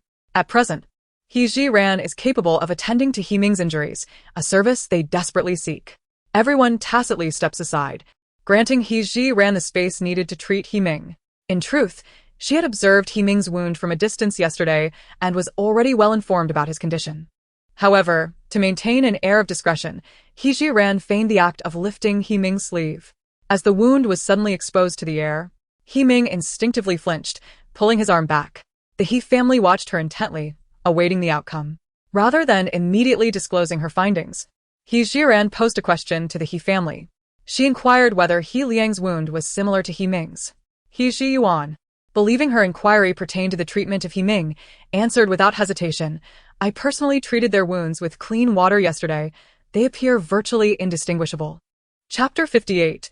He Liang as the scapegoat. As He Zhiyuan concluded his words, an unsettling realization dawned upon him. He could no longer afford to consider the enmity between He Ming and himself. He continued, "This cannot be right. The injuries sustained by He Ming and He Liang are entirely identical. Their conditions yesterday were almost indistinguishable. Is it possible that He Liang did not perish due to his injuries?" After examining He Ming's wounds, He Jiran was resolutely convinced of this fact. According to Mo Jiu's account, there had been no discrepancies in his actions. Their injuries were, indeed, a mirror image of one another. When she assessed He Ming's condition, it was evident that aside from some physical weakness, he was in no imminent danger of death. There was no way he could simply succumb after a brief slumber. He Jiran cast her gaze towards the still form lying across from her and strode purposefully towards it. Before the assembled crowd, she lifted the tattered garment covering He Liang's head. His eyes were tightly shut, not the result of someone forcibly closing them post-mortem, indicating he had not suffered in his final moments. Furthermore, she could ascertain that no more than an hour had elapsed since He Liang's demise, specifically after Mo Gu's return from the county's prison. After a meticulous examination, He Jiran extracted a slender silver needle from the baihui point on He Liang's head. Throughout her inspection of the body, Peng Wang and He Ziyuan had stood by, observing intently. When He Jiran withdrew the needle, both men were rendered speechless. He Ziyuan erupted into tears once more. Who could it be? Who indeed? "The injury inflicted upon my son is not enough. They have even taken his life. Alas. He has served as an official for many years, and he is certainly not ignorant of such insidious methods of assassination. Those who can execute a killing with such stealth are indeed masters among masters. The primary objective is, without a doubt, to silence him." He Zhiyuan could not help but ponder. He contemplated the individuals He Liang may have offended during his time in the capital. Perhaps this would lead him to deduce the identity of the murderer. Yet, despite racking his brain, he could not recall when He Liang had crossed paths with such formidable adversaries. He Liang's wife approached, weeping, and once more draped a tattered garment over his head, lamenting. Just before dawn, my husband expressed his thirst, and I provided him with some water. I was not in such a deep slumber that I would not notice if someone came to harm him. Oh, my dear husband, I have failed you. Alas. It is my fault for not taking better care of you. Seeing her sister-in-law in distress, He Ming's wife joined in the sorrowful weeping. Our family has already been exiled. Who could possibly harbor such relentless animosity towards these brothers? Fortunately, I took my husband to the other side of the thatched shed last night to care for him. Had I allowed the two brothers to remain together, it is likely we would now be mourning two lives. Listening to the lamentations of He Ming and He Liang's wives, He Zhiren gleaned yet another piece of information. The two brothers had not lain together the previous night. Armed with this vital clue, his thoughts began to crystallize further. Such occurrences transpire within the ranks of the exiled, and Peng Wang could not possibly deliver He Liang's corpse to the Yamen for the county magistrate to investigate and uncover the true culprit. He could merely instruct others to expedite the aftermath, for they must not delay their journey, while the He family remained engulfed in sorrow. The local officials had summoned a designated individual to handle the remains, and after exchanging a few coins, the man took away He Liang's body. He Zhiran, having made some discoveries during her examination of the corpse, decided not to linger any longer. She bid farewell to Peng Wang and returned to Mo Jiu Ye's chamber. Just as she stepped through the threshold, Mo Jiu Ye eagerly inquired, "What have you found?" He Zhiran relayed the findings of the autopsy, emphasizing the fact that the He brothers did not rest in the same location.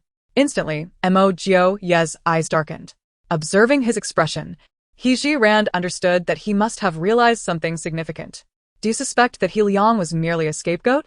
Mo Jiu Ye raised his gaze, his eyes deepening with contemplation. Do you share the sentiment? He Zhiran nodded and articulated her deductions. The time of He Liang's death likely coincided with your departure from that courtyard, indicating that those individuals had undertaken new actions unbeknownst to you. If the assassin was indeed targeting you, they would undoubtedly strike at someone already injured.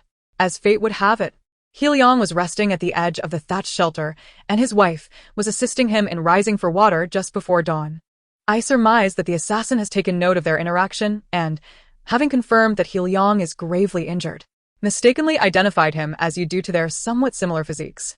He Zhiran's account is thorough and aligns perfectly with Mo Jiu Ye's conjecture. He increasingly feels that this woman is far more formidable than he had initially imagined.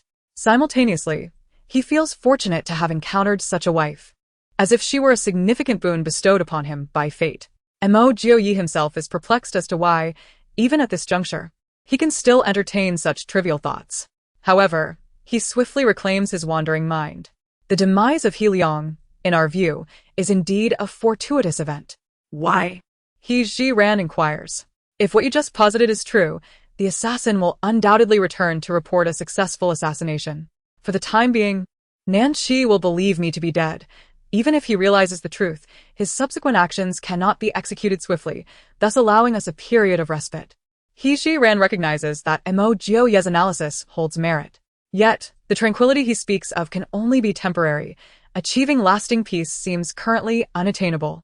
He Zhiran had mentally prepared himself for the tumultuous journey ahead when he followed Mo Jiu Ye into exile, understanding that this path would not be tranquil.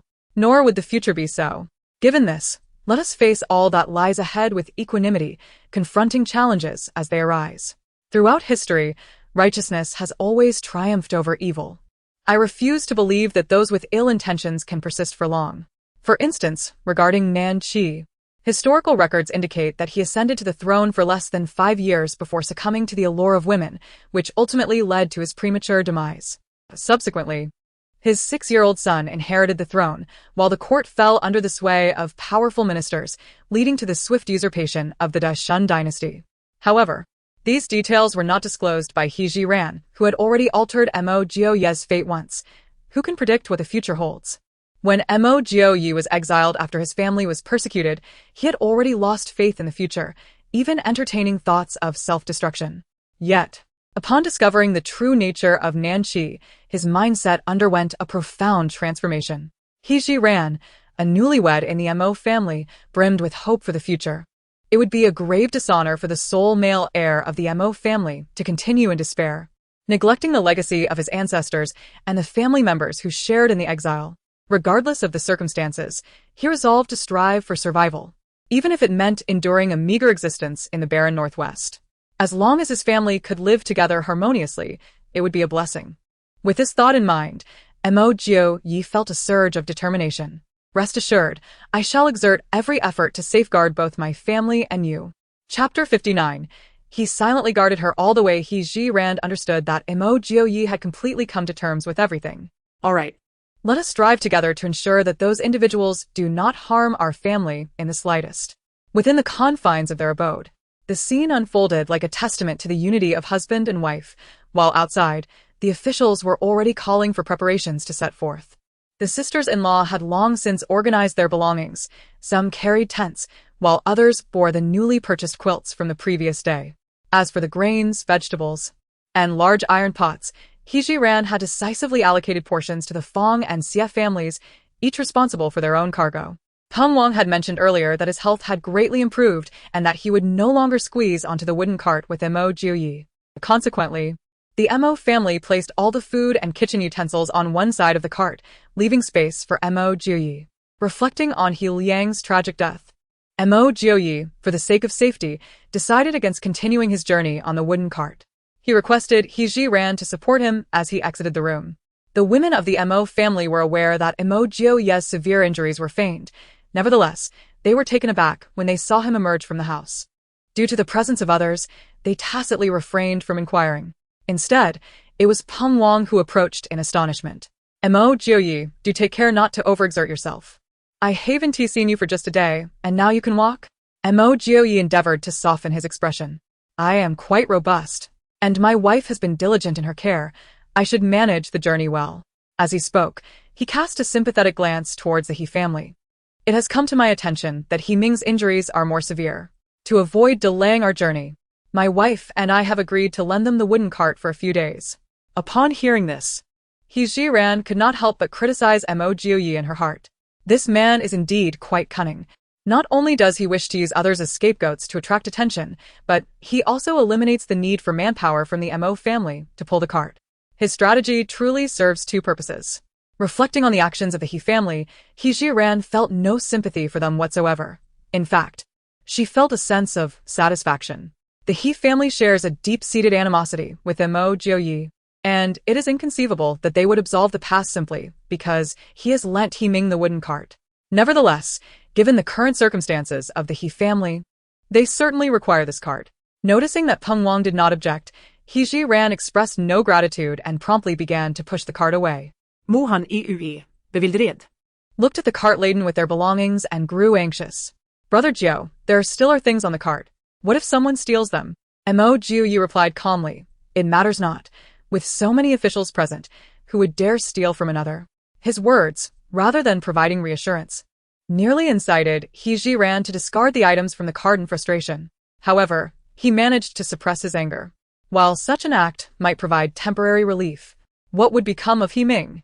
With only women and children at home, and a man like him, who cannot lift a burden, how could he possibly carry the robust He Ming? Everyone overlooked He Zhuan's face, as dark as the bottom of a pot, until Peng Wang issued his command, and the exiled contingent set forth once more. Departing from Yunlai County and traversing the official road, Zhou Laoba appeared dispirited, occasionally casting furtive glances at He Zhuan. He walked at the rear of the procession alongside Peng Wang. Thus He Zhuan and Mo Yi remained oblivious to his peculiar behavior. However, Zhou Laoba's actions did not escape Peng Wang's keen observation. Peng Wang disapproved of this behavior, yet he found it inappropriate to confront Zhou Laoba directly, opting instead to devise a strategy to dissuade him. How magnificent Mo Yi once was! I vividly recall the day he returned in triumph, with the emperor personally leading the civil and military officials to welcome him. The scene was nothing short of a spectacle that captivated the entire city. Even though he faces exile today, it cannot diminish the glory he once attained. Upon hearing Peng Wang suddenly mention Mo Yi, Zhou Laoba became notably alert. Chief. Why bring this up when everything is fine? Peng Wang harbored serious doubts about Zhou Laoba's intentions, suspecting he was deliberately evading the issue at hand. Now that the conversation had commenced, he had no intention of allowing the matter to remain ambiguous. What I wish to convey is that Jiue is a paragon among men, and his wife is no ordinary woman. They are indeed a match made in heaven.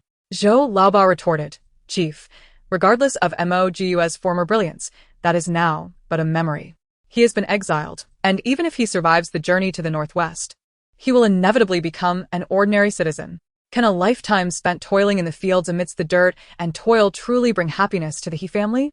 Zhou Laoba astutely discerned the underlying meaning in Peng Wang's words, as if he were offering a rebuttal from the depths of his heart.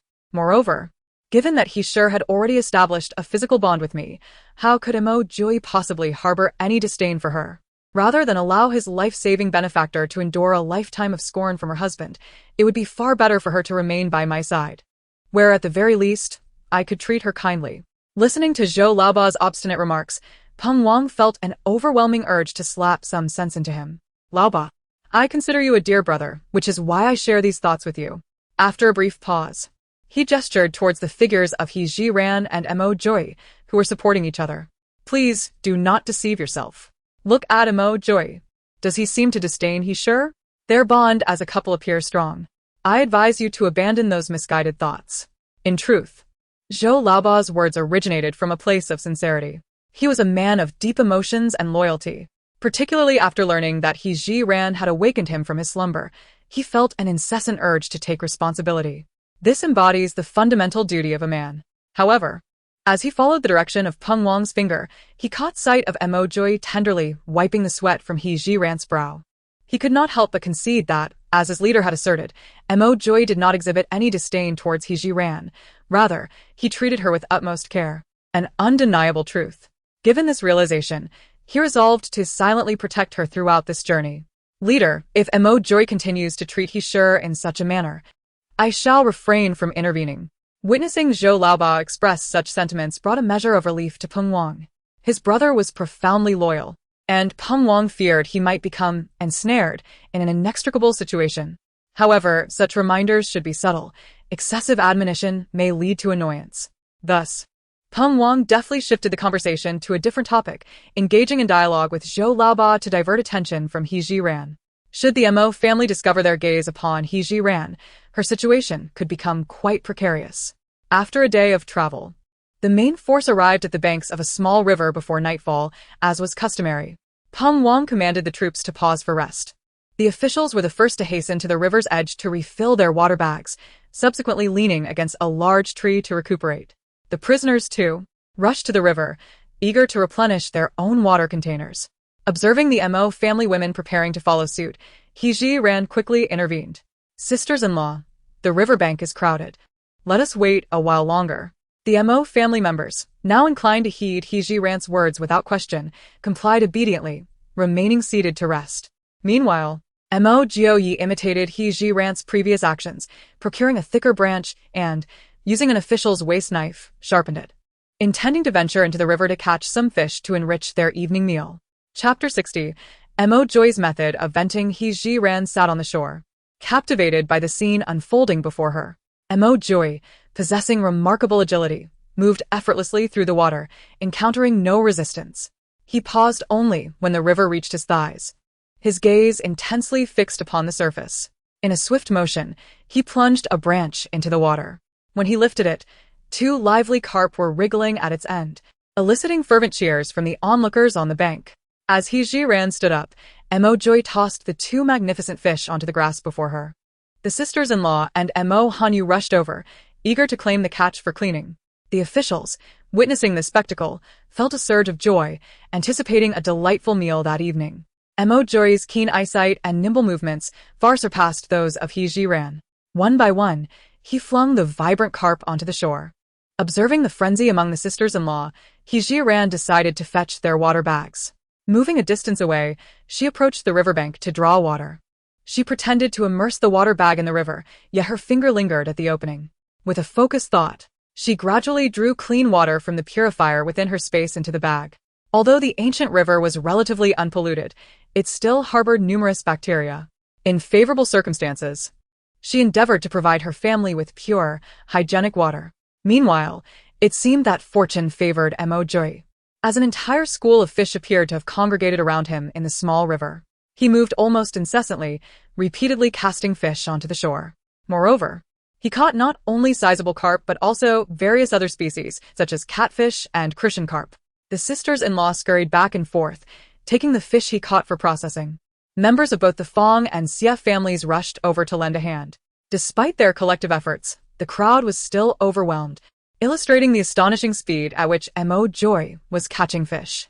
As the pile of fish grew ever higher, Hejiran could no longer contain herself and gently reminded him, "Husband, we have more than enough fish already." Unbeknownst to everyone, while it appeared that Mo Joy was merely fishing in the river, he alone understood that he was actually venting his frustrations. The lingering gloom weighed heavily on his heart, suffocating him with an oppressive feeling. Only through this endeavor could he grasp the sense of purpose he so desperately sought.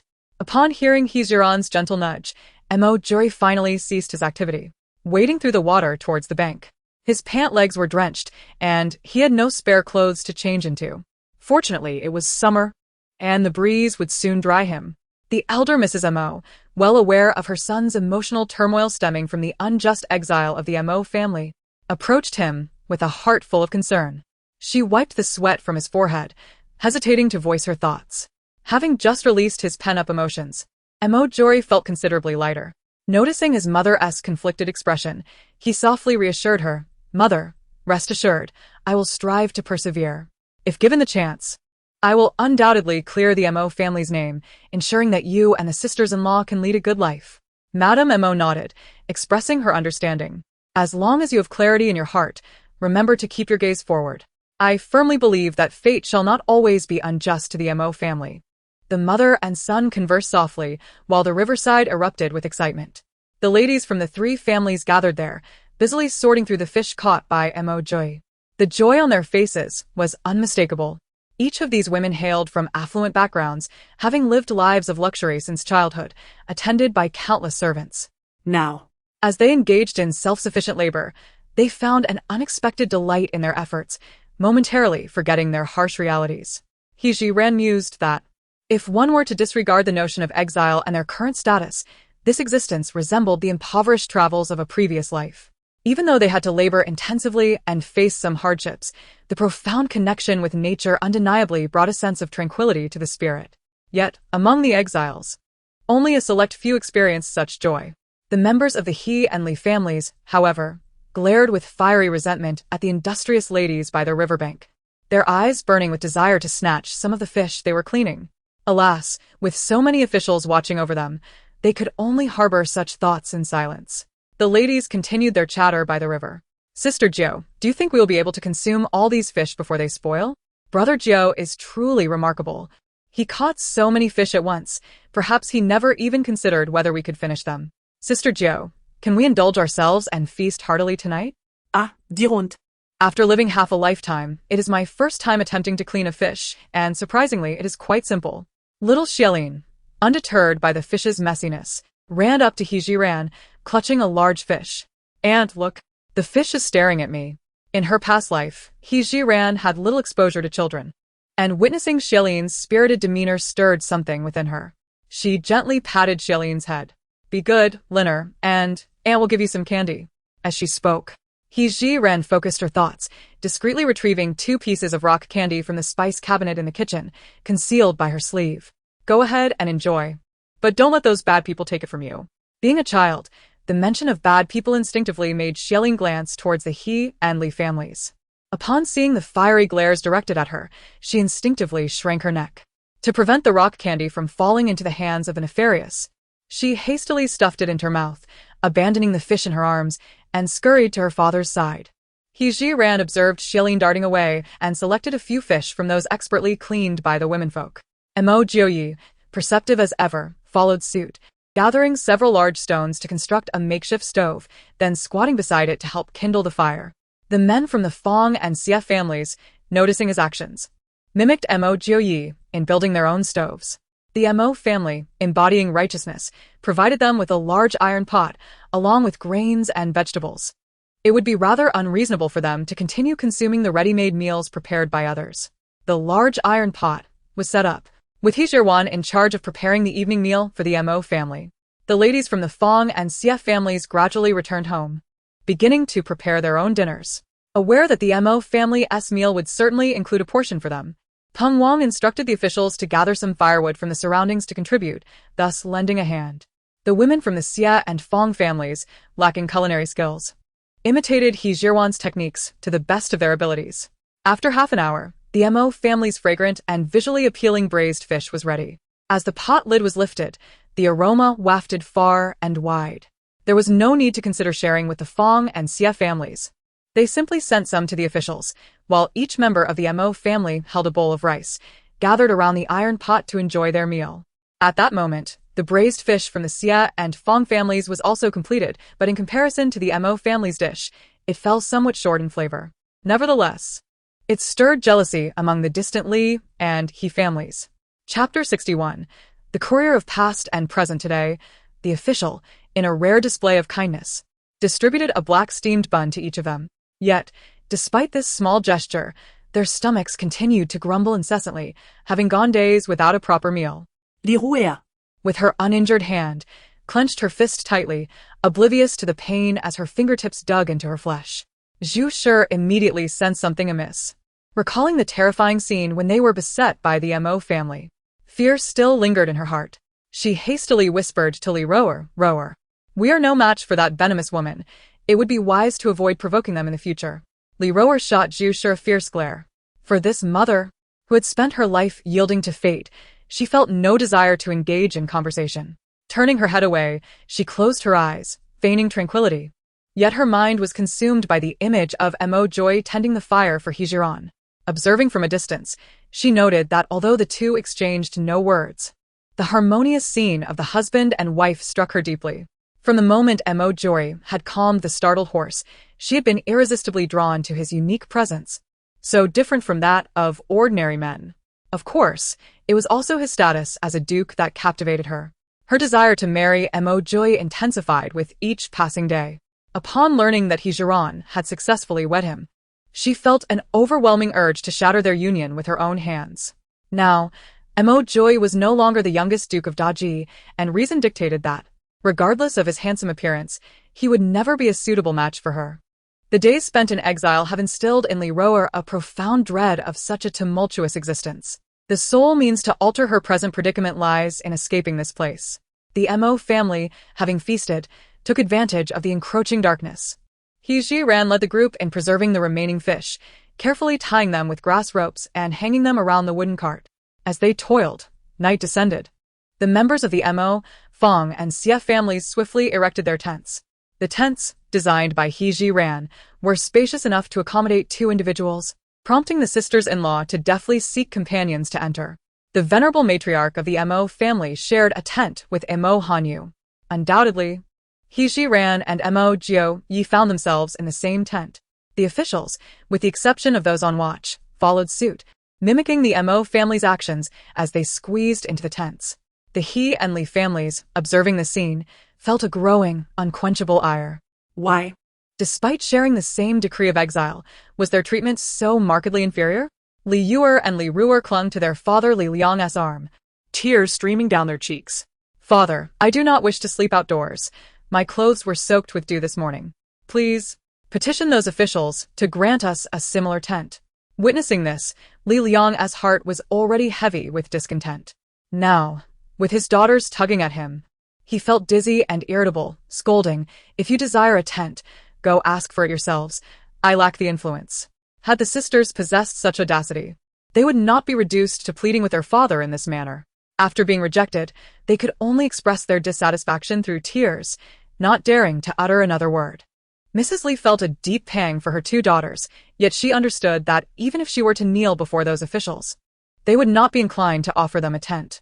Hastily, she pulled her daughters aside to comfort them. The He family was enacting a similar scene, with everyone beseeching He Ziyuan to find a way to plead with the officials for a tent.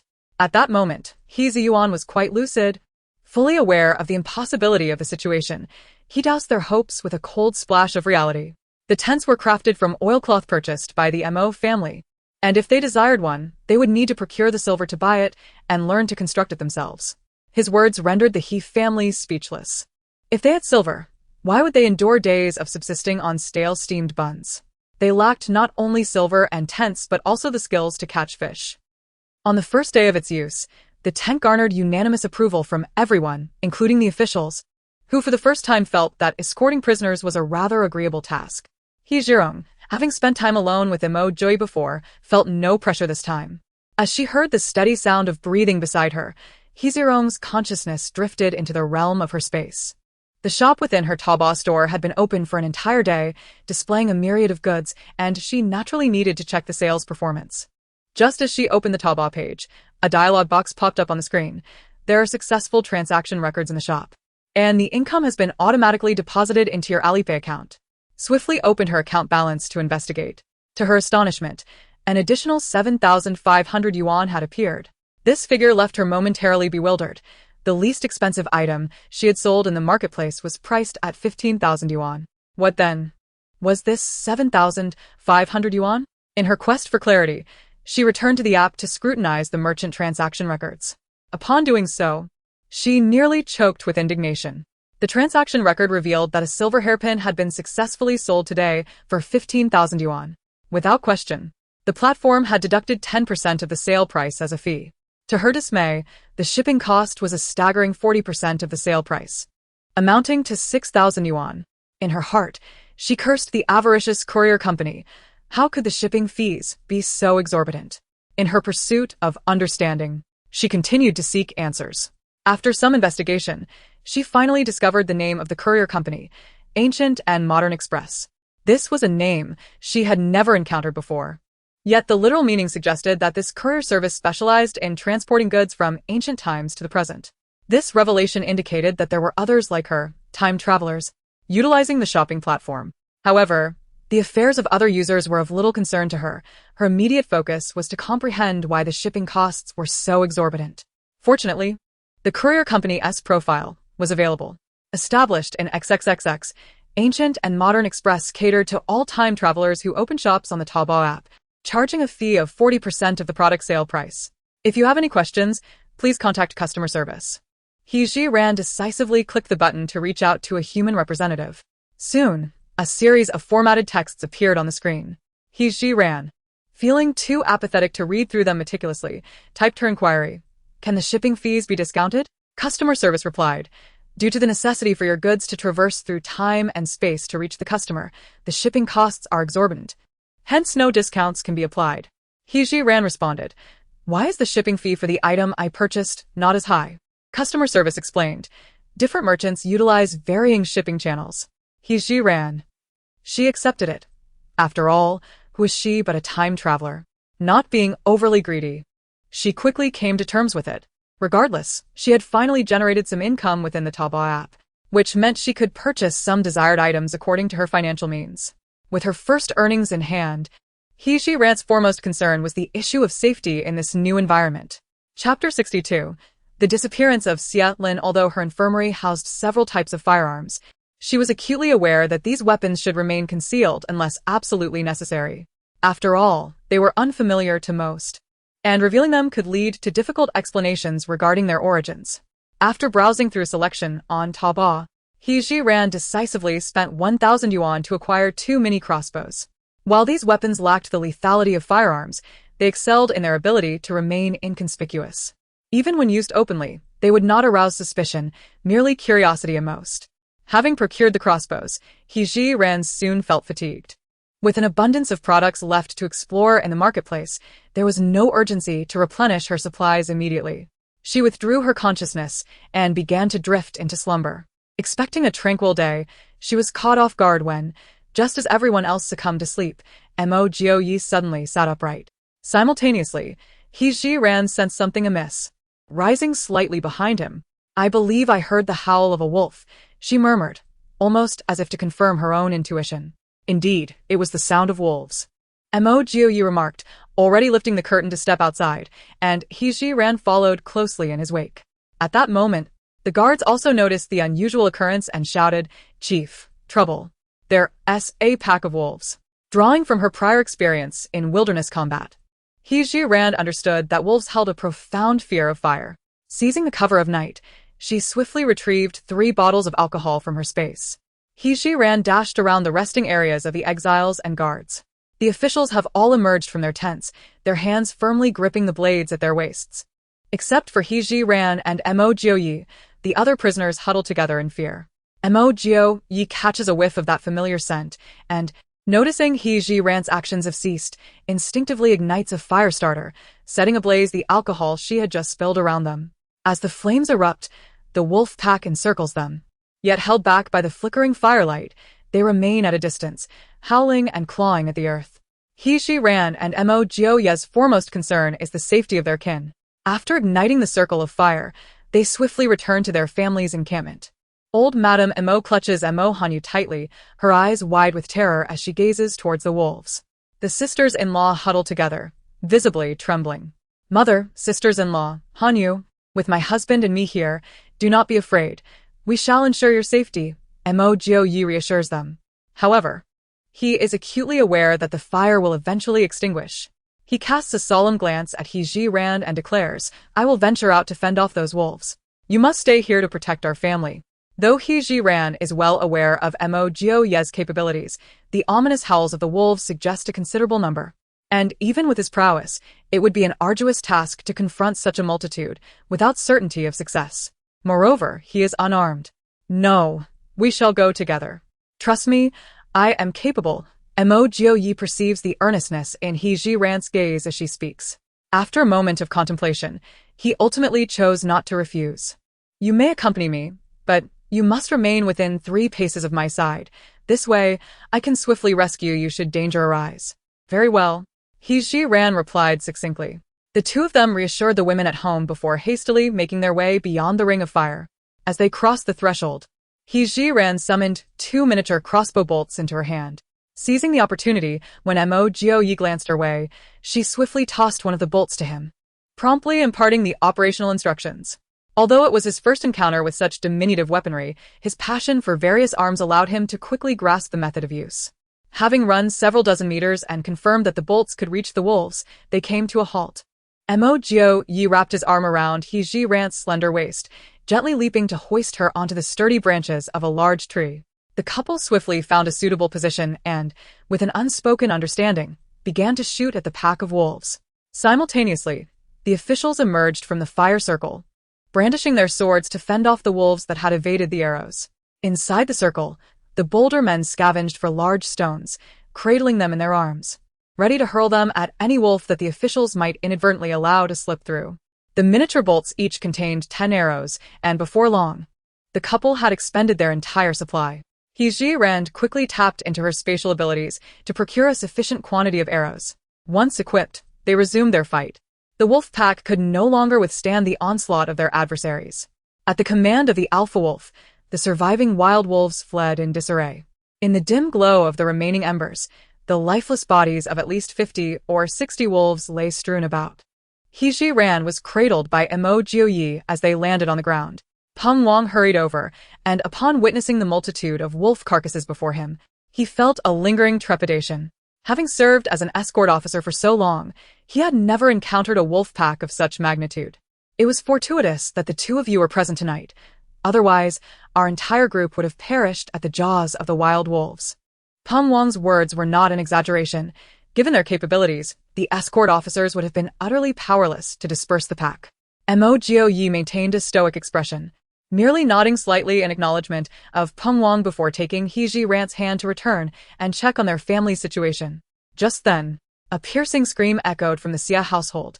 Linner, my Linner, is missing. He Jiran and Mo Jioyi exchanged glances and hastened towards the source of the commotion. Peng Wang, along with the other officers, followed closely behind. What has transpired? In a state of despair, Xia Lin's mother, Lady L, was in tears. When questioned, she exclaimed in panic, Linner is gone. Linner, where are you? Please come out. Do not frighten your mother. Unfortunately, her calls were met with silence. Peng Wang cast a penetrating gaze at the men of the Xia family. What were you doing while we were driving away the wolves? Xia Ming hastily explained, Sir, we were concerned that you might not withstand the assault. So we armed ourselves with stones, remaining vigilant in case any wolves breached your defenses. Elle spoke up, saying, Linner has always been by my side. Later, when my husband and younger brother went to assist, I grew concerned for their safety, and my attention remained fixated on them, causing me to overlook my linear. Linear. It was my negligence as a mother that led to this oversight. Woe is me.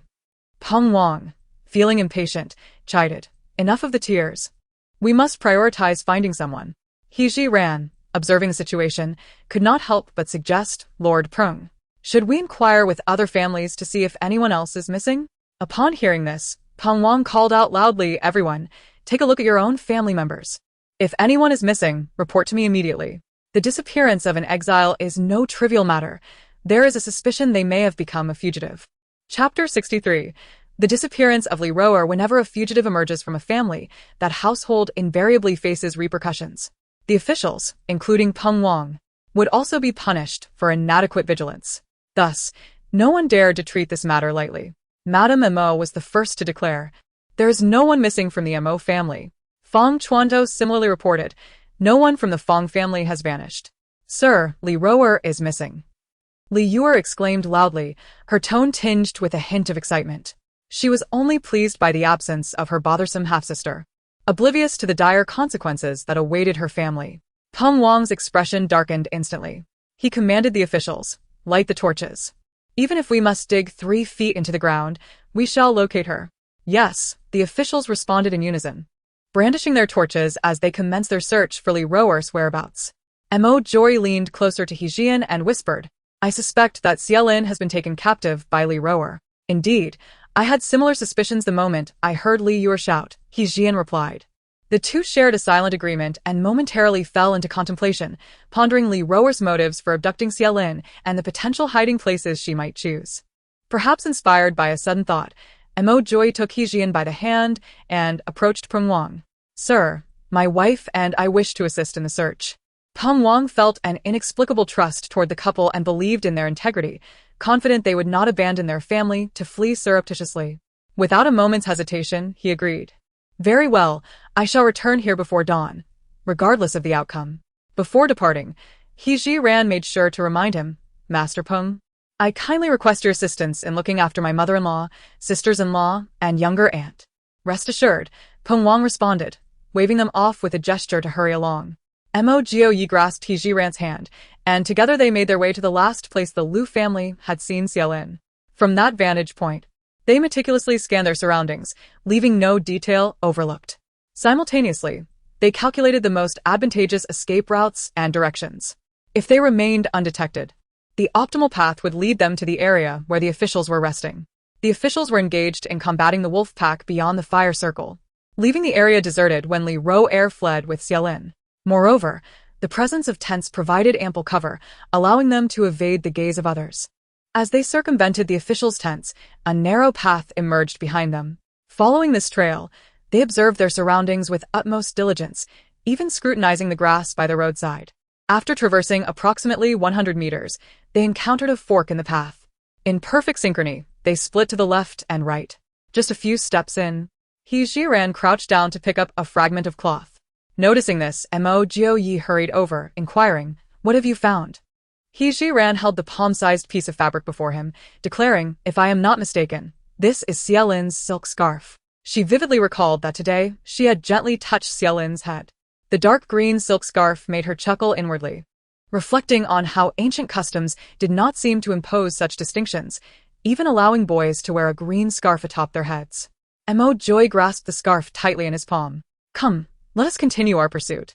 The two of them proceeded along the narrow path, their scrutiny becoming increasingly meticulous. Let us return to half an hour prior, Li Roer observed as the officials rushed outside the fire circle to fend off the pack of wolves. Realizing that her opportunity had finally arrived, to ensure her success, she resolved to move towards a more crowded area for observation. Thus, when she reached the resting spot of the Xie family, she spotted Xiaolin standing alone at the back of the crowd. Summoning her courage, she boldly approached him, covering his mouth forcefully and stealthily leading him away. Her escape route unfolded precisely as Mo Joy had anticipated, leading behind the officials' tents. Li Roer struggled with a dislocated arm, finding it exceedingly difficult to manage Xiaolin with just one hand. Moreover, Xiaolin was persistently resisting. Consequently, she hastily ducked into a nearby tent, seizing a pair of socks that an official had yet to don, and stuffed them into Xiaolin's mouth. The pungent odor momentarily disoriented him, allowing her to secure his hands and feet with a length of rope.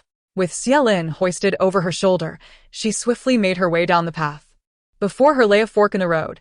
One path appeared notably well-trodden, indicating frequent passage by others. Now she dreaded encountering others, thus decisively opting for the path less trodden.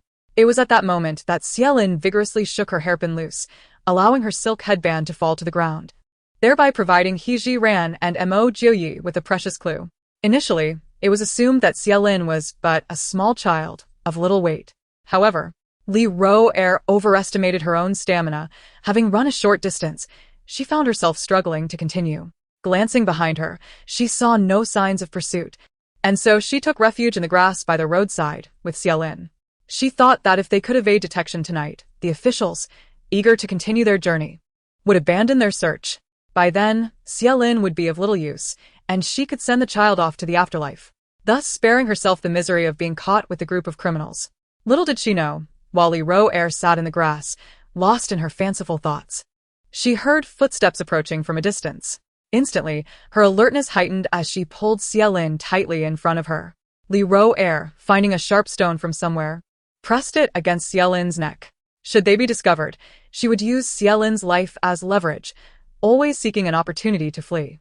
Mo Jiuyi, possessing exceptional martial prowess and heightened perception, paused as he passed by the thicket, his keen gaze directed towards Li Ro-er's hiding place. At that moment, the eastern sky began to show the faintest hint of dawn. He distinctly caught sight of an unusual color amidst the grass, a corner of Xiaolin's garment.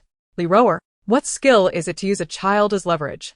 He Ji Ran ruthlessly exposed Li Ro-er's intentions, causing her heart to tremble with alarm. For she realized she could no longer conceal her thoughts. In an effort to ensure her escape, she endeavored to suppress the fury she felt towards He Ji Ran. Ji Ran, I am aware that I have committed numerous wrongs against you in recent days. All of this stemmed from my inability to accept the harsh reality of my exile. I now recognize my errors, and for the sake of our sisterhood, could you perhaps let me go? That is impossible. Before He Ji Ran could respond, Mo Jiuyi coldly interjected, countering Li Ro-er's plea. In his eyes, Li Ro-er's transgressions against He Ji Ran were utterly heinous, dismissing any notion of former sisterly bonds. To allow such a person to go free would be akin to releasing a tiger back into the mountains, inevitably leading to relentless troubles in the future. His hasty response was motivated by a concern that He Ji Ran might momentarily soften her heart. If the words had come from He Ji Ran herself, Li Ro-er might have found them more palatable, especially since their conflict had escalated to a point of no return in recent days. Chapter 64. To die like this. Truly a bargain for her, yet, when the words emerged from Mo Jiuyi's lips, Li Ro-er found it difficult to accept. After all, this was a man she had once cherished. How could he utter such sentiments? Mo Jiuyi, are you aware of how fervently this woman wished to avoid marrying you? She feared that entering the Mo family would condemn her to a fate akin to that of your 8 sister-in-laws, living as a widow. She sought my counsel on strategies to annul the engagement with you. Moreover, she has been selfish and lacking in responsibility since childhood. Such a woman does not merit your tender care. He Ji Ran's temperament and her treatment of the Mo family members, though their interactions were brief, have already provided Mo Jiuyi with some insight. As for me, Mo Jiuyi, it is only fitting that I protect my woman with my very life. This matter does not concern you. Li Ro-er was thoroughly provoked by Mo Jiuyi's words. She slowly rose, pressing the sharp point of a stone against Xiaolin's neck. Her already swollen face appeared even more menacing. Since this is the case, I shall not waste further words with you. You have 2 paths to choose from. 1. Allow me to leave, and I shall spare this young man's life once I reach a place of safety. 2. No need to elaborate. We will never permit your departure. He Ji Ran coldly interrupted Li Ro-er. At that moment, several officers arrived at the scene. Upon witnessing Li Ro-er's hostage situation with Xiaolin, they admonished her. Li Ro-er, do you understand the fate that befalls fugitives? At this moment, Li Ro-er felt no fear within her heart. She was acutely aware that if she could not escape successfully today, death would be her sole fate. Ha ha ha. I care not for the outcome. I have committed no crime, so why should I endure this? As she spoke, she forcefully drew the pointed edge of the stone towards Xiaolin's neck. Blood streamed down from Xiaolin's collar. After all, Xiaolin was still a child. The pain coursing through his body instinctively urged him to struggle. However, The more he writhed, the more Li Rower's grip became difficult to control, causing his wound to widen. Simultaneously, Li Rower began to retreat, dragging Xiaolin along with her. Witnessing this, He Jiran and Mo Jiuyi could no longer regard the presence of the officials. They raised their arms and simultaneously released 2 arrows aimed directly at Li Rower's forehead. In the blink of an eye, the arrows embedded themselves in her brow, causing her to topple backwards. Xiaolin, whose feet were bound by hemp rope, lost his balance and fell forward. Mo Jiuyi, employing his lightness skill, swiftly caught the young boy and turned to leave the scene with him. Upon returning to their original position, Zhang Qing approached to remove the object stuffed in Xiaolin's mouth. To his astonishment, he discovered that it was a foul sock. What on earth is this wretched smell? It's unbearable. Zhou Laoba recognized the odor as somewhat familiar and glanced down at his own bare foot. This appears to be my sock. Ugh. Zhang Qing could no longer suppress his nausea. Cough, cough, cough. Zhou Laoba, your socks are undoubtedly toxic. Zhang Qing coughed while expressing his dissatisfaction. Being exposed for his foul socks, especially in front of He Jiran, Zhou Laoba felt an overwhelming sense of humiliation. Fortunately, at that moment, the attention of everyone was not focused on him. Observing Xiaolin's flushed face, He Jiran found it difficult to discern whether the child's distress stemmed from respiratory obstruction or the stench of the socks. Regardless, it was evident that the child was suffering. Moreover, he bore a wound on his neck, inflicted by a stone. Although it did not appear severe, it warranted prompt attention. Therefore, she hurriedly untied the hemp ropes binding the child's hands and feet, then retrieved her water pouch to offer him some water. Esteemed officials, we have located the child. Let us hasten our return. In front of so many witnesses, she was unable to retrieve medical supplies from her space to tend to Xiaolin's injury. Furthermore, they had promised Pengwang that they would return before dawn, regardless of whether they found the child. With this thought, He Jiran felt no desire to linger. Swiftly lifting Xiaolin and making her way back, Mo Joy and Zhou Laoba almost simultaneously pursued her, intending to carry Xiaolin. Zhou Laoba was not as quick as Mo Joy. By the time he moved, Xiaolin was already in Mo Joy's embrace, who then continued forward alongside He Jiran without looking back. Observing the harmonious couple ahead, Zhou Laoba deliberately slowed his pace, choosing not to intrude. Yet, the inexplicable sense of loss within him was a sentiment known only to himself. He left 2 officers to attend to Li Rower's remains while the rest hastened back to the camp. He Jiran pondered throughout the journey. It seemed rather fortunate that a woman as malevolent as Li Rower had met her demise. Perhaps this spared her from causing further distress, and in a sense, it avenged the original owner of the body, albeit in a small way. The group quickly returned to the camp. Upon seeing Xiaolin being cradled by Mo Jiuyi, the Xie family rushed over in a flurry. Xiaolin, upon spotting her relatives, was overwhelmed with tears once more and reached out her tiny hands towards Mrs. Liu, yearning for an embrace. Mrs. Liu, weeping, stepped forward to take Xiaolin into her arms. Just as she was about to inquire about the events that had transpired, her gaze fell upon the wound on Xiaolin's neck. Liner, how did you get hurt? Quickly tell mother. Who did this to you? Oh, my poor child. Mrs. Liu's exclamation drew the entire Xie family to rush and assess Xiaolin's condition. He Jiran pushed through the crowd, saying, "Everyone, please remain calm. I have some medicinal supplies. Hand the child over to me so I can tend her injuries." Hearing this, Mrs. Liu disregarded everything else and grasped He Jiran's arm, determined to accompany her. "He's sure, I shall go with you." He Jiran intended to retrieve medical resources from her space to treat Xiaolin's wounds, and it was inconceivable to allow anyone else to accompany her. She spoke softly. "The space inside the tent is rather cramped. It will be a bit tight for the 3 of us, including Liner. Moreover, treating the superficial wounds won't take much time, and I shall return Liner to you shortly." After hearing He Jiran's words, Madame L found them quite reasonable. With utmost caution, she entrusted Xiaolin to He Jiran. "I appreciate your help. It is no trouble at all." He Jiran then led Xiaolin back to her tent. Xiaolin had always been a well-behaved and understanding child.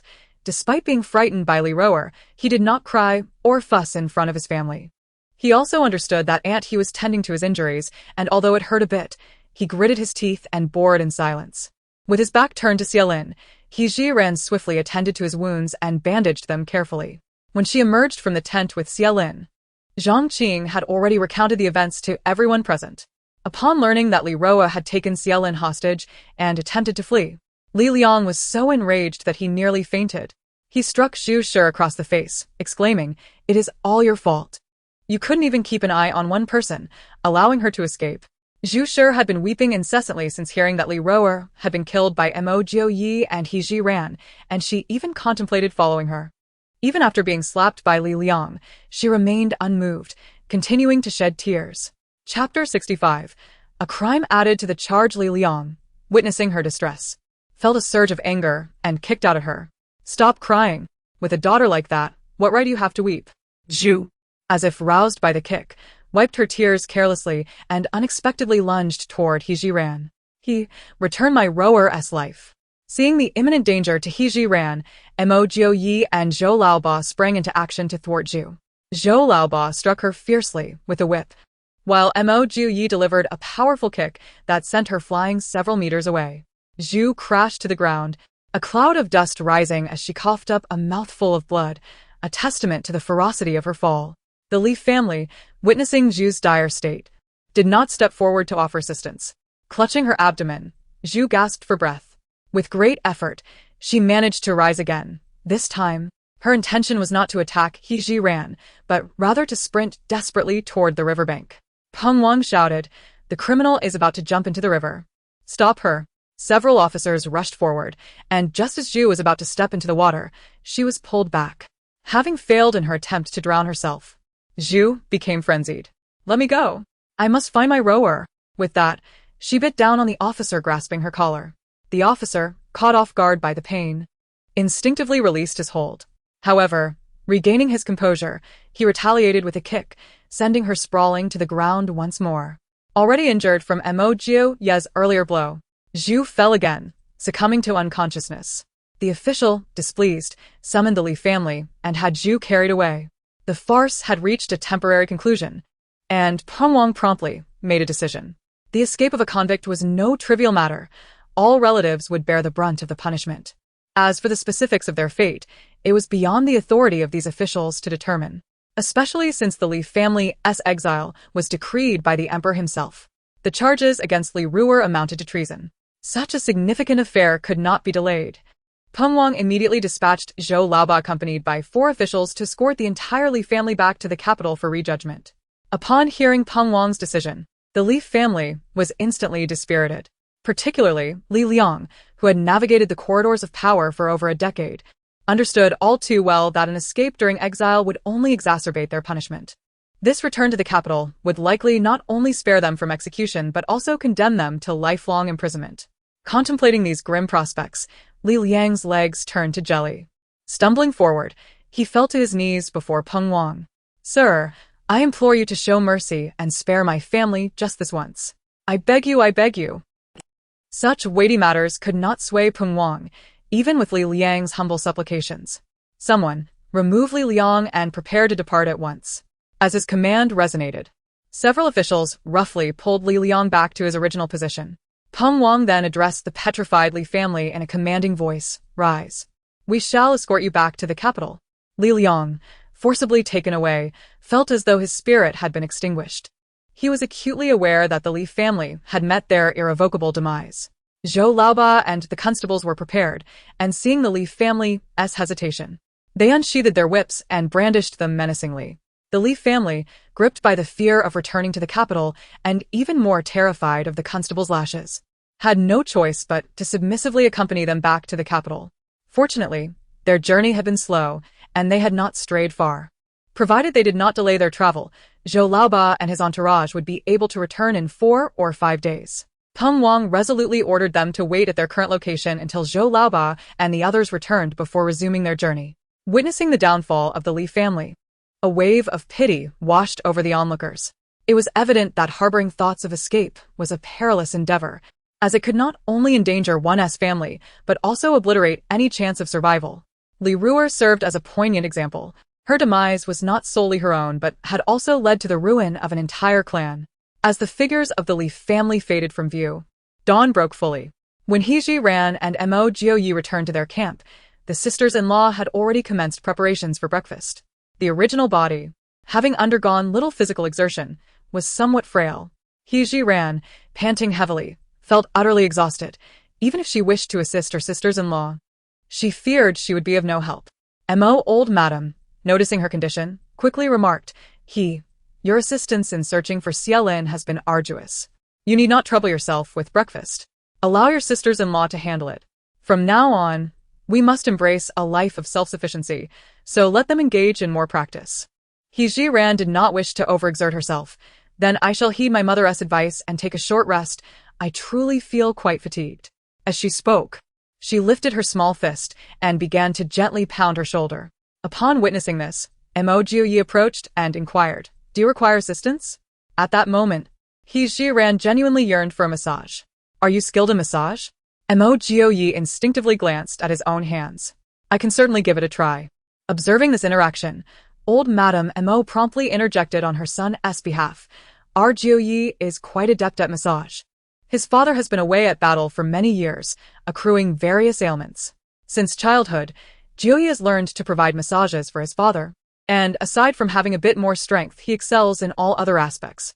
Jiran raised an eyebrow, her eyes wide with disbelief as she regarded Mo Jiuyi. I never imagined you possessed such a skill. Mo Jiuyi, slightly flushed from his wife's teasing, lowered his head to conceal his embarrassment as he moved behind Jiran. His long, slender fingers, marked by prominent knuckles, settled upon her shoulders and began to knead with remarkable proficiency. After only a few moments, he could not help but express his thoughts aloud. You ought to eat more. You're far too thin, merely bones. I hardly dare apply any pressure. Where am I too thin? I believe this is perfectly fine. Jiran felt quite satisfied with her figure. Although she appeared somewhat slender overall, she possessed ample curves in all the right places. Such a physique would undoubtedly be the envy of many in her previous life. You're still too thin. Mo Jiuyi maintained his stance. As Jiran prepared to offer a retort, she was approached by Peng Wang and Zhang Qing. Upon noticing Mo Jiuyi assisting Jiran with a massage, a playful spark ignited within Peng Wang.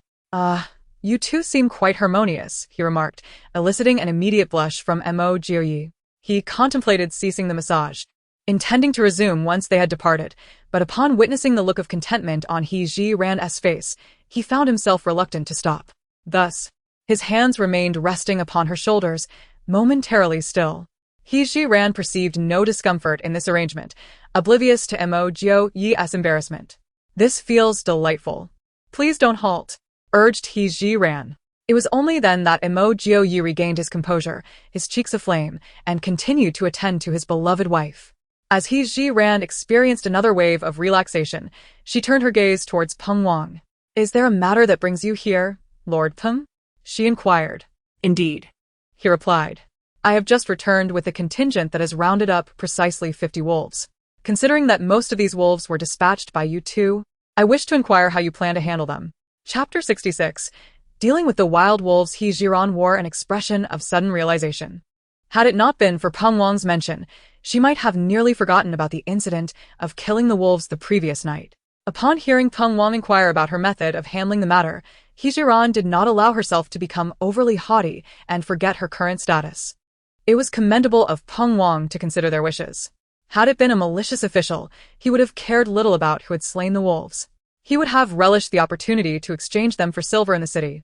Therefore, Jiran refrained from taking the lead and instead posed a question in return. What are your plans, Sir Peng? Peng Wang shrugged and spoke candidly. In the past, had I killed so many wolves, I would not have considered whose merit it was. I would have simply sent them to the city for silver. This statement was already quite forthright to the ears of Jiran and Mo Jiuyi. In essence, they were merely exiled individuals eking out a living under the authority of these officials. And Peng Wang's willingness to speak to them in such a manner indicated that he no longer viewed them as mere criminals. Such a person was undoubtedly worth forging a deeper bond with. In fact, when Peng Wang posed his question, Jiran had already devised a plan in her mind. Now that she understood Peng Wang's thoughts, she felt no need to hold back. Sir Peng, even if you were to send the wolves to the city for money, I fear the amount would be quite meager, wouldn't it? Peng Wang nodded. Last year, when we killed 2 wild wolves during our journey, we received merely a couple of taels of silver for each. Jiran raised an eyebrow. Did you send the wolves to the fur merchant? The proprietor of the fur shop remarked that wolf meat was unpalatable, and thus, they only purchased it at the price of the pelts. In truth, Peng Wang felt that receiving a mere 1 or 2 taels of silver for each wolf was quite satisfactory, considering it was silver he had acquired without any effort. Moreover, having slain numerous wolves the previous night, if each yielded 1 or 2 taels, he could potentially amass 50 taels. His purpose for coming here was twofold. Firstly, out of respect for the two individuals involved.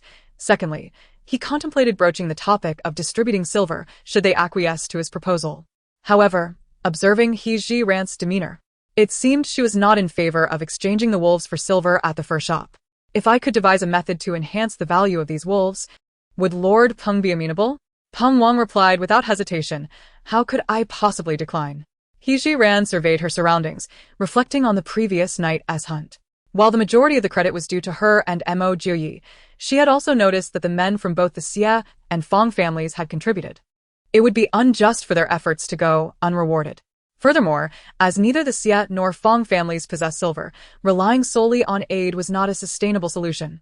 It would be more prudent to allow them the opportunity to earn some coin. She believed that this would bolster their confidence in the future. Lord Peng, if I can secure greater profits from these wolves, may I be entrusted with the distribution of the silver? Certainly, came the reply. Given Peng Wang's understanding of He Ji-ran, he recognized her to be resourceful. If she claimed greater profits could be realized, he had no doubt she would succeed. With the affirmative answer in hand, He Ji-ran felt invigorated. The indulgent massage service would have to be postponed as she abruptly rose to her feet. Let us proceed immediately to deal with those wolves. Mo Jiuyi felt a surge of curiosity about how He Ji-ran intended to extract greater profits from the wolves. Thus, he followed suit. He Ji-ran summoned the men from the Xia and Fong families, then turned to Peng Wang. Lord Peng, our first task is to skin these wolves. Upon hearing this, Peng Wang deduced He Ji-ran's plan. It was merely to sell the wolf pelts individually, each fetching 1 or 2 silver coins. However, the meat of the wolves was hardly valuable. He wondered where the additional profit would stem from.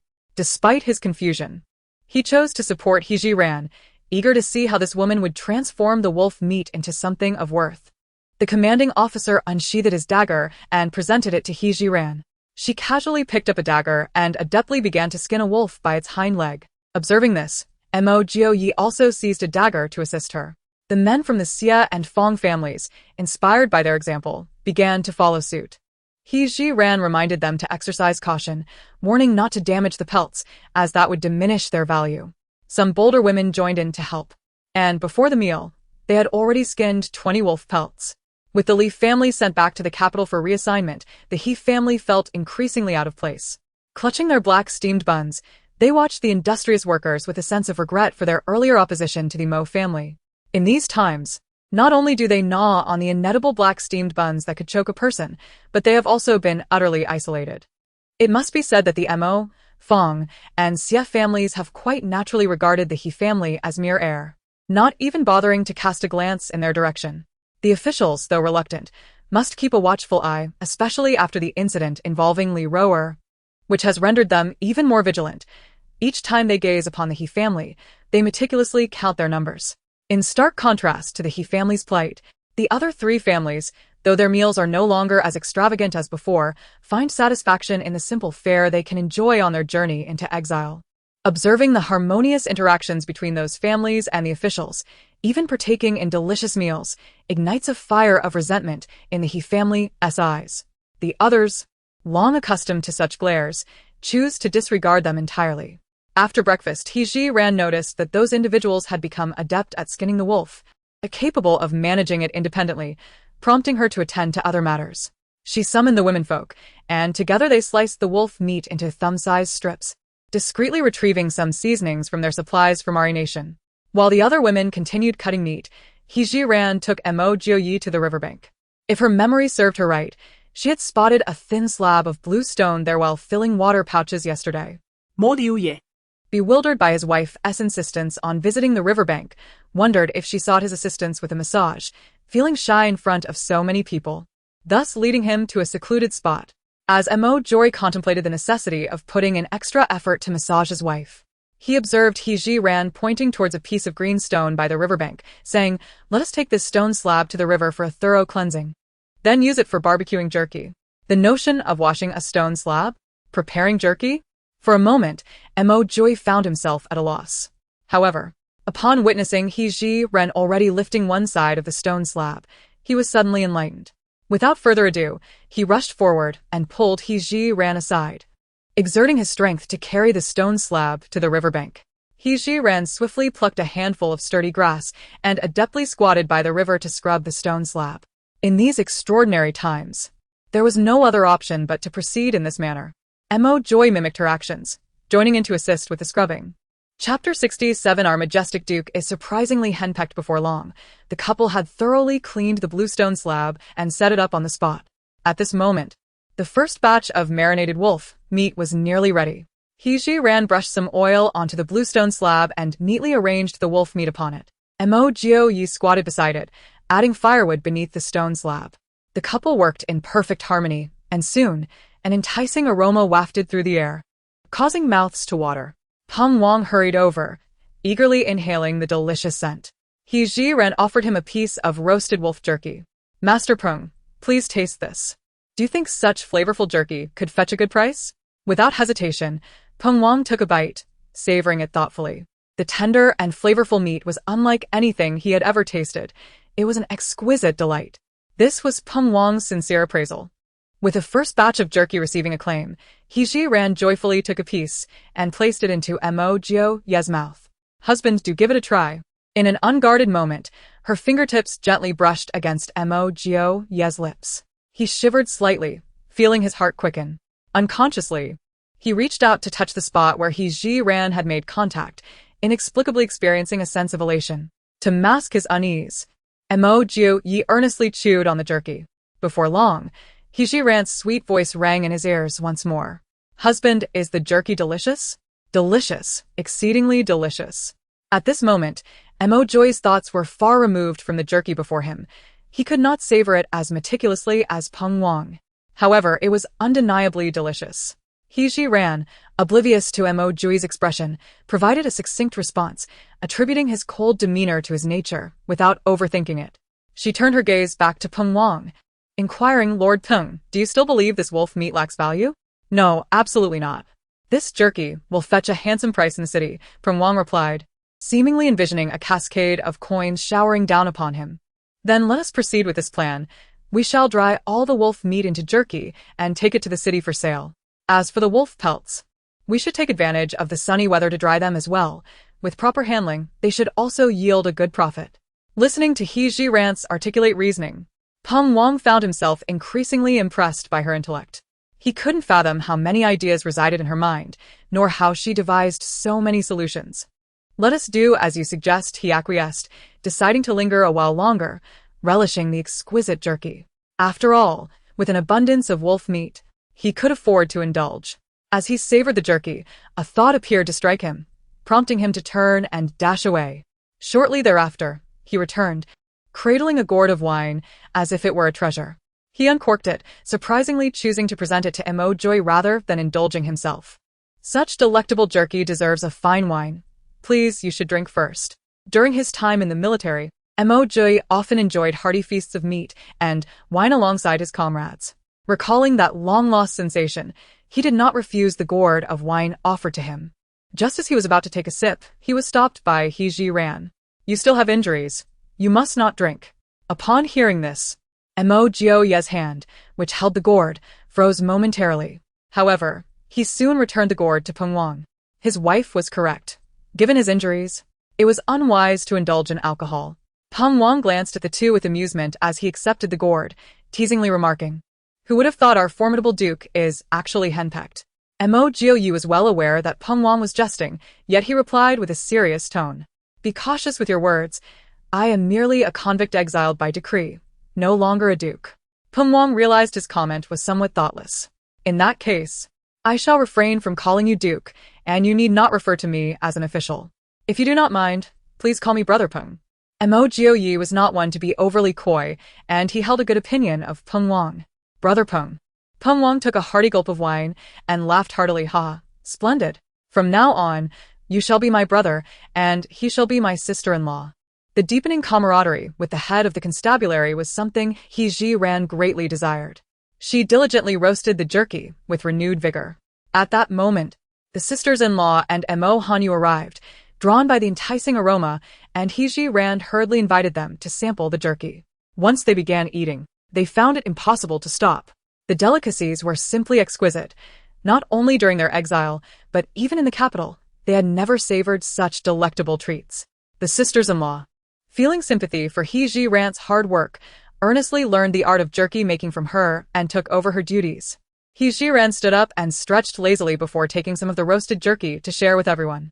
Those fortunate enough to taste the delicious jerky offered unanimous praise. Overjoyed, Heiji Rand decided that there would be an ample supply of jerky for the day. However, as night fell, due to limited tools, only 1/3 of the jerky had been prepared. Zhao, concerned that the wolf meat might spoil if left too long, volunteered to work overnight with her family.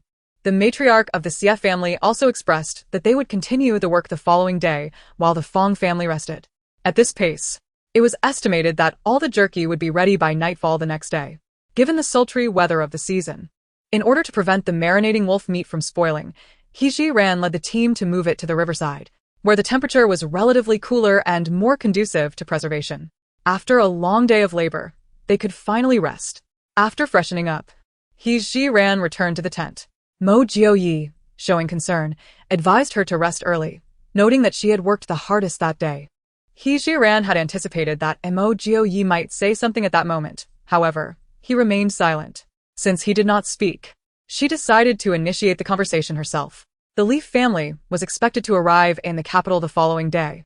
Once they arrived, the news of the deaths in the grass shed would inevitably reach her enemies. Mo Joy's tone was exceedingly indifferent, as if the matter at hand bore no relevance to him.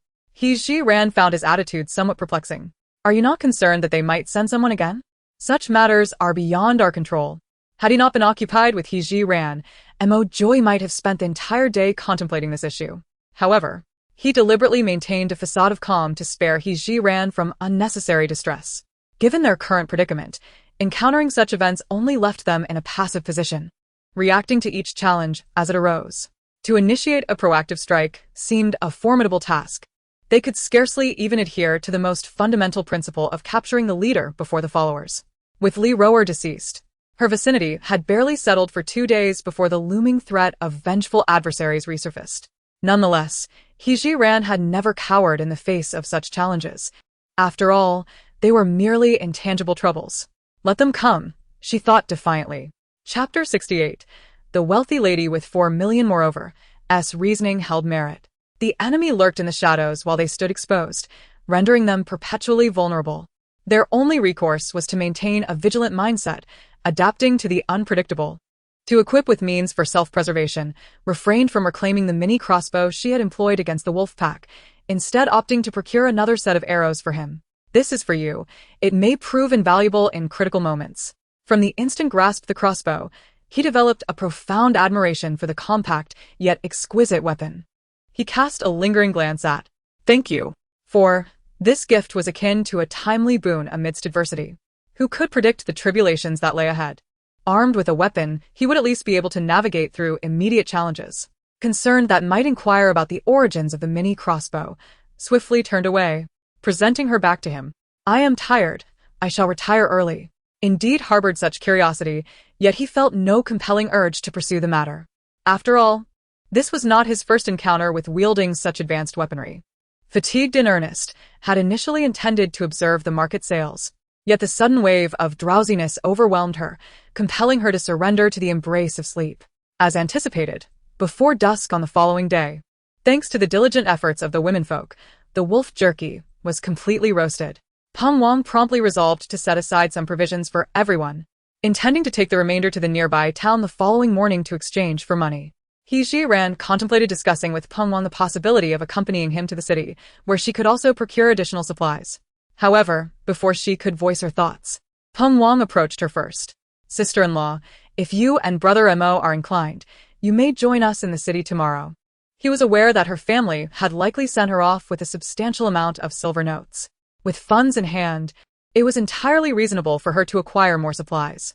"Very well, I shall accompany you tomorrow and purchase some provisions," Heiji Rand responded with a smile, marveling at how her desires seemed to manifest effortlessly without the need for her to plead for them.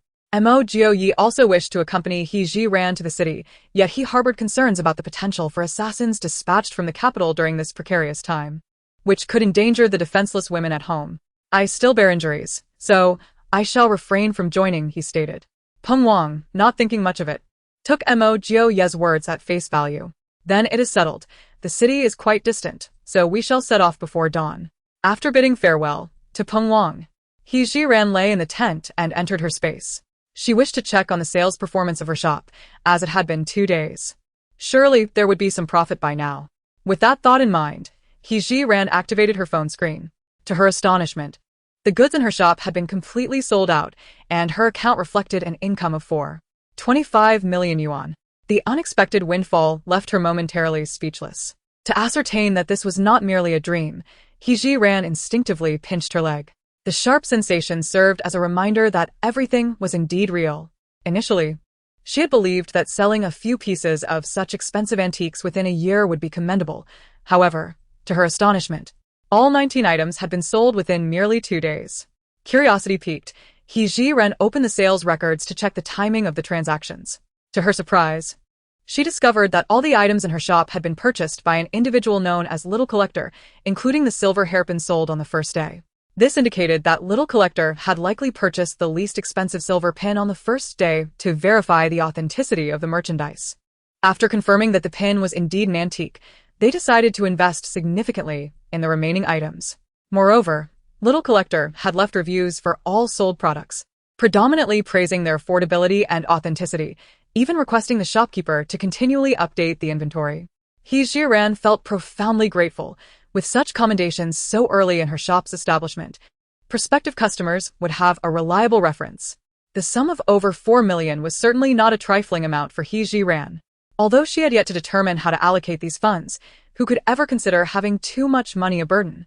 Furthermore, her storage contained an abundance of items acquired from the national treasury.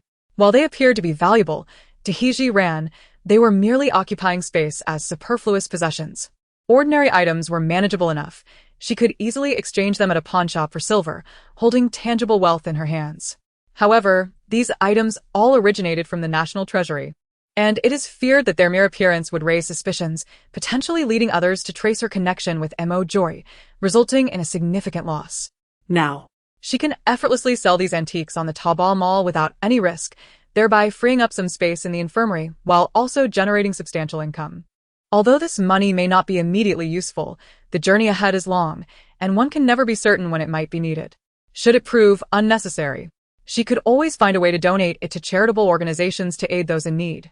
In any case, from every perspective, the successful sale of these goods is an immense boon for He Ji-ran.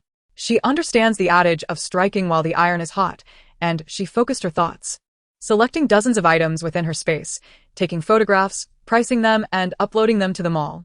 Within 3 days, she had amassed over 4 million, finally drifting into a contented slumber. The following day, before dawn, He Ji-ran rose as promised, accompanied by Peng Wang and another officer, embarking on their journey into the city. Once the wolf meat was transformed into jerky, it took up little space. The wooden cart was predominantly piled high with wolf pelts, resembling a small mountain. The towering stack of pelts obstructed the officer's south view of the road, leaving Peng Wang no choice but to walk ahead as a guide. For convenience in their travels, Peng Wang and the officer had somehow procured 2 ordinary civilian outfits to wear. From a distance, the trio appeared as genuine hunters heading to the city to sell their game. They finally arrived in Pingyuan County shortly after the hour of Chen. Perhaps due to the dense population, this place appears to be livelier than Yunlai County. The primary objective of this journey is to sell wolf pelts and wolf jerky, and Peng Wang directly led them to the only fur shop in the area. After inspecting the wolf pelts, the shopkeeper indeed offered 1 tael of silver per piece, just as Peng Wang had mentioned. Just as Peng Wang was about to accept the offer, He Ji-ran stepped forward. "Shopkeeper, these wolf pelts have been processed and dried. They surely cannot be valued the same as an entire wolf, can they?" The shopkeeper, seeing that the speaker was a young woman, paid little heed to her words. "My dear lady, you are mistaken. This season is when furs are least valuable. My offer of 1 tael of silver per piece is generous, considering they have been processed." Upon hearing this, He Ji-ran calmly inquired, "If I may ask, when exactly do furs become valuable according to your perspective, shopkeeper?" Chapter 69. successfully sold. The shopkeeper had not even contemplated the idea.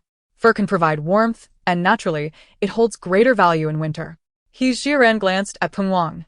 Brother Peng, since these pelts won't spoil by winter, let us wait until then to sell them. Peng Wang readily responded. Very well, I shall defer to my sister-in-law. With that, he beckoned the constables to leave. Upon witnessing a lucrative deal slipping away, the shopkeeper instantly donned a smile to obstruct their path. Gentlemen, please don't be hasty in departing. Let us discuss this further. There is nothing to discuss. Peng Wang retorted. We have worked hard to acquire these wolf pelts. Naturally, we shall wait for the most opportune moment to sell. As the shopkeeper attempted to impede their exit, Peng Wang felt a sense of amusement, yet pretended to remain resolute in leaving. In a fit of desperation, the shopkeeper exclaimed, How about we add 100 won for each pelt? That is already quite generous. He Jiran turned and extended her hand toward the shopkeeper. Add 500 won, and we have a deal. 500 won is excessive. Even in winter, wolf pelts do not command such a price. The shopkeeper was nearly in tears. Adding 500 won would have his profit. Very well, we shall be traveling to the capital in a few days to conduct business. Taking these pelts there will surely yield a better price, He Jiran concluded, preparing to depart. At this point, the shopkeeper was genuinely anxious. All right, I will accept them at 1.5 taels of silver each for the wolf pelts. Though his profit was diminished, it was certainly better than earning nothing at all. Peng Wang was now quite impressed. With just a few words from He Jiran, they had managed to gain an additional 25 taels of silver for the wolf pelts. He subtly extended a thumb towards He Jiran. The wolf pelts on the wooden cart were swiftly cleared away, revealing the dried wolf meat nestled within several large iron cauldrons. The innkeeper, intrigued, inquired, Brother, what is this? Having earned an additional 25 taels, Peng Wang was elated and generously offered him a piece of the dried meat. You may taste it, this is wolf jerky. Wolf jerky? The innkeeper, having conducted business for many years, had never before encountered such a term. He cautiously accepted the piece of jerky that Peng Wang proffered and took a tentative bite. As a result, he found himself unable to stop. It was delicious, possessing a delightful chewiness, and the more he chewed, the more flavorful it became. During their journey, He Jiran had suggested that with such a large quantity of jerky, they could not possibly sell it piece by piece at the market. It would be best to seek out a tea house or a similar establishment and negotiate a bulk purchase with the innkeeper. Thus, despite the innkeeper's continuous praises of its taste, they had no intention of selling him any. Seeing that the innkeeper was fond of it, Peng Wang generously gave him a few more pieces. With the silver in hand, Peng Wang prepared to depart, but just as he turned, the innkeeper hurried out after them. Gentlemen, please hold. Peng Wang turned back, asking, Is there something else? The innkeeper approached them with a beaming smile. Brother, do you have this wolf jerky for sale? Indeed, it is for sale, but only as a whole. We do not intend to sell it in pieces, Peng Wang replied. As soon as he finished speaking, a man in his 30s, clad in a silk long gown, emerged from the first shop. With a folding fan in hand, he approached the group with an air of self-assured elegance. I am Chui, and in 3 days, I shall host a poetry gathering, to which literati and refined guests from several neighboring counties will be in attendance. I believe that wolf jerky would make an excellent snack. If possible, I would like to purchase some. Upon hearing this, Peng Wang instinctively glanced at He Jiran, as business prospects had just presented themselves. He Jiran was already aware that the wolf jerky would sell, without difficulty. Mr. Chui, we do not sell our jerky in retail. If you wish to purchase the entire stock, we can negotiate a price. Chui cast a glance at the quantity of wolf jerky on the cart and replied, No problem. In response, He Jiran did not hesitate to declare her price. To take all the jerky, it will be 300 won per jean. 300 won per jean? My dear lady, are you attempting to extort me? The shopkeeper of the first shop found this price utterly astonishing. Upon hearing this quote, not only the shopkeeper, but even Peng Wang was taken aback. Were it not for the delectable quality of their jerky, even well-prepared wolf meat would barely fetch a pittance at the market. This young lady was indeed demanding an exorbitant sum, starting at 300 won. He Jiran's ability to propose such a price did contain some leeway, as it was unlikely that a deal would be settled without negotiation. The other party would certainly counteroffer. However, she was resolute in not making any concessions. To produce 1 pound of jerky, 5 pounds of wolf meat are required. These wolves were hunted by my family at great peril and underwent numerous processing steps. I find this price exceedingly reasonable. Even considering that it takes 5 pounds of wolf meat to make 1 pound of jerky, it's hardly worth 300 won per pound, the shopkeeper retorted. Mr. Chui concurred, stating, indeed, 300 won per pound is excessively expensive. Observing their shared sentiment regarding the steep price, Peng Wang surmised that this business venture might very well be doomed. In a moment of desperation, he discreetly nudged He Jiran, signaling her to lower the price. However, He Jiran disregarded Peng Wang's cue and addressed the shopkeeper and Mr. Chui directly. I presume that both of you are interested in purchasing after having sampled the jerky and found its taste delightful. Noting their lack of rebuttal, He Jiran continued. The method of making this jerky is a treasured family tradition, and I assure you, such exquisite jerky cannot be found elsewhere. Mr. Chui, as you host your poetry gathering, I imagine your guests will be distinguished individuals. At that time, serving this unique jerky will undoubtedly yield unexpected results. Her words struck a chord with Mr. Chui. After much hesitation, he finally declared, I will take it all at 200 won per pound. He Jiran had internally deemed her minimum price to be 150 won per pound, and seeing the other party offer 200 won filled her heart with joy. Nevertheless, to ensure her delight remained concealed, she feigned a moment's hesitation. Seeing her hesitation, Mr. Chui spoke again. An additional 21, but no more. He Jiran feigned indecision. Turning to look at Peng Wang. Brother Peng, is this price acceptable? Peng Wang cooperated fully, feigning a pained expression as he replied, 221 it is. Selling the jerky will allow us to return home sooner. Only then did He Jiran cast a reluctant glance at Mr. Chui. Since my brother has agreed, I have nothing further to say. We shall settle at 220 won per pound. The shopkeeper called for the assistants to help weigh the jerky. In total, there were 168 pounds of wolf jerky, priced at 36 taels and 981. Mr. Chui handed He Jiran 40 taels of silver. For Peng Wang, selling this unwanted wolf meat for 40 taels felt like a windfall. Chapter 70. The enemy of my enemy is my friend. Upon leaving the fur shop, Peng Wang once again raised his thumb in admiration towards He Jiran. Sister, I must say, I am truly impressed today. These 50 wolves, without you, I could have sold them for 50 taels. Now it's more than doubled. In truth, He Jiran was not particularly adept at business. Her success stemmed from sheer luck and a basic understanding of bargaining principles. Feeling somewhat bashful under Peng Wang's idolizing praise, she replied, Brother, please do not flatter me. I merely had a stroke of good fortune. Do not be so modest, dear sister. I do not offer compliments lightly, Peng Wang insisted. As he spoke, he glanced at the sky. We have been on the road for quite some time and must be hungry by now.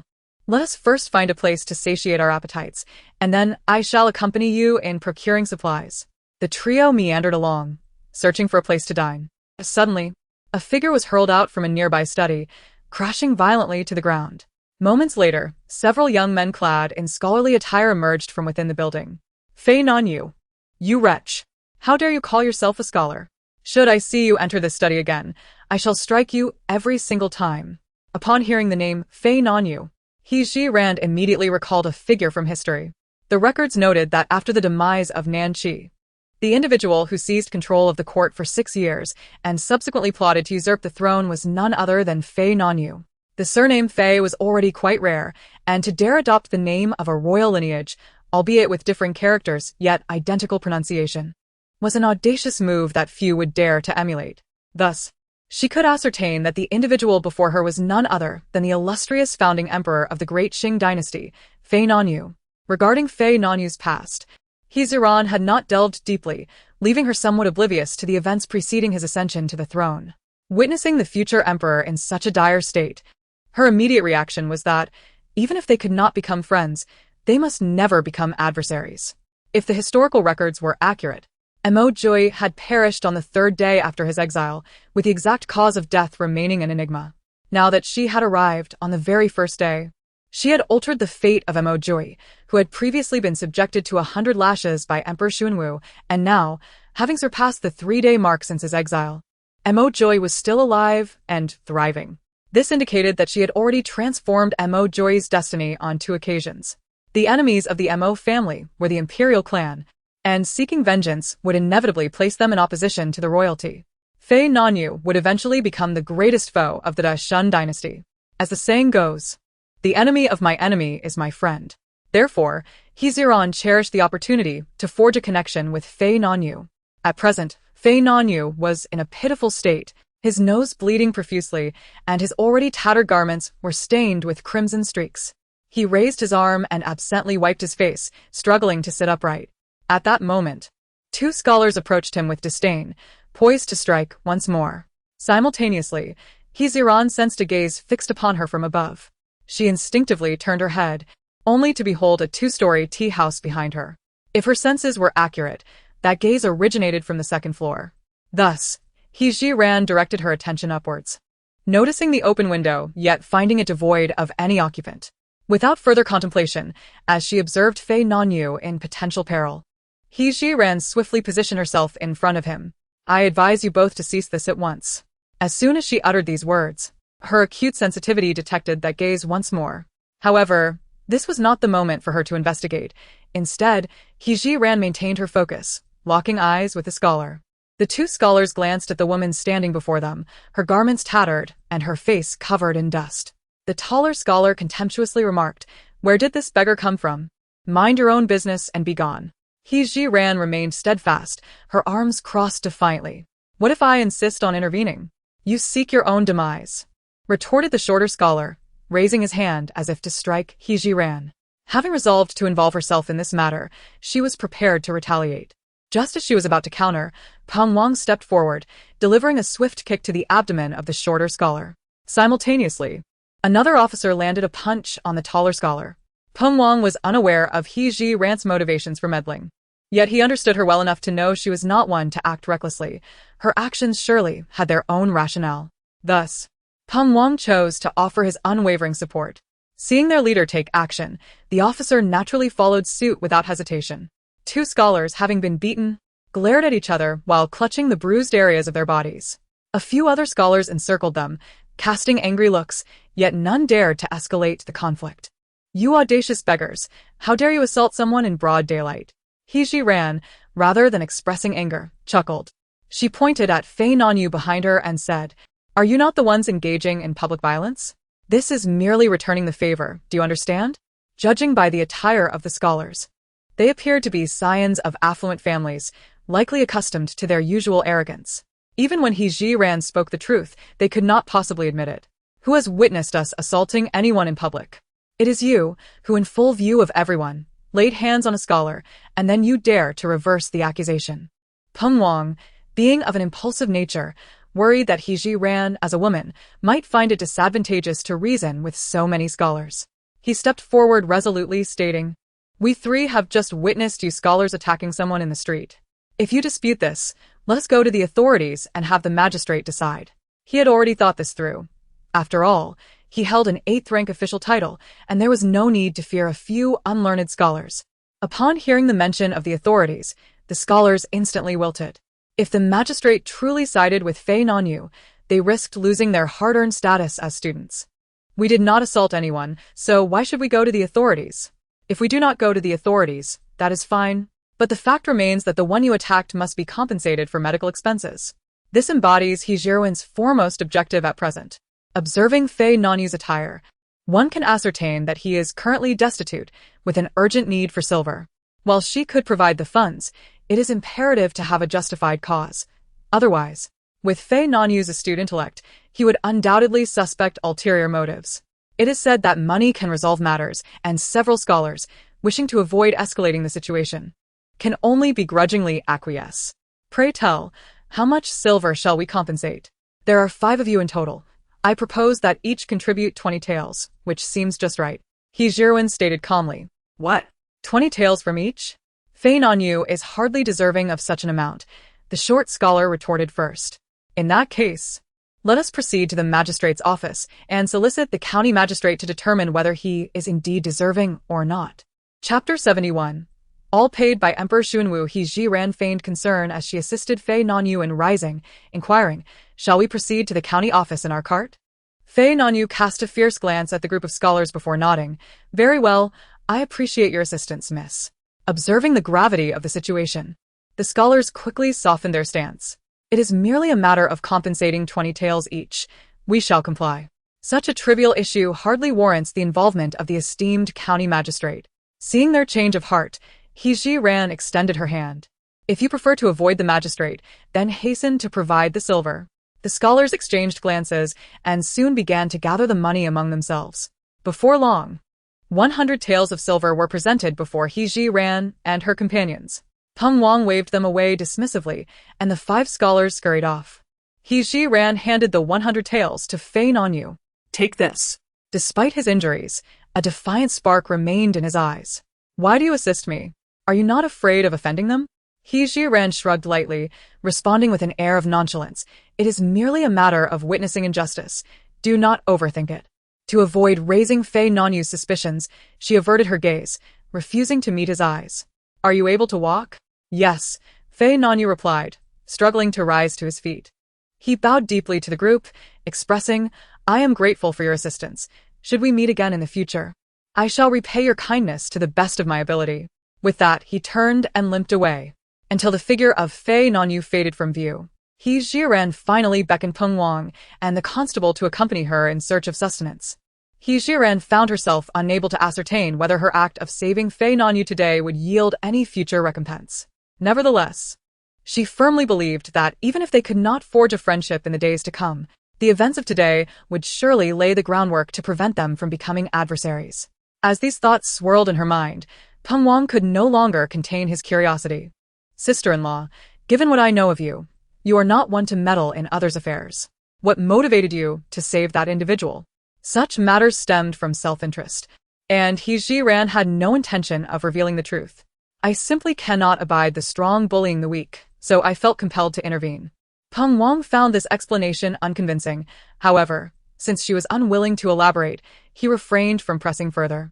After walking for about 10 minutes, Peng Wang pointed to a rather unassuming stall and remarked, the wontons from that vendor are exquisite, and they also serve their signature braised meat.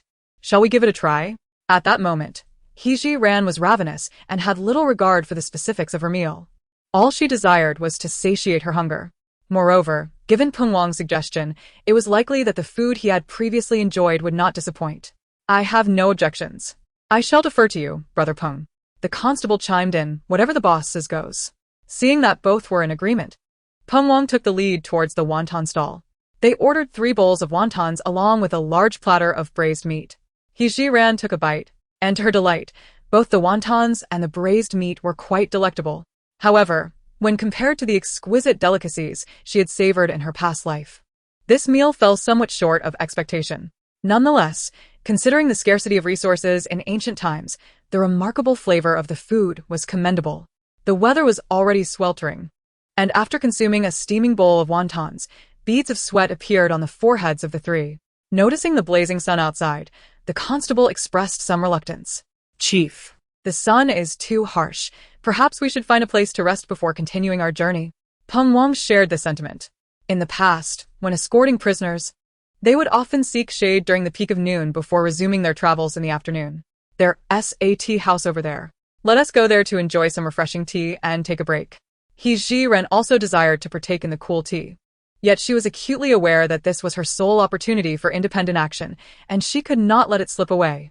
Brother Peng, I am not bothered by the heat. In fact, I wish to purchase a few items. Why don't you rest while I shop? And then I will meet you at the tea house? Given the recent events, Peng Wang no longer viewed He Ran as a mere exile. He had faith in her character. A modest request such as this was naturally agreeable to him, especially since he preferred not to accompany her on shopping errands in the sweltering heat. Very well, we shall take a break while you procure your items. With that, He Ran parted ways with the 2 men and once again sought out a fabric shop. Considering that her family had no clean clothes, and in the oppressive heat, they bore an unpleasant odor, it was imperative to address this matter when the opportunity arose. Before departing, she had resolved to purchase some fabric to take back, intending to have her sisters-in-law make a few garments during these leisurely days without the need for travel. Not far from her path, she encountered a fabric store. He Ran, mindful of her current identity, wished to maintain a low profile. Thus, she selected understated colors and lightweight linen, acquiring a sufficient quantity. The shopkeeper, noticing her considerable purchase, thoughtfully gifted her some scrap fabric. He Ran, unfamiliar with the intricacies of needlework, was unsure of the purpose of the scraps. However, Seeing the shopkeeper present them with such pride, she surmised they would indeed be useful in the hands of a skilled artisan. After expressing her gratitude to the shopkeeper, He Ji-ran continued on her way, pushing her wooden cart. She intended to find a secluded spot to retrieve some of the remaining flour and rice from her space, and to explore her treasure trove for suitable food items to bring back. Turning a corner, she guided her cart into a quiet alley. Confirming her solitude, she entered her space and extracted 2 bags each of white rice and flour. Additionally, she purchased 20 roasted chickens and 20 ducks from her treasure trove, repackaging them in oil paper before placing them on her cart. Beyond these items, she also wished to acquire some pork and vegetables. Given the sweltering heat of the day, He Ji-ran felt disinclined to continue browsing the market, opting instead to conclude her shopping entirely within her treasure trove. Observing the cart brimming with supplies, she felt entirely unburdened. In any case, it is the Xuanwu Emperor who bears the cost. Indeed, it is true that the over 400,000 earned by He Ji-ran was acquired through exchanges with the treasures of the Xuanwu Imperial Treasury. Thus, it is he who is ultimately footing the bill. Observing the time, it had only been half an hour since she parted ways with Peng Wang. If she were to visit the tea house now, it would not be long before they would suspect how she managed to procure so many items in such a short span. Therefore, He Ji-ran did not rush to leave. Instead, she pushed the wooden cart to a shaded area and took a seat in an empty spot. Meanwhile, she indulged herself by purchasing a refreshing iced beverage from Taobao to cool off. Ever since her arrival in this realm, He Ji-ran had never felt such contentment. Sitting on the wooden cart, sipping her icy drink, she rhythmically swayed her legs. Just as she began to bask in her own satisfaction, she suddenly perceived the sound of footsteps approaching from the direction of the alleyway. He Ji-ran hastily stowed away the remaining half of her drink and turned her gaze towards the source of the sound. Chapter 72. The Past of Fei Nanyu. It was indeed Fei Nanyu. He limped at the forefront, followed by 4 individuals who bore a coffin. Upon catching sight of He Ji-ran, his brows furrowed in concentration, as if attempting to see through her very essence. In the face of such scrutiny, He Ji-ran maintained her composure. "What brings you here?" she inquired. "I found this place quiet and decided to rest a while, seeking a bit of coolness," he replied. As the 4 men approached with the coffin, He Ji-ran instinctively maneuvered her cart closer to the wall, clearing a broad path for them. Observing the heavily laden cart, Fei Nanyu harbored no suspicions. He clasped his fists in a gesture of respect and said, "There is a funeral to attend at home. I shall take my leave." With that, he departed without a backward glance.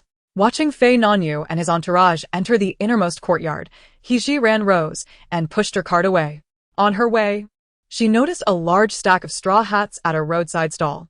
For the exiles, especially the women, enduring the relentless heat of the sun, such hats were essential. Without hesitation, she purchased all 28 hats from the stall. Upon returning to the tea house, Peng Wang was astonished to see He Ji-ran return so soon. "What a rare outing! Why did you not explore further?" He Ji-ran tilted her head skyward. The heat was too intense, and with so much on the cart, "I found it difficult to continue, so I returned." Peng Wang glanced at the contents of the cart, unable to suppress a sound of astonishment. It appears that the esteemed minister he has generously provided his daughter with ample funds. Otherwise, given her extravagant spending habits, she would likely have exhausted her resources long before reaching her destination. Now that all her purchases have been made, we shall commence our journey back. The officials kindly assisted in pushing the wooden cart, and soon the group departed from Pingyuan County. Peng Wang and the officials, accustomed to long travels, maintained a brisk pace. He Ji-ran, possessing a tenacious spirit, found herself struggling to keep up due to the frailty of her original body.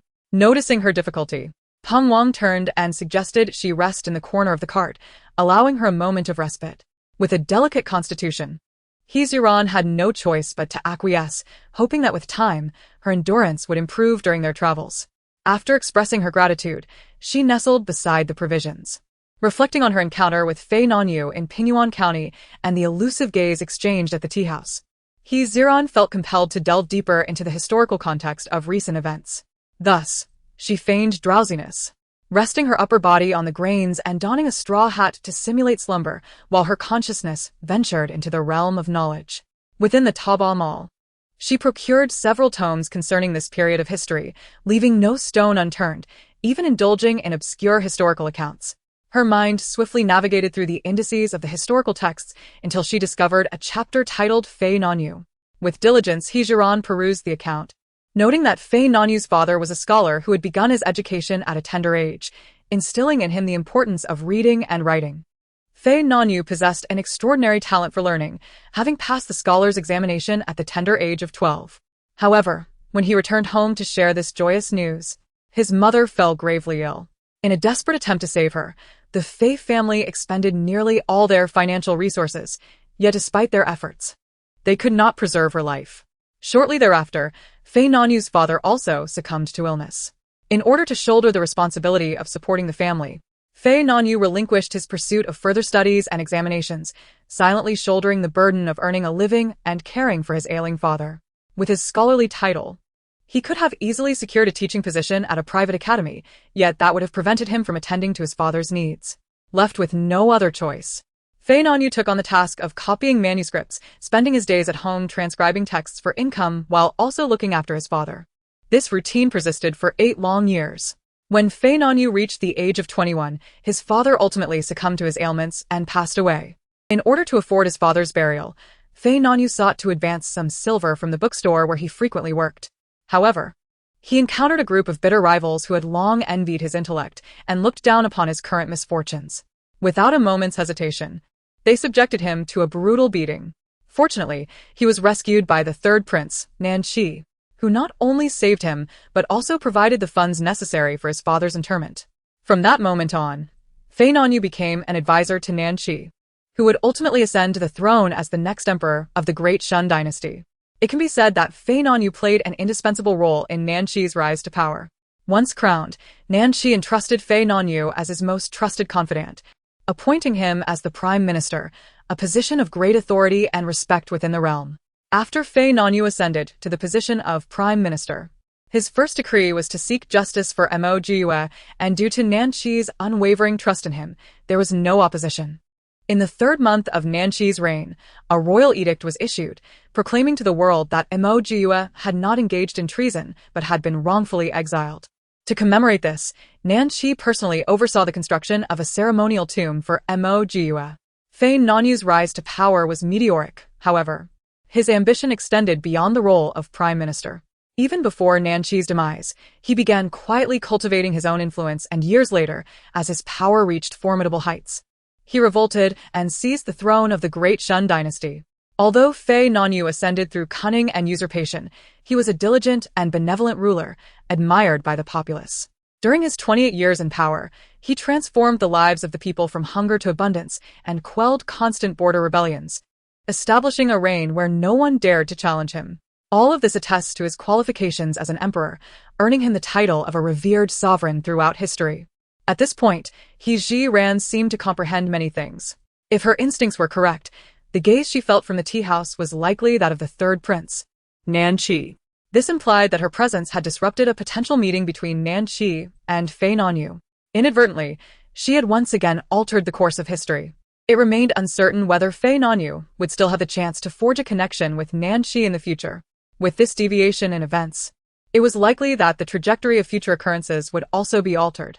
In other words, the events unfolding between Nan Shi and Fei Nanyu were beyond her foresight. The future remained shrouded in uncertainty, compelling Hijiran to adopt a steadfast demeanor amidst the vicissitudes of life.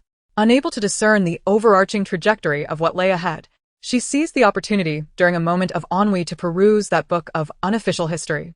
To her astonishment, she discovered that it contained accounts of Nan Shi and Fei Nanyu, albeit in a more straightforward manner than the historical texts, yet devoid of any inaccuracies. After perusing the sections concerning Fei Nanyu, Hijiran continued to leaf through the pages, only to be taken aback by the descriptions of Mo Jiue. With a sense of curiosity akin to that of a gossipmonger, she delved into the reading. To her surprise, the very first sentence revealed that Mo Jiue's origins remained an enigma. An enigma? Hijiran felt as though she had stumbled upon a new world. Her interest in this narrative soaring to exhilarating heights. Whispers suggested that Mo Jiue was not the biological offspring of the Mo family. Rather, he was the 3rd son of Emperor Shunwu, born of concubine Yuan. In those days, when concubine Yuan was with child, she summoned Master Wu Chun from Enyi Temple to ascertain the gender of the fetus. Chapter 73. The distribution of silver. Master Wuchen promptly informed Consort Yuan that she was expecting a little princess. In a bid to secure her position within the palace, Consort Yuan devised a cunning plan. She discreetly dispatched numerous subordinates to locate women whose pregnancies coincided with her own. Should any of these women give birth around the same time, their sons would be claimed as her own. On the day of her delivery, Consort Yuan bribed the midwife, instructing her to keep the event under wraps and directly hand the bundled child to her trusted wet nurse. Coincidentally, Consort Yuan and the Duchess of the State Prince went into labor on the same day, with the latter delivering the very boy Consort Yuan desired. Through her covert machinations, the newborn son of the family was transformed into the third prince, Nanqi. In truth, Consort Yuan also bore a son. Yet due to her unwavering faith in Master Wuchen's predictions, she had cautioned the midwife to remain silent following the birth. The midwife, enticed by gold, kept her lips sealed, saying nothing as she wrapped the child and handed him over to the wet nurse. Consequently, apart from the midwife, no one else was aware that Consort Yuan had given birth to a little prince. Once the switch was accomplished, Consort Yuan sent word to the emperor. Upon learning of the birth of another prince, the emperor was elated and personally selected gifts to present to Consort Yuan in her palace. It was only the following day, when the wet nurse prepared to silence the midwife, that she discovered the astonishing truth. Consort Yuan had also given birth to a little prince, and had absurdly exchanged him for the family's child. Upon learning of this revelation, Consort Yuan was engulfed in sorrow for many days. Alas, the emperor has already encountered the child of the Mo family. Even if she wished to reclaim her own offspring, it would be utterly impossible.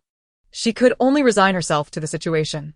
When Nanqi reached the age of 5, the time for enlightenment, Consort Yuan implored the emperor, suggesting that Mo Jui, the 9th son of the Mo family, was born on the same day as Nanqi, which constituted a certain fate. She hoped to have Mo Jui serve as Nanqi's companion in studies, thus allowing her to see her biological son on occasion. The Emperor Xuanwu had no objections to this proposal and promptly issued an edict summoning Mo Jui to the palace. Upon reading this passage, He Ji-ran inhaled sharply. Although this account is classified as unofficial history, it does not imply that its contents are entirely fictitious. Many narratives within unofficial histories document secrets unknown to the public, concealed by those in power who wish to prevent their scandals from being immortalized. Nevertheless, numerous such clandestine truths have persisted through the ages. If this record holds authenticity, it would elucidate why Nanqi suddenly turned against Mo Jui. He must have received news, perhaps uncovering the exchange of their identities and fearing exposure. He acted against Mo Jui. This matter is of grave significance. She must contemplate how to discreetly inquire about Mo Jui.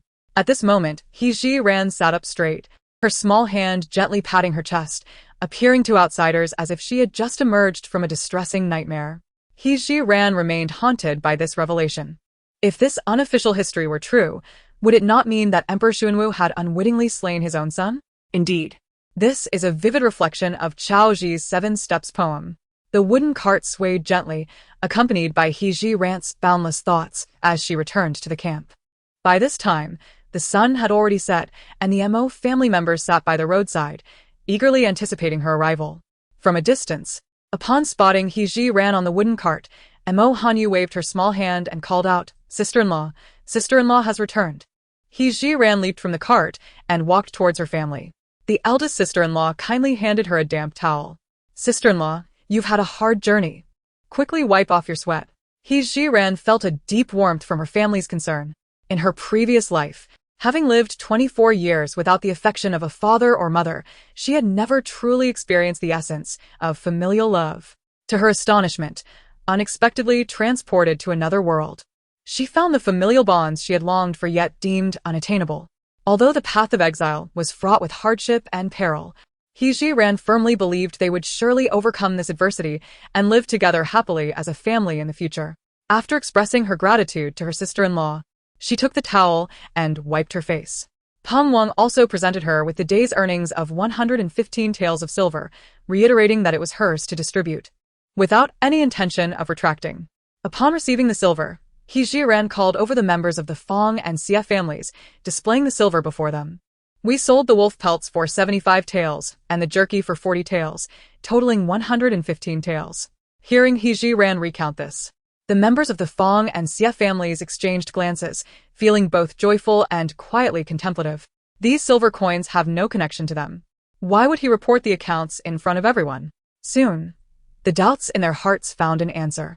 He Jiran produced 20 taels of silver and handed them to Xie Tianhai. Uncle Xie, this is for you. Xie Tianhai, with a bewildered expression, could hardly comprehend the gesture. 20 taels of silver represented a substantial sum for the Xie family at this moment.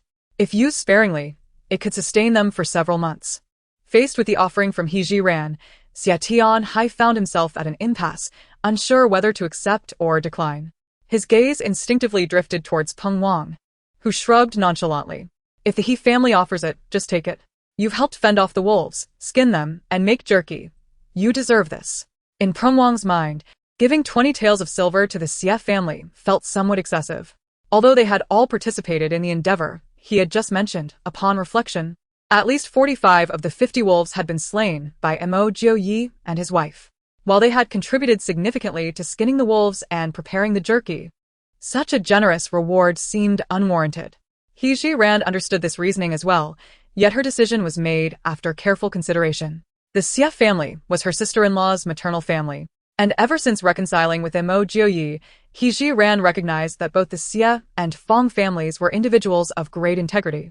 As they would need to coexist on the long journey of exile ahead, mutual support among the families would be far more beneficial than engaging in deceitful machinations. Moreover, the Fong and Xie families currently rely on the sustenance provided by the Mo family, a situation undoubtedly uncomfortable for them. After a long-awaited opportunity to earn some silver, if He Jiran were to begrudgingly distribute a mere token amount akin to wages, it would only lead to further dependence on the Mo family for future assistance. This, in essence, would be a subtle preservation of dignity for both families, courtesy of He Jiran. Upon hearing Peng Wang's remarks, Xie Tianhai mistakenly assumed it was his own idea and eagerly accepted the 20 taels of silver. Observing his reaction, Peng Wang cautioned, I am not so benevolent as to share my silver with you. Were it not for the He family's intercession, you would scarcely catch a glimpse of it. With this revelation, Xie Tianhai suddenly comprehended the situation. He was aware of the cordial relationship between the Mo family and Peng Wang. Yet, he could never have anticipated that Peng Wang would heed the He family's request and agree to distribute the silver. Realizing this, Xie Tianhai sincerely clasped his fists in gratitude towards He Jiran. Uncle Xie vowed to remember the kindness bestowed upon him by his niece-in-law. Chapter 74. The understanding younger sibling, He Jiran promptly returned the gesture. Uncle Xie, there's no need for formality. We shall have many days ahead to coexist. And mutual assistance is only natural. After speaking, He Jiran turned her gaze towards the enviously admiring Fong family. She similarly presented 20 taels of silver to Fong Chuanzhou. Uncle Fong, this is for you. Please accept it graciously. Fong Chuanzhou, having grasped the general situation, refrained from lengthy discourse like Xie Tianhai. After expressing his gratitude, the faces of the Fong family illuminated with satisfied smiles. With 75 taels remaining, He Jiran, not particularly in need of silver, symbolically retained 25 taels, bestowing the remaining 50 taels entirely upon Peng Wang. Originally, Peng Wang had anticipated receiving a mere 30 or 40 taels, but to his astonishment, He Jiran generously awarded him 50. This amount was akin to the total silver earned from the pelts sold by their officers. Younger sister, is this not a bit excessive? Peng Wang found himself pondering when he had come to regard money with such indifference, questioning the notion of having too much silver in hand. He Jiran replied with a smile, Brother Peng, you're a good person. You do not regard us as criminals. We all understand that, without your consent, we would receive not a single coin from these wolves. It is precisely because of your kindness that I sought ways to maximize the profits from these 50 wolves. Thus, it benefits not only your opportunity for additional earnings but also provides us, the so-called criminals, with our share, truly a win-win situation. It must be said. He Jiran's words thoroughly delighted Peng Wang. Peng Wang laughed heartily, exclaiming, my dear sister-in-law truly understands. Rest assured, as long as I am here, I will ensure that you do not suffer along the way. With Peng Wang's public assurance, He Jiran felt that her efforts had not been in vain. What could be more important than traversing the path of exile with ease? Just as the matriarch of the Mo family felt comforted by such a considerate daughter-in-law, He Jiran approached her. Mother, this is the first sum of silver earned by our Mo family. Please accept it. Upon seeing the silver offered by He Jiran, the matriarch felt a warm satisfaction swell within her, yet she declined, saying, "You should keep the silver. Today, I shall take charge. From now on, the Mo family will be led by the He family." Concerned that her other daughters-in-law might dissent, she cast wary glances at them. However, the sisters-in-law were now entirely convinced of He Jiran's capabilities and wisdom. Dissent was the last thing on their minds. The eldest sister-in-law quickly stepped forward to voice the sentiments of the others, stating, "Mother is right. Ninth sister-in-law possesses both ability and wisdom. Although our Mo family has fallen on hard times, we require a sensible leader." She then turned to He Jiran, speaking earnestly, "Ninth sister-in-law, I will heed your guidance from now on. I, too, support your leadership." "Ninth sister-in-law, I concur," added the third sister-in-law. "Ninth sister-in-law, I will follow your lead in all matters," echoed the fifth sister-in-law. The once despondent women of the Mo family now felt a resurgence of hope and determination, each expressing their newfound support. In this moment, the rugged Mo Joy found himself profoundly influenced by He Jiran's wisdom and profound sense of justice, even feeling fortunate to have such a virtuous wife. Observing the unanimous agreement among everyone with her mother-in-law's words, He Jiran refrained from being overly sentimental and discreetly stashed the 25 taels of silver into her sleeve. "Well, since you all trust me, I shall temporarily take charge of this household." The 50 taels belonging to Peng Wang could not be hoarded solely by him. He intended to share a portion with his loyal subordinates, allowing them to indulge in some joy as well. Peng Wang was the first to signal for the officials to depart. As the officials left, the vacated space afforded a clear view of the He family members, who were glaring at He Jiran with palpable fury. They had overheard fragments of the earlier conversation, realizing that others were being allocated silver, while they were excluded from the distribution. Were it not for their apprehension towards the officials, they would have confronted He Jiran to seek clarification. Why was it that the Fong and Xia families could partake in the silver, while they were left empty-handed? When the wolf pack emerged, he too had clutched a stone for defense, albeit lingering at the back, hesitant to charge forward. He Jiran cast a sidelong glance at the He family, having long since developed immunity to their hostile glares. She called upon her mother-in-law, sisters-in-law, and the ladies from the Xia and Fong families to gather by the wooden cart. Upon her return, the ladies were greeted by the sight of numerous bolts of coarse cloth atop the cart, eliciting profound envy among them. Although these materials were of lesser quality than what their former servants wore, in these extraordinary times, having something was undoubtedly better than having nothing at all. Moreover, although the coarse fabric is not particularly appealing, it is undoubtedly a significant improvement over their patched garments. Upon seeing Sister Jiao return to the city with such an abundance of goods, Mo Hanue's eyes sparkled with delight. "Sister Jiao, you are truly wonderful for bringing back so many fine items." He Jiran affectionately ruffled Mo Hanue's hair. "It has been quite hot, and since we left the capital without any change of clothes, I casually purchased some fabric. Since we have a few days without travel, let us each make a new garment to wear." Who among women would not feel elated at the prospect of new attire? Moreover, their patched clothing had become unbearably soiled, the heat mixing the scent of sweat and dirt into an odious combination that they themselves found repugnant. Although the Fong and Xia families recognized He Jiran's kindness, they did not presume that she would include them in her fabric purchases. Zhao Shi pondered for a moment before approaching, saying, "Dear, I see you have bought quite a bit of fabric. Would you be willing to share some with the Fong family? Rest assured, I have some silver now, and we can pay for it and even help make clothes for your family." The Xia family, finding Zhao Shi's words resonant, nodded in agreement. He Jiran, however, perceived that these two families had misunderstood her intentions. The reason she procured so much fabric was indeed for everyone, yet she refrained from suggesting it be given to the Fong and Xia families, as she believed one should not always provide unconditionally. She aimed to make both families acutely aware that there are no truly free lunches in this world, and the Mo family could not possibly provide for them unconditionally for a lifetime. While she indeed sought their assistance in crafting garments, her intention was to offer fabric as compensation, thus ensuring mutual benefit.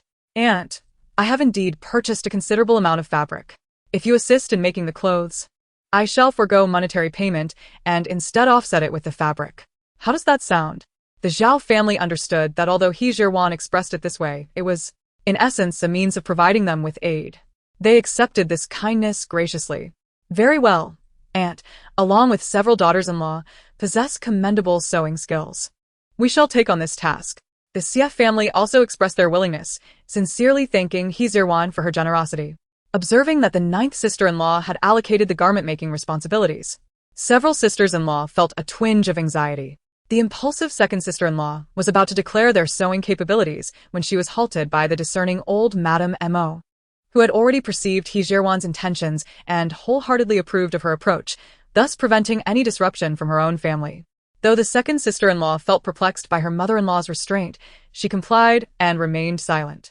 He Zirwan publicly distributed all the fabric, and Zhao pledged to measure everyone for tailored garments after dinner, vowing to work by the fire during the evening to ensure the clothes would be completed in these few days, without travel. Once all the fabric for the garments was allocated, He Zirwan retained 12 straw hats for her own family, distributing the remainder to the Fong and Xie families. The quantity was indeed limited, and they could only take turns using it.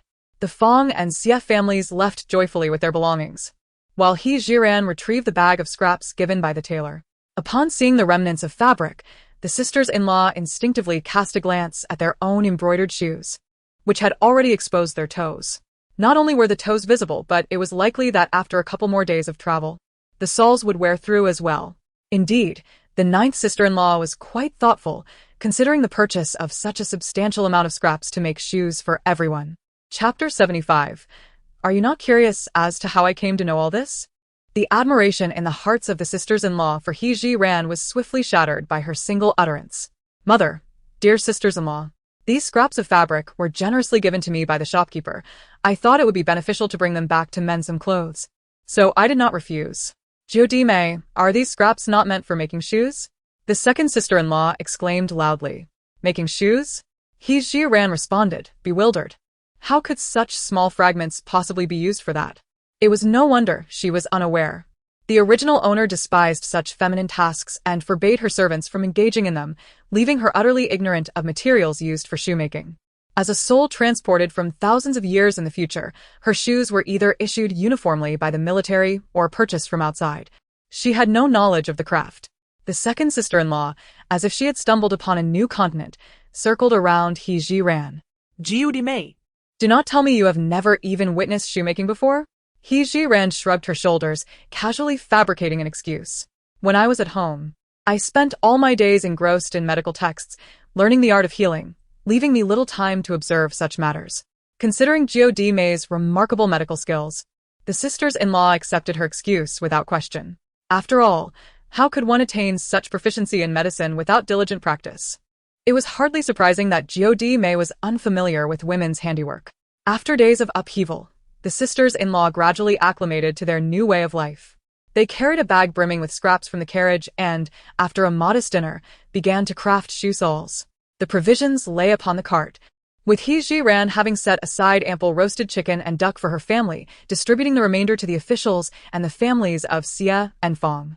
Naturally, the Xie and Fong families expressed their profound gratitude and eagerly offered to pay in silver.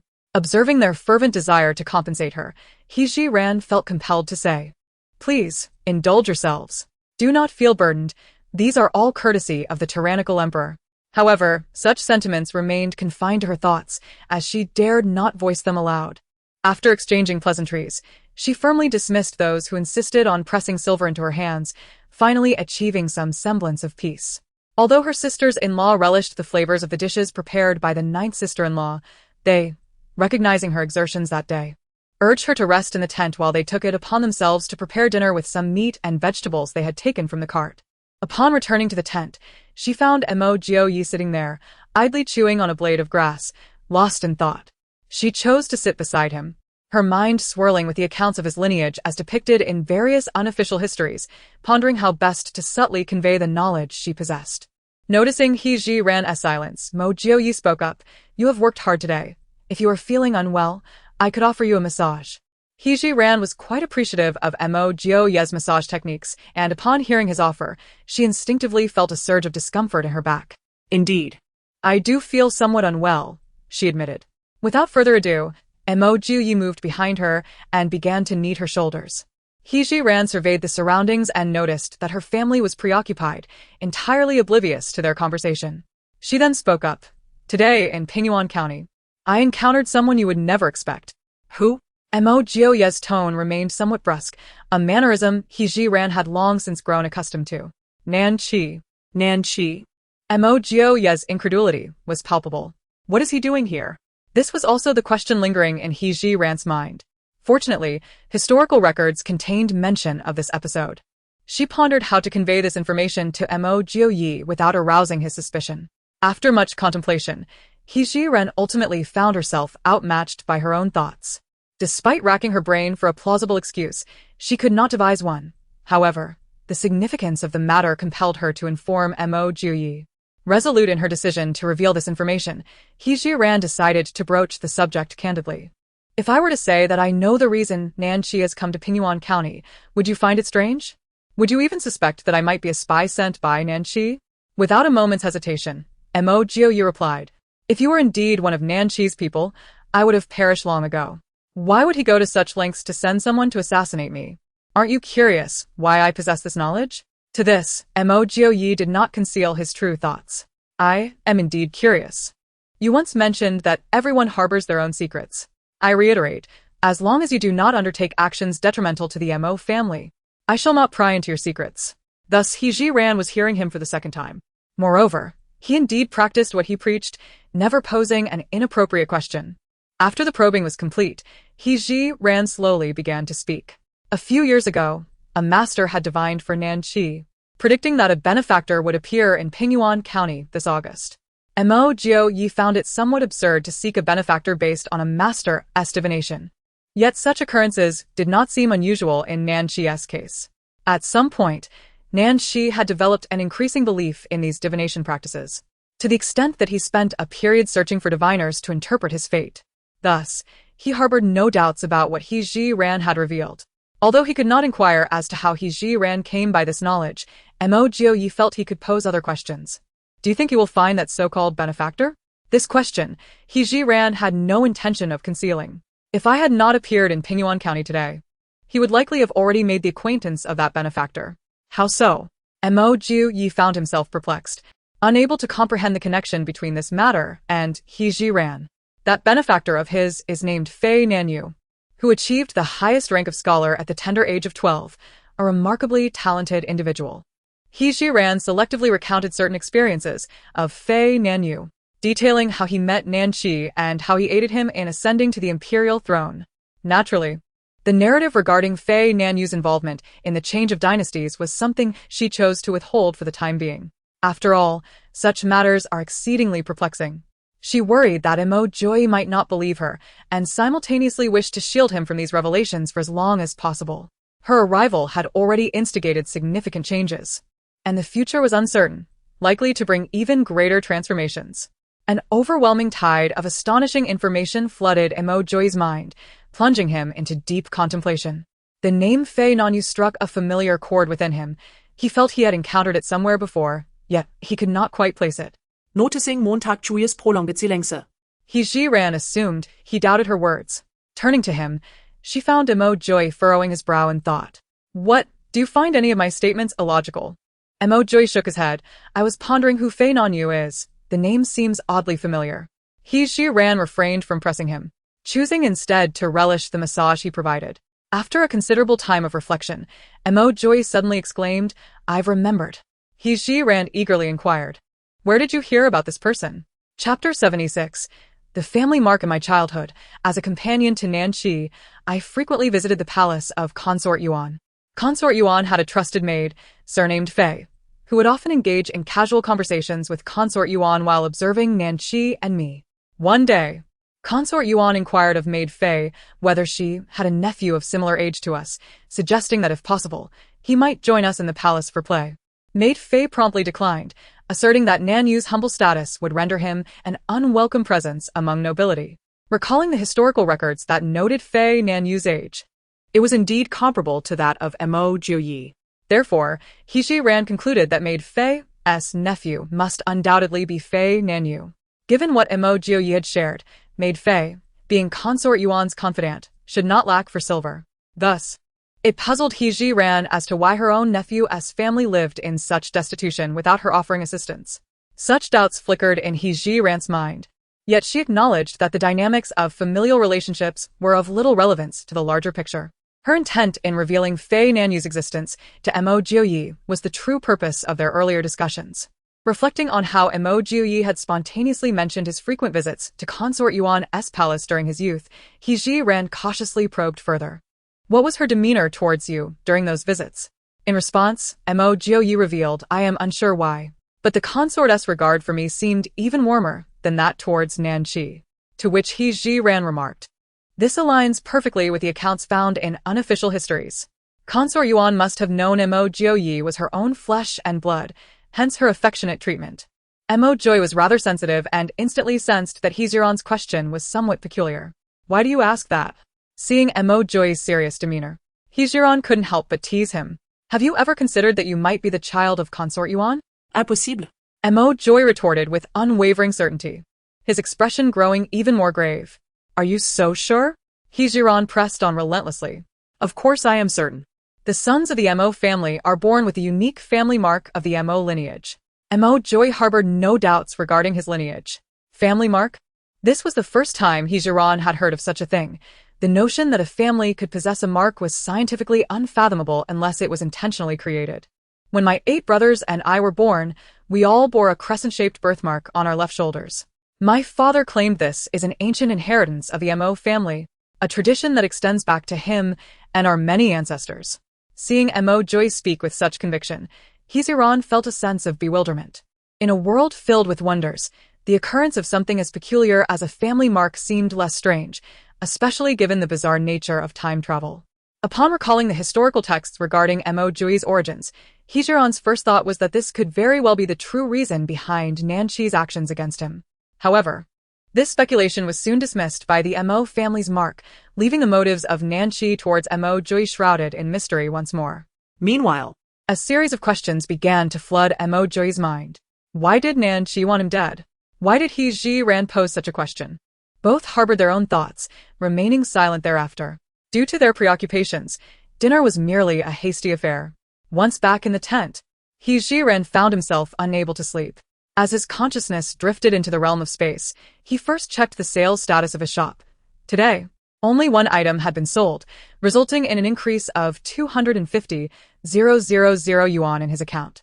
With a plethora of goods still available and no need for restocking, He Ji Ran chose to peruse that volume of unofficial history, hoping for additional insights. Simultaneously, in the upper chamber of the inn in Pingyuan County, Nanqi sat at the table, rhythmically tapping his fingers on its surface. Your Highness, I have just received a pigeon letter from Uniquely, Han Feng respectfully announced, presenting a small scroll, approximately 5 centimeters in length, before Nanqi. Unhurriedly, Nanqi unfurled the scroll and, after scanning its contents, slammed his palm onto the table in frustration. A bunch of useless fools, even in killing, they managed to err. What purpose does it serve for this prince to support such incompetence? Han Feng, unaware of the letter's content, sensed the gravity of the situation from Nanqi's furious demeanor. Your Highness, what has transpired? He inquired cautiously. Displeased, Nanqi tossed the note towards him. Read it for yourself. After perusing the contents of the note, Han Feng deduced. The Li family has been escorted back to the capital. This news from eunuch Li cannot be false. Humph.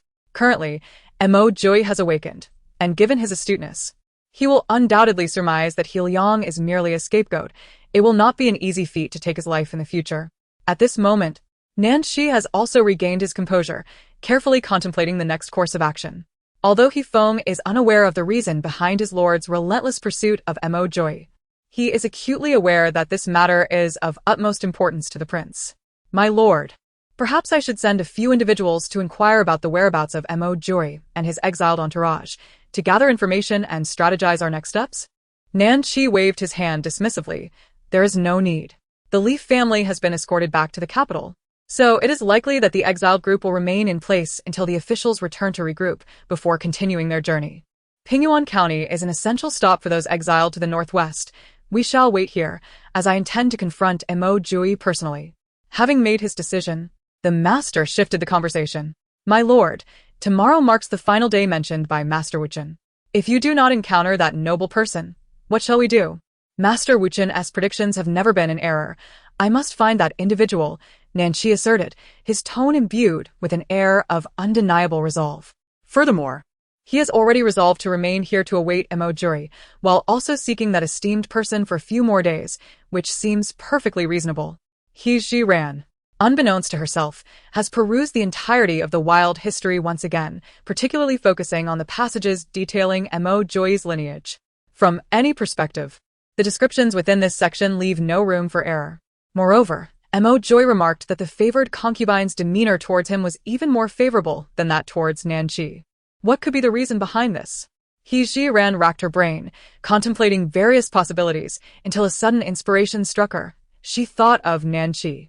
Upon discovering a new breakthrough, He Ji-ran felt a surge of excitement, causing her to turn a bit too vigorously, inadvertently pressing down on one of Mo Joy's arms. Sensing something amiss, she swiftly repositioned herself. It was uncertain whether her movement had awakened Mo Joy or if he, like her, had been unable to sleep at all. To her surprise, Mo Joy sat up, his tone devoid of any warmth. "You cannot sleep either?" he inquired. "Yes, my mind is preoccupied with thoughts." Leading to a touch of insomnia, He Ji-ran admitted without reservation. Mo Joy pressed further. "Are you still pondering my origins?" The directness of his question caused He Ji-ran to hesitate for a moment before she ventured. "Have you ever bathed together with Nanchi?" Mo Joy, being astute, immediately grasped the underlying significance of her inquiry. "I can assure you, there are no birthmarks upon him." Chapter 77. The moment he laid hands on me. We were no longer brothers at this point. He Ji-ran had completely lost hope. Initially, she entertained the possibility that Mo Jioye's birthmark might have been later tattooed on by the Mo family. However, the absence of the unique birthmark on Nanchi decisively confirmed that they had not been switched at birth. This indicated that the historical records regarding this matter were utterly unfounded. After receiving Mo Jioye's final answer, He Ji-ran relinquished all suspicion regarding his origins. Simultaneously, she found herself increasingly perplexed by Nanchi's actions against him. The one who can resolve the mystery must be the one who created it. It seemed that only Nanchi himself possessed the answer now. Observing He Ji-ran's contemplative demeanor, Mo Jioye felt a strong urge to inquire about the source of her absurd beliefs. Yet, recalling the promises he had made to her, he restrained his curiosity. To prevent this woman from spiraling into further unfounded conjectures, Mo Jioye chose to voice his own speculations. "I have grown up alongside Nanchi. Our bond is profound. And he has always treated me with sincerity. I recall during a time of war at the borders when we faced a dire shortage of provisions. Despite my appeals to the court yielding no resolution, as our soldiers approached the brink of starvation, it was Nanchi who reached into his own pockets to dispatch individuals across the land to gather supplies for us, a true act of delivering coal in the snow. On my first battlefield encounter, I unwittingly fell victim to a poisoned arrow. In a race against time, Nanchi hastened to the medicinal valley to procure antidotes for me. There are numerous such instances that unequivocally demonstrate that Nanchi's friendship towards me is anything but insincere. I sensed something amiss with him. It was after my return to the capital from the frontier, at the beginning of the year. Although he greeted me outside the city as he always had, my years of acquaintance with him whispered to me that he was not genuinely pleased to see me back. Moreover, his gaze was consistently evasive. When I expressed concern, assuming he was entangled in some predicament, he opted to deflect my inquiries, skirting around the issue. Once I had settled in the capital, I hurried to the Wang residence to see him. He posed an intriguing question. If I were not the son of the emperor, would we still be good brothers? At the time, I dismissed his words lightly, offering him casual reassurances. In retrospect, given the gravity of Nanchi's question, it is quite plausible that he had heard something unsettling, or perhaps he is indeed not of royal lineage. Nonetheless, the individual who was swapped with him could not possibly be me. After listening to Mo Joy's account, He Ji-ran pondered another possibility. Based on your description, it seems that Nanchi's brotherly affection was genuine, yet his demeanor shifted dramatically thereafter. I surmised that he truly might not be of royal blood and was indeed switched at birth. However, the information he received and the person he was swapped with must be you. Fearing that the truth might eventually surface, he may have felt compelled to act against you. Mo Joy replied solemnly, "This is merely my conjecture. After all, his true identity remains shrouded in mystery. If this were the case, would you not wish to resolve the misunderstanding with him?" He Ji-ran sought to understand Mo Joy's true sentiments. Mo Joy shook his head with a wry smile.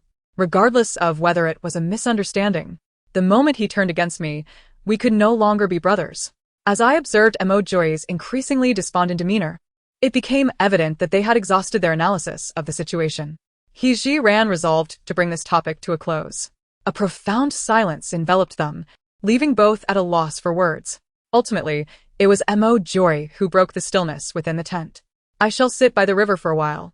The air there is refreshing. Indeed, the tent felt stifling, and He Ji Ran's first thought was how wonderful it would be to step into another space for a bath. Noticing Mo Joy's intent to leave, she seized what might be a fortuitous opportunity. Could you return in half an hour? Mo Joy cast a lingering glance at her and nodded. He Ji Ran understood that he had acquiesced. As his figure faded from view, she swiftly slipped into the alternate space. Time was of the essence. She hurriedly took a refreshing shower, dried her hair, and donned a clean set of undergarments. Glancing at the wall clock, she realized that precisely 40 minutes had elapsed since her arrival. Upon exiting the space, Mo Joy had yet to return, and He Ji Ran gradually succumbed to slumber on her side. After an indeterminate period, she distinctly sensed a familiar fragrance beside her. Recognizing that Mo Joy had returned, she instinctively shifted over, attempting to provide him with more space. As Mo Joy entered the tent, he was greeted by that long-forgotten scent.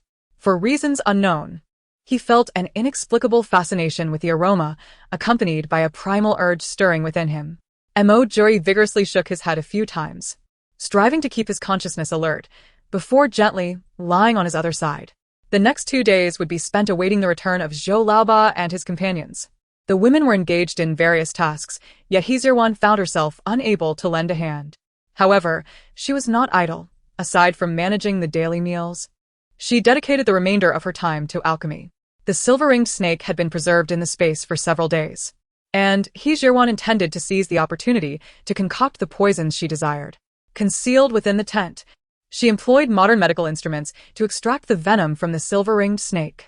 According to various recorded formulas, the addition of different herbs could yield poisons with diverse effects. This posed no challenge for He Ji Ran, as her treasure trove contained an abundance of herbal ingredients. After 2 days of diligent effort, she successfully crafted 2 types of poison and a fragrant sedative. One poison could incapacitate a person's senses for a brief period, which she aptly named lost consciousness. The other was more straightforward. Anyone who ingested it would meet immediate death, rendering an antidote unnecessary. She named this lethal concoction the arrival of death. The fragrant sedative was self-explanatory. Once ignited, it would cause those who inhaled its aroma to swiftly lose consciousness, with effects lasting approximately 2 hours. Of course, for her own safety, He Ji Ran also prepared an antidote for the fragrant sedative. She carefully stored these precious creations, keeping them in reserve for unforeseen circumstances. While He Ji Ran completed her preparations for the sedatives and poisons, the women finished making clothes and shoes. Coincidentally, Zhou Laoba returned from the capital accompanied by several officers. As he glanced at the sky, it was already the early hours of the afternoon. Peng Wang resolved to remain here for the night, planning to set forth at dawn the following day. After a night of rest, the group took this opportunity to don fresh garments and shoes, thoroughly cleansing their soiled attire and stowing it away for future use. With the first light of day, after a morning repast, Peng Wang commanded the troop to resume their journey. Pianyuan County was an essential waypoint on their route to the northwest, and by afternoon, the grand procession entered the town in a magnificent manner. Were it not for the presence of several officers trailing the group, no one would suspect that these neatly attired individuals were exiles. As they made their entrance into the city, they attracted many curious glances. The members of the Mo family instinctively lowered their straw hats, obscuring their faces from view. Chapter 78 Encounter with Fei Nanyu. Pianyuan County boasts a considerable expanse, necessitating a traverse across the entire county town. Entering through the east gate and exiting via the west gate, the journey requires nearly 2 hours. Along the way, the officials must replenish certain supplies, suggesting that their arrival at the west gate will likely coincide with the evening hours. An overnight stay within Pianyuan County becomes inevitable. Thus, upon entering, Peng Wang refrains from urging his companions to hasten their pace, instead opting for a leisurely journey punctuated by stops to procure various provisions. The Fong and Xie families each possess 20 taels of silver, allowing them to acquire essential goods under the watchful yet lenient eyes of the officials. However, They exercise caution in their expenditures, understanding that the road ahead is long and the precious silver should not be squandered too hastily, as it must be reserved for more critical needs. In contrast, the Mo family exhibits a more generous disposition. Not only does He Ji-ran possess an abundance of silver, but the contributions from her sisters-in-law also add to their wealth.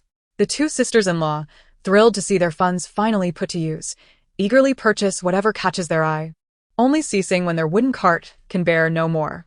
The He family, on the other hand, wears expressions of despondency as they watch the others indulge in shopping, their feelings of inadequacy difficult to articulate.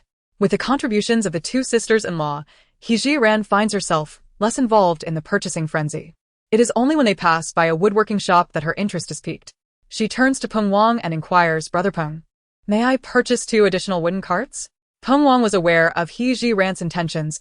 Their purchases were increasingly cumbersome to carry. However, he declined her suggestion. "You may be unaware, dear sister-in-law, but in a few days, we will encounter treacherous mountain paths, and there will be a stretch requiring us to traverse the mountains. At that time, you will find that these 2 wooden carts are of no use to us. I advise you, if you wish to acquire wooden carts, it would be prudent to wait until we have crossed that mountain." He Ji-ran indeed did not know that their journey ahead would involve such arduous terrain. Given this revelation, she resolved to heed Brother Peng's counsel. Although she was not particularly concerned about the expenditure for a few carts, and would not feel regretful for discarding them after a few days, their unique status warranted a degree of discretion in their actions. Additionally, she considered that in the coming period, their food supplies should not be too abundant, lest they become overly burdened during their mountain crossing. As He Ji-ran contemplated how best to proceed, her gaze fell upon a familiar figure in front of the tavern, not far ahead. Mr. Cui, who had purchased wolf jerky from them, was animatedly welcoming guests into the establishment. She had long been aware of Mr. Cui's intention behind acquiring such a large quantity of wolf jerky, which was to host a poetry gathering. Presumably, today was the day of that event. She felt little interest in it and lowered her straw hat further, wishing to avoid any interaction with him. At that moment, an unsettling voice broke the atmosphere. "Fei Non-yu, you wretched pauper. You had the audacity to extort 100 taels from us the other day, and now you dare to show your face before us? Fei Non-yu, have you ever taken a moment to reflect upon your own character? This gathering of poets, organized by Mr. Cui, is not an event for just anyone to attend. Depart at once, and be mindful that lingering may provoke the displeasure of my companions." He Ji-ran followed the direction of the voice and recognized the same group of scholars he had encountered outside the bookstore days prior. They had cornered Fei Non-yu and were hurling insults at him. Fei Non-yu stood tall, his posture unwavering, displaying no sign of fear. "As a fellow student of literature, what right do you have to bar my entry to the poetry gathering?" As he spoke, the group of scholars began to close in on him. "You dare to attend the poetry gathering with the silver extorted from us, yet you shamelessly claim to be a scholar?" At that moment, the scholars adopted a threatening stance, preparing to act. Mr. Cui, alerted by the commotion, hurried over to ascertain the cause of the disturbance. The crowd, drawn by the noise, swelled in number, effectively blocking the narrow alley. Mr. Cui surveyed the young men before him, dressed as scholars. "Why do you create a ruckus during my poetry gathering?" Faced with Mr. Cui, the scholars hesitated to lay hands on Fei Non-yu and quickly adopted a sycophantic demeanor. "Mr. Cui, you may be unaware, but this fellow extorted 100 taels from students a few days ago, and now he dares to disrupt the gathering with our money. Such a person cannot be allowed entry." At this moment, anger flashed across Fei Non-yu's face as he clasped his fists in respect towards Mr. Cui. Cui, the scholar, inquired whether a student possessing the title of Shiotsai was eligible to partake in the poetry gathering he was hosting. Without hesitation, Cui affirmed, "Naturally, there is eligibility." He paused momentarily before adding, "However, I have just heard from these gentlemen that your conduct has raised some concerns. Were it not for a proper recommendation, I would certainly not permit your entry into the venue." Just as Fei Non-yu attempted to defend himself, a figure clad in white, elegantly holding a folding fan, descended from the second floor, alighting lightly between Cui and Fei Non-yu. Nan-shi did not conceal his identity. "If I, as a prince, were to personally recommend this gentleman for the poetry gathering, would you deem it acceptable, Cui?" Upon recognizing Nan-shi, Cui promptly lifted his robes and knelt before him. "Your Highness, you humble me. There is no need for a recommendation for you to bring someone to the gathering." A satisfied smile graced Nan-shi's lips as he warmly addressed Fei Non-yu. "Come, Let us proceed together to the elegant chamber on the second floor. The moment Nanshi appeared, Fei Nanyu's expression slightly shifted, though he swiftly regained his composure.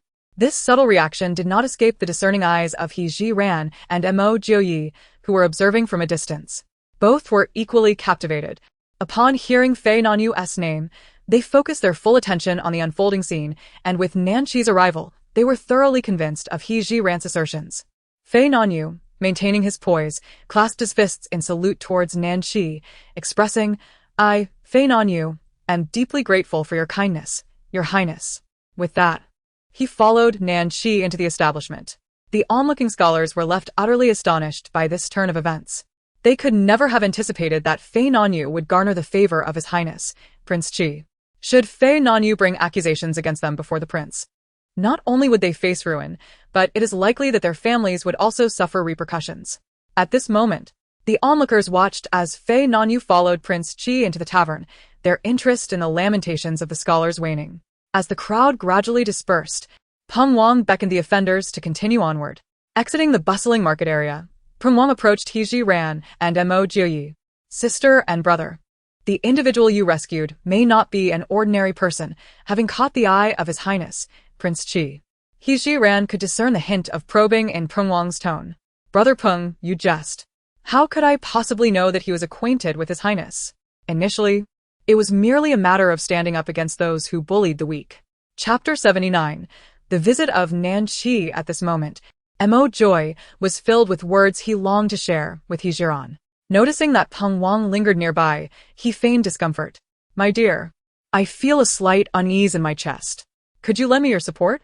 He Ji-ran immediately discerned that Mo Joy was merely pretending to be ill and willingly offered her arm to him. "Husband, you must still be recovering from your injuries. The journey today has been arduous. I shall assist you in walking slowly. Once we reach the inn, I will tend to you properly." Mo Joy leaned against He Ji-ran, presenting an image of extreme frailty to any onlookers. Believing him to be genuinely unwell, Peng Wang hastily instructed the group to proceed at a slower pace, personally moving to the front to regulate their speed. Once Peng Wang had distanced himself, Mo Joy surveyed his surroundings, noting that only his family members were concernedly observing him. He exchanged a discreet wink with the elder Mrs. Mo, signaling that he was fine, and then leaned closer to He Ji-ran to whisper, "Your presence has merely altered the timing of their meeting." The implication of Mo Joy's words was clear. The two individuals still had a connection. He Ji-ran was not particularly surprised by this revelation. In fact, she welcomed the acquaintance between Nanshi and Fei Nanyu. As long as Fei Nanyu became Nanshi's advisor, she could utilize certain accounts from history to make subsequent deductions, enabling her to better understand both allies and adversaries. This did not necessarily portend ill. Why? Montag Julia inquiret, perplexed. He Ji-ran found it difficult to articulate her reasoning. "I cannot elaborate extensively. I can only say it is my intuition." Her words only deepened Mo Joy's confusion. However, he was acutely aware that no further valuable information could be gleaned from He Ji-ran. Consequently, he could only silently speculate on various possibilities in his mind. The couple nestled against each other, both lost in their thoughts, as they made their way to the westernmost edge of Pinyuan County. There, they found the familiar in that Peng Wang had known well, and they proceeded inside.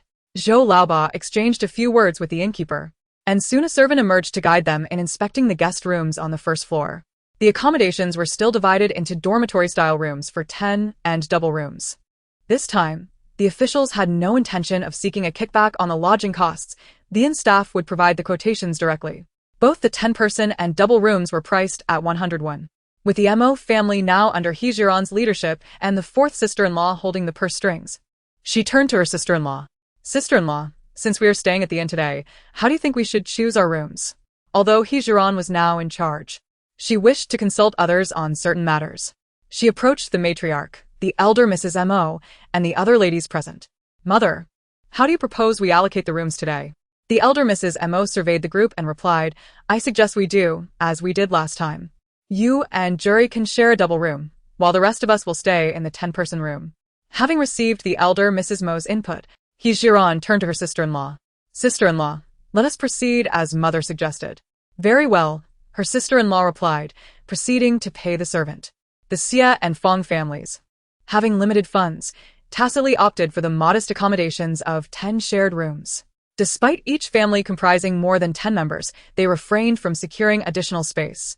In stark contrast, the He family observed their neighbors selecting suitable lodgings, casting forlorn glances at Peng Wang, silently imploring him for compassion, hoping he would spare them from the indignity of sleeping outdoors. Having spent many years as a transport officer, Peng Wang was not one to yield to pity at a mere glance. What are you staring at? With no silver, you'll have to settle in the woodshed, he retorted. The He family exchanged glances, resigned to their fate. A woodshed was preferable to a filthy and foul-smelling straw hut. At least it bore the name shed. Once the sleeping arrangements were settled, families began to search for a space to cook their meals. After a long day of travel, everyone was fatigued and returned to their rooms to rest before nightfall. He Ji ran, anxious that Mo Jiu Yi might continue to pry into the topic of Fei Nanyu, feigned sleep, facing the wall despite her lack of drowsiness. Mo Liu Ye, perceptive to her discomfort, chose not to press further, noting her feigned slumber. Just when it seemed the night would pass peacefully, a knock reverberated through the stillness of the night. Mo Jiu Yi, alert, sat up and inquired in a low voice, "Who is it?" "Jiu Yi, it is I." "The king," came the response. He Ji Ren also sat up, locking eyes with Mo Jiu Yi. Both were taken aback by Nan Qi's unexpected decision to appear unannounced. After a brief hesitation, Mo Jiu Yi opened the door with deliberate calmness. Meanwhile, He Ji Ran had tidied her attire and lit the oil lamp on the table. At the moment the door swung open, not only did Nan Qi appear before her, but also Fei Nanyu. By the faint glow of the oil lamp, He Ji Ran distinctly captured the somewhat intricate gaze Fei Nanyu cast upon Mo Jiu Yi upon their first encounter. However, he swiftly masked the peculiarity and stood obediently beside Nan Qi. "Jiu Yi, will you not invite me in for a moment?" Mo Jiu Yi maintained an expression devoid of emotion, seemingly oblivious to Nan Qi's recent actions towards her. She subtly shifted to the side, granting access to the doorway. Nan Qi strode confidently across the threshold and settled directly at the round table, subsequently gesturing towards Mo Jiu Yi to take a seat. Mo Jiu Yi seated herself unhurriedly, ensuring to pull He Ji Ran along with her, inviting her to sit beside her. It was then that Nan Qi noticed He Ji Ran's presence. His eyes brightened instantly as a sudden recollection of the day Fei Nanyu was bullied by a group of scholars on the street surged to mind. Despite recognizing He Ji Ran, Nan Qi, with his customary reserve, refrained from making an immediate revelation. Instead, he turned to Mo Jiu Yi and inquired, "Jiu Yi, might you introduce this lady to me?" Although they had previously shared a similar mode of interaction, Mo Jiu Yi had not thought much of it at that time. Yet. Now, Nan Qi's words bore a tone of mockery in her ears. Particularly, the way Nan Qi had looked at He Ji Ran inexplicably unsettled her. "Who else could possibly share a room with me at such a late hour, aside from my wife?" Nan Qi remained unfazed by Mo Jiu Yi's demeanor, leisurely remarking, "Madam, you truly exemplify the virtues of a Mo family wife.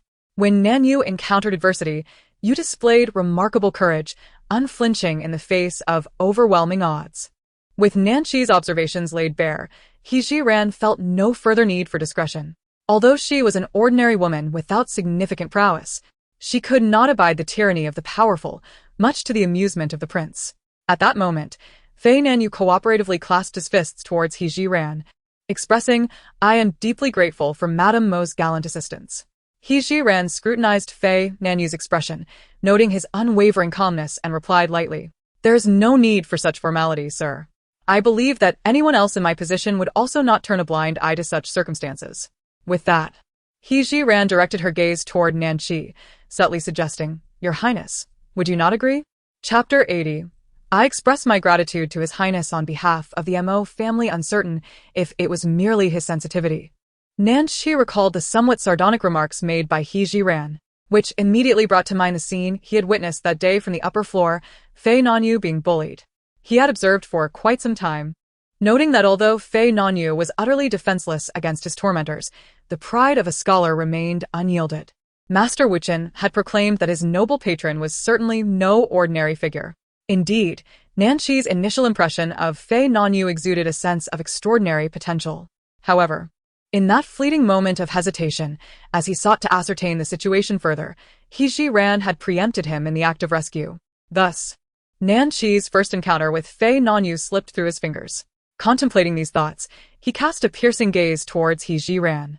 The words of the matron were indeed astute, One ought to rise in defense of the oppressed when witnessing injustice. Surely, anyone with a modicum of honor would do the same. Unbeknownst to Nanqi, the question posed by He Ji-ran was not merely directed at him, but was an insinuation meant for Fei Nanyu. Given the depth of his cunning as chronicled in historical texts, it was implausible that Fei Nanyu would fail to comprehend her intent. As He Ji-ran articulated her inquiry, she discreetly observed Fei Nanyu's reaction from the corner of her eye. Indeed, after hearing her words, Fei Nanyu momentarily appeared taken aback, only to swiftly regain his composure. A flicker of doubt crossed his mind. Did this woman know something? Yet, upon further reflection, he soon reassured himself that such a significant secret could not possibly be within her grasp. Although Fei Nanyu harbored his own considerations, he was acutely aware that He Ji-ran's words were ostensibly directed at Nanqi. To utter even a single additional word would raise suspicions akin to hiding silver in broad daylight. Having achieved his purpose, He Ji-ran fell silent. Nanqi surveyed the surroundings of the inn with a heavy sigh. Jiuyi, I must confess my shame regarding the exile of the Duke of the Guard's household. My mother has been unwell of late, and I have been preoccupied with seeking out a skilled physician, which has regrettably led to my neglect of court affairs. By the time I learned of this matter, you had already embarked on the path of exile. Thus, I hastened to Pingyuan County, hoping to assist the Mo family in some way. Mo Jiuyi, instinctively tapping his fingers against the table, endeavored to suppress the fury simmering within him, continuing to play the role of a devoted brother. I express my gratitude to His Highness for your concern, but there is no need for assistance. We are all prisoners banished by the court, and we shall live as fate dictates without daring to harbor any extravagant hopes. Listening to Mo Jiuyi's tone, Nanqi suddenly felt as if this person, who had grown up alongside him, had become a stranger. Had Mo Jiuyi uncovered something? Yet, he quickly dismissed the notion. Indeed, he desired the life of Mo Jiuyi, but before the latter, he lacked the courage to speak openly. Nanqi was acutely aware of Mo Jiuyi's martial prowess, which could be described as capable of taking on 100 foes without exaggeration. He was not foolish enough to confront him directly. The failure of the assassination necessitates a more cunning approach. Today, Nanqi visited not only to test the authenticity of Mo Jiuyi's grave injury, but also to seek an opportunity to poison him. With this thought in mind, Nanqi calmed his emotions and spoke. As brothers, when the Duke of the Protectorate was exiled, I was absent. Surely, I deserve a chance for a farewell. Mo Jiuyi lowered his gaze, concealing the tumult of emotions within him. Given the circumstances, it was prudent to acquiesce. He was aware of Nanqi's schemes and chose not to refuse, curious to see what tricks he might play. At this moment, He Ji-ran also felt a sense of unease. Nanqi's offer to bid farewell to Mo Jiuyi presented a rare opportunity to discern his thoughts, one that she could not afford to overlook. Fortunately, Mo Jiuyi readily accepted, sparing her the need to advise him. Nanqi stood declaring, in that case, I shall host a banquet at Tianfu Restaurant in Pingyuan County tomorrow at noon to bid you farewell. With those words, he approached the door, adding, Do not worry about the officials. I will personally inform them to extend their stay by a day. Mo Jiuyi remained seated, not rising to see him off. Following behind Nanqi, Fei Nanyu had one hand behind his back, swaying slightly towards the two. Both Mo Jiuyi and He Ji-ran noticed his subtle gesture, which seemed to imply his disapproval of attending the banquet. He Ji-ran interpreted Fei Nanyu's actions in this manner. Meanwhile, Mo Jiuyi maintained his original posture. I must go. No matter what, the grievances between Nanqi and myself must come to a resolution. He Ji-ran was somewhat perplexed by his intention. Do you plan to kill Nanqi? Mo Jiuyi shook his head. No, if I were to do that, I would gain a fleeting sense of relief. However, what would become of my family? He Ji-ran was even more confused. If you cannot kill him, how can the grievances be resolved? I intend to reveal to him that I am a member of the Mo family, so he understands that I am not an impostor. If I can successfully clarify the misunderstanding, I shall sever all ties with him on the spot. Our brotherly bond would end there. Although this action holds little significance, it would at least eliminate one potential schemer on the path of our future exile. Regarding someone like Nanqi, there is indeed a sense of swift retribution in He Ji-ran's heart. Yet, Mo Jiuyi's reasoning is undeniably sound. Besides himself, the Mo family comprises many female relatives, with sisters-in-law and her maternal family residing in the capital. Should he kill Nanqi, the emperor would be enraged, and those loved ones would inevitably suffer the consequences. In light of this, May I accompany you to the banquet tomorrow? Without a moment's hesitation, Mo Yi firmly refused, his tone brooking no argument. No. I cannot allow you to take such risks alongside me. Ran's suggestion to accompany him to the banquet was not without its considerations. She possessed various high-tech weaponry in her space, and more importantly, if Shi were to poison the food and drink, her presence would provide an additional layer of protection for Mo Yi. In her determination to convince him, Rand was indeed resolute. She discreetly retrieved a miniature handgun from her sleeve. Placing the firearm before Mo Ji, she provocatively inquired, "Do you believe that with your skills, you could evade this weapon?" Mo Ji, intrigued by the diminutive metallic object before him, picked it up and began to toy with it. As his fingers approached the trigger, Hejiroin hastily interjected, "That is the switch. Do not touch it carelessly." Obediently, Mo Ji withdrew his finger from the trigger. He glanced up at Hejiroin, remarking, "I never imagined such a small piece of metal could possess such formidable power." Given the current circumstances, Hejiroin could not demonstrate the handgun's capabilities to Mo Ji and instead patiently explained, Chao Ren's demise was caused by a weapon of this nature. In that moment, Hejiroin inadvertently acknowledged her role in Chao Ren's death. It is worth noting that Mo Ji had witnessed the entire assassination unfold before his eyes. Chapter 81. The Mandarin duck wine pot, however, the weapon Rand had employed for murder at that time was far more formidable. The potency of that weapon remained vivid in his memory. In fact, he could not even discern how the concealed projectile had been launched, which attests to its astonishing speed. Observing that Mo Ji had become captivated by the diminutive handgun, Rand resolved to capitalize on this opportunity. "You have witnessed my weaponry. Accompanying you would not be a burden. Instead, I could serve as your ally." Mo Ji still hesitated. Rand pressed on, "Consider my medical expertise. Should Shi tamper with the food and drink, I would be able to detect it at once, wouldn't I?" Listening to her articulate reasoning, Mo Ji finally relented. "You may join me, but should danger arise, prioritize your own safety above all else. Do not concern yourself with me. Understood?" Rand nodded vigorously. "Understood. Understood. Rest assured, I will not place myself in peril."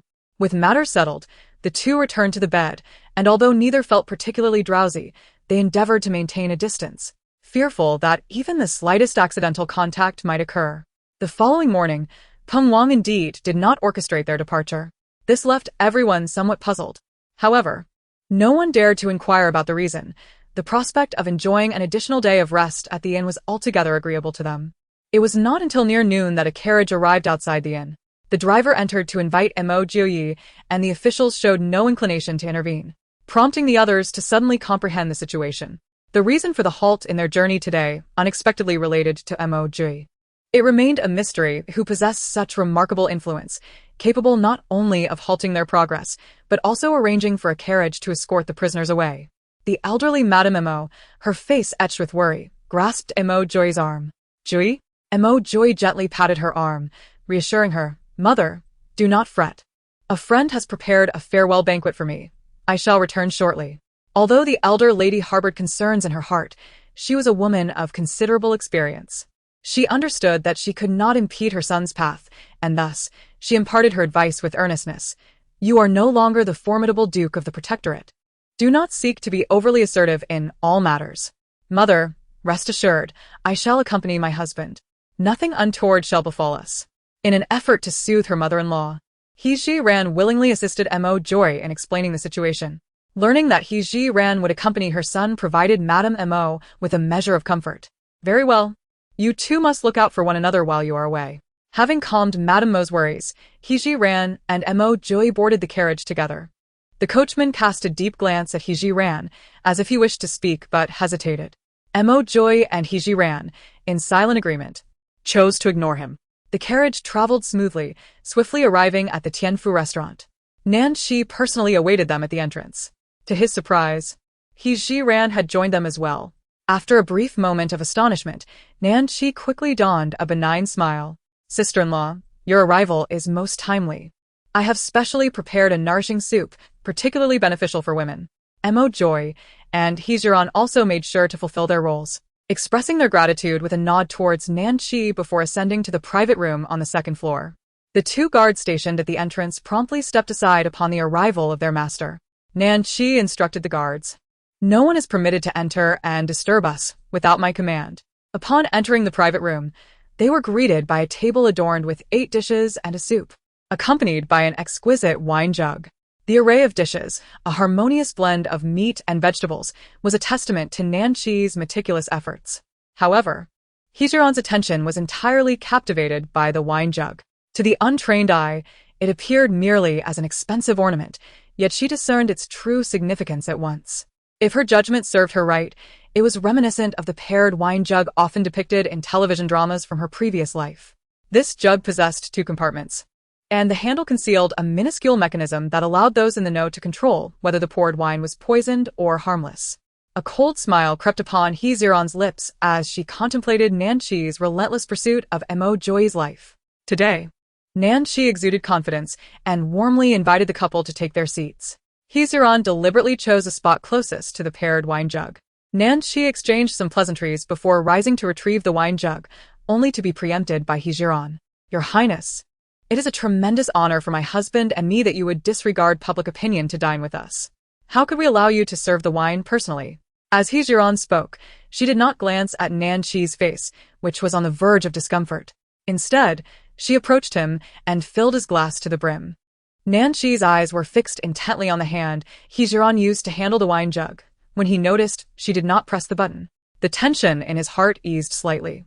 Heejiran feigned ignorance of Nanxi's fleeting expression of distress and quickly filled Mo Joy's glass as well. To ascertain whether the wine was poisoned, she deliberately exclaimed, "The aroma of this wine is truly delightful. Alas, as a humble woman, I cannot partake. So I shall merely indulge in its scent." With that, she swiftly lifted Mo Joy's glass to her nose, inhaling deeply before placing it back in its original position. "I beg your pardon, Your Highness. I have a rather poor habit of not drinking, yet I do enjoy the fragrance of fine wines." The corners of Nanxi's lips twitched. "It is of no consequence. There are no outsiders here. There is no need for you to feel constrained, dear sister-in-law."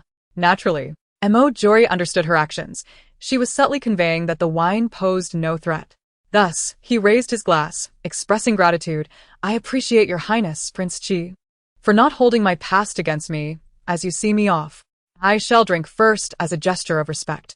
Seeing Mo Joy down the wine in one gulp, Nanxi followed suit without hesitation. As Nanxi reached for the wine jug again, Heejiran quickly stood up, grasping the jug in her hands. "Allow me. I shall serve." Observing that Heejiran still had not pressed the button, Nanxi surmised that she remained unaware of the jug's peculiarities. However, she clutched the wine jug tightly, pondering how she might pour the poisoned wine into Mo Joy's cup. This thought filled Nanxi with a sense of frustration. Yet, no matter how earnestly he expressed his desire to serve his brother personally, Heejiran always managed to seize the opportunity to snatch the jug first. Meanwhile, Heejiran meticulously inspected every dish on the table, ensuring there were no issues, before exchanging a reassuring glance with Mo Joy, encouraging him to eat heartily and without concern. Soon enough, the portion of wine devoid of poison was entirely poured by Heejiran.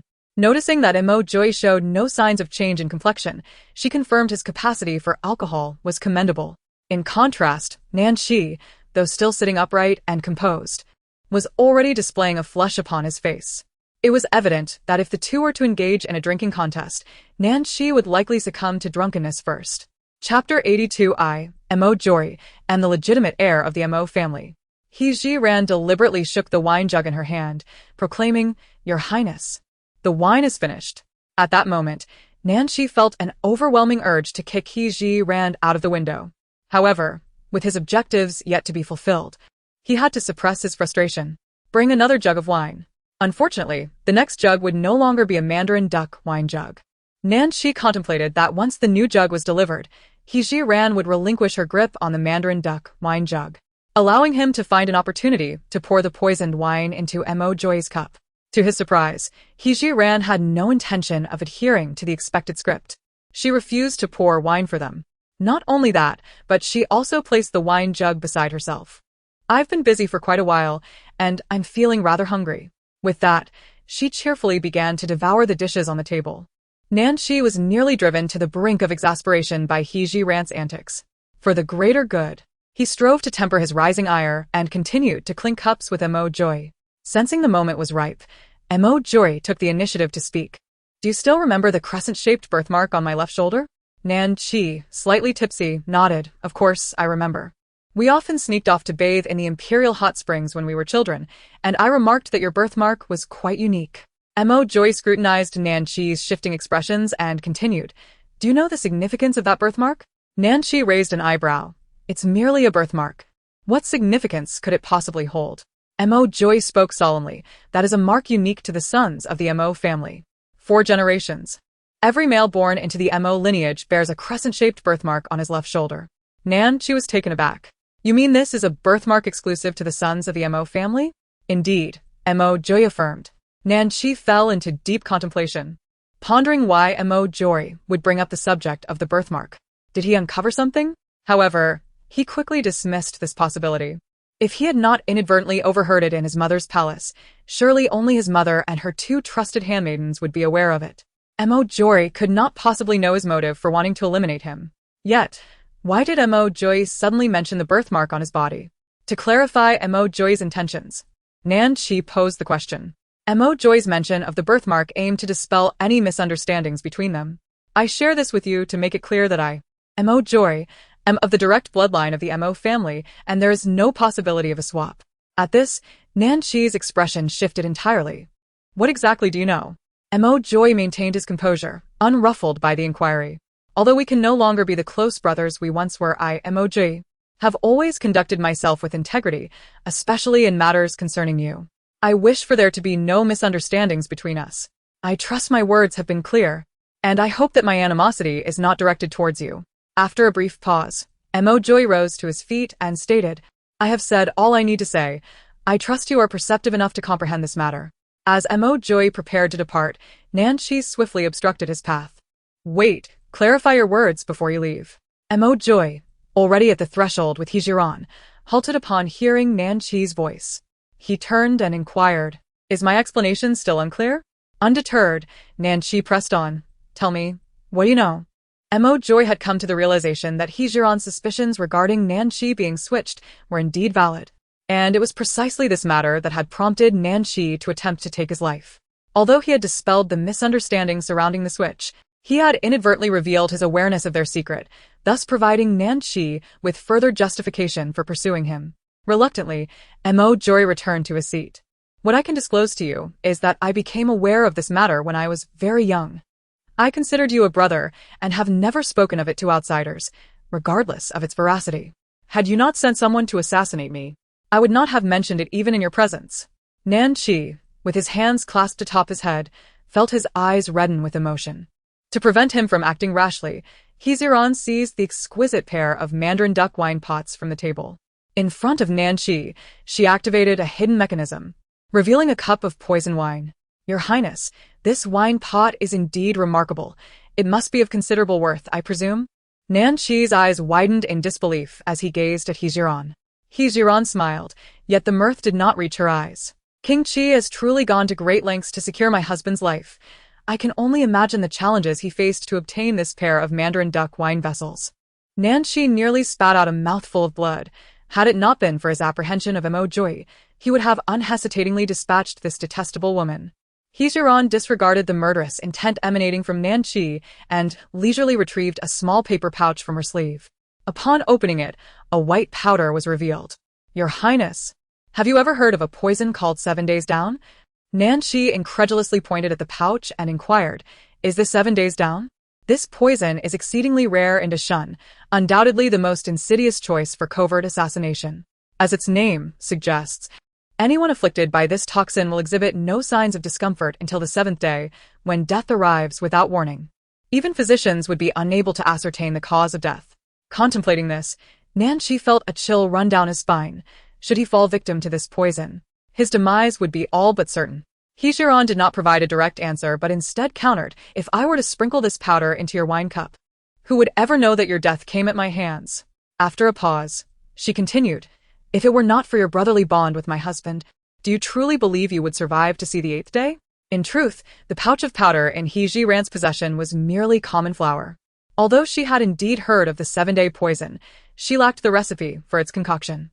Furthermore, it was said that this toxin was exceedingly precious, to the point of being valued, yet unavailable.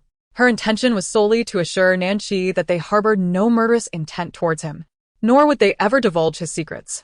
Though Mo Jioyi was unaware of the origins of He Jiran's 7-day poison, he seized the opportunity to remark, "Given my abilities, it would not be difficult for me to have you unknowingly ingest this 7-day poison. In light of our past friendship, I shall grant you leniency today, and I hope you will reciprocate." Upon hearing their words, Nanqi found it necessary to reassess the trustworthiness between himself and Mo Jioyi. Analyzing from any perspective, Mo Jioyi spoke nothing but the truth. Firstly, he had a profound understanding of Mo Jioyi's character. Mo Jioyi was a man of integrity. He had long been aware of his own secret and had not disclosed a word to outsiders. This not only indicated that Mo Jioyi had been safeguarding him, but it also confirmed that the individual who had swapped identities with him was indeed not Mo Jioyi. Chapter 83. I still owe you a perfect wedding night, as for where the error lay. Nanqi remained oblivious and could only continue his investigation in the days to come. Now, with the advantageous 7-day countdown firmly in Mo Jioyi's grasp, he had refrained from taking action even in such a fortuitous moment. This revealed a singular truth. Mo Jioyi cherished their past brotherhood deeply. After a prolonged silence, Nanqi rose slowly and personally opened the door. "Let us depart. I hope you can forget the events of today." His words, though simple, conveyed a clear message. He would no longer pursue Mo Jioyi. With the objective of their visit accomplished, He Jiran and Mo Jioyi departed the private room without any lingering attachments. Upon reaching the first floor, they spotted Fei Nanyu seated alone, sipping his drink. He faced the staircase, and upon catching sight of the two, a visible sigh of relief escaped him. He nodded slightly in acknowledgement, but offered no further words. He Jiran and Mo Jioyi mirrored his gesture, nodding in return before exiting the establishment. The driver, having received orders solely to fetch them, was unaware that the two would still be alive to leave and had already taken the carriage to the back courtyard.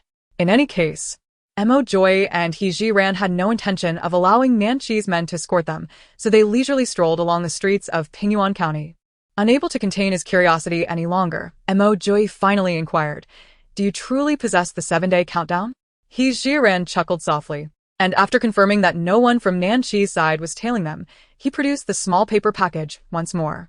She unwrapped the small paper pouch and gently blew into it, causing the white powder to disperse and raise a cloud of white dust. It was merely an illusion, a mere flower.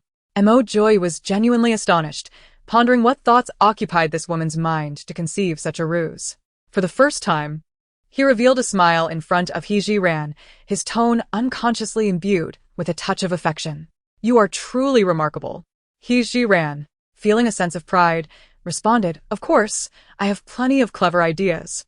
Just as He Jiran began to revel in her triumph, a carriage barreled down the bustling street towards them. Instinctively, Mo Jioyi wrapped his arm around He Jiran's waist, swiftly lifting her aside to evade the oncoming vehicle.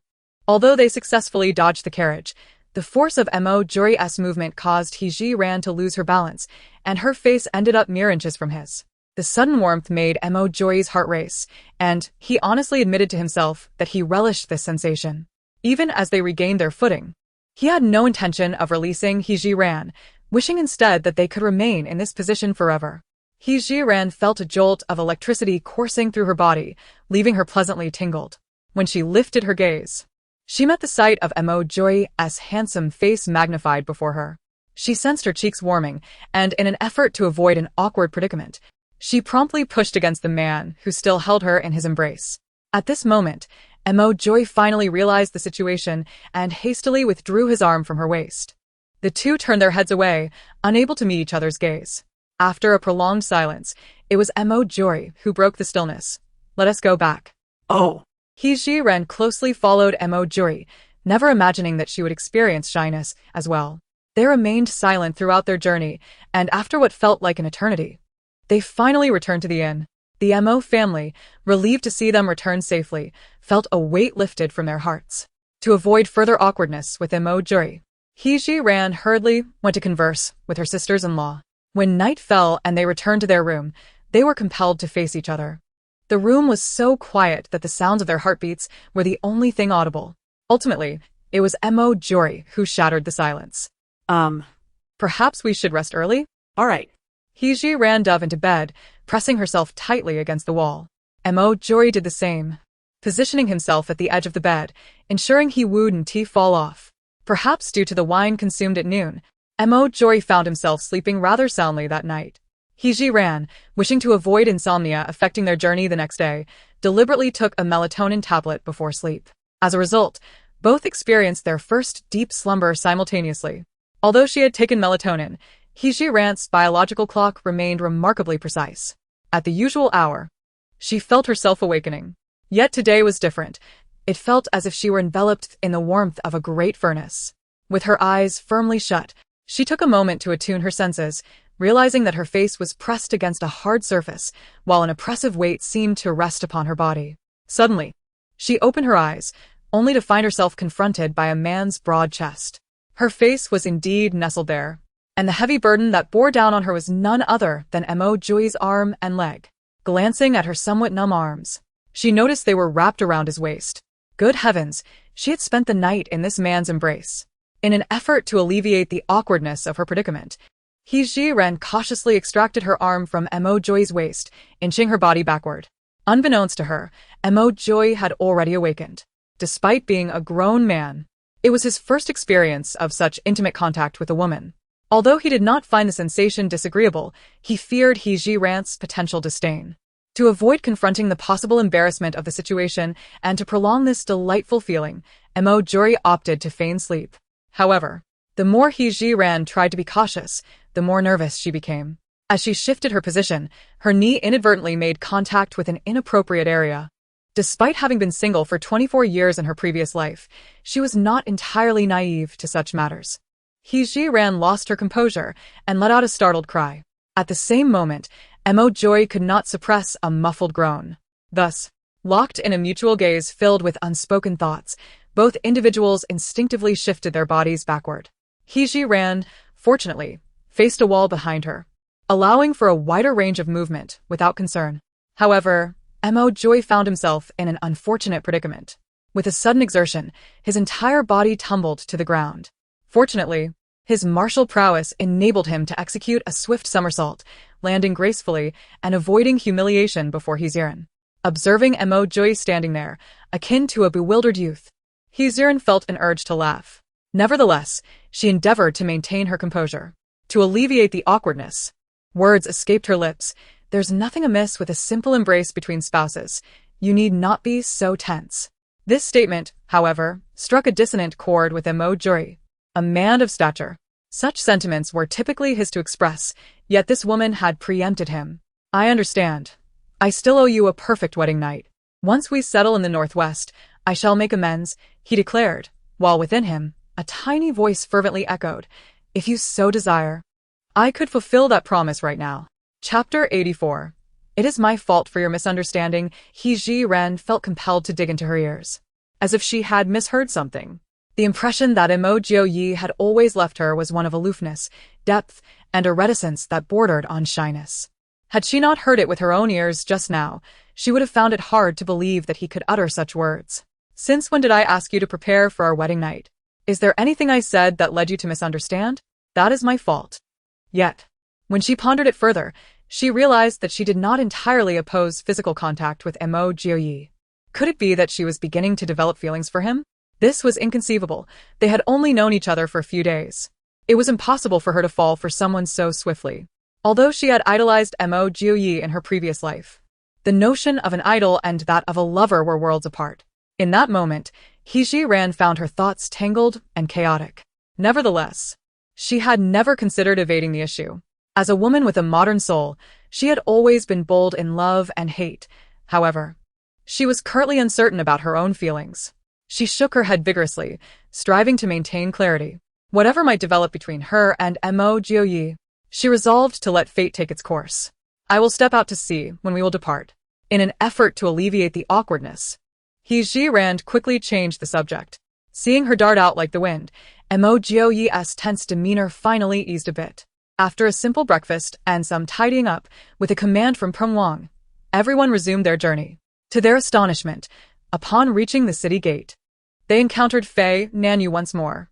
Upon witnessing the exiled troops, Fei Nanyu approached with evident intent, clearly having waited for this moment. He recognized Wang. the individual who had aided him alongside He ran on that fateful day. Fei Nanyu clasped his fist in salute towards Peng Wang, exchanged pleasantries, and then made his way into the throng, his sights unmistakably set on the direction of the Mo family. Mo Joy immediately became vigilant, suspecting that Fei Nanyu was likely dispatched by King Qi. Fei Nanyu halted before the two, addressing Madame Mo. I am aware that your journey of exile is both long and arduous. As he spoke, he produced a stack of silver notes from his garments. This is a modest token of goodwill, hoping it may provide some assistance to you. He Ran observed that the silver notes in Fei Nanyu's possession were each worth 100 taels, totaling approximately 10 pieces, which amounted to 1,000 taels of silver. For an ordinary exile, this sum would indeed be considered a fortune. However, for He Ran, who held dominion over the national treasury, it was merely a trifling amount. The fact that Fei Nanyu could present such a considerable sum in one go likely indicated it was a reward bestowed by Nanqi. Even if Nanqi greatly valued Fei Nanyu, it was improbable he would dispense such a generous amount so soon after their acquaintance. Thus, it could be surmised that Fei Nanyu had exhausted his resources to offer her this sum. He Ran felt a surge of gratitude towards Fei Nanyu, recognizing him as a man of appreciation. Nonetheless, she could not accept the silver notes he proffered. Fei Nanyu presented her with a substantial sum of silver, ostensibly to repay the kindness she had shown him on that fateful day. Had he been an ordinary individual, it might have sufficed, yet Fei Nanyu was no mere man, but a future sovereign. He would not be so naive as to consider a mere 1,000 taels of silver as a sufficient recompense for her goodwill towards him. Although she was uncertain whether their paths would intertwine again in the future, she was willing to take a gamble on Fei Nanyu's humanity. After all, the fate of Mo Jiue had already been altered in this life. To be vindicated posthumously held a vastly different significance than being exonerated while alive. Yet, the one person who could possibly ensure Mo Jiue's vindication during her lifetime was none other than Fei Nanyu. He refrained from accepting the silver, firmly stating, Mr. Fei, I cannot accept the silver. You should take it back. However, Fei Nanyu remained resolute. Madame Mo, you may not be aware, but had it not been for your assistance that day, I would scarcely have had the means to procure even a coffin for my father. Such a profound debt of gratitude is one I shall never forget. I only hope you will accept this token of appreciation to ease my conscience. Ease your conscience? How could that be possible? I intend for you to remember this favor for all eternity. He mused inwardly. Yet she resolutely pushed the banknotes back toward him. Observing this exchange, Mo Jiue stepped forward, interjecting, Sir, my wife has always been resolute in her decisions. If she says she will not accept it, she will indeed not accept it. Please do not press her further. As the couple rejected the silver that was nearly within their grasp, a sense of regret washed over all who witnessed the scene. On the path of exile, possessing this 1,000 taels of silver alleviated any concerns, likely sufficient even until the northwest. It is perplexing to contemplate the reasoning of those two individuals who so readily dismissed such a fortune. The several sisters-in-law watched with mounting anxiety. Yet they understood that He Ran was a woman of calculated intent. Her refusal of the silver must surely be grounded in her own rationale. Thus, they suppressed their urges to speak and could only watch helplessly as the banknotes were returned. Fei Nanyu realized that he would not be able to part with his silver today. With a resigned smile, he tucked the notes back into his bosom. In that case, I shall not impose upon you further. With that, Fei Nanyu leaned closer to Mo Jiuyi, whispering softly in her ear, Should I gain the means, I will assuredly assist in vindicating your name. Though his voice was scarcely above a murmur, He Ran caught enough of it to comprehend. This assurance was far more valuable to her than 1,000 taels of silver. Mo Jiuyi solemnly nodded in response, equally soft-spoken. Then I shall first express my gratitude to Mr. Fei. Fei Nanyu gently patted Mo Jiuyi on the shoulder and strode away. The journey continued, and after 3 days of travel, the fourth afternoon brought an oppressive heat. At this moment, the heavens seemed to shift. The previously clear sky turned ominous as dark clouds rolled in following a fierce wind. At the rear of the group, Zhou Laoba hastily caught up with the leading figure. Peng Wang, boss, it appears rain is imminent. Peng Wang looked up at the heavily clouded sky. The impending rain promises to be quite substantial. If we proceed 10 more miles, there lies a village where we might seek refuge from the downpour. Very well. Zhou Laoba responded affirmatively, calling out to the crowd. Hurry along, and anyone who dares to lag behind shall face the whip. The others, equally anxious to avoid the rain, quickened their pace at his command. Unfortunately, fate was not in their favor. Scarcely had they ventured forth when large droplets began to cascade from the heavens. To their misfortune, the surrounding landscape was barren, leaving them with no shelter from the deluge. Reluctantly, Peng Wang ordered them to press on. The rain intensified, pouring down like a torrent. Fortunately for the officials, each had brought a bamboo hat from the capital, but the exiled prisoners were not so fortunate, lacking any means of protection against the rain. Chapter 85. When encountering a flood, the best course of action is to ascend to higher ground. The straw hats worn by the Mo family were soon rendered ineffective, serving only to shield their faces from the relentless downpour. He Jiran, displaying remarkable adaptability, instructed everyone to extend the tents slightly, utilizing them as makeshift rain shelters. The dirt path beneath their feet grew increasingly treacherous and slippery. He Jiran and Mo Jioyi hurried to the side of the matriarch, fearing she might lose her footing. Indeed, the elderly lady struggled to navigate the terrain, relying heavily on the support of her son and daughter-in-law to maintain her balance. The sisters-in-law assisted Mo Hanyu, each offering their arms for support, all while striving to quicken their pace. Members of other families, observing the Mo family's example, closely followed in their wake. At that moment, the He family faced the gravest challenges.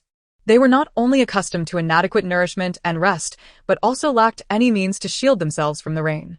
Now, They wrestled with the burden of a heavy wooden cart, struggling to advance. Their plight truly epitomized the adage, when it rains, it pours. To exacerbate their difficulties, the cart became ensnared in the mud at the most inopportune time. With the exception of He Ji Yuan, the sole able-bodied man, the remainder of the He family comprised the elderly, the frail, and women and children. Despite several individuals attempting to assist, they were unable to extricate the cart. The officials, eager to maintain their journey, showed no mercy upon witnessing the He family's lagging progress, unceremoniously administering lashes to them, causing them to cry out in distress. Considering the cart contained the Mo family's provisions and daily necessities, the situation was dire. Entrusted the care of the elderly matriarch to He Ji ran and strode purposefully towards the wooden cart. Upon his approach, the He family ceased their anguished cries. Without a glance at them, firmly grasped the handles of the cart and, with a determined effort, pulled it free. As he began to distance himself with the cart in tow, He Ji Yuan wiped the rain from his face and hurried to follow suit, instinctively assisting in pushing the cart. With this initiative, the He family finally managed to keep pace. He Ji Yuan observed the solitary figure ahead with gratitude. "Thank you for your assistance." S choice to pull the cart was not motivated by a desire to aid the He family. Hearing He Ji Yuan's expression of thanks, he replied coldly, "I act for my own provisions. Do not read too much into it." He Ji Yuan's gratitude was heartfelt, regardless of his attitude. He had alleviated an urgent crisis for the He family. "Regardless, we are grateful," he insisted. Chose not to respond further, instead lowering his head and continuing to pull the cart. The rain poured relentlessly, showing no signs of abating. The water accumulating on the road quickly rose above the ankles of the group. An inexplicable sense of foreboding surged within He Jiran. In ancient times, roads lacked drainage facilities, and should the downpour persist, unforeseen calamities might arise. At that moment, Peng Wang pointed ahead and urged, "Everyone, quicken your pace. The village is not far ahead." He Jiran followed the direction of Peng Wang's finger, and through the rain, a village could be faintly discerned. As if beholding a glimmer of hope, the crowd quickened their pace once more. Soon, they followed Peng Wang's lead to the village entrance. Fortunately, the water on the ground here was not as deep as it had been on the road. Peng Wang appeared quite familiar with the village, guiding everyone along the path until he halted before a fairly sizable courtyard and knocked on the door. "Is Lu Lijing home?" he called out. But perhaps due to the torrential rain, his shouts received no response. Reluctantly, he pushed the door open and entered. Before long, the door swung open again, revealing an elderly man who seemed to be in his 50s or 60s, accompanying Peng Wang. Pointing at the throng gathered at the entrance, Peng Wang addressed Lu Lijing. "All we require is a place to take shelter from the rain." Lu Lijing, taken aback by the multitude standing outside, stammered, "Sir, with so many people, I fear my home may not suffice." Peng Wang reassured him, "As long as it provides cover from the rain, a little crowding will be manageable." To preempt any further objections from Lu Lijing, he beckoned the crowd to enter the courtyard. With no other option, Lu Lijing reluctantly opened the doors to his two side rooms. Only these 2 rooms are unoccupied. You may manage as you see fit, sir. Peng Wang chose one room for himself and the officials, while the rest of the group filed into the other room. Upon finding a place to shield themselves from the rain, the crowd surged in eagerly. Fortunately, the space in the side room was ample. Although all the prisoners had to stand closely together, at least they were no longer subjected to the rain. The torrential downpour showed no signs of ceasing or diminishing. Water was beginning to accumulate in Lu's yard, with ominous signs of encroaching into the house. Standing at the doorway, a member of the Fong family shouted in distress. "Oh no! The rainwater is flooding into the house." He ran, for reasons she could not comprehend, felt an inexplicable surge of anxiety.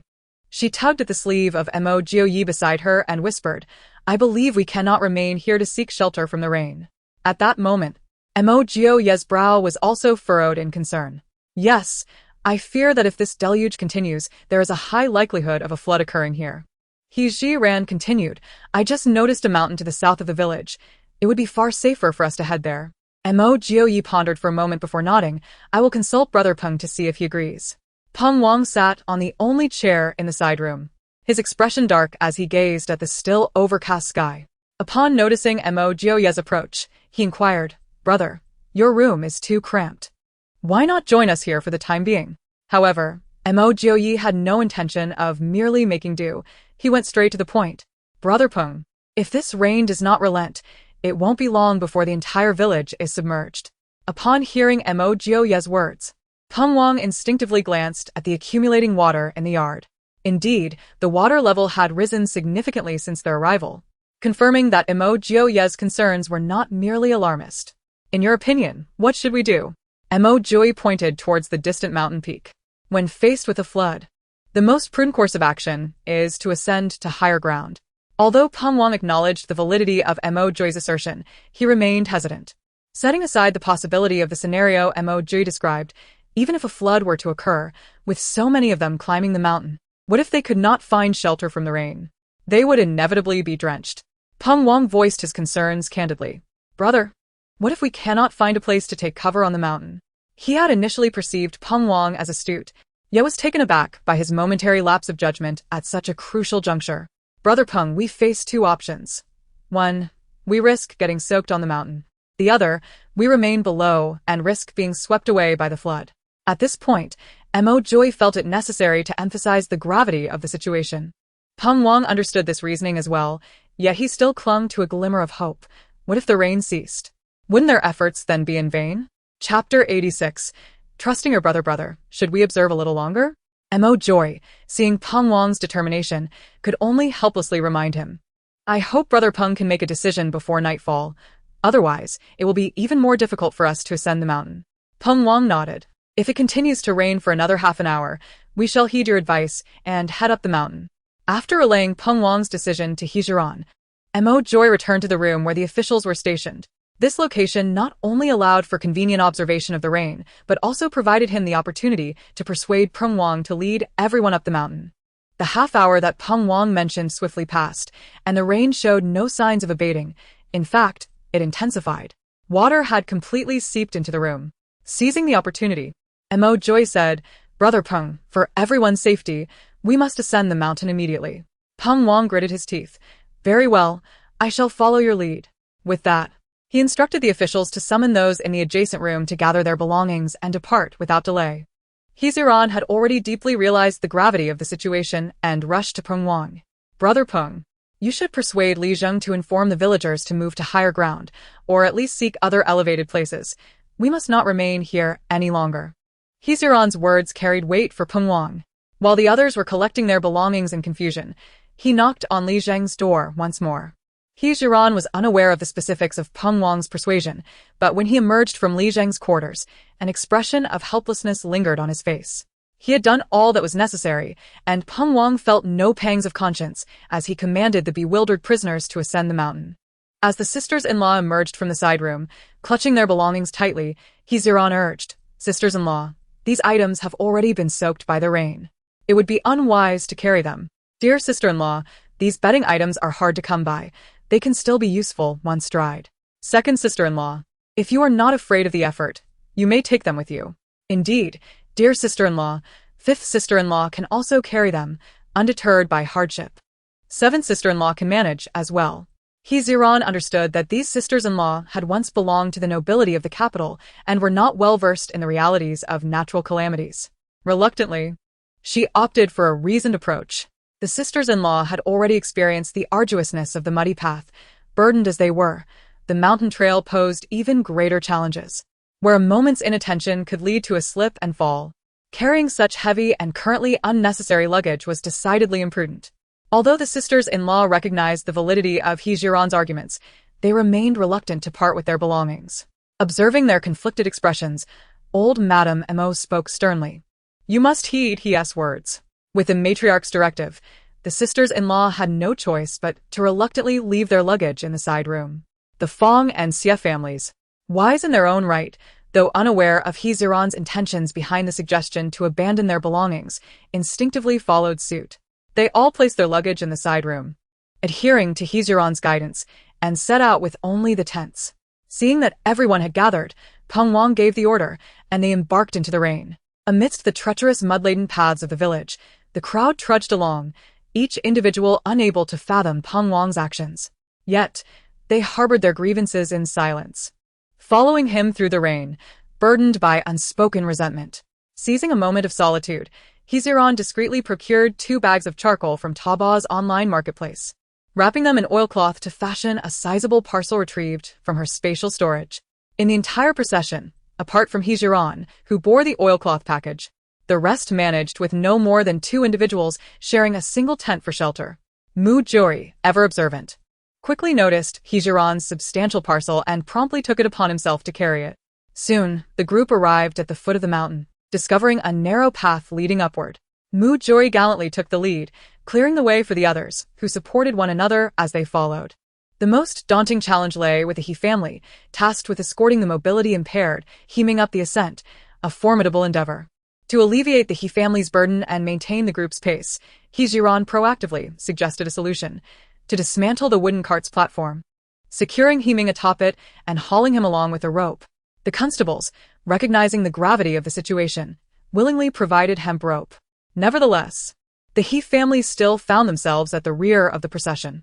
Fortunately, as they neared the mountainside, they stumbled upon a nearby hollow. In He Jiran's assessment of potential dangers, this spot presented the most suitable refuge for the group, despite the absence of shelter from the elements. The lack of trees rendered it safer, ensuring that even amid thunder and lightning, they would remain unharmed. Moreover, she took into account the potential for landslides due to the inclement weather. Consequently, seeking refuge from the flood in that mountain hollow proved to be the most prudent choice. She proactively suggested to Peng Wang that they should head there. Initially, Peng Wang was somewhat reluctant, as he had intended to find a cave, at the very least to shield them from the rain. He Jiran had to elucidate her reasoning for this course of action. Although Peng Wang found her concerns somewhat exaggerated, he ultimately conceded, recalling her capabilities. To their astonishment, upon arriving at the mountain hollow, they were delighted to discover 3 caves of varying sizes.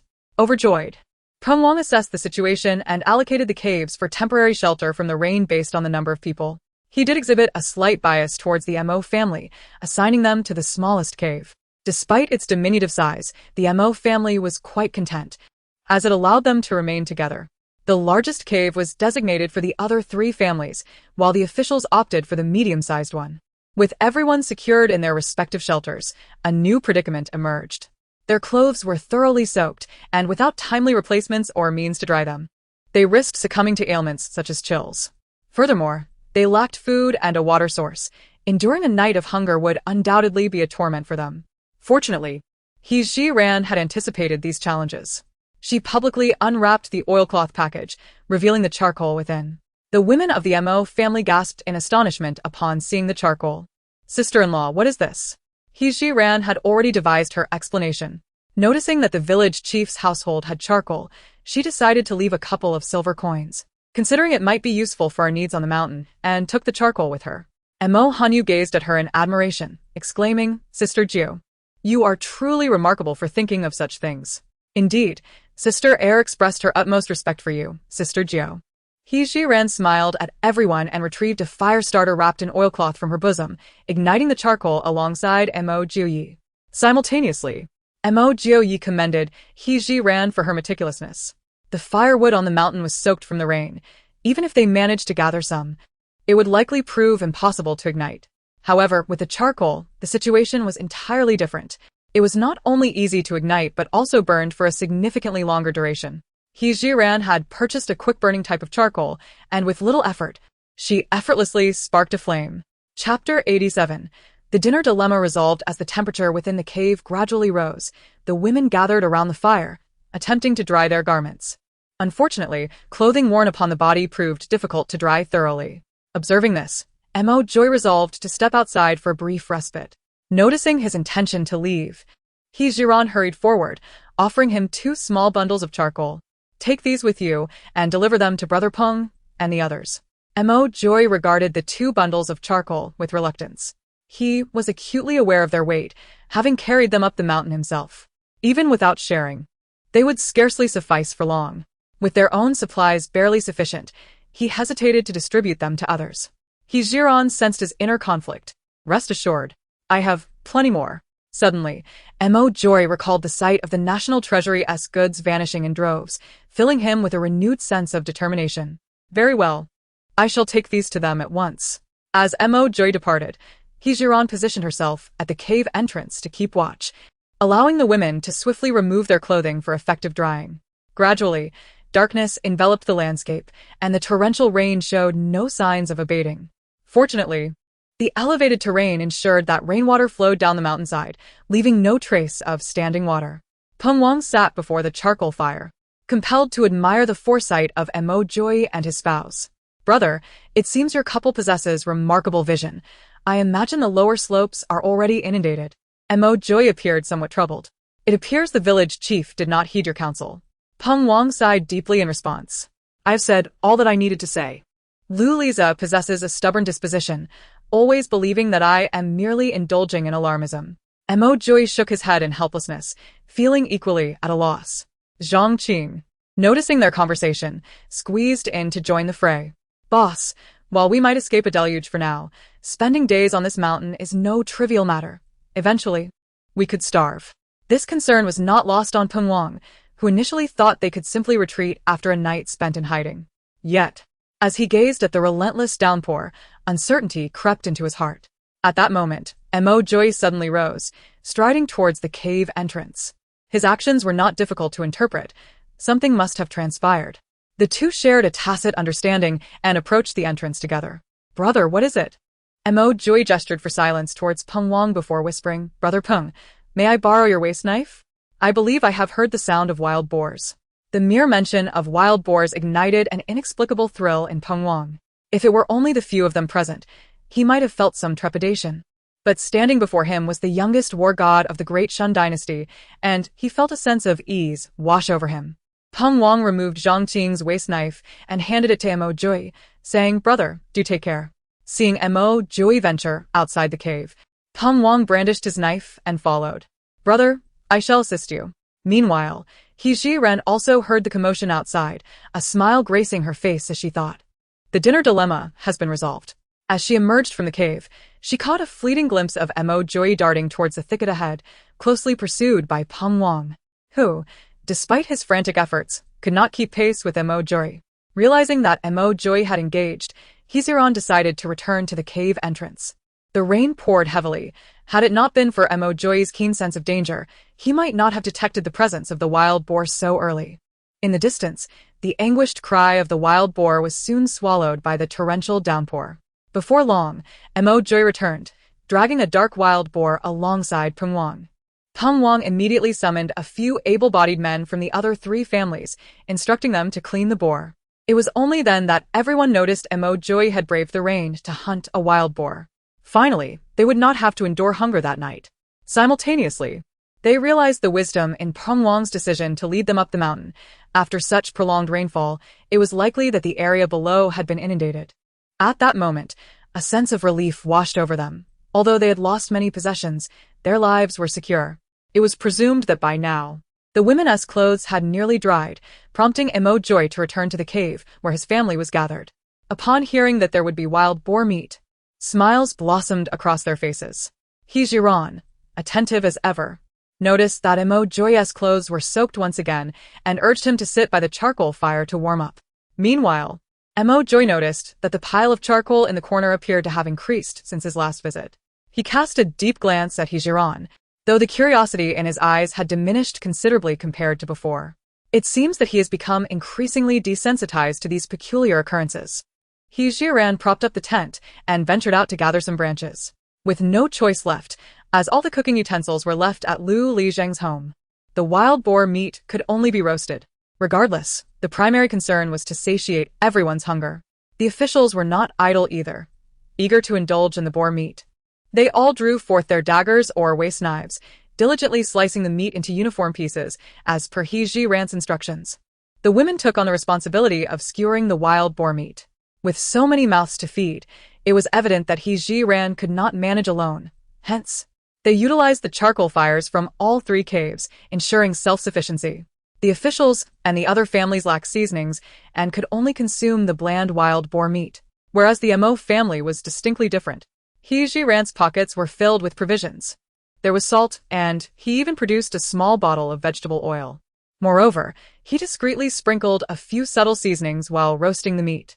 One must admit, the Mo family's dinner was exceptionally delectable. The He family, too, benefited from the heavy rain today, experiencing for the first time the same treatment as the others. The officials did not provide them with black-face buns to eat. They could not simply watch them go hungry, especially since one wild boar yielded a substantial amount of meat, more than sufficient for such a large gathering. Consequently, Peng Wang turned a blind eye, allowing them to partake in the wild boar meat without restriction. As the crowd had just finished their meal and were preparing to rest, a faint cacophony reached their ears, accompanied by the sorrowful cries of women and children. Hejiran exchanged a glance with Mo Jioyi. It must be the villagers, Mo Jioyi asserted with certainty. Indeed, the situation below appears to be more dire than we had anticipated. Hejiran expressed her apprehension. The sounds of weeping and footsteps grew ever closer.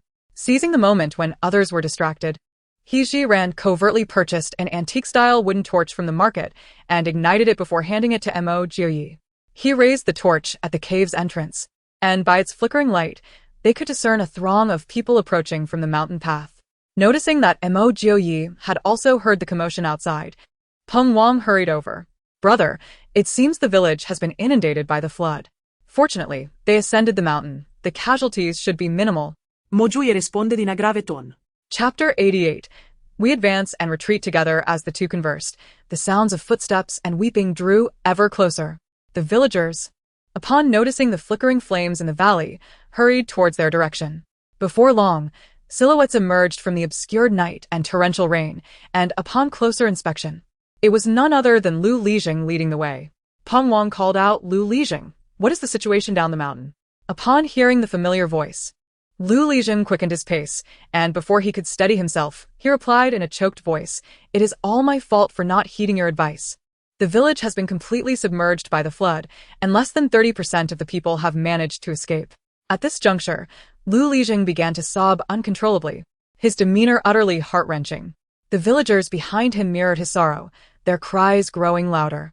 A congregation of approximately 40 to 50 villagers gathered at the entrance of the cave, predominantly young individuals, with the elderly, women, and children comprising only a fraction of the group.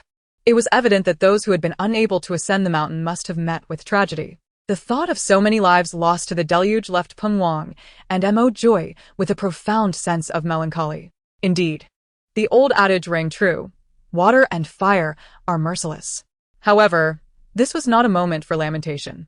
Peng Wang surveyed the scene and promptly made a decision. All the women and children would take refuge in the Mo family's cave, while he, accompanied by the officials and the male prisoners, would occupy the largest cave. They would relinquish their shelter to the villagers, for it was unthinkable to leave them without a place to stay, even if it meant a tighter squeeze for themselves. Having arranged everything, Mo Joy and Hejiran delivered some charcoal to the villagers, allowing them to dry their clothes. As for food, they had yet to devise a solution. Just after Mo Joy and Hejiran handed the charcoal to Lu Lizheng, a sudden cry emerged from the crowd. "Lizheng, my husband Li Taizhu has fainted. What should we do? Our village's doctor has been swept away by the flood. Who can help my Taizhu?" Upon hearing this, Hejiran immediately stepped forward. "I possess some medical knowledge. Allow me to take a look at him. Lu Lijing hesitated, wary of the fact that the volunteer was a very young woman. He found it hard to believe that someone so youthful would have any medical expertise. Peng Wang, however, perceived his inner conflict. Lu Lijing, the Mo family woman, is no ordinary doctor. To call her a divine healer would not be an exaggeration. Faced with Peng Wang's lofty endorsement, He Jiran set aside her modesty. She urged Lu Lijing, the situation is urgent. We cannot afford further delays. We still do not know the patient's specific condition, and any delay in treatment could cost a life. Lu Lijing, trusting Peng Wang's words, quickly instructed everyone to clear the area to facilitate He Jiran's examination of Li Taizhu. Utilizing the flickering firelight, He Jiran assessed the patient and soon gasped in alarm. The lymph nodes beneath Li Tiezhu's forehead were swollen, leading her to immediately suspect the plague. She turned to the villagers and inquired, "Is there a family member of his present?" "I am Li Tiezhu's wife." The speaker is the woman who just discovered Li Taizhu collapsed and in need of help. Noticing the woman's anxiety, He Jiran said earnestly, "Do not panic. Please answer my questions with sincerity." "Very well. Prior to his fainting, did he experience chills, high fever, severe headaches, occasional vomiting, and difficulty breathing?" The woman from the Li family nodded continuously as she listened to the symptoms He Jiran articulated. "You are correct. My Taizhu has indeed exhibited such symptoms over the past few days." In her agitation, the woman grasped He Jiran's sleeve and asked anxiously, "Doctor, could it be that my Taizhu has contracted a grave illness?" Based on Li Tiezhu's symptoms, they closely resemble those of the plague. To further affirm her diagnosis, He Jiran turned to seek Lu Lijing, pulling him aside. "Lu Lijing, has there been an increase in the rat population in your village recently?" Upon hearing her mention of rats, Lu Lijing sighed deeply. "Do not mention it.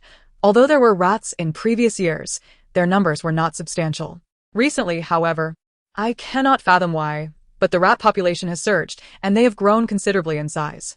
Just yesterday, I discovered several dead rats in my storage room." After hearing Lu Lijing's response, He Jiran's expression grew even graver. "Lu Lijing, Li Taizhu is likely afflicted with the plague." "The plague?" Lu Lijing was instantly taken aback. He was not unfamiliar with this term. Over 20 years ago, he had heard of such a disease occurring in a county several hundred miles away. Initially, the court dispatched numerous imperial physicians to provide aid. However, they ultimately succumbed to the very plague they sought to combat. In a desperate measure to prevent the further spread of the disease, the court was compelled to seal off the afflicted county. The plight of the townsfolk was heartrending. Either they perished from illness or were trapped, with none surviving the ordeal. Contemplating this, Lu Lijing felt his legs weaken. "Doctor, no. Divine healer, I implore you to save us." As he spoke, Lu Lijing fell to his knees before He Jiran, bowing fervently. Mo Jiuyi, standing at the cave's entrance, sensed something amiss and hurried over. At that moment, He Jiran was assisting Lu Lijing to his feet. Mo Jiuyi inquired in a grave tone, "What has transpired?" To prevent inciting panic among the villagers, He Jiran silently mouthed the words plague to Mo Jiuyi. Upon hearing this, even Mo Jiuyi, accustomed to the cycle of life and death, could not suppress his shock. "How could this happen?"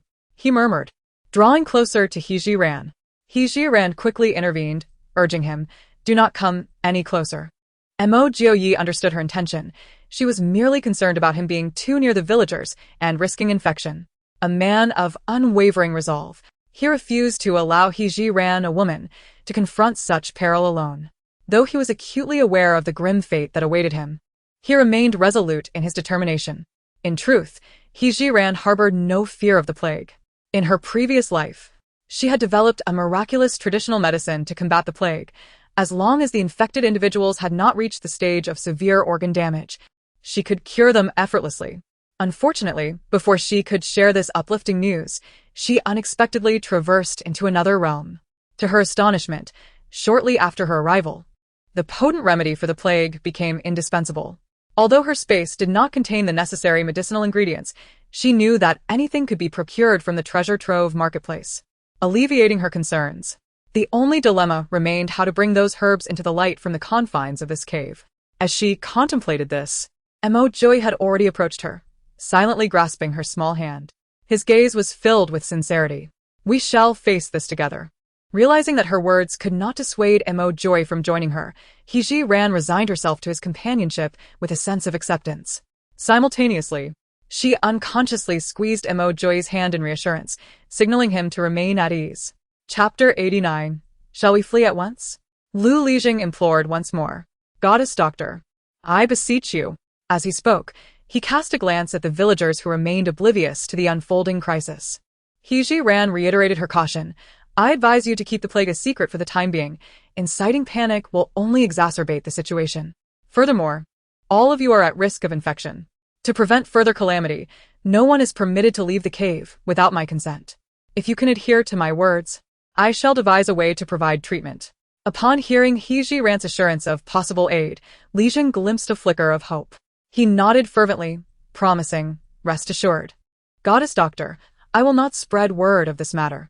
With Lu Lijing's commitment, He Ran discreetly retrieved a pouch of silver needles from her sleeve. Unable to concoct a remedy for the plague at that moment, she resolved to use acupuncture to temporarily stabilize Li Tieju's condition. Skillfully, she inserted the silver needles into several acupoints on Li Tieju's body. Mo Juri silently stood by her side. After approximately a quarter of an hour, Li Tieju's breathing became noticeably steadier, though he remained unconscious. He Ran withdrew the needles and informed Li's wife that he should regain consciousness within half an hour. Grateful beyond measure, Li's wife believed her husband to be out of danger. Thank you, doctor, for saving his life. He Ran wished to convey to her that Li Taiju had merely experienced a temporary reprieve and was not yet free from peril. The relief evident on Li's wife was palpable, yet she refrained from speaking. Moreover, He Ran believed that there was no necessity for isolating everyone at this juncture. Those who needed to have already come into contact. To speak plainly, if the individuals present did not promptly take preventive medication, they all stood a chance of contracting the plague. He Ran rose solemnly and beckoned Mo Jioyi to the cave entrance. I require your assistance. Mo Diuye. Recognizing the urgency of the situation, resolved to cooperate fully. Just tell me what you need me to do. He Ran outlined her proposed plan in hushed tones, audible only to the two of them. Without hesitation, Mo Jioyi nodded. All right, I will speak to Brother Ping immediately.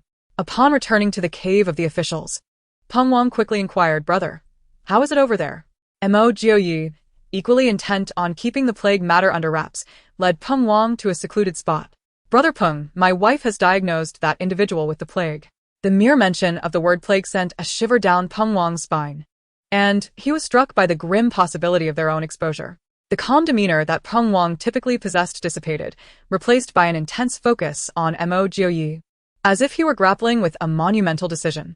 Brother, shall we flee at once? Peng Wang was acutely aware of the government's approach to handling the plague. Anyone infected had no chance of survival. It was this very knowledge that rendered him paralyzed with fear. He certainly did not wish to be trapped somewhere, awaiting death. If he fled now, at least there remained a glimmer of hope. Mo Joy's arrival was not merely to inform Peng Wang to devise a plan, but rather to carry out a mission from He Ran. Brother Peng, we cannot leave. Peng Wang, perplexed, replied, If we do not leave, do you intend to remain here and wait for death? In truth, Mo Joy felt a surge of anxiety as well. He had so many family members here. Should they succumb to the plague, none would escape alive. Nevertheless, he chose to place his faith in He Ran. Brother Peng, my wife just mentioned that she observed some medicinal herbs on the mountain which may potentially prevent and treat the plague. Peng Wang did not dispute He Ran's medical expertise. However, he understood that the plague was unlike other ailments. Not only did it spread rapidly, but it was also notoriously resistant to cure. Brother, I know you are a strong man, but consider your family. What if the treatment fails? Would we not all perish here? Mo Joy remained steadfast in his belief in He Ran, undeterred by Peng Wang's concerns. Brother Peng, grant us some time. I will accompany my wife to gather herbs. Given the flood below, escaping from here is impossible. Why not allow her a chance? Upon reflecting on the deluge below, Peng Wang realized the truth of their predicament. Thus, if they were to survive, they could only place their final hope in He Ran. Very well. Be swift and return safely. With that, Peng Wang handed 2 straw hats to Mo Joy. Mo Joy donned a conical hat and cast a reassuring glance at Peng Wang before turning to depart. As He Ran sought Mo Joy's assistance, a sense of foreboding washed over her. Her secret would soon be laid bare before the latter once more. Setting aside her doubts regarding Mo Joy's character, she found herself compelled to prioritize the pressing matter of the potential plague, given the multitude of people around them. The two of them, cloaked in their hats, hastened along the path they had originally traversed. As darkness enveloped the surroundings and the ground turned treacherously slick, Joy held tightly to Heejiran's small hand, unwilling to loosen his grip for her safety. Heejiran mused that since her secret was bound to be revealed, a little more intrigue would not matter. Thus, she retrieved a luminous pearl from her spatial pocket, a gem sourced from the National Treasury. The moment the pearl emerged, the environment around them sprang into vivid clarity. Joy cast a curious glance at the pearl, nearly succumbing to the urge to inquire about its origin. However, upon reflection, he recognized that her sudden production of the pearl was no different from her earlier retrieval of charcoal and various other items. It seemed she possessed a sort of treasure pouch. Otherwise, he could conjure no other plausible explanation for her actions. This was the first instance Heejiran had drawn an item from her spatial pocket in Joy's presence, a revelation that far exceeded mere concealment. Although a sense of inexplicable guilt gnawed at her, she swiftly pointed to a nearby flat area, exclaiming, "Let us proceed there." Joy nodded, leading the way ahead. The two individuals arrived at the clearing described by Heejiran, where a tent suddenly materialized before them. This tent, a military-grade model stored within Heejiran's medical facility, was unparalleled in both appearance and functionality. While Joy was momentarily taken aback, Heejiran had already taken his hand and led him inside. The absence of the heavy downpour brought him an immediate sense of relief. To prevent any passerby from noticing anything amiss, Heejiran promptly stored the luminous pearl within her space upon entering the tent. "There are medicinal herbs in the storage for the National Treasury. To avoid raising suspicion, we shall remain here for an hour before returning," she stated. Joy nodded in agreement. Observing his perceptiveness, Heejiran retrieved 2 chairs from her space. "Please sit and rest for a while. I will prepare the medicinal herbs," she instructed, and with that, her consciousness entered her spatial realm. At this moment, her treasure trove proved to be of great utility. As she opened her treasure trove, she first reviewed the income generated by her shop over the past 2 days. Chapter 90. Sibling, is this truly appropriate? In the past few days, 3 items have been sold in the shop, netting a profit of 980,000 after expenses. After reviewing the figures, Heejiran promptly began to search for medicinal herbs. What she required were freshly harvested herbs. Only in this manner could they convince others that these herbs had just been gathered from the mountains. Fortunately, the treasures within the marketplace were abundant. Heejiran, now financially robust, felt no burden in her expenditures.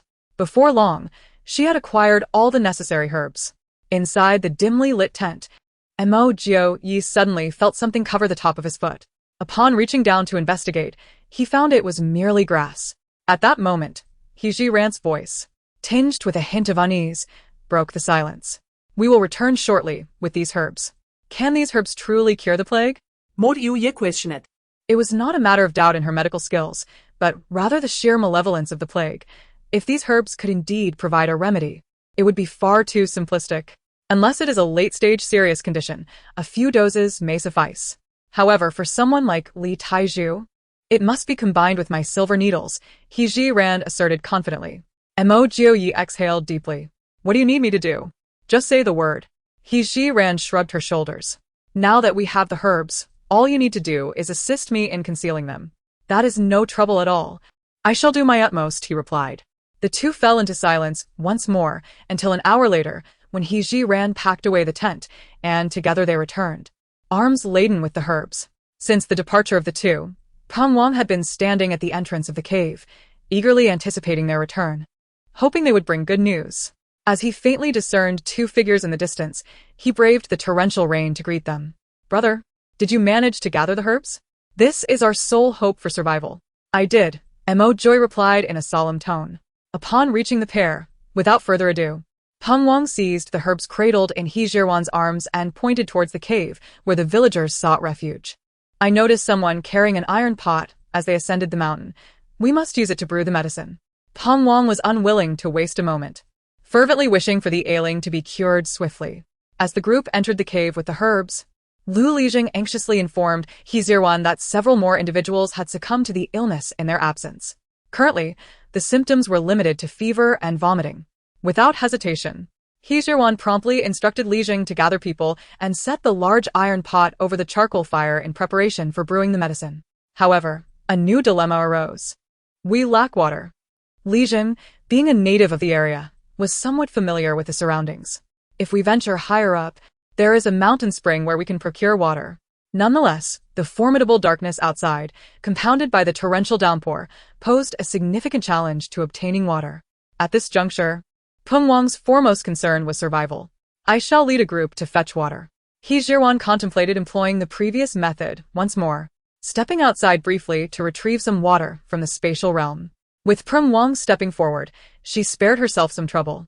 Those privy to the situation understood its gravity. Thus, they acted without delay. Peng Wang borrowed several water containers from the village head and summoned a few constables to fetch water in the rain. Within less than an hour, just as Mo Joy began to worry and considered checking on them, Peng Wang and the others returned with water. Lu Lijiang arranged for the medicine to be brewed while He Jiren inquired into the current conditions of the villagers. Once the first pot of medicine was ready, He Jiren instructed the villagers to take their dose, reserving the remainder for the constables. The second pot was designated for the exiled individuals. The immediate situation required treating the ill while preventing illness in the healthy. After everyone had consumed the medicine, dawn broke. Fortunately, the heavy rain had ceased by that time. Peng Wang promptly dispatched someone down the mountain to assess the situation. The news brought back by the constables was even more dire than anticipated. The village had been submerged.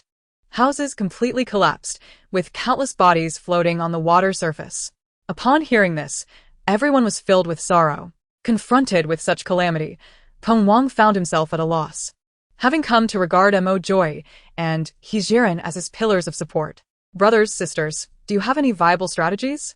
In response, Mo Joy too experienced a sense of helplessness. Given the current circumstances, it seemed they could only await the authorities' intervention.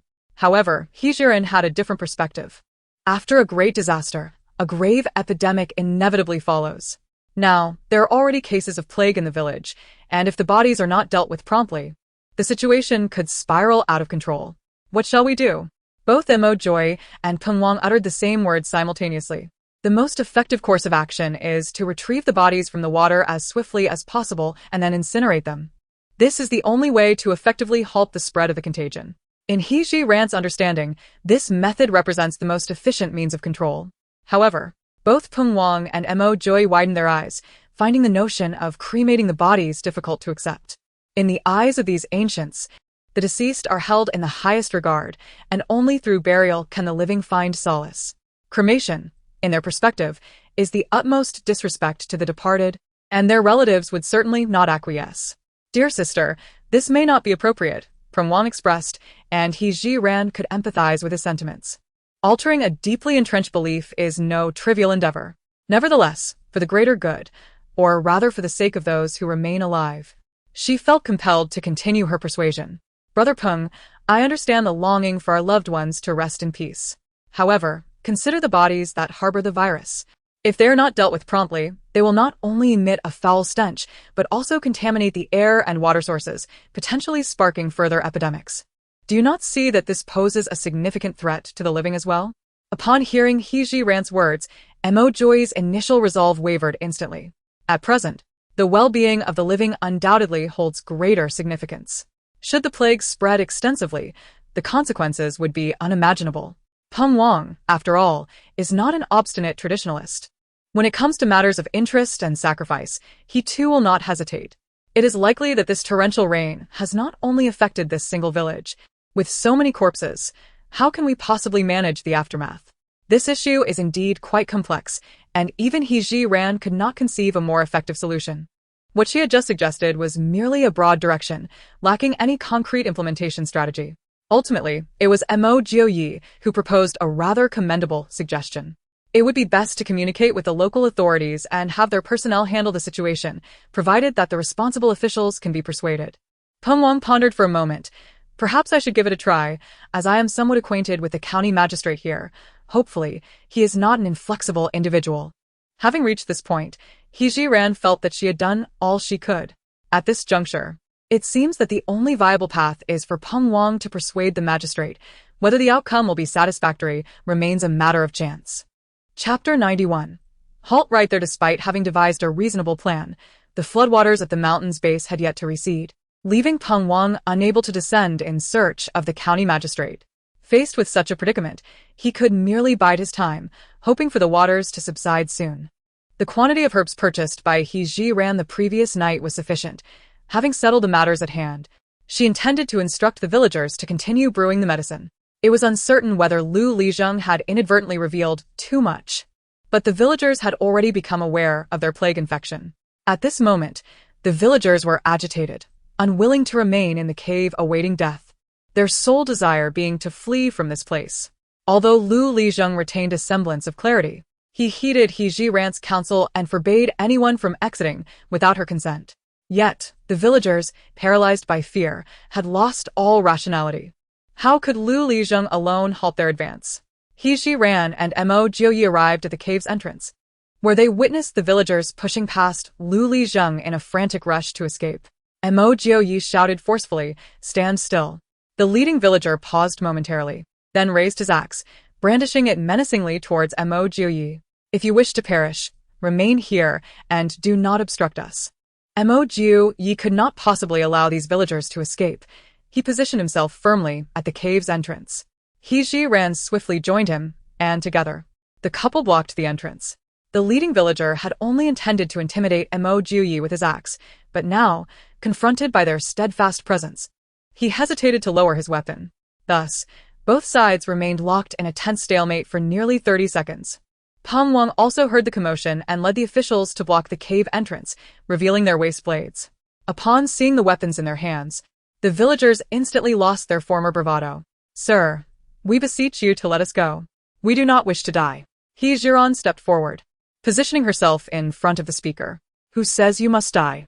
One villager, with a troubled expression, replied, "Some among us have already contracted the plague. If we do not leave this place, and the authorities find out, they will surely imprison us and burn us alive." Upon hearing this, He Jiran patiently inquired, "Did you all take the medicine last night?" The villagers, confused, nodded in unison. He Jiran then pointed to Li Taiju, who was supported by his wife. "Speak truthfully. Do you not feel that your condition has improved significantly since yesterday?" Li Taiju instinctively touched his jaw, realizing that the swelling had indeed subsided. He Jiran then turned to the other villagers who had exhibited symptoms. How about you? "Have the fever and vomiting subsided?" They numbly nodded, one stating, "Since I took the medicine, I have not vomited again. Aside from feeling a bit dizzy, all other symptoms have vanished." He Jiran nodded in acknowledgement and surveyed the crowd once more. "Did you hear that? Those who have contracted the plague have shown improvement after taking my medicine. Given this situation, if you continue with the treatment, I assure you that within 3 days, you will recover completely. You have undoubtedly heard of the grave severity of the plague. Those who succumb to its grasp face virtually no chance of survival. If you wish to evade death, it is imperative that you remain here and continue your treatment. Of course, should you insist on departing, I shall not impede your choice, as long as you do not harbor regrets." After listening to He Jiran's words, the villagers found themselves in a state of hesitation. What was said indeed held merit. Even if they fled from this place, they would be devoid of medical assistance and lacking a refuge, rendering their escape a futile endeavor. Soon, some began to comprehend this harsh reality. "I shall not leave. If death awaits me, at least it will be in my homeland. I shall also remain. I cannot spread this virus to others." Seizing the opportunity, Lu Lijeng continued to persuade them, and gradually, the villagers regained their composure and returned to the cave. He Jiran entrusted the herbs to Lijeng, instructing him to organize the preparation of the medicine. The commotion had attracted the attention of the exiles and officials, who became aware of the plague.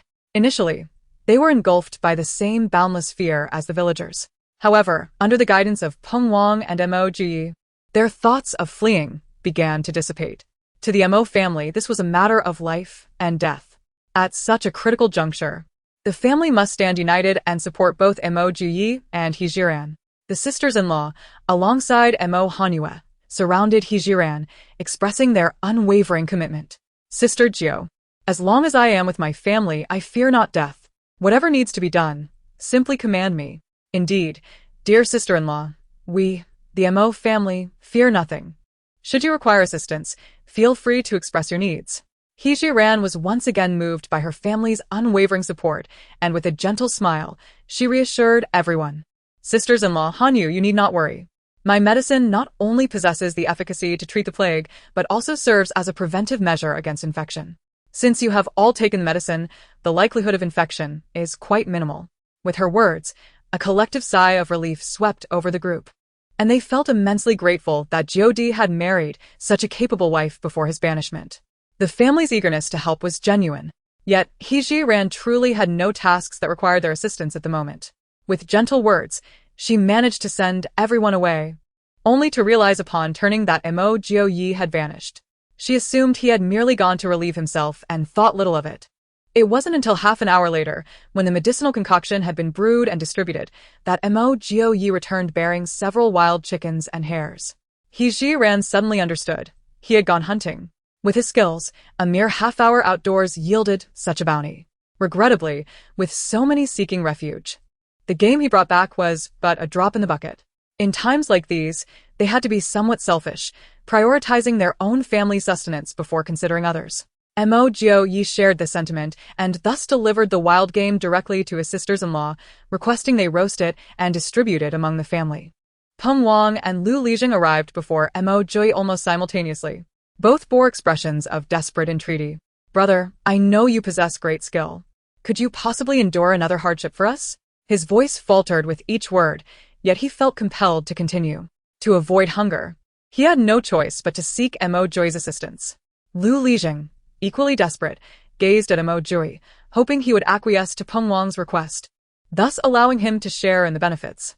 Even a bowl of chicken soup would be a blessing at this moment, let alone a feast. Given Mo Jio's exceptional abilities, under normal circumstances, he could effortlessly procure game from the mountains. However, today was extraordinary. The roads were treacherous, and perhaps due to the heavy rain, even with his nimble skills, he had ventured far and only managed to capture a few wild chickens and rabbits. Chapter 92. The heart races when encountering someone you adore. Though He-ji-ran had not witnessed the arduous task of Mo Jio-yi hunting for prey, the current surroundings allowed her to surmise that hunting game after the torrential rain would be quite challenging. As she observed Mo Jio-yi about to decline, she interjected, "My dear husband, our supply of herbs is dwindling. Please take me with you to hunt. It will provide an opportunity to gather some herbs as well." Given Mo Jio-ye's understanding of her, it was evident that her request was not merely about foraging for herbs. Consequently, his instinctive refusal was swiftly swallowed. "Very well, let us proceed now." Seeing Mo Jio-yi offer no objections, Peng Wang instinctively believed he had acquiesced to the request. Trusting the two completely, he had no concerns about their potential escape. Mo Jio-yi led her up the mountain, navigating the slippery path, which posed a significant challenge for He-ji-ran, who lacked lightness in her steps. Fortunately, with Mo Jio-yi holding her hand, she managed to maintain her footing. He-ji-ran, with her modern sensibilities, paid little mind to their intertwined hands. However, for Mo Jio-yi, it was a different matter entirely. As he walked ahead, warmth would occasionally wash over his face, and his heart raced to an uncontrollable rhythm. This was not the first time he had experienced such feelings after physical contact with He-ji-ran, compelling him to take notice. During his time in the military, he had heard his married comrades speak of the phenomenon where one's heart quickens in the presence of someone they cherish. Could it be that he harbored feelings for He-ji-ran? Did not reject this feeling. Rather, he found it quite delightful. With this thought in mind, he instinctively tightened his grip on He-ji-ran's hand. Unable to see his face, He-ji-ran assumed his actions were merely an attempt to protect her better. With a touch of nervousness intertwined with a sense of beauty, led her to a spacious area. He was aware that He-ji-ran's purpose for accompanying him was not genuinely to gather herbs. Noticing that she showed no intention of stopping, gently inquired, "Where do you intend to go?" He-ji-ran had no particular destination in mind. Her primary reason for following him was to purchase some items from Taobao. Surveying the surrounding environment, she found it rather pleasant. If it weren't for the torrential rain the night before, or if they weren't both exiles, she would have truly wished to linger here and relish the beauty of nature. However, for now, she had to remain pragmatic. Although there were many things she no longer concealed from, the thought of producing supplies from her spatial storage in broad daylight before him felt akin to performing magic, which she found quite challenging. "Why don't you wander about and search for prey? I can stay here and call you back when I'm ready," she suggested. This notion of seeking prey was merely a pretext. Throughout their journey, they had not encountered a trace of any quarry, and He-ji-ran was simply looking for an excuse to divert him. naturally understood her intentions. All right, I shall move further away. If you find yourself in danger, just call out. Rest assured, should any danger arise, I shall certainly call you back to rescue me. As Mo Joy ascended, he glanced back repeatedly, harboring a flicker of hope that He Ziran might urge him to stay. However, He Ziran remained silent, not uttering a word to retain him. It was only after Mo Joy's figure had vanished that He Ziran made her way beneath a dense thicket. After surveying the surroundings, her consciousness swiftly entered the spatial realm. She retrieved her phone and procured a day's worth of herbs for those individuals. Additionally, to assist Mo Joy in hunting, she acquired 10 live carnivorous rabbits. Wild chickens had become a protected species in later times, unavailable for purchase in the marketplace, yet wild chicken eggs were indeed on sale. Although the price of wild chicken eggs exceeded that of ordinary ones, they were, at least, accessible. Once she had gathered these provisions, He Ziran called out in the direction Mo Joy had departed. Mo Joy, I am ready. She shouted twice, yet received no response. Anxious, He Ziran ascended the slope, intent on searching for him. After traversing less than 100 meters, she spotted a familiar silhouette. Mo Joy approached, shouldering a wild goat. He heard her call but was in the midst of pursuing the goat, fearing that any sound might startle it away, which is why he did not respond immediately. Once he secured the goat, Mo Joy dared not linger, swiftly hoisting the creature and striding towards He Ziran. Upon seeing the goat on Mo Joy's shoulder, He Ziran felt a twinge of regret. Had I known he could still hunt goats, I would have procured one for myself from Taba. Mo Joy had already approached her with determined strides, and after a moment's hesitation, he feigned composure and took her hand. Let us go. Upon witnessing the living carnivorous rabbits, Mo Joy felt a surge of astonishment. How could it be that he, with all his skills, could not find such a multitude of wild rabbits? How had He Ziran managed this? Could it be that these rabbits originated from her magical pouch? Yet, he swiftly reassured himself with a familiar rationale. Such matters were secrets beyond inquiry. Once he had gathered his thoughts, Mo Joy sought out some branches, binding them together with vines to fashion a makeshift raft. The two of them returned to the cave, hauling a raft laden with goods. Peng Wang's eyes sparkled at the sight of their bounty. Brother, sister-in-law, you have worked tirelessly. In these extraordinary times, ensuring that everyone does not go hungry is entirely your accomplishment. Regardless of the accolades, the two were indifferent. Their foremost hope was for their family to reach the northwest safely. Brother Peng, you are too kind. We merely lent a helping hand, Mo Joy replied politely.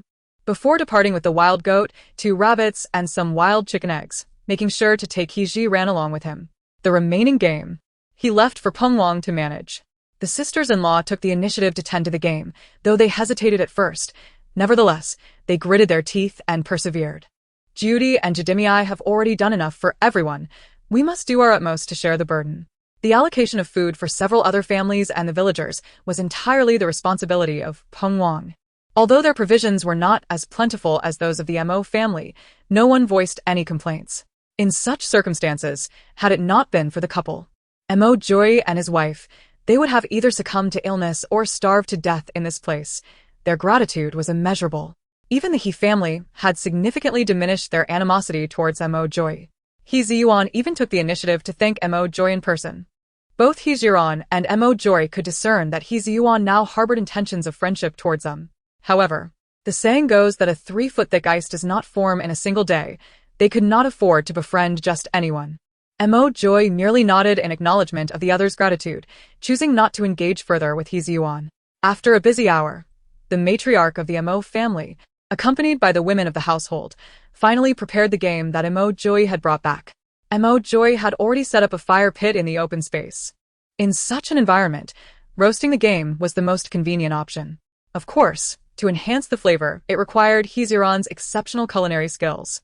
Chapter 93 Meng Huining and the Mo family indulged in a delightful outdoor barbecue, while He Ziran found a moment to administer another injection to Li Taizhu.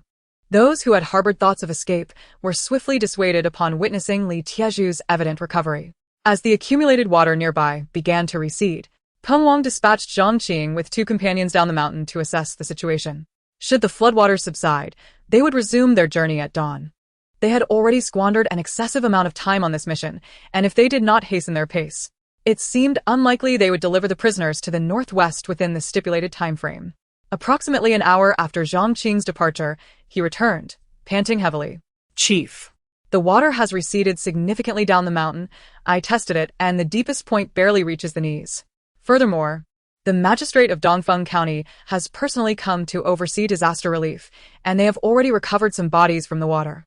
Upon hearing that the magistrate had taken it upon himself to provide aid, Peng Wang recalled He Jiran's suggestion regarding the urgency of cremating the bodies to prevent an outbreak of disease.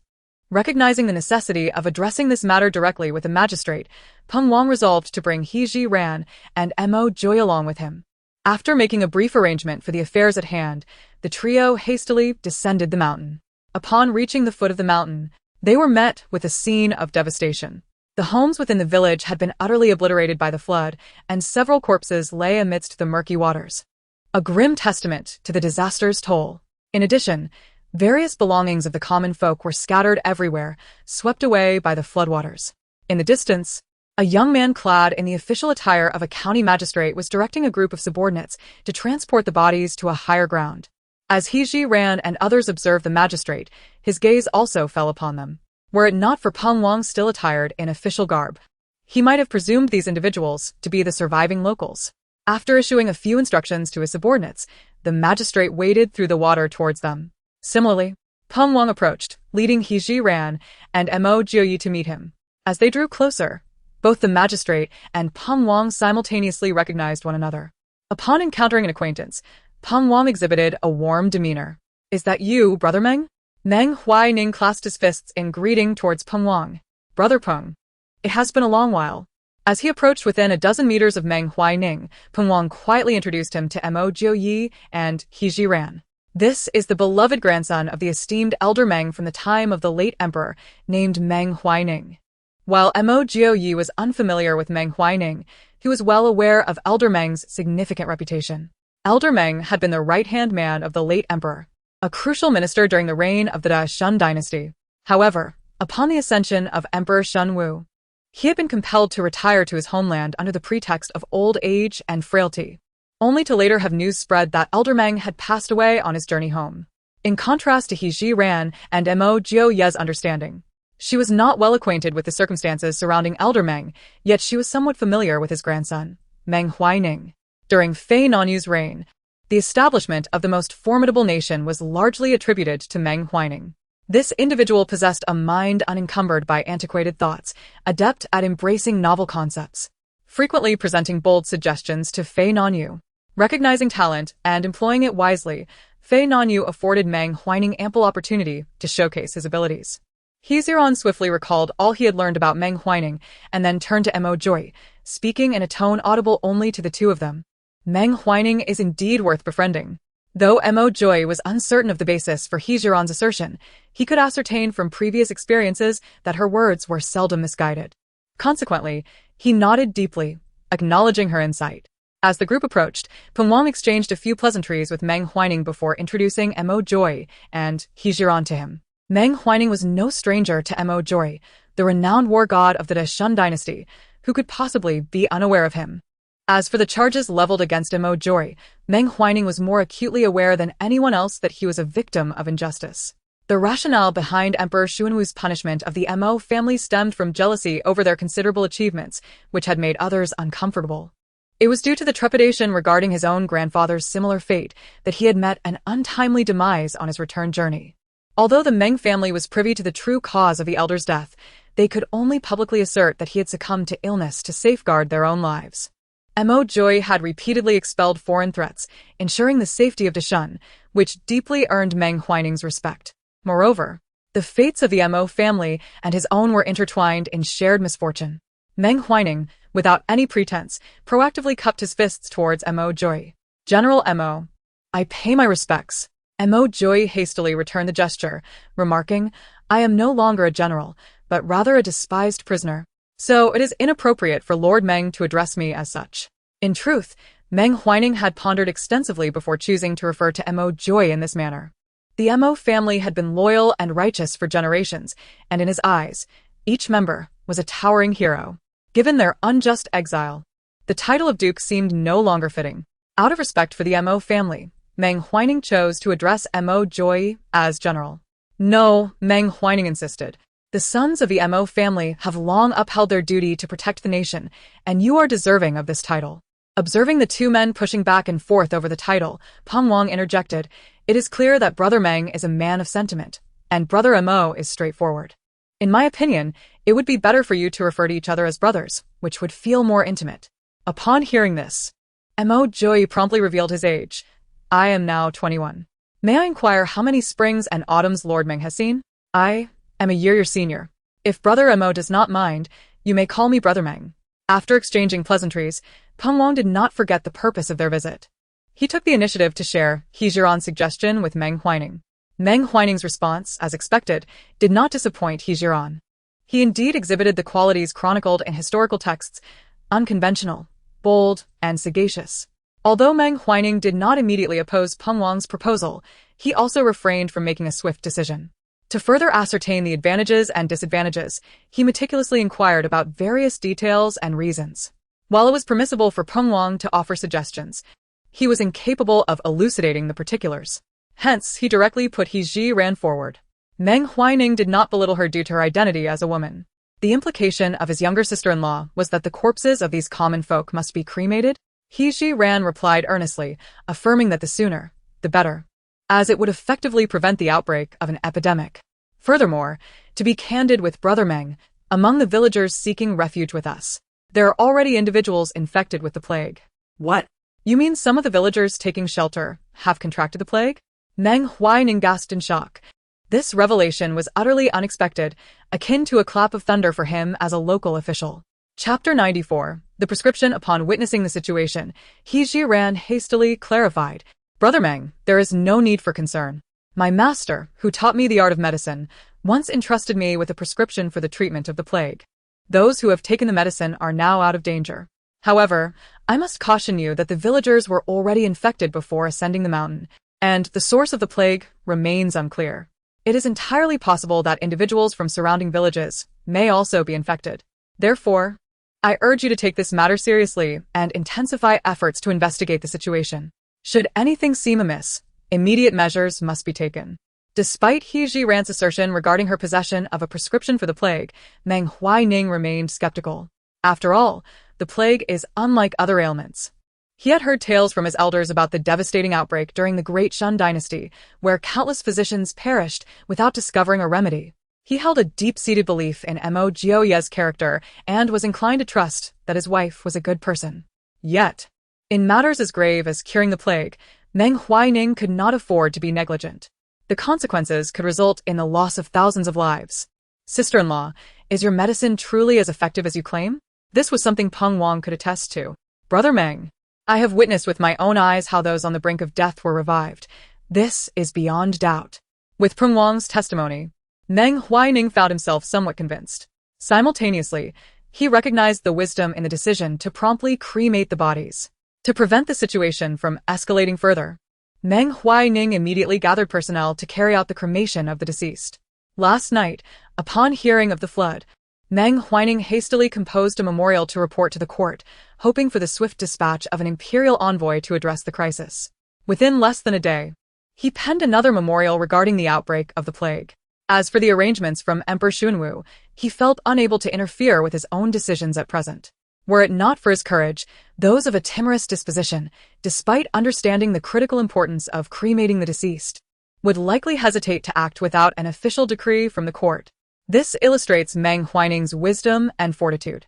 Observing his methodical approach, both Mo Joy and He Jiran felt a surge of admiration for him.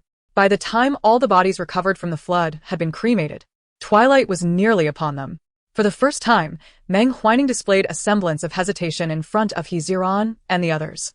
After a moment of contemplation, he spoke with great difficulty. "Sister, I understand this matter may impose an undue burden, yet as a local magistrate, I must consider the welfare of my people." He Jiran instantly discerned his thoughts, realizing he was concerned about the formula for treating the plague. Even if Emperor Xuanwu himself were to solicit it from her, she would not part with the recipe. However, the man before her was different. Setting aside his future potential, he demonstrated a sense of responsibility and accountability in the present. Moreover, he was someone she intended to foster a relationship between Mo Joy and himself. With so many compelling reasons, He Jiran was naturally generous.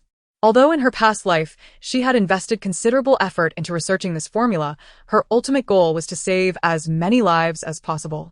Now, There exists an opportunity to save more lives, and I can also secure a significant favor from Meng Huining. He Jiran feels no pressure in providing the prescription. Observing that He Jiran has not responded for some time, Meng Huining assumes the other party is unwilling. sister-in-law, I assure you that this prescription will remain known only to me, and no one will ever know it originated from your hand. Furthermore, I will delegate the procurement of these medicinal herbs to multiple individuals. Once the crisis is resolved, I will personally destroy the prescription. Would this be acceptable? He Jiran had never intended to decline Meng Huining's request, and now that he has spoken so earnestly, she certainly would not be obstinate. Very well. I trust that Brother Meng will follow through on his word. Soon, Meng Huining summoned someone to fetch paper and ink. He Jiran was well versed in the prescription she had devised, yet she found herself somewhat troubled by her ability to write in traditional characters, especially with a brush, as she had never attended calligraphy classes in her previous life. Thus, she could only place her hopes on the memories of the original owner. Hesitantly, He Jiran picked up the brush and made a few strokes on the paper before letting the tip fall. Whether it was due to the habits of this body or some other reason, it seemed that He Jiran was surprisingly adept at writing the traditional characters of this era with the brush. Moreover, her characters were all neatly formed in exquisite small script, indicating that the original owner had indeed devoted considerable effort to this skill. Once the prescription was complete, He Jiran allowed the ink to dry before handing it over to Meng Huining. The prescription is here, should anyone inquire. I kindly ask Brother Meng to keep it concealed. At present, the future of Mo Joy remains uncertain. As his wife, I must refrain from drawing attention to myself to avoid unnecessary troubles. Meng Huining carefully accepted the prescription and respectfully clasped her fist towards He Jiran. Rest assured, my sister-in-law, I shall not disclose this matter, and I will certainly honor my promise. With that, I can rest easy, He Jiran replied with a smile. Noticing that it was getting late, Peng Wang urged everyone to return to the mountain, deciding to rest for the night before setting off early the next day. As for the villagers on the mountain, Meng Huining would send someone to arrange their matters first thing in the morning. The group bid farewell, and by the time they returned to the cave, night had completely fallen. The sisters-in-law had already roasted the remaining game, eagerly awaiting the return of He Jiran and Mo Joy to share the meal together. The night passed without a word. At dawn the next day, Peng Wang summoned everyone to continue their journey. The villagers sincerely bowed in gratitude to their savior, He Jiran, who in turn urged them not to disclose her identity as their rescuer. Although the villagers were puzzled as to why the divine healer wished to remain anonymous, they readily agreed to her request. A sudden deluge had not only inundated the village where Lu Lijing resided. As they traveled westward, they encountered devastation in every direction. The extent of the disaster was evident, revealing the plight of countless innocent people affected by the flood. Alas, natural disasters and human calamities transcend the boundaries of time, rendering humanity the most vulnerable of groups in the face of such adversities, with no one capable of contending against the heavens. Even the officials among them found themselves devoid of essential supplies, which, while alleviating the burden of travel, simultaneously imposed greater inconveniences. For instance, their daily sustenance was severely compromised, not only lacking in provisions but also facing challenges in locating clean water sources. Fortunately, they stumbled upon some cookware that had been swept away by the flood, which somewhat alleviated their immediate needs. However, despite acquiring these utensils, the surrounding area was devastated, leaving them with no means to procure ingredients. In desperation, He Jiran had no choice but to lead the group to forage for wild vegetables on the mountains they passed. This state of existence persisted for 4 consecutive days until, at last, on the midday of the 5th day, they arrived at Anning County. Chapter 95. Anning County. In times past, Peng Wang would never have taken prisoners to procure supplies in such a large state capital. The affluent residents within the capital often caused prices to soar in comparison to those in smaller counties. For the officials, purchasing identical items, it was more prudent to seek out less expensive locales. However, the current circumstances were far from ordinary, having subsisted on wild vegetable soup for 4 or 5 days. Their strength was waning, and continuing their journey under such hunger would likely prove impossible. Under Peng Wang's guidance, the group entered Anning County. Perhaps due to their infrequent visits, he was not as familiar with this place as he was with other counties. After inquiring along the way, They arrived at what was reputed to be the most economical inn in Anning County. It must be noted that the state capital was significantly more prosperous than the counties, as even the least expensive inn appeared far superior to those they had previously inhabited. The inn's entrance was wide open, and a young attendant stood outside, eager to attract customers. Upon noticing their arrival, he scrutinized the newcomers and upon recognizing the official's garb, warmly ushered them inside. Expecting to find several dormitory-style rooms for the prisoners as in the past, Peng Wang was soon disabused of this notion. Such accommodations were non-existent. The cheapest five-person room required a fee of 500 won for a single night. At this juncture, Peng Wang could hardly afford to be concerned about the cost. Expensive as it was, they could still manage. The Mo family possessed silver, and they would surely take care of their own arrangements. As for the other families, those willing to part with their coins could stay in the guest rooms, while those without funds would have to endure the night outdoors. So long as no one attempted to escape, all else would be secondary. The Fong and Xia families were indeed reluctant to part with such a substantial sum of copper coins for a mere lodging, especially one that could accommodate only 5 individuals. However, after enduring many days of discomfort from sleeping outdoors, they ultimately decided to rent a room, believing that squeezing together as a family would be preferable to slumbering in the open.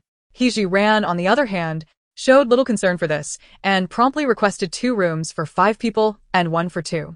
The He family, unfortunately, had to settle for resting in the corridor behind the inn. Once everyone had settled in, Peng Wang took the initiative to inquire whether He Ran wished to procure supplies. Naturally, He Ran did not decline this offer, expressing her gratitude before preparing to venture out. Observing this, the Fong and Xia families eagerly beseeched Peng Wang for a chance to gather provisions as well. It must be noted that these 2 families had indeed benefited from the favor of the Mo family, not only acquiring some silver, but also managing to avoid the scrutiny of the officials. For the Fong and Xia families, this was a divine blessing beyond measure. Although Peng Wang did not oppose their request to procure supplies, he could not extend the same level of trust to them as he did with He Ran. Hence, for safety's sake, he dispatched 2 officials to accompany them. Just as He Ran crossed the threshold, Mo Jiuyi exchanged a brief greeting with Peng Wang and followed suit. "I will accompany you," he declared resolutely. Seeing Mo Jiuyi's unwavering stance, He Ran did not object. The 2 quickened their pace in unison, striving to maintain a distance from the Xia and Fong families, thereby facilitating their movements. With Mo Jiuyi by her side, she found it less convenient to retrieve items from her space. Fortunately, Anning County was abundant in resources. As long as one had silver, all necessities could be procured. While shopping, the 2 discovered that nearly everyone in Anning County was engrossed in discussions about a singular event, the flooding in Dongfeng County. The most talked about aspect was not the severity of the disaster but rather the audacity of County Magistrate Meng Huining, who had allegedly burned the bodies of the deceased. It was said that this incident had alarmed the court, prompting the emperor to dispatch Prince Qi as a special envoy to address the matter. Once Prince Qi arrived, it was likely that severe punishment awaited Meng Huining. Understandably, the populace could not come to terms with the cremation of their loved ones, and one could surmise that Meng Huining had anticipated the potential consequences of his actions. Surprisingly, the emperor appointed Nan Qi as the special envoy to handle the situation. Given He Ziran's understanding of history, she realized that Nan Qi was currently eager to recruit talent. Should he express support for Meng Huining's actions, the latter would undoubtedly feel grateful for Nan Qi's recognition and align himself with his faction. This could very well serve as the catalyst for the acquaintance between Meng Huining and Fei Nanyu. Of course, these were merely conjectures in He Ziran's mind. The actual outcome did not pique her interest significantly. Although both Fei Nanyu and Meng Huining would become pivotal figures in the future court, they bore no immediate impact on the current situation of the Mo family. He Ziran simply hoped that once Meng Huining allied with Nan Qi, he would honor his promise and refrain from disclosing her provision of the medicinal formula. 2. Merely listen to these matters with casual indifference, for the affairs of the court had become utterly unrelated to him. Along the way, he was almost entirely silent. Whenever He Ran purchased items, he would either offer to carry them or take them upon himself, refusing to allow her to endure any hardship. Observing that his person was already laden with her acquired goods, He Ran attempted to lend a hand, yet resolutely denied her assistance, stubbornly bearing the burden alone. With no choice but to relent, He Ran noticed that was almost overwhelmed by the weight of the items, and together they made their way back to the inn. The elderly matron, accompanied by the womenfolk, hurried over to help organize the belongings, while the third and fourth sisters-in-law took He ran aside. Simultaneously, they retrieved a purse from their bosoms and presented it to her. Sister-in-law, you have borne all the expenses since our departure from the capital. Now that our matron has entrusted you with the household, we offer you our silver for your discretion. He was momentarily taken aback, but quickly returned the purse. Sisters-in-law, please take back this silver. I will request it from you once I have exhausted my own. Her thoughts were that the journey ahead might not be entirely peaceful. Should she become separated from her family or encounter unforeseen circumstances, it would be prudent for them to retain some silver, ensuring that their lives would not become overly strained. Unaware of He Ran's true intentions, her sisters-in-law insisted on relinquishing the silver to her. After her repeated refusals, they reluctantly set aside their insistence and returned to assist with the organization of the goods. After enduring numerous days of hardship and exposure to the elements, the group was finally able to savor a proper meal, leaving everyone with a profound sense of satisfaction. However, the He family found themselves in a different predicament. Bereft of funds, they could only consume the coarse black buns provided by the officials. After a night of respite at the inn, the following day dawned, and everyone felt as though they had been rejuvenated. With a commanding voice, Peng Wang directed the group to resume their journey. They traveled for 3 consecutive days until a towering mountain obstructed their path. Zhou Laoba stepped forward, gesturing towards the imposing peak, and proposed, "Leader, it is already afternoon. Perhaps we should rest here for the night and cross the mountain tomorrow? Indeed, let us rest at the foot of the mountain tonight and ascend in the morning," came the reply. Zhou Laoba turned to the trailing members of the group, calling out, "Make your way to the foot of the mountain and find a suitable spot to rest. We shall continue our journey tomorrow."